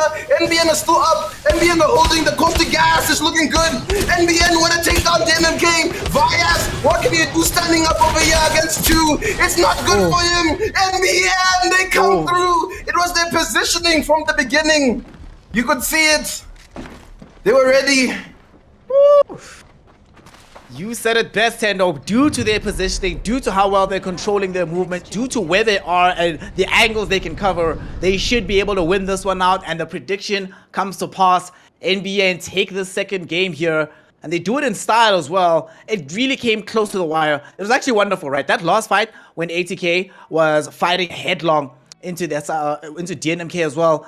NBN was like, oh, sweet, we've got a very nice angle to get these shots off. Ominous Gaming gets involved. By the time they clutch it out, it's too late. That was actually wonderful to watch. And the best part about this, Tendo, not only do NBN come out ahead, we have a guaranteed situation where there's different teams winning the lobbies, which is what we want to see, right? It's when you're the team that's winning all the lobbies, but it's more enjoyable for us as the audience, for everybody at home, if we get all the teams always being in contention. Not only does it show us that the scene is competitive, it also tells us that by the time we get to tomorrow, there are teams that can clutch it out once they get to match point. NBN is definitely one of those squads to watch tomorrow.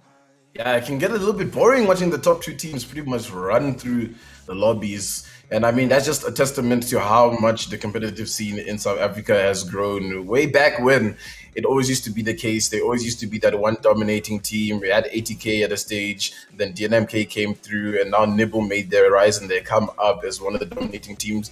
But now it's kind of like, yeah, we know Nibble are extremely insane. We know the DNMK roster is also pretty good. But they're not winning every game. They're not clutching these games out. We have the likes of NBN who are fighting to the very end of the year. We know they need these points to make it into Championship Sunday, into that gold tier stage, to play for that money. And guys, let's not forget about how hectic that money is, right? It's a 70,000 Rand prize pool. First place walking 70K. Damn. 70K. First place walking away with 20, second 15, third 12, fourth 9K. Fifth, 6.5, sixth, 3.5, seventh, 2.5, eighth, 1.5. So there's a lot of money up for grabs. Even if you don't do your very best, even if you just do enough to be like in that top 8, it's going to be looking good. I apologize, numbers and me are not a strong point, but I gotta try for you guys just a tiny little bit, Tendo out here with the Zuma pronunciation on the number. Shout out to my G. But all those big numbers that we're giving away to the players that wind up positions 1 through 8. 1 through 8, that's the thing. This is not just a top 3 situation, as often happens in these tournaments. So many of the teams are in the money. 24 different players are going to find themselves in the money. And of course, even though you're at home, even if you're one of the players that might have been eliminated already, there is still something from the EGL Apex team, powered of course by Evesports, brought to you and sponsored by HP and Omen. There's still something we want to give back to y'all. So, earlier today, we gave away a 250 Rand Steam gift voucher. We will be giving away some more swag just now. So, if you enter EGL Apex, all small caps, enter it once. Fortunately, if you entered in the previous competition, it's sort of reset. You can enter again, but only once. Only once. And if you do so, you can find yourself in contention to win an EveTech clutch mousepad. It's pretty sick. It's a very nice, slick mousepad, perfect for those Kraber flicks. Where is Caramel Gamer, to shoot people out of the air with those kind of things? You want to be like him, enter this competition, get yourself in contention, and who knows, maybe off the prowess of this mousepad, you might find yourself also participating in the next EGL Apex tournament. And speaking of Apex, Tendo, Game 3 is coming now. Here's where nerves start to kick in, right? You asked us earlier when we were talking about, do you want to be in the last game or the previous one? One of the things that sucks about being in the last game is that all eyes are on you. Everyone else is watching. They have nothing else to do. There's no other practice to be running right now. We need to be seeing how these teams are in the lobby. They're watching you, seeing how you're playing. Mistakes will be so heavily punished. Which teams do you think are you expecting and hoping to come up and show us a bit more? We wanted NBN to show more. They did. They won. Perfect. They did the right thing. NBN pretty much booked themselves a ticket into tomorrow with that win. I'm pretty sure. It would be really hard for them to fall off. I feel like, there's still 2 games. Obviously, we're only at the halfway point in terms of the series, so anything can happen. But, Ominous, it was an interesting position that they found themselves in. They played till the very end. They found themselves in a top 4 position, and they had to make a really hard one, because it's either you take up NBN, who have this really advanced positioning in front of you, or you take ATK, who's a little bit more in the shambolic state and maybe a better fight for you to win. unfortunately for them, DNMK was just in a nice cross angle. So they were just like, it was NBN on this side, it was DNMK here, and then it's just Ominous and ADK doing the little skerfuffle pretty much in front of them, you know. So it's tough, but I think Ominous now looking a lot better. I think they can maybe pull out a win. I'd love to see them work on that one. I think they're doing enough to keep themselves in contention for top 20, of course. You know, they were already sitting with like 47 points coming into the start of the round 3. But yeah, Johnny's Rotties, man. They were looking good when they were in gold tier. I thought in plat tier we might see some more from them. You know, I think even Sparrows, we want to see some more from them. Ibis Heroes have been quiet. Victrix, the Saint, the hero, A50 is just like keeping them going. You know what I'm saying? Like just enough. So hopefully they keep getting some points to inch their way into that top 20 position. I think Ascend Esports, the one without the space, the one that we're calling Ascend Esports, as we've said, has improved quite a lot. They just need to keep going with their momentum. Hopefully they can try close up a game. And I mean, yeah, DNMK unable to find a win. I mean, this is a bit of an odd one compared to what we were watching with Nibble. With Nibble, it was like they weren't able to find a win and they were coming out quite early. But with DNMK, they're like lasting to the end, and it's the final fight where it's like, they kind of losing their 3v3s, which I mean happens. So we'll see what the course is looking like for them. But sir, I heard from Birdie that the scoreboard is ready. Indeed, we do have a scoreboard live and available now, so we can see after game number 2 what we are looking like here in this final platinum tier, matchup. As we can see at the very top, ATK, DNMK, practically neck and neck. DNMK, because they just finished higher than ATK, they're the ones that will walk away with the 46 points. ATK chilling on the 45. So those two teams definitely very comfortable, but that entire game is a story about NBN, Ascend, and Ominous Gaming. Those 3 squads able to get a massive points tally from their efforts there in that game, Tendo. NBN came third with 31 points. That's pretty much a shoe-in to enter into Championship Sunday. Ascend Esports got themselves close with this 20-point haul. And of course, Ominous Gaming got the 10 that they so desperately needed. So it's really helping. And it shows that being able to get yourself into those final 3, final 5 positions can make a huge difference into what your fortunes look like. Unfortunately, though, the squads that didn't make it, Ascend, the AE, Victrix, Ibis Heroes, Bamza, Gibby Love, doesn't feel like these points highly will be enough, Tendo, to get them into Championship Sunday. Yeah, I'm also looking at the likes of SLX sitting over there at 11th place and coming into this one. They were not too far out from getting into that top 20 spot, and it's been a little bit tough. Rto Gaming it's been tough for them because now they only have 21 points. So right now they maybe need these next 2 games to at least be plus 15 points for them to even consider coming into Championship Sunday. Ibis Heroes, like they're putting some points down right now, but they were really far down the table. So I think they're just out of the question unless they do something crazy like win 2 games with 30 bombs. I don't know. Hey, it happens, guys. Don't it can happen. Gibby Love we need to talk about here, guys, because Gibby Love, all right, they were just outside, but they were far though. They were really far. They had 22 points coming into the 3rd round. They're only up by 5. What's the advice you give a team like Gibby Love, right? They're trying, and they're definitely in the top 10, at least in the lobby for now. Can they find some more points coming into this 3rd game? I think we have to look towards the squads that in the previous game managed to do this massive leapfrog job with their points tally. NBN, Ominous. The thing that they did primarily, Ascend Esports to a lesser degree, but they fought more often. Ominous and NBN was all about positioning and waiting for the squad closure at the end of the game and saying, well, we know once we can scout out the information of where the game is most likely going to end, let's set ourselves up for that end game state rather than trying to force it to happen on our timing. I think for them right now, it's really difficult, right? Because it's also a bit of an issue where they haven't been winning a lot of their duels that they found themselves in against other squads heads up. So if you lack the skill level to do that reliably, you sort of have to hide. And that's just hope that by the time things get to the end game states, enough teams have enough of their players shaved away or are just distracted enough that they don't notice you in the game. Very difficult to do. And we've seen in this lobby already that the other teams are aware of the strategy. A50, he tried. He's like, boys, it's cool. I'll keep us in the game. And they were like, nah, G. We know what the strategy is. We know what the plan is. We're not going to allow you to pull it off. So I think that's where it gets a little bit difficult. what you should do in the situation. The question is, will every other team in the lobby allow you to let that play happen? This is your champion. And you know I'm a man of storylines. I love the storylines that unfold. And before this, I told you guys that ATK needed to really prove themselves as a dominating team. And they're now sitting at 3rd place overall at 177 points. They've just jumped over Carries and Ghost to the Herd. So for them, they'll probably finish at around where they are. But the main storyline, of course, that we have DNMK versus Nibble, who is going to top the Platinum tier stage, guys. And right now, DNMK have 209 points and Nibble 213. So just a little bit extra. Oh, that's GG then, right? There's practically no chance that DNMK... Because, I mean, what are the odds? Hey, this man, this Costa Curse, you're hearing this. What are the odds that across 2 games, DNMK can't get 5 points? 5! Nah, fam. It's gotta happen. Hashtag no bias, A very neutral cost here. Extremely neutral, honestly. I mean, all right. We'll see what happens in this game. Vinko, it's quiet. I think it's quite quiet. We're not seeing any contesting happening. Nothing in the kill feed really lighting up.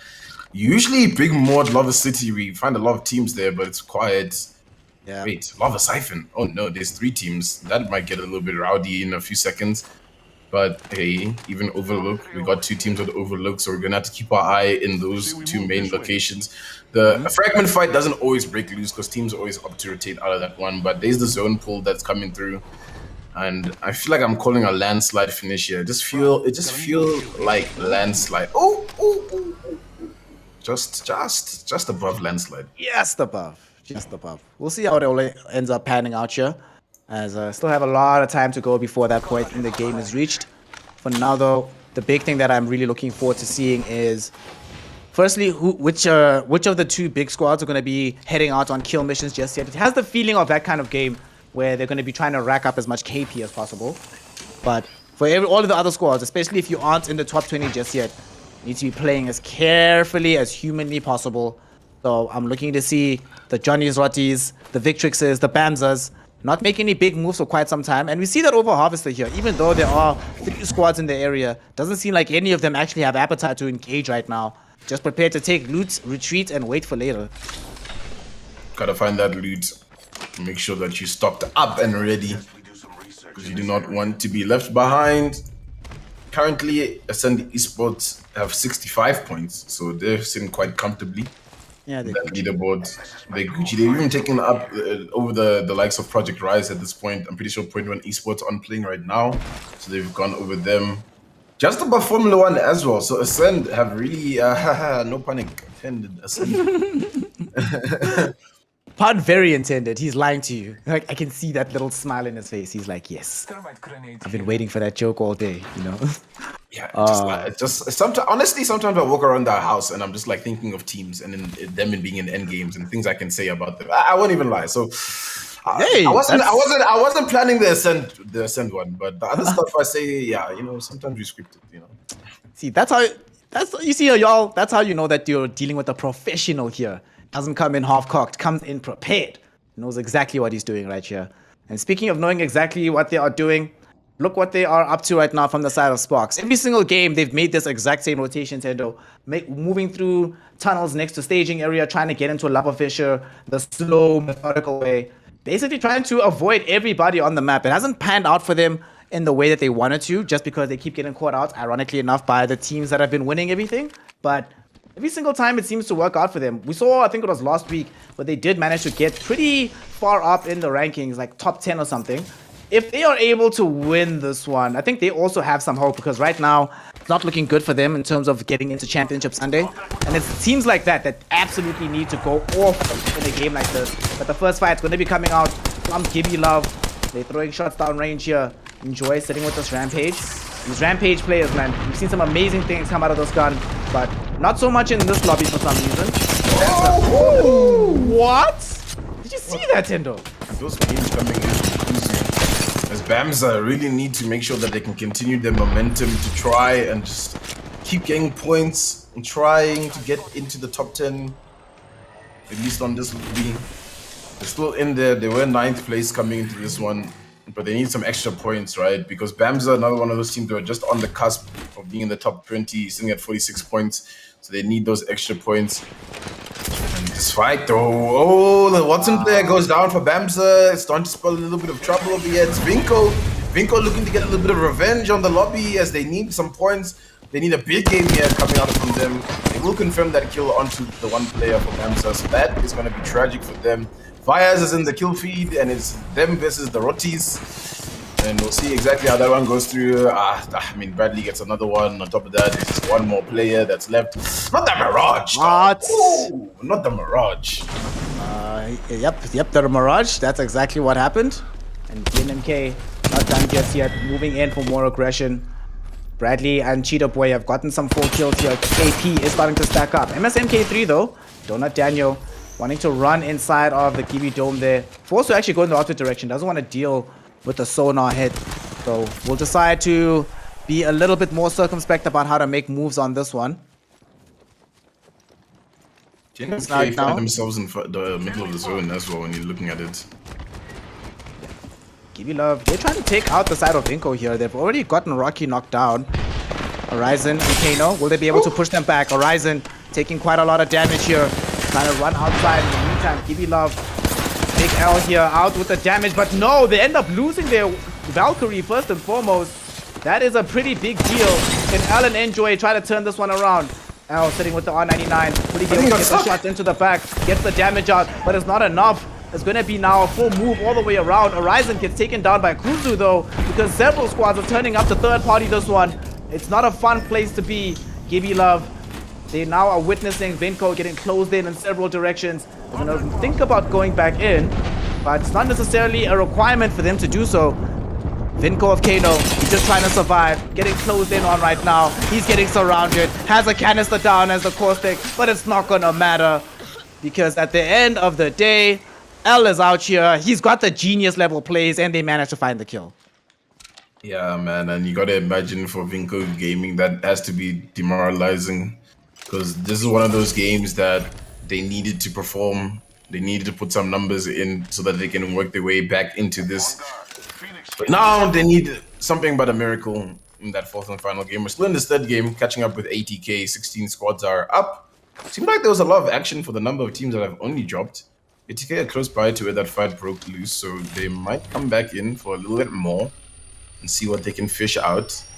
But I mean, yeah, you know, rotations are gonna get hectic as teams are gonna find themselves getting stuck, trying to get into that landslide area. There's a lot of tunnels leading in there, right? So lots of chokes to worry about. It's a lot of open land. Yeah, the scan gives away a lot of information. That Bloodhound player better be careful because the entire roster is aiming down sights there. I think maybe 80k are just like, guys, you know, it's time to rotate. There's still a lot to play for here. I mean, very well so. I think 80k could actually, you know, hear me out. 177 points. 2 back-to-back massive games for 80k could put them on top as well of DNMK and Nebo. But it needs to be the likes of DNMK going out pretty early in both of these 2 games to come, and then they just had to tear down the entire lobby 80k. So it's still possible. It's there. It's there. It can happen. If they can just like reliably deal with a DNMK very early on, then you certainly can find yourself in that position where they wound up in top spot. I think right now they're probably just competing to beat Nibble for 2nd, and we'll probably end up in a situation where it's DNMK, then 80k, then Nibble, then the Kara carries. But still a lot of Apex to be played, so stranger things have happened than 80k leapfrogging everybody and ending up in top seed. As we watch them making a big rotation here, like you mentioned, they retreated from the previous firefight, instead opting to move in towards Harvester right now. It's not necessarily where the zone's going to close in on, but they can use this time to just re-up on their whatever they need to, get some new loot, and then you can start making the rotations. And besides, there's nobody around them right now, so they can afford to play this one a little bit more slowly. Enemy at that location. Ominous, another one of those teams we'd love to see them put a little bit more points on the board. They're on with 10, at least in this lobby for now, as they're working their way up the leaderboards. Ideal. And they're not looking to get too aggressive with this fight. They're just trying to poke from a distance. I see A50 close by, so that means Victrix is there. And you hate to see a zone like this, right, Snap? Because pretty much the mountain is just like, yeah, we're just gonna eat up all the space. It's gonna be difficult for you guys to play it in now. And there's still 16 squads up in this one. So I think things are just gonna get more and more hectic the longer this game goes on for. The rejects just over here in the fragment east side. And rejects, man, I thought a team that really had it in them, rejects, but they've been struggling just a tiny little bit, just a little bit. They need to put a little bit more inside these games that they have left over these last two. And you never know what they can pull out. It looks like there's going to be a redeploy here from Apex Q. To get out of that. Big Uber. Yeah, man. Sometimes you just got to get the Uber. Get yourself out of the situation. Oh, we might actually have a fight here. DNMK coming up into Ascend Esports. Ascend actually got the full scan, but they've been scanned back. Nade thrown in. Bayet Strizzle trying to run himself back. But DNMK is on the chase. They're on the hunt. Throwing in the shot right now. It's going to be Bradley with the RTO1. Nobody's been knocked just yet, but Wolfie gets taken out by Cheetah Boy. Baez going in with his trademark wingman shots. Been good enough that they've been able to get a crack here. Not another drop at the moment just yet. It's a very, very, very awkward place to be fighting into. No space really to go and get a res here. Shocker has to try and play this one all alone. And where is Shocker at? Shocker? Still inside the area. Woo! Well, there used to be a Shocker there, and now there isn't. Immediately, Ascend Esports get themselves eliminated here. AE are down. Only the no AE, no Ascend Esports. Suddenly, none of these squads that needed those points. I think AE will be fine, but damn, those that's ATK! Oh no, DNMK is running down ATK. They've got the knock on Dust Weaker, and if they take them out over here, look, I didn't cost the custom. They still have this dome res that could come through, but ATK need to be careful that DNMK don't push up too close. It looks like that's exactly what's happening. There's even a hammer point in the hand of Vyas. Vyas is just mowing down people with the wingman. They've confirmed the 1 kill, but Bradley goes on down. This is a zone fight, so this could be detrimental for both teams. They're pinging out the enemies, trying to hold on together over here. It's a 2v2 situation. They're spread out quite a little bit. What's going to happen? This fight determines so much for both of these teams. Yeah. DNMK wanting to finish right at the top. ATK still with a chance to finish right at the top. They're down 1 player. They've confirmed the kill. I think they might have confirmed the kill on Bradley, or at least almost. And ATK, they're just in this really rough spot. They might even get the dome res onto Bradley. I think if they can get into a good position here, I think that's what's going to happen. Vyas takes a lot of damage. Cheetah's going to have to hold up over here. The shots are flying, but the zone is ticking down for these guys. But a golden backpack res is coming through over here for Bradley. Brad has to hold now for Vyas and Cheetah to get some HP in. This fight is going on and on and on between ATK and DNMK on the outskirts of the zone. There's 12 squads remaining, and maybe ATK is just like, nah, guys, we're out. I can't keep doing this. Vyas is now down. We'll see exactly what happens with DNMK. An absolute madness ends up happening in this situation as ATK run away, but unfortunately Rexu might have run into a little bit of a challenge in front of him. Has to draw back a little bit with the Wraith. There's a big fight that's happening in this area actually. 2 squads ahead of him. He's throwing in some damage of his own, trying to make sure they doesn't end up going down here. His team needs him alive. They cannot afford to elude him, so he just leaves the area. He actually died. Chascan died. No, this is just tragic. This is just a tragedy, and Justice Banner's bled out as well. So you're just like, what are they gonna do? And DNMK is just running away scot-free. Like, we're gonna get out of that one with an extra KP, but in front of them, there's gonna be a team for DNMK. They've gotta be careful. One's really close, but they're gonna at least try and isolate this fight on in.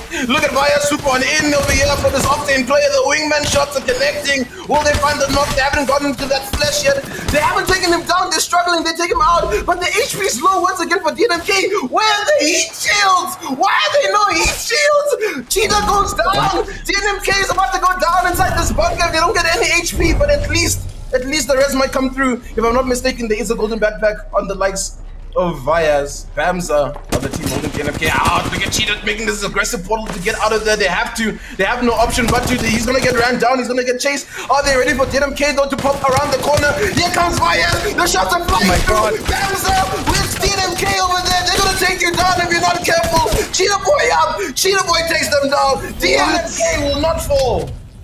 And while all this was happening, Tendo, ATK ended up dying to the zone. Rexu went back to try and get salvation. But unfortunately, he got a little bit too greedy. Trashcan did get res back up, but there was not enough medipacks between the two of them, so they end up losing all 3.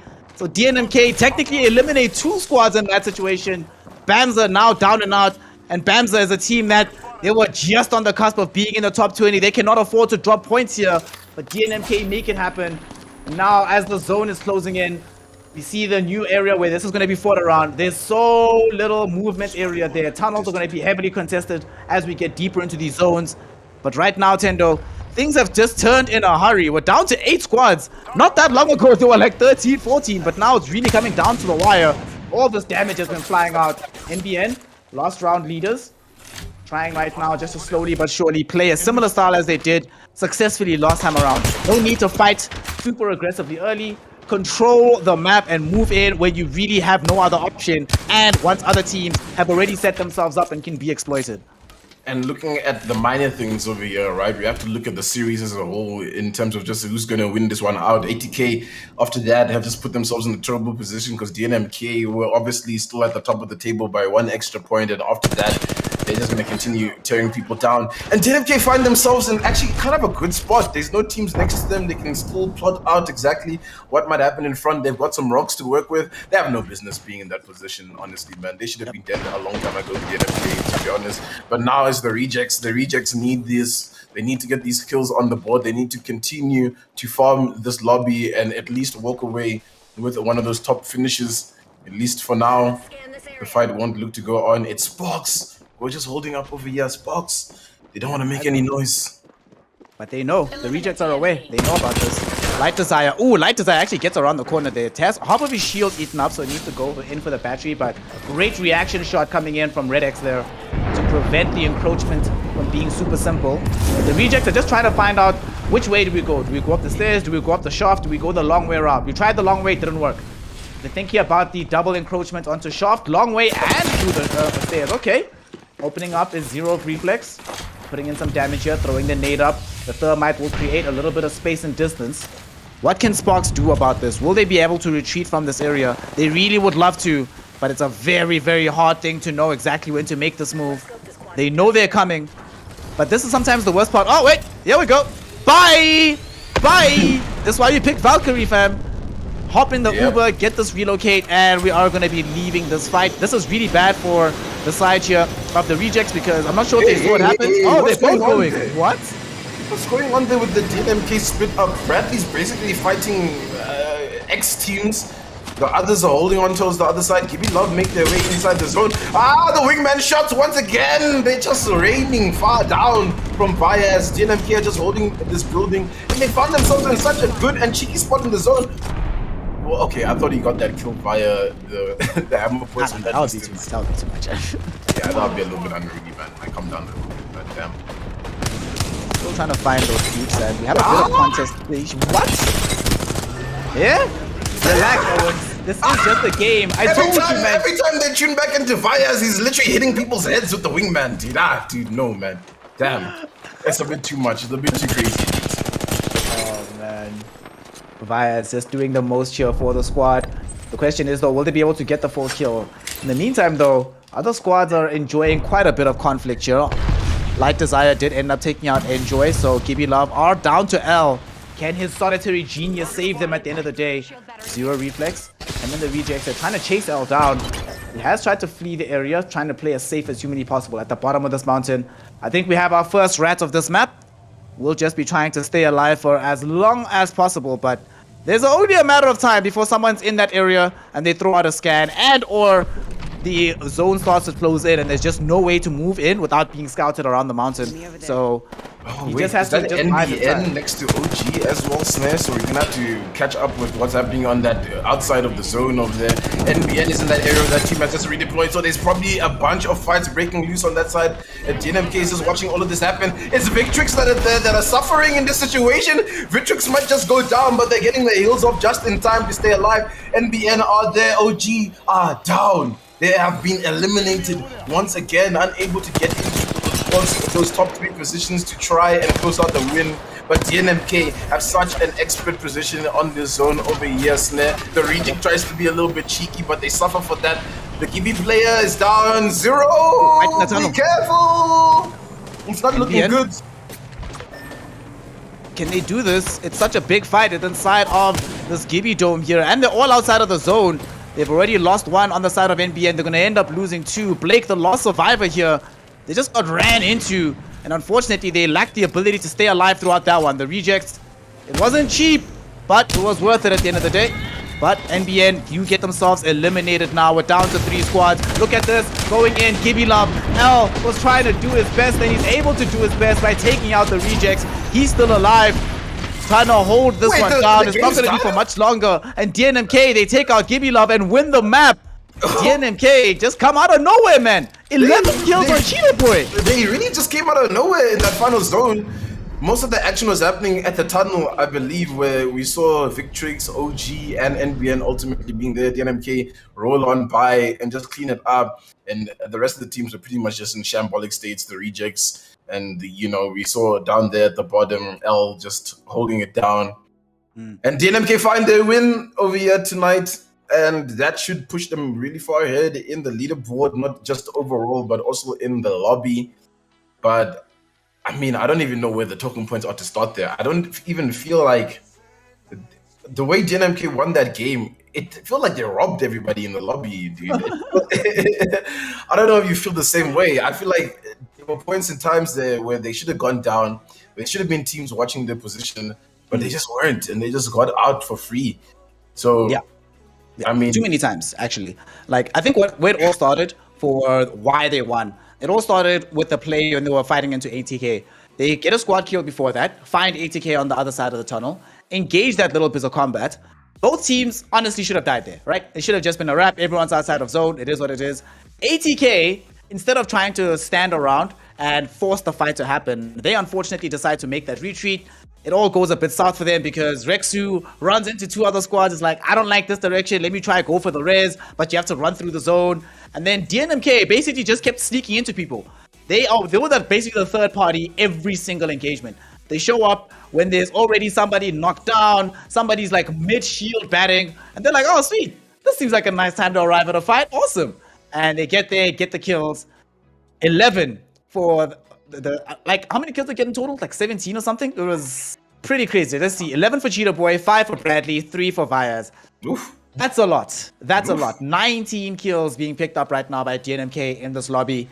A lot of KP. They come out first as well. Give you love. You know, shout out to L, who came second there. His genius carried them through, but it just ended up not being enough. And honestly, it came so close because he was in a decent position until Vias with the wingman just said, no, I want to petition that we ban the wingman from any lobby that Vias is participating in. This is a bit much, Tendo. I can't stand this. This is a bit much. A word on the street is it might go into the care package, so you might get your dream come true in the next season of Apex. But we don't know for sure. You know, these leaks be coming through. But I mean, man, ATK is just the only thing that's on my mind right now. I just felt like they could have gotten out of that situation and done a little bit better. But they were caught out in the open and the fight that just went through. And I think there was just too much aggression on top of them. And when it came down to the decision making on what they needed to do, it just faltered a little bit. I think even just the position where we found OG was a bit rough in that tunnel with NBN. And yeah, all those squads kind of just like were... DNMK was basically watching them fight. And then there were a bunch of knocks. And DNMK didn't even kill all 3 like people. Like they were just picking off individuals on either squad. And then they were just all falling down to the hands of each other. But yeah, it's just crazy, man. It's just going wild. And we're getting the leaderboard and the scores tallied up. But I mean, you'd imagine with that game as well, DNMK have now topped the overall standings. Yeah. And unless ATK can do like maybe like a 40-point game, but dude, 40 points. They need a lot. They need to actually perform. They need to do something honestly out of this world incredible. They actually need to be the ones that are posting up 19 kills as a team and getting the overall round win. So they certainly need to put their best foot forward. But whilst they're busy getting ready to do that, as the next lobby, final lobby, Tendo, the final platinum tier lobby is busy being prepared. The final tally of scores will come afterwards. Of course, right now we're just getting the tally from game 3. But in the meantime, if you haven't already, please make sure to go on over to the chat. Type in the words EGL Apex. That's EGL Apex, all small caps. And if you do, you can find yourself in contention to win an EveTech clutch mousepad. A mousepad which will allow you to be, you can basically be Cheetah Boy out here. You also want an 11K? You want an 11K? EGL Apex, fam. How much you want to bet? He's got that right now, chilling at the crib. That's why he's getting all these flicks. And one thing that I will say about this game, and it was very interesting when I look at these kills, not only Tendo did DNMK rob all the other squads of a good placing by always coming in and picking off 1, 2, 3 persons here. What also ended up happening, Tendo, is because of everything that took place, I hate to say it. We'll discuss it in a second. For now, let's just quickly take a look at the leaderboard, which we do have available. So let us bring it up. For one of the final times here in the Platinum tier, we have a leaderboard from around. DNMK have eked out 77 points in round number 3. That is absolutely bonkers in terms of a point haul. ATK, look, normal day, Tendo, in any other normal context, being a team come away with 54 points or 42 points would be ridiculous. NBN is double from the team right beneath them, but they're just all so far behind DNMK right now. Feels like they can just come into the lobby and do whatever the hell they want. However, your Gibby Loves, your Omniuses, your Bamblers, your AEs, your Ibises, this is where you have to dig deep. This is where you have to pretend that Frieza just killed your best friend, go Super Saiyan and try and win out this lobby, fam. Yeah, it's time to hit that revenge arc, you know, and it's time for it to get lined up. Because, I mean, it's looking stark in this leaderboard right now. If you're sitting in that bottom 20, you're probably feeling the heat. And, I mean, now, if we're looking at it overall, DNMK have 240 points. Damn. Overall. That's okay. Yeah, it's a bit all right. I mean, it's a bit crazy. But... yeah, I'm just looking at which teams are just lying outside over here of the top 20 that are still in the lobby. I mean, Apex, EQ are down really low. Vinco still sitting at 22 points. It's not looking good. SNMK3, 20 points. So, you know, they're pretty much down for the count. I believe Sparrow's in the lobby or not. They only have 11 points. So it's like, man, they're just out, you know. But there's a lot of teams here that we will see in Championship Sunday. I think Point One Esports is also just clenching it quite well there with 63 points. I think even Project Rise will maintain their spot solely on the fact that DNMK is robbing kills from a lot of these teams, you know, and they're just unable to get these extra points that they needed, at least in that last game. That's what it felt like. ATK, 186 points. So, I mean, for ATK, they're in top 3 overall, which is really good if you're looking at it, right? If you're having to look at just like that top 3, those would probably be the teams that you'd want to see in the top 3, you know, the signed teams, the big name teams, the ones that are competing in the LGS circuits, etc., etc. So no surprise for them. Maybe they want to do a little bit better, but there's still an opportunity for them to overtake Nibble, guys. Think about it. There's a very likely chance that they could overtake Nibble, come through at the second place finish. So for me, this game is really an ATK esports game. Would love to see them come through with a win. But yeah, Victrix, they've done well for themselves, you know, still holding up. Bamza as well, securing those points. So, I mean, it's looking good leading into this final game. The Platinum tier stage is about to end tomorrow. This gold tier, it's match point. The real Apex is about to go down tomorrow. It's super lit. The diamond tier tomorrow, man. You know, I hope, Tendo, that you're going to bring your diamond earrings, man, you know. It's gotta. I feel like let me even say it on stream. I feel like we gotta wear some suits tomorrow. Snap, what do you say? Like I got one ready. Just whip it out. You got one ready? All right. Well, we'll see how we stack up the drip for Championship Sunday. But one thing that you mentioned there, that as you were talking about how this game went, I just looked at the tally from last game. Only 4 squads: ATK, NBN, the Rejects, and DNMK got more than 5 kills at all in that last game. Right. And this just shows just how bad it can be for a lower play squad when you do have a DNMK here. Like you said, stealing all the kills, taking all that KP that you absolutely need for promotion. They don't need 77 points. They could have not shown up today and still made it into Championship Sunday. But here they are, making life impossible for everybody else in the lobby. So this is one of those situations where it becomes also difficult for those lower place teams who need these points. when you see the DNMK, ATK, we actually saw it in that last game as well. People panic. Sometimes you beat yourself mentally just knowing who it is on the other side of the control or the keyboard. You're like, oh my gosh, Vias shooting me with these wingmans. What can I do about this? So I think right now is when we see the mental game as well start to come into effect, where you need to be able to hold yourself solid, make sure that you stay competitive, and don't just let the occasion get to your head. The occasion mustn't get to your head. The other players mustn't get to your head, because if they do, Tendo, suddenly 70,000 rand of competition, nothing. Away in the dust, gone in the wind. It happens, dude. It really does happen. And I'm just trying to crunch numbers and look at it. There's a lot of teams that are 60 plus points right now. So you imagine most of the top 20 are sitting on 60 plus points.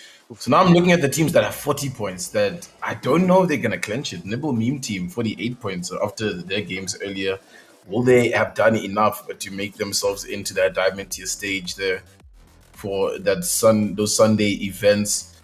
And I mean, you gotta be scared if you're just watching from the sidelines, right? Because now you're in that other seat where it's like, oh no, now we have to just watch and pray that something goes right for us.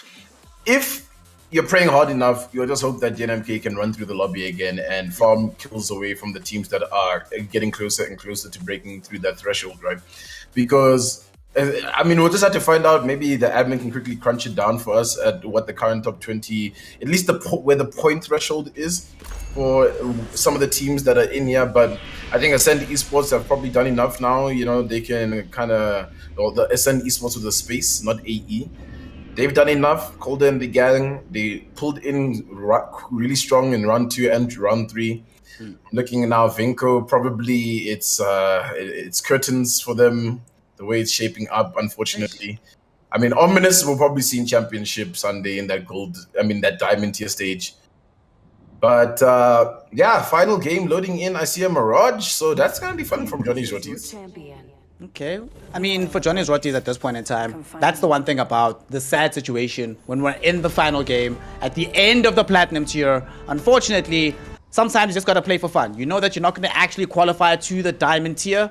Might as well go out with a bang rather than a whimper. But now we are in this one. The landing is happening. We have a young west to east movement of the young dropship. So let's see where everybody ends up going. Haven't had an establishment of exactly where this game is going to end just yet. One thing that I'm intrigued about is how is ATK going to play this? Like you said, they are the team that are looking to try and get themselves in second place. Feels like they certainly need a confidence boost. So I'm wondering if they're going to try to eke this one out for later in the game, try to just make sure they get like top 3s placing, or is it about making sure that you can outpace and outshoot DNMK, which seemed quite difficult to do in the last game. So we'll see how it pans out for them here. But now we're finally into this one, Tendo. This is it. No more second chances, no more double tries. If you aren't able to get the points to get into the diamond tier, it will never happen. So it has to happen right now. So here we go. Once again, obviously, over the Lava City and Cypher, we're going to have several squads stacking up there. We see DNMK doing regular DNMK things and being uber greedy and just taking everything. Tendo, why not more teams do this? How DNMK generally tends to run their drops, where they very rarely ever drop. They drop in like the similar area, but very rarely in the same location. Why is it just them basically in the lobby that goes like this? Yeah, I think it's just because of the dominance that they've shown in the lobby, right? And even when there are teams coming towards that location, they'll evaluate exactly how to play it. Sparks need to be careful over here. They're getting themselves in a really early fight, and you don't want to see them getting themselves in this kind of situation so early on in this one. Sparks is still down, but not quite out. We have confirmed that the point threshold for the top 20 is 48. Currently, Nibble Meme team will be joining us tomorrow for the Diamond tier stage as it stands, because I don't think any of the teams in the lobby right now are quite close. I think Apex AQ on 38 who are running around in the lobby. I remember SLX being quite close, but I'll have to just confirm. SLX on 39, so they still have a chance, SLX. They just need a big game, a solid game coming in from them. I mean, yeah, it's looking a little bit grim if you're not close to at least 40 points right now. Yep, if you're not at that point. Now suddenly this last map is the only place you can gain this point. You know, last it's like, oh. Last time to spin it, man. Oh, man. One team I'm really looking forward to see how they decide to approach this very final game. is NBN. We've seen them be very entertaining for us with their positioning in particular on the map. And I think for them as well, I want to see them build confidence into tomorrow. They've already demonstrated that they can win the map. So they just need to be able to do so more than once, feeling good into building up for the final day in the Diamond tier here in EGL Apex, brought to you by Evesports, powered, sponsored by HP and Omen. And well, here's the team I was talking about. Oh no, but they've got to play it down. This is unfortunate, and they need to really pull this one back if they want to still be in contention to maybe close up a couple of points over here. It's them against Johnny's Rotties. And Johnny's Rotties are going to be looking to at least put some more points on the board here in this final Platinum tier stage. SLX are down, but not out. They've got their players on low HP, so they need to get these heals up and just try and find a way to reset. AE also showed up for this one, Tendo. They want to be a part of this fray. And SLX, they're inside right now, trying to hold it down. But AE moving across these roofs, looking for an entry point. They have some awareness of where the squad is chilling on the inside. The question is, can they get there in good stead? Covering so many of these angles. Wolfie get perfect vision, and there's the scan. They know they've been scouted. They're trying to get themselves away to a more defensible area, but this is not easy. And there we go, some shots flying forth, but it's also not easy for AE, right? The approach, whenever you're trying to get into these particular buildings here on the science side, it's not that simple, because if you mess up the approach, suddenly you find yourself in like a choke point. You easily get ran down. As we see, they go around this corner here. They do find a little bit of action, but it's Bamza who finds them too. Getting some decent shots out. They've gotten the down onto its Trizzle already. Bamza looking to be the aggressors here. Turns from a 3-party into a 4-party. Everybody showing up around this area in the dome. So far, only Bamza is looking super hot in terms of being able to down their opponents. Haven't been able to successfully take out an entire squad just yet. They've just prevented Johnny's Rotties from being able to res, gotten the full knock and the kill onto its Trizzle. They're still looking for more, Tendo. They got some vision going now, coming out of Kuzu. He turns into the wingman, but unfortunately, he hasn't downloaded the Vias aimbot, so he's not going to be able to get that kill. Yeah, and for Bamza, they're pretty chilled in this kind of situation, you know. Unless one of the teams that are below them pull out a crazy game, like the likes of SLX, who are still up in this one, they should be good for that Diamond tier stage right now, currently sitting at 56 points. Another team we need to be looking out for is actually Gibby Love, who are sitting on 37 points. They still have an opportunity to maybe creep their way into this one. Currently sitting at 10th place in the lobby, if I'm not mistaken, or somewhere around that point.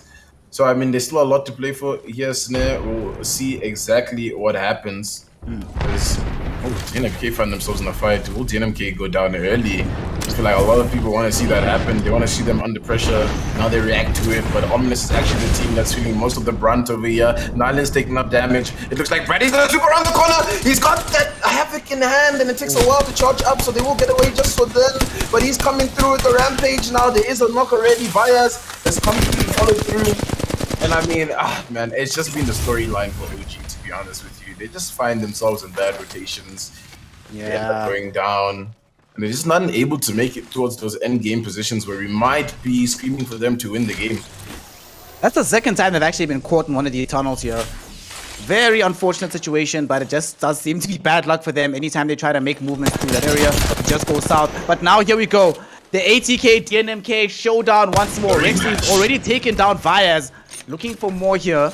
Will he be able to get the full kill? They do not want to leave any space for a res, and they're going to be able to cover this as well. They're like, we're not even going to leave you with space, fam, to come and get this banner.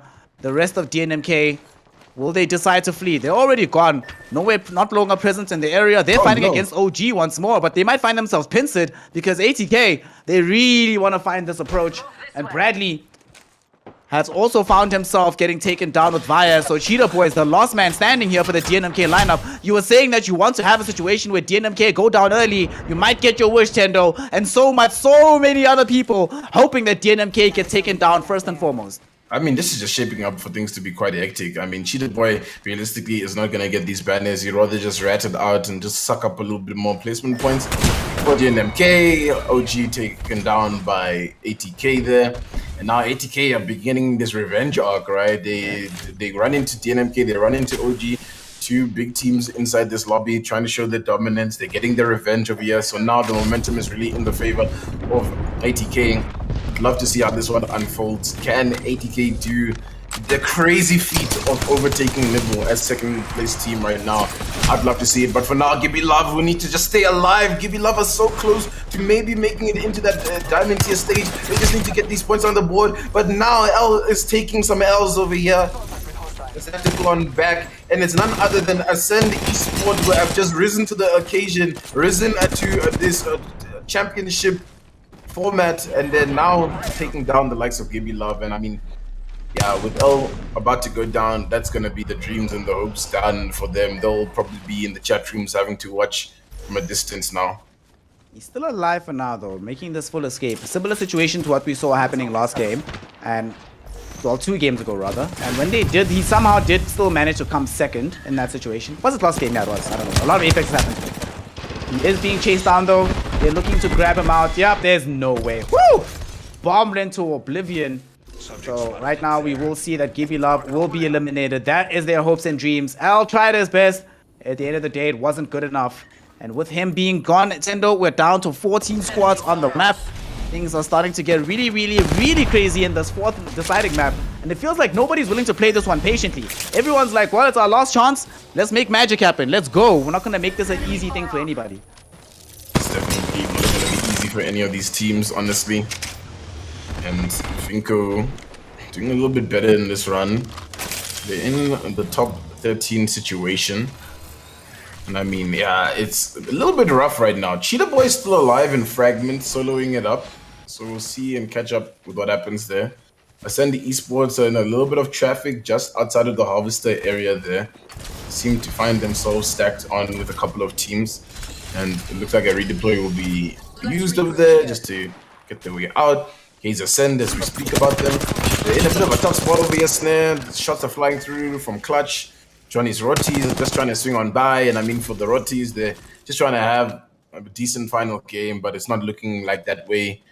As Jonty is the only one that's left, who's just going to have to try and transition out of this one. Got a couple of teams already in the zone, and one of them we have to highlight is definitely ATK. ATK looking good, but they're missing out on these kill points that they'll probably need, you know? Yep.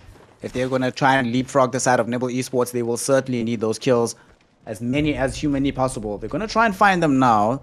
The area in which they're rotating into here by countdown does have right in front of their faces the Victrix Gaming lineup, who gets vision actually, and they get the shot out, but not enough to get a full kill.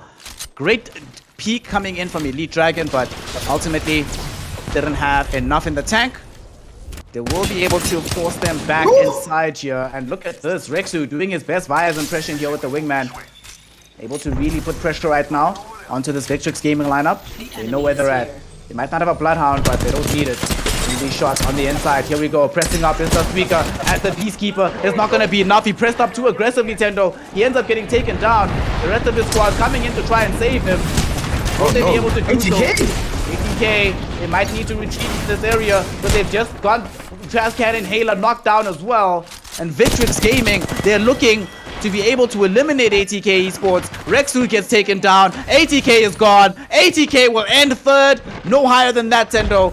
Because it's Victrix Gaming who finally show us their quality and making a final push to get into Championship Sunday. What an odd final game. You have ATK and DNMK, the two teams that have pretty much been running the show for most of the day in this lobby, just go down. Just like that. Yeah. I mean, Cheetah's still alive in Landslide, I guess. But, I mean, there's a team coming from behind there, and I don't think that's going to look good for him. SLX making their way in now towards the side over here. There's a little bit of Skyhook involved in the zone, so that will be interesting to see exactly which way it pulls on in. Teams are still rotating in from out of the zone, and I just wonder now what's on the minds of everybody. Well, the unfortunate thing is obviously now they've made the changes with the custom games where you can't see like the kill feed in terms of who you're killing, so no one would really know that ADK is down. But you'd have to just imagine that now there's an opportunity for a lot of these teams, and Cheetah Boy is being a little cheeky, still as a solo, trying to put up some damage over here for his squad.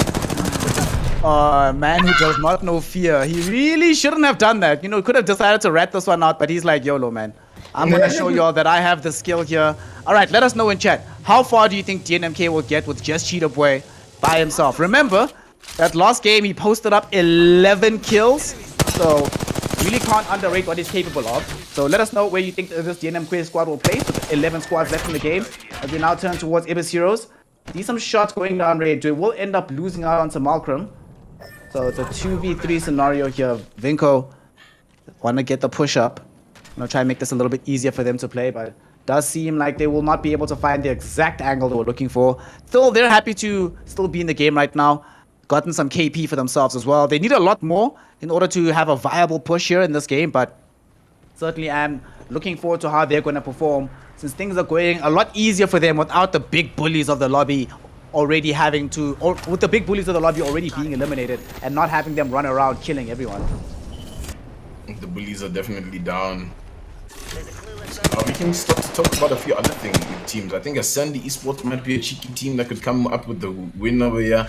Vinko, this could be something crazy coming out from them, but they're so far behind in terms of just that overall leaderboard to break it into that top 20 that you'd have to imagine them having to do something absolutely spectacular to just work their way up that leaderboard.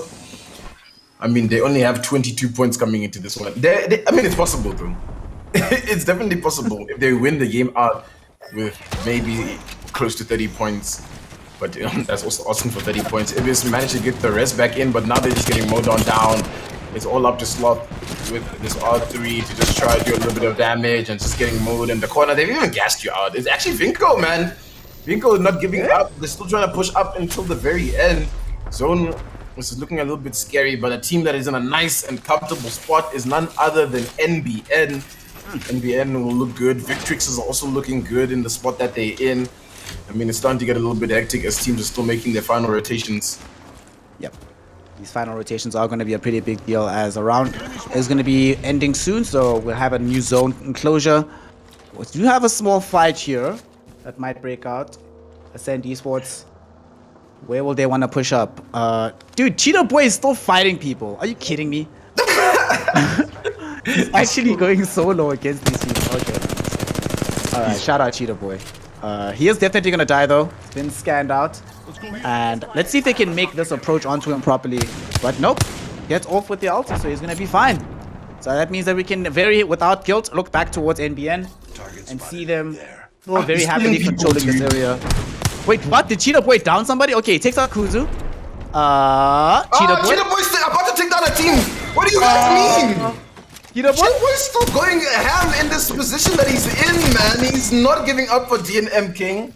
The IGL leading from the front, he has 1,400 damage, pretty much just playing as a solo here. Nobody's just capitalizing off this position that he's in, man. I mean, what do you do right now when you're watching that unfold in front of you? One man taking down your whole team. I think you have to be a little bit worried. I think it was Hockey. This is the only member left that's just running away. Like, nah, guys, I can't. I'm not gonna fight that. I don't have it in me. I'm just gonna rather rat it out. We still got 10 squads up. Victrix, they've got the Spitfire in hand over here in the likes of A50. They're just looking for a little bit of damage. But yeah, there's still quite a number of teams that are up. So, you know, it's not a good time to look for any big fights right now. Not at all. Right now is the time to let cooler heads prevail and play in that fashion. Don't take any unnecessary risks, but all across the map, risks are being taken, whether they're necessary or not. Cheetah Boy, once again, getting back in. He's actually trying to hunt down Sloth Whispers here. Not going to be able to find him as he runs away. The problem is there's so many solos low-key in the lobby, and if they're just all next to each other, they're basically just playing a game of solos. As long as none of the squads are watching what's happening. This man is actually looking for this gamer, dude. Oh no, don't drop on him. He sees him in that corner. He needs to do a little bit of damage. Are you Insta knock, me? insta down. This man has 3 kills still. Standing strong for Dynamic Esports here, Cheetah Boy. He won't go down without a fight, that's for sure. Great player. Now tuning in with the Ascend Esports. Colo's taking up a lot of damage. It's also a defensive bombardment that's getting thrown on top of them, so they need to be careful. Reddy's trying to duck and dodge and weave out of that one. Cheetah managed to get the bat, not Cheetah, Colder gets the bat off as they hold on down. Apparently the kill leader Colder, so Ascend really putting up these numbers on the board, but it's a caustic team up at the top. Hey, triple take action coming from Reggie, and they're looking to be really aggressive on this position. Be as aggressive as possible, hoping to try and defend this here. They know on the side of it, Ascend Esports, that all they need to do, Tendo, is somehow hold this position, but not going to be able to do so for long as we now look towards Bamza. They find themselves eliminated by Unloaded. That is unfortunate. Ascend Esports, AE, not the main one, they get taken out as well. And suddenly all the squads are starting to get whittled down. We're down to 7 at the moment. You see Apex, AQ, just chilling. Oh, look at this. Cheetah Boy found himself a Kraber. Dude. Alrighty. This is scripted at this point, if you're asking me. It's scripted, but he's gonna get spot out by this drone. He will take it down. He does see the likes of Victrix on that opposite end, but he's in a bad spot now, so surely he's gonna die. I think There's no way he gets out of this one.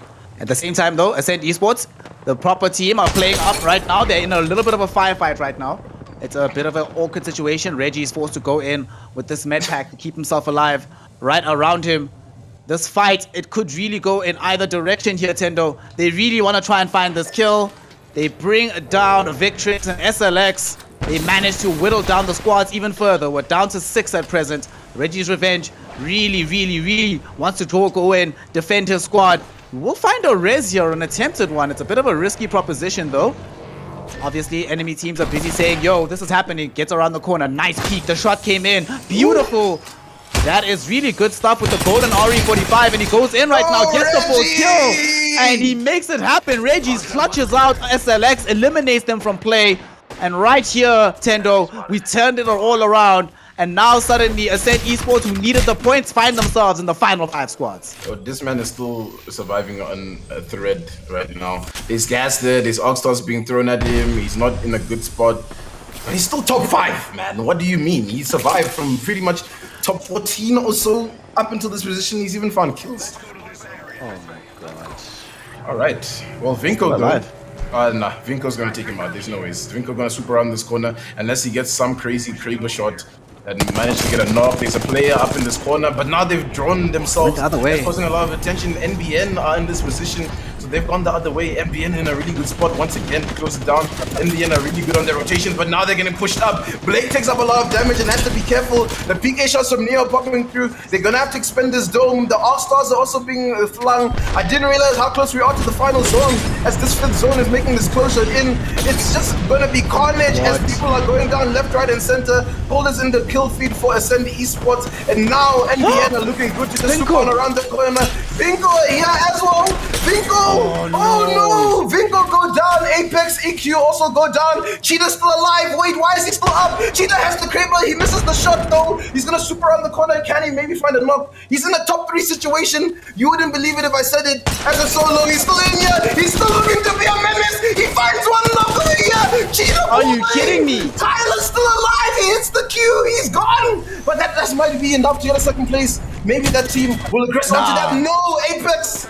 No, it's Ascend. Actually, that's here. Ascend, they're gonna swoop on through. They're gonna drop on in and get their tongue. Ascend Esports. They play spoilers.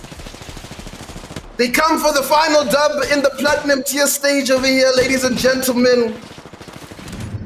I mean, what a way to go out for them.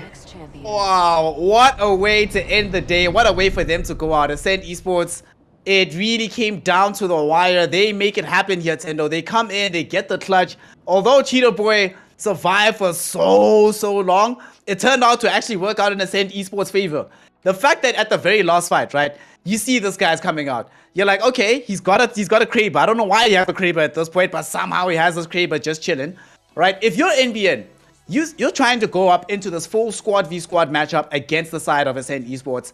You get spoiled for a second. You see Cheetah Boy. You're like, oh, we probably have to deal with the guy with the Kraber for a young minute.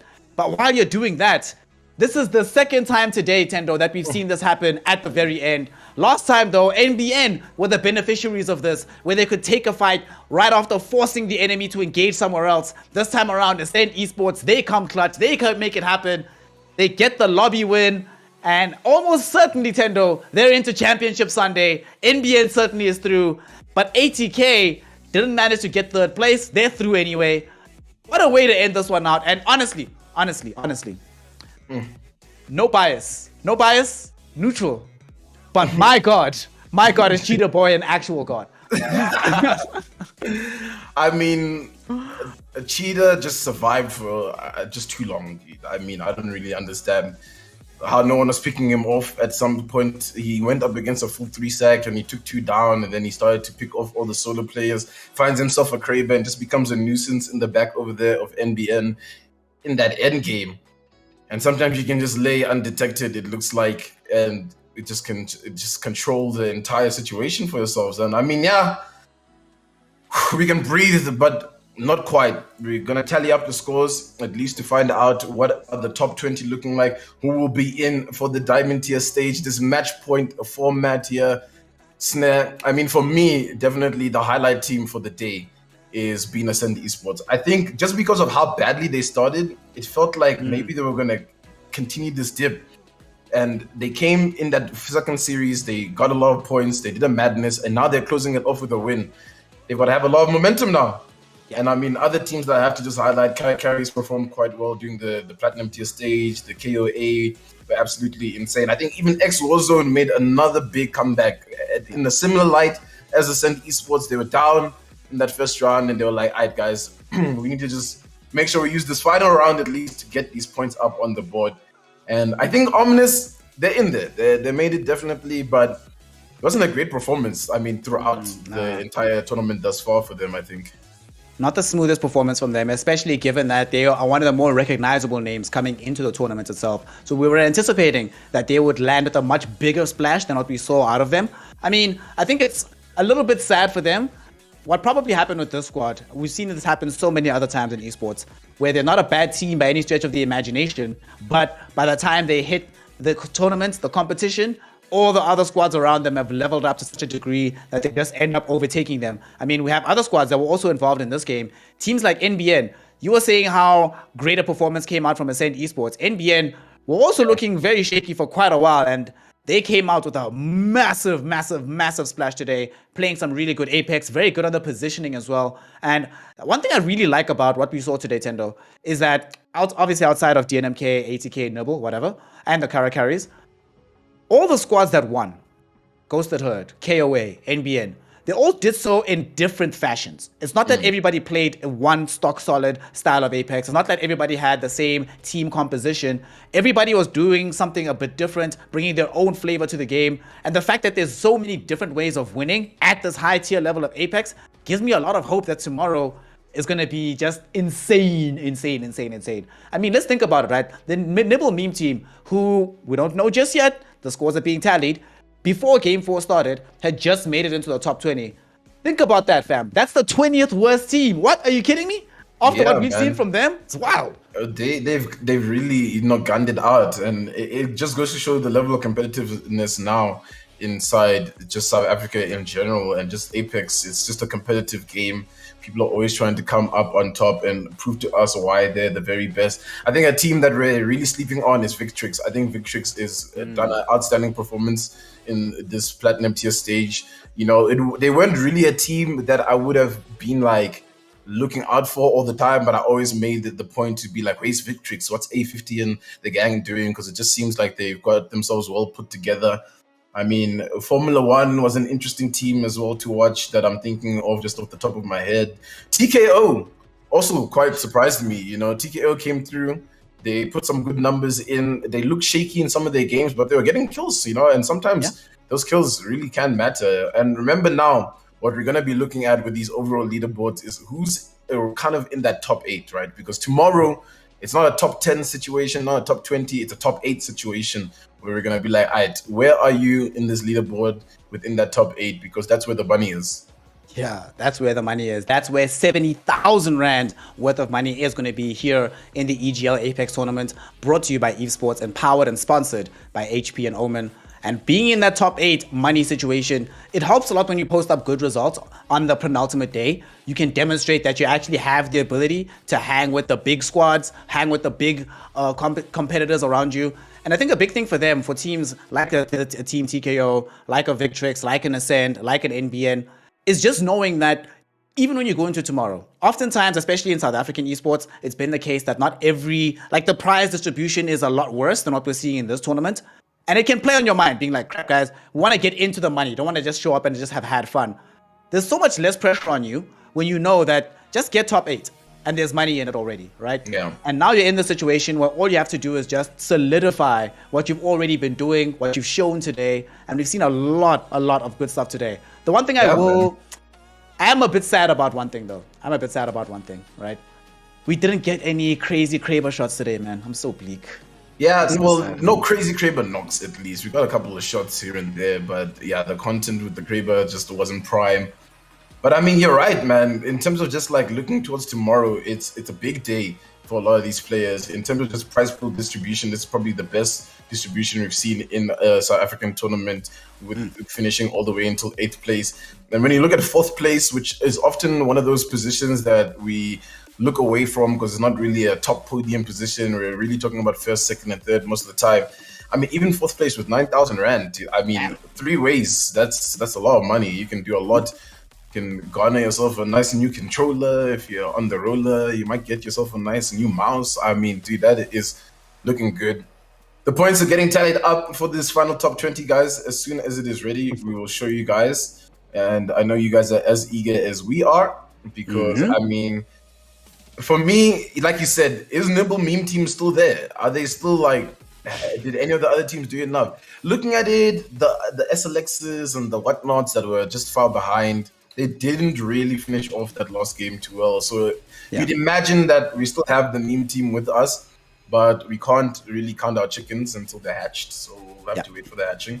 And while that's happening, Tendo, I want to just quickly ask you, what's your play of the day, right? We didn't get a chance in the last lobby to talk about an overall MVP play in that lobby of Group B versus Group D.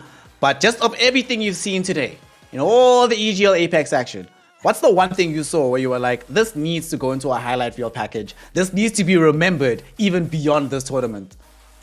Oh man, there's been so many standout moments today, man. Even from earlier on, I'm just thinking about all the action that is broken loose, but it's so hard to even pull out standout moments. Standout players, I think I'm looking at probably Cheetah. I mean, he dropped 11 kills, dude. Like, what do you...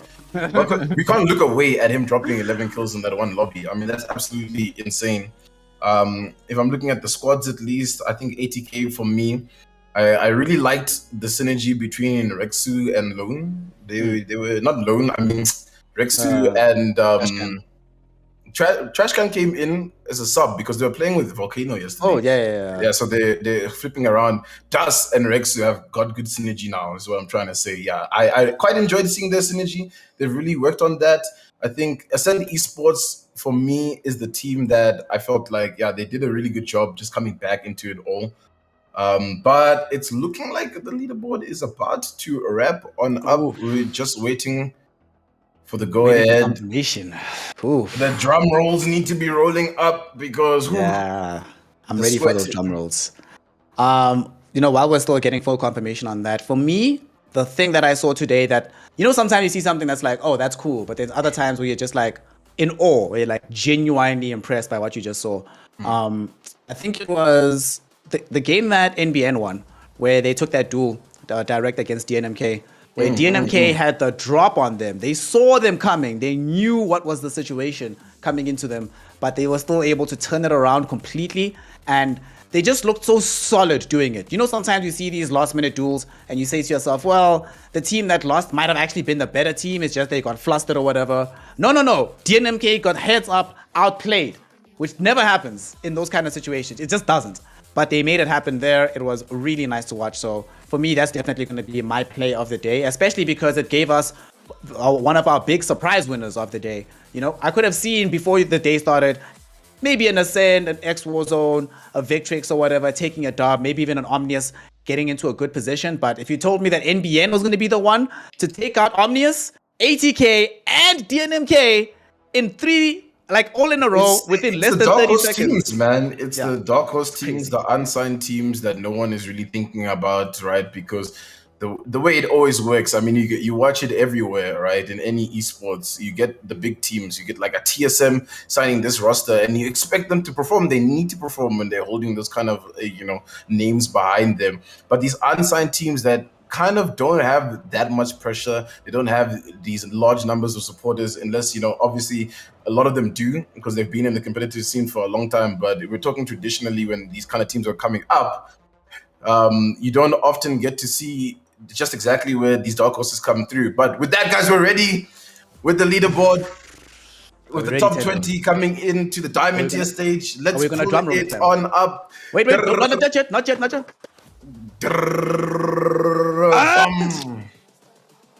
DNMK, of course, first. as we all expected, by some big margin. Damn, we got our big reveal ruined there, Tendo. But we've got some very interesting stuff here. Nibble bringing up second place. Obviously, at this point, scores don't really matter. It's all about just being in the top 20. ATK made it in. Karakaris made it in. Ghosted Herd made it in. KOA made it in. So far, everybody who's won made it in. So it was Ascend, NBN, Early Access, and X Warzone. So this is a very, very stacked top 10, Tendo. But a very surprising bottom 10 to go into this diamond tier tomorrow. Yeah, I mean, the bottom 10 is quite interesting, right? Nibble Meme Team just clench it out enough to stay into the top 20, and there they are, followed Days Bamza. Dark Legacy Gaming. I didn't really expect to see them. That's a big surprise, I think, for a lot of people. I think everybody else, we've seen them really pop off and really make a name for themselves, right? The likes of Project Rise, Ominous, we've seen here and there. Point One Esports, another team. One of these unsigned teams that just come through and put up these numbers. Formula One were performing really good, even in gold tier. Greece Gaming had some good numbers. Victrix at 12th, I think, is a really good performance from them. Even TKO at 11th. I mean, it's looking stacked, Snare. And before we end off, who would you even call as a top three for tomorrow, right? Like, yes, you're looking at DNMK, you're looking at Nibble and ATK as currently top three, but are they really the top three? Carries, Ghosted Herd, the KOA, Ascent Esports, NBN. You have to start to think to yourself, these teams can win games, remember? They can get points down on the board. We've seen them grief these big boys as well. Like, what is going to happen?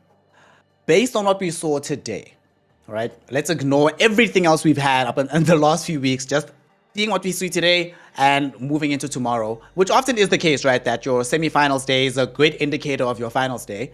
I'd say my top three squads are DNMK, KOA, and NBN. Oh, so you're not including Nibble in that one? I'm not including Nibble or ATK in that one. I think ATK... Nibble, I think, actually looked really off the pace today, and I'm hoping that it's just the case that they decided to make the decision to rest. They say, like, whatever, tomorrow will come, let's make sure we're as fresh as possible. But I wasn't super impressed by what I saw from them earlier today. And with ATK, I really do think there was a moment in this fourth game, right? I really thought we were going to see ATK really show up. DNMK is practically out of the game. Cheetah Boy is the last person standing. ATK took them out, and that's a clear field. When your biggest contest in the lobby is gone, that's when you need to shine the most. And weirdly enough, that's when they started to play worse, in my opinion. They looked way worse after DNMK was in a bad situation than beforehand. And that doesn't bode well going into such a stacked lobby as tomorrow, when, you know, excitement can get a hold of you. Not something that I like to see. So I really don't think that they're actually going to wind up top three. I think DNMK is going to be first tomorrow. KOA will be second, and then NVN third. Yeah, what about you? What's your future prediction for tomorrow? No biases, obviously, guys, but I think for me, it's DNMK, Nibble, and Ghosted Herd. I think we're sleeping on Ghosted Herd. Like you said, with ATK, yes, they're in third position, but they had to really get that ball rolling towards the end to make sure that they can secure that position. And even when we look back to their gold tier games, they really were like, you know, on the cusp of just like getting the ball rolling. Will they come in hot tomorrow? Then I would actually put them in a top three situation. As it stands, the top three is a good top three, but I'm throwing Ghosted Herd in there as that unsigned team that has a lot of potential in them. Carries is another dark horse because they're good at positioning, they're good at closing up. The problem for me is how soon will they get to 50 points tomorrow, right? Because the real issue for a lot of teams is going to be getting to 50 points tomorrow, right? And winning the game afterwards. Yeah. So I think, as my closing thoughts, yeah, it's going to be tough to get to see these teams that are in this top 8, right? Getting those 50 points with enough time before a team tries to close it up, you know?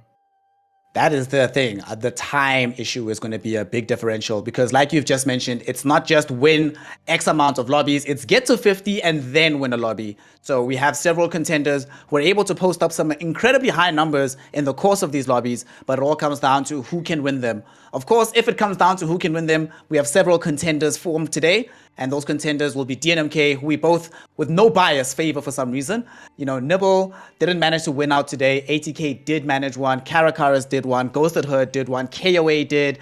Ascended did. NBN did. So that's at least 8 squads Very interesting that that's the distribution of prize money, but at least 8 teams that are capable of getting to 50, then winning the lobby thereafter. Yeah, it's interesting because those 8 teams are the teams that who have won games like quite solidly. Project Rise has won a game, even if you're looking at it, but they were like, pretty shaky along. The Axis, I don't think won a game. I think maybe they might have, but I'll have to go back and look at it. X Warzone, I know, might have clutched one game out, but they haven't been consistent with clutching these games. But NBN, like you said, Ascend, KOA, Ghost of the Herd, Carries, ADK, Nibble are the teams that have been winning games consistently, even through the gold tier. Exactly. So these are the teams that we'll be keeping our eyes on tomorrow. However, every single team that is qualified for the diamond tier is a team to watch and has the ability, the experience, and potentially the luck needed to win the day out and be the first champions of the EGL Apex, brought to you by Esports, powered and sponsored by HP and Omen. With that though, Tendo, we've set the stage for tomorrow. We've set the hype. We've created everything we could. All that's left is for actual Apex to be played out. So that will mean that we'll close it out for the evening. Tendo, where can the people find you if they want to hear your wisdom outside of the game? Just Tendo plays on pretty much every social platform. Hey, Tendo plays the man himself. Make sure that you're also following Evesports ZA, not just here on Twitch, but also head on over to Twitter. Follow the Twitter channel so that you are aware of not just when the games go live, future games that are going to be happening, and everything in the pipeline here in the EGL crew. With that, we're closing it out till tomorrow.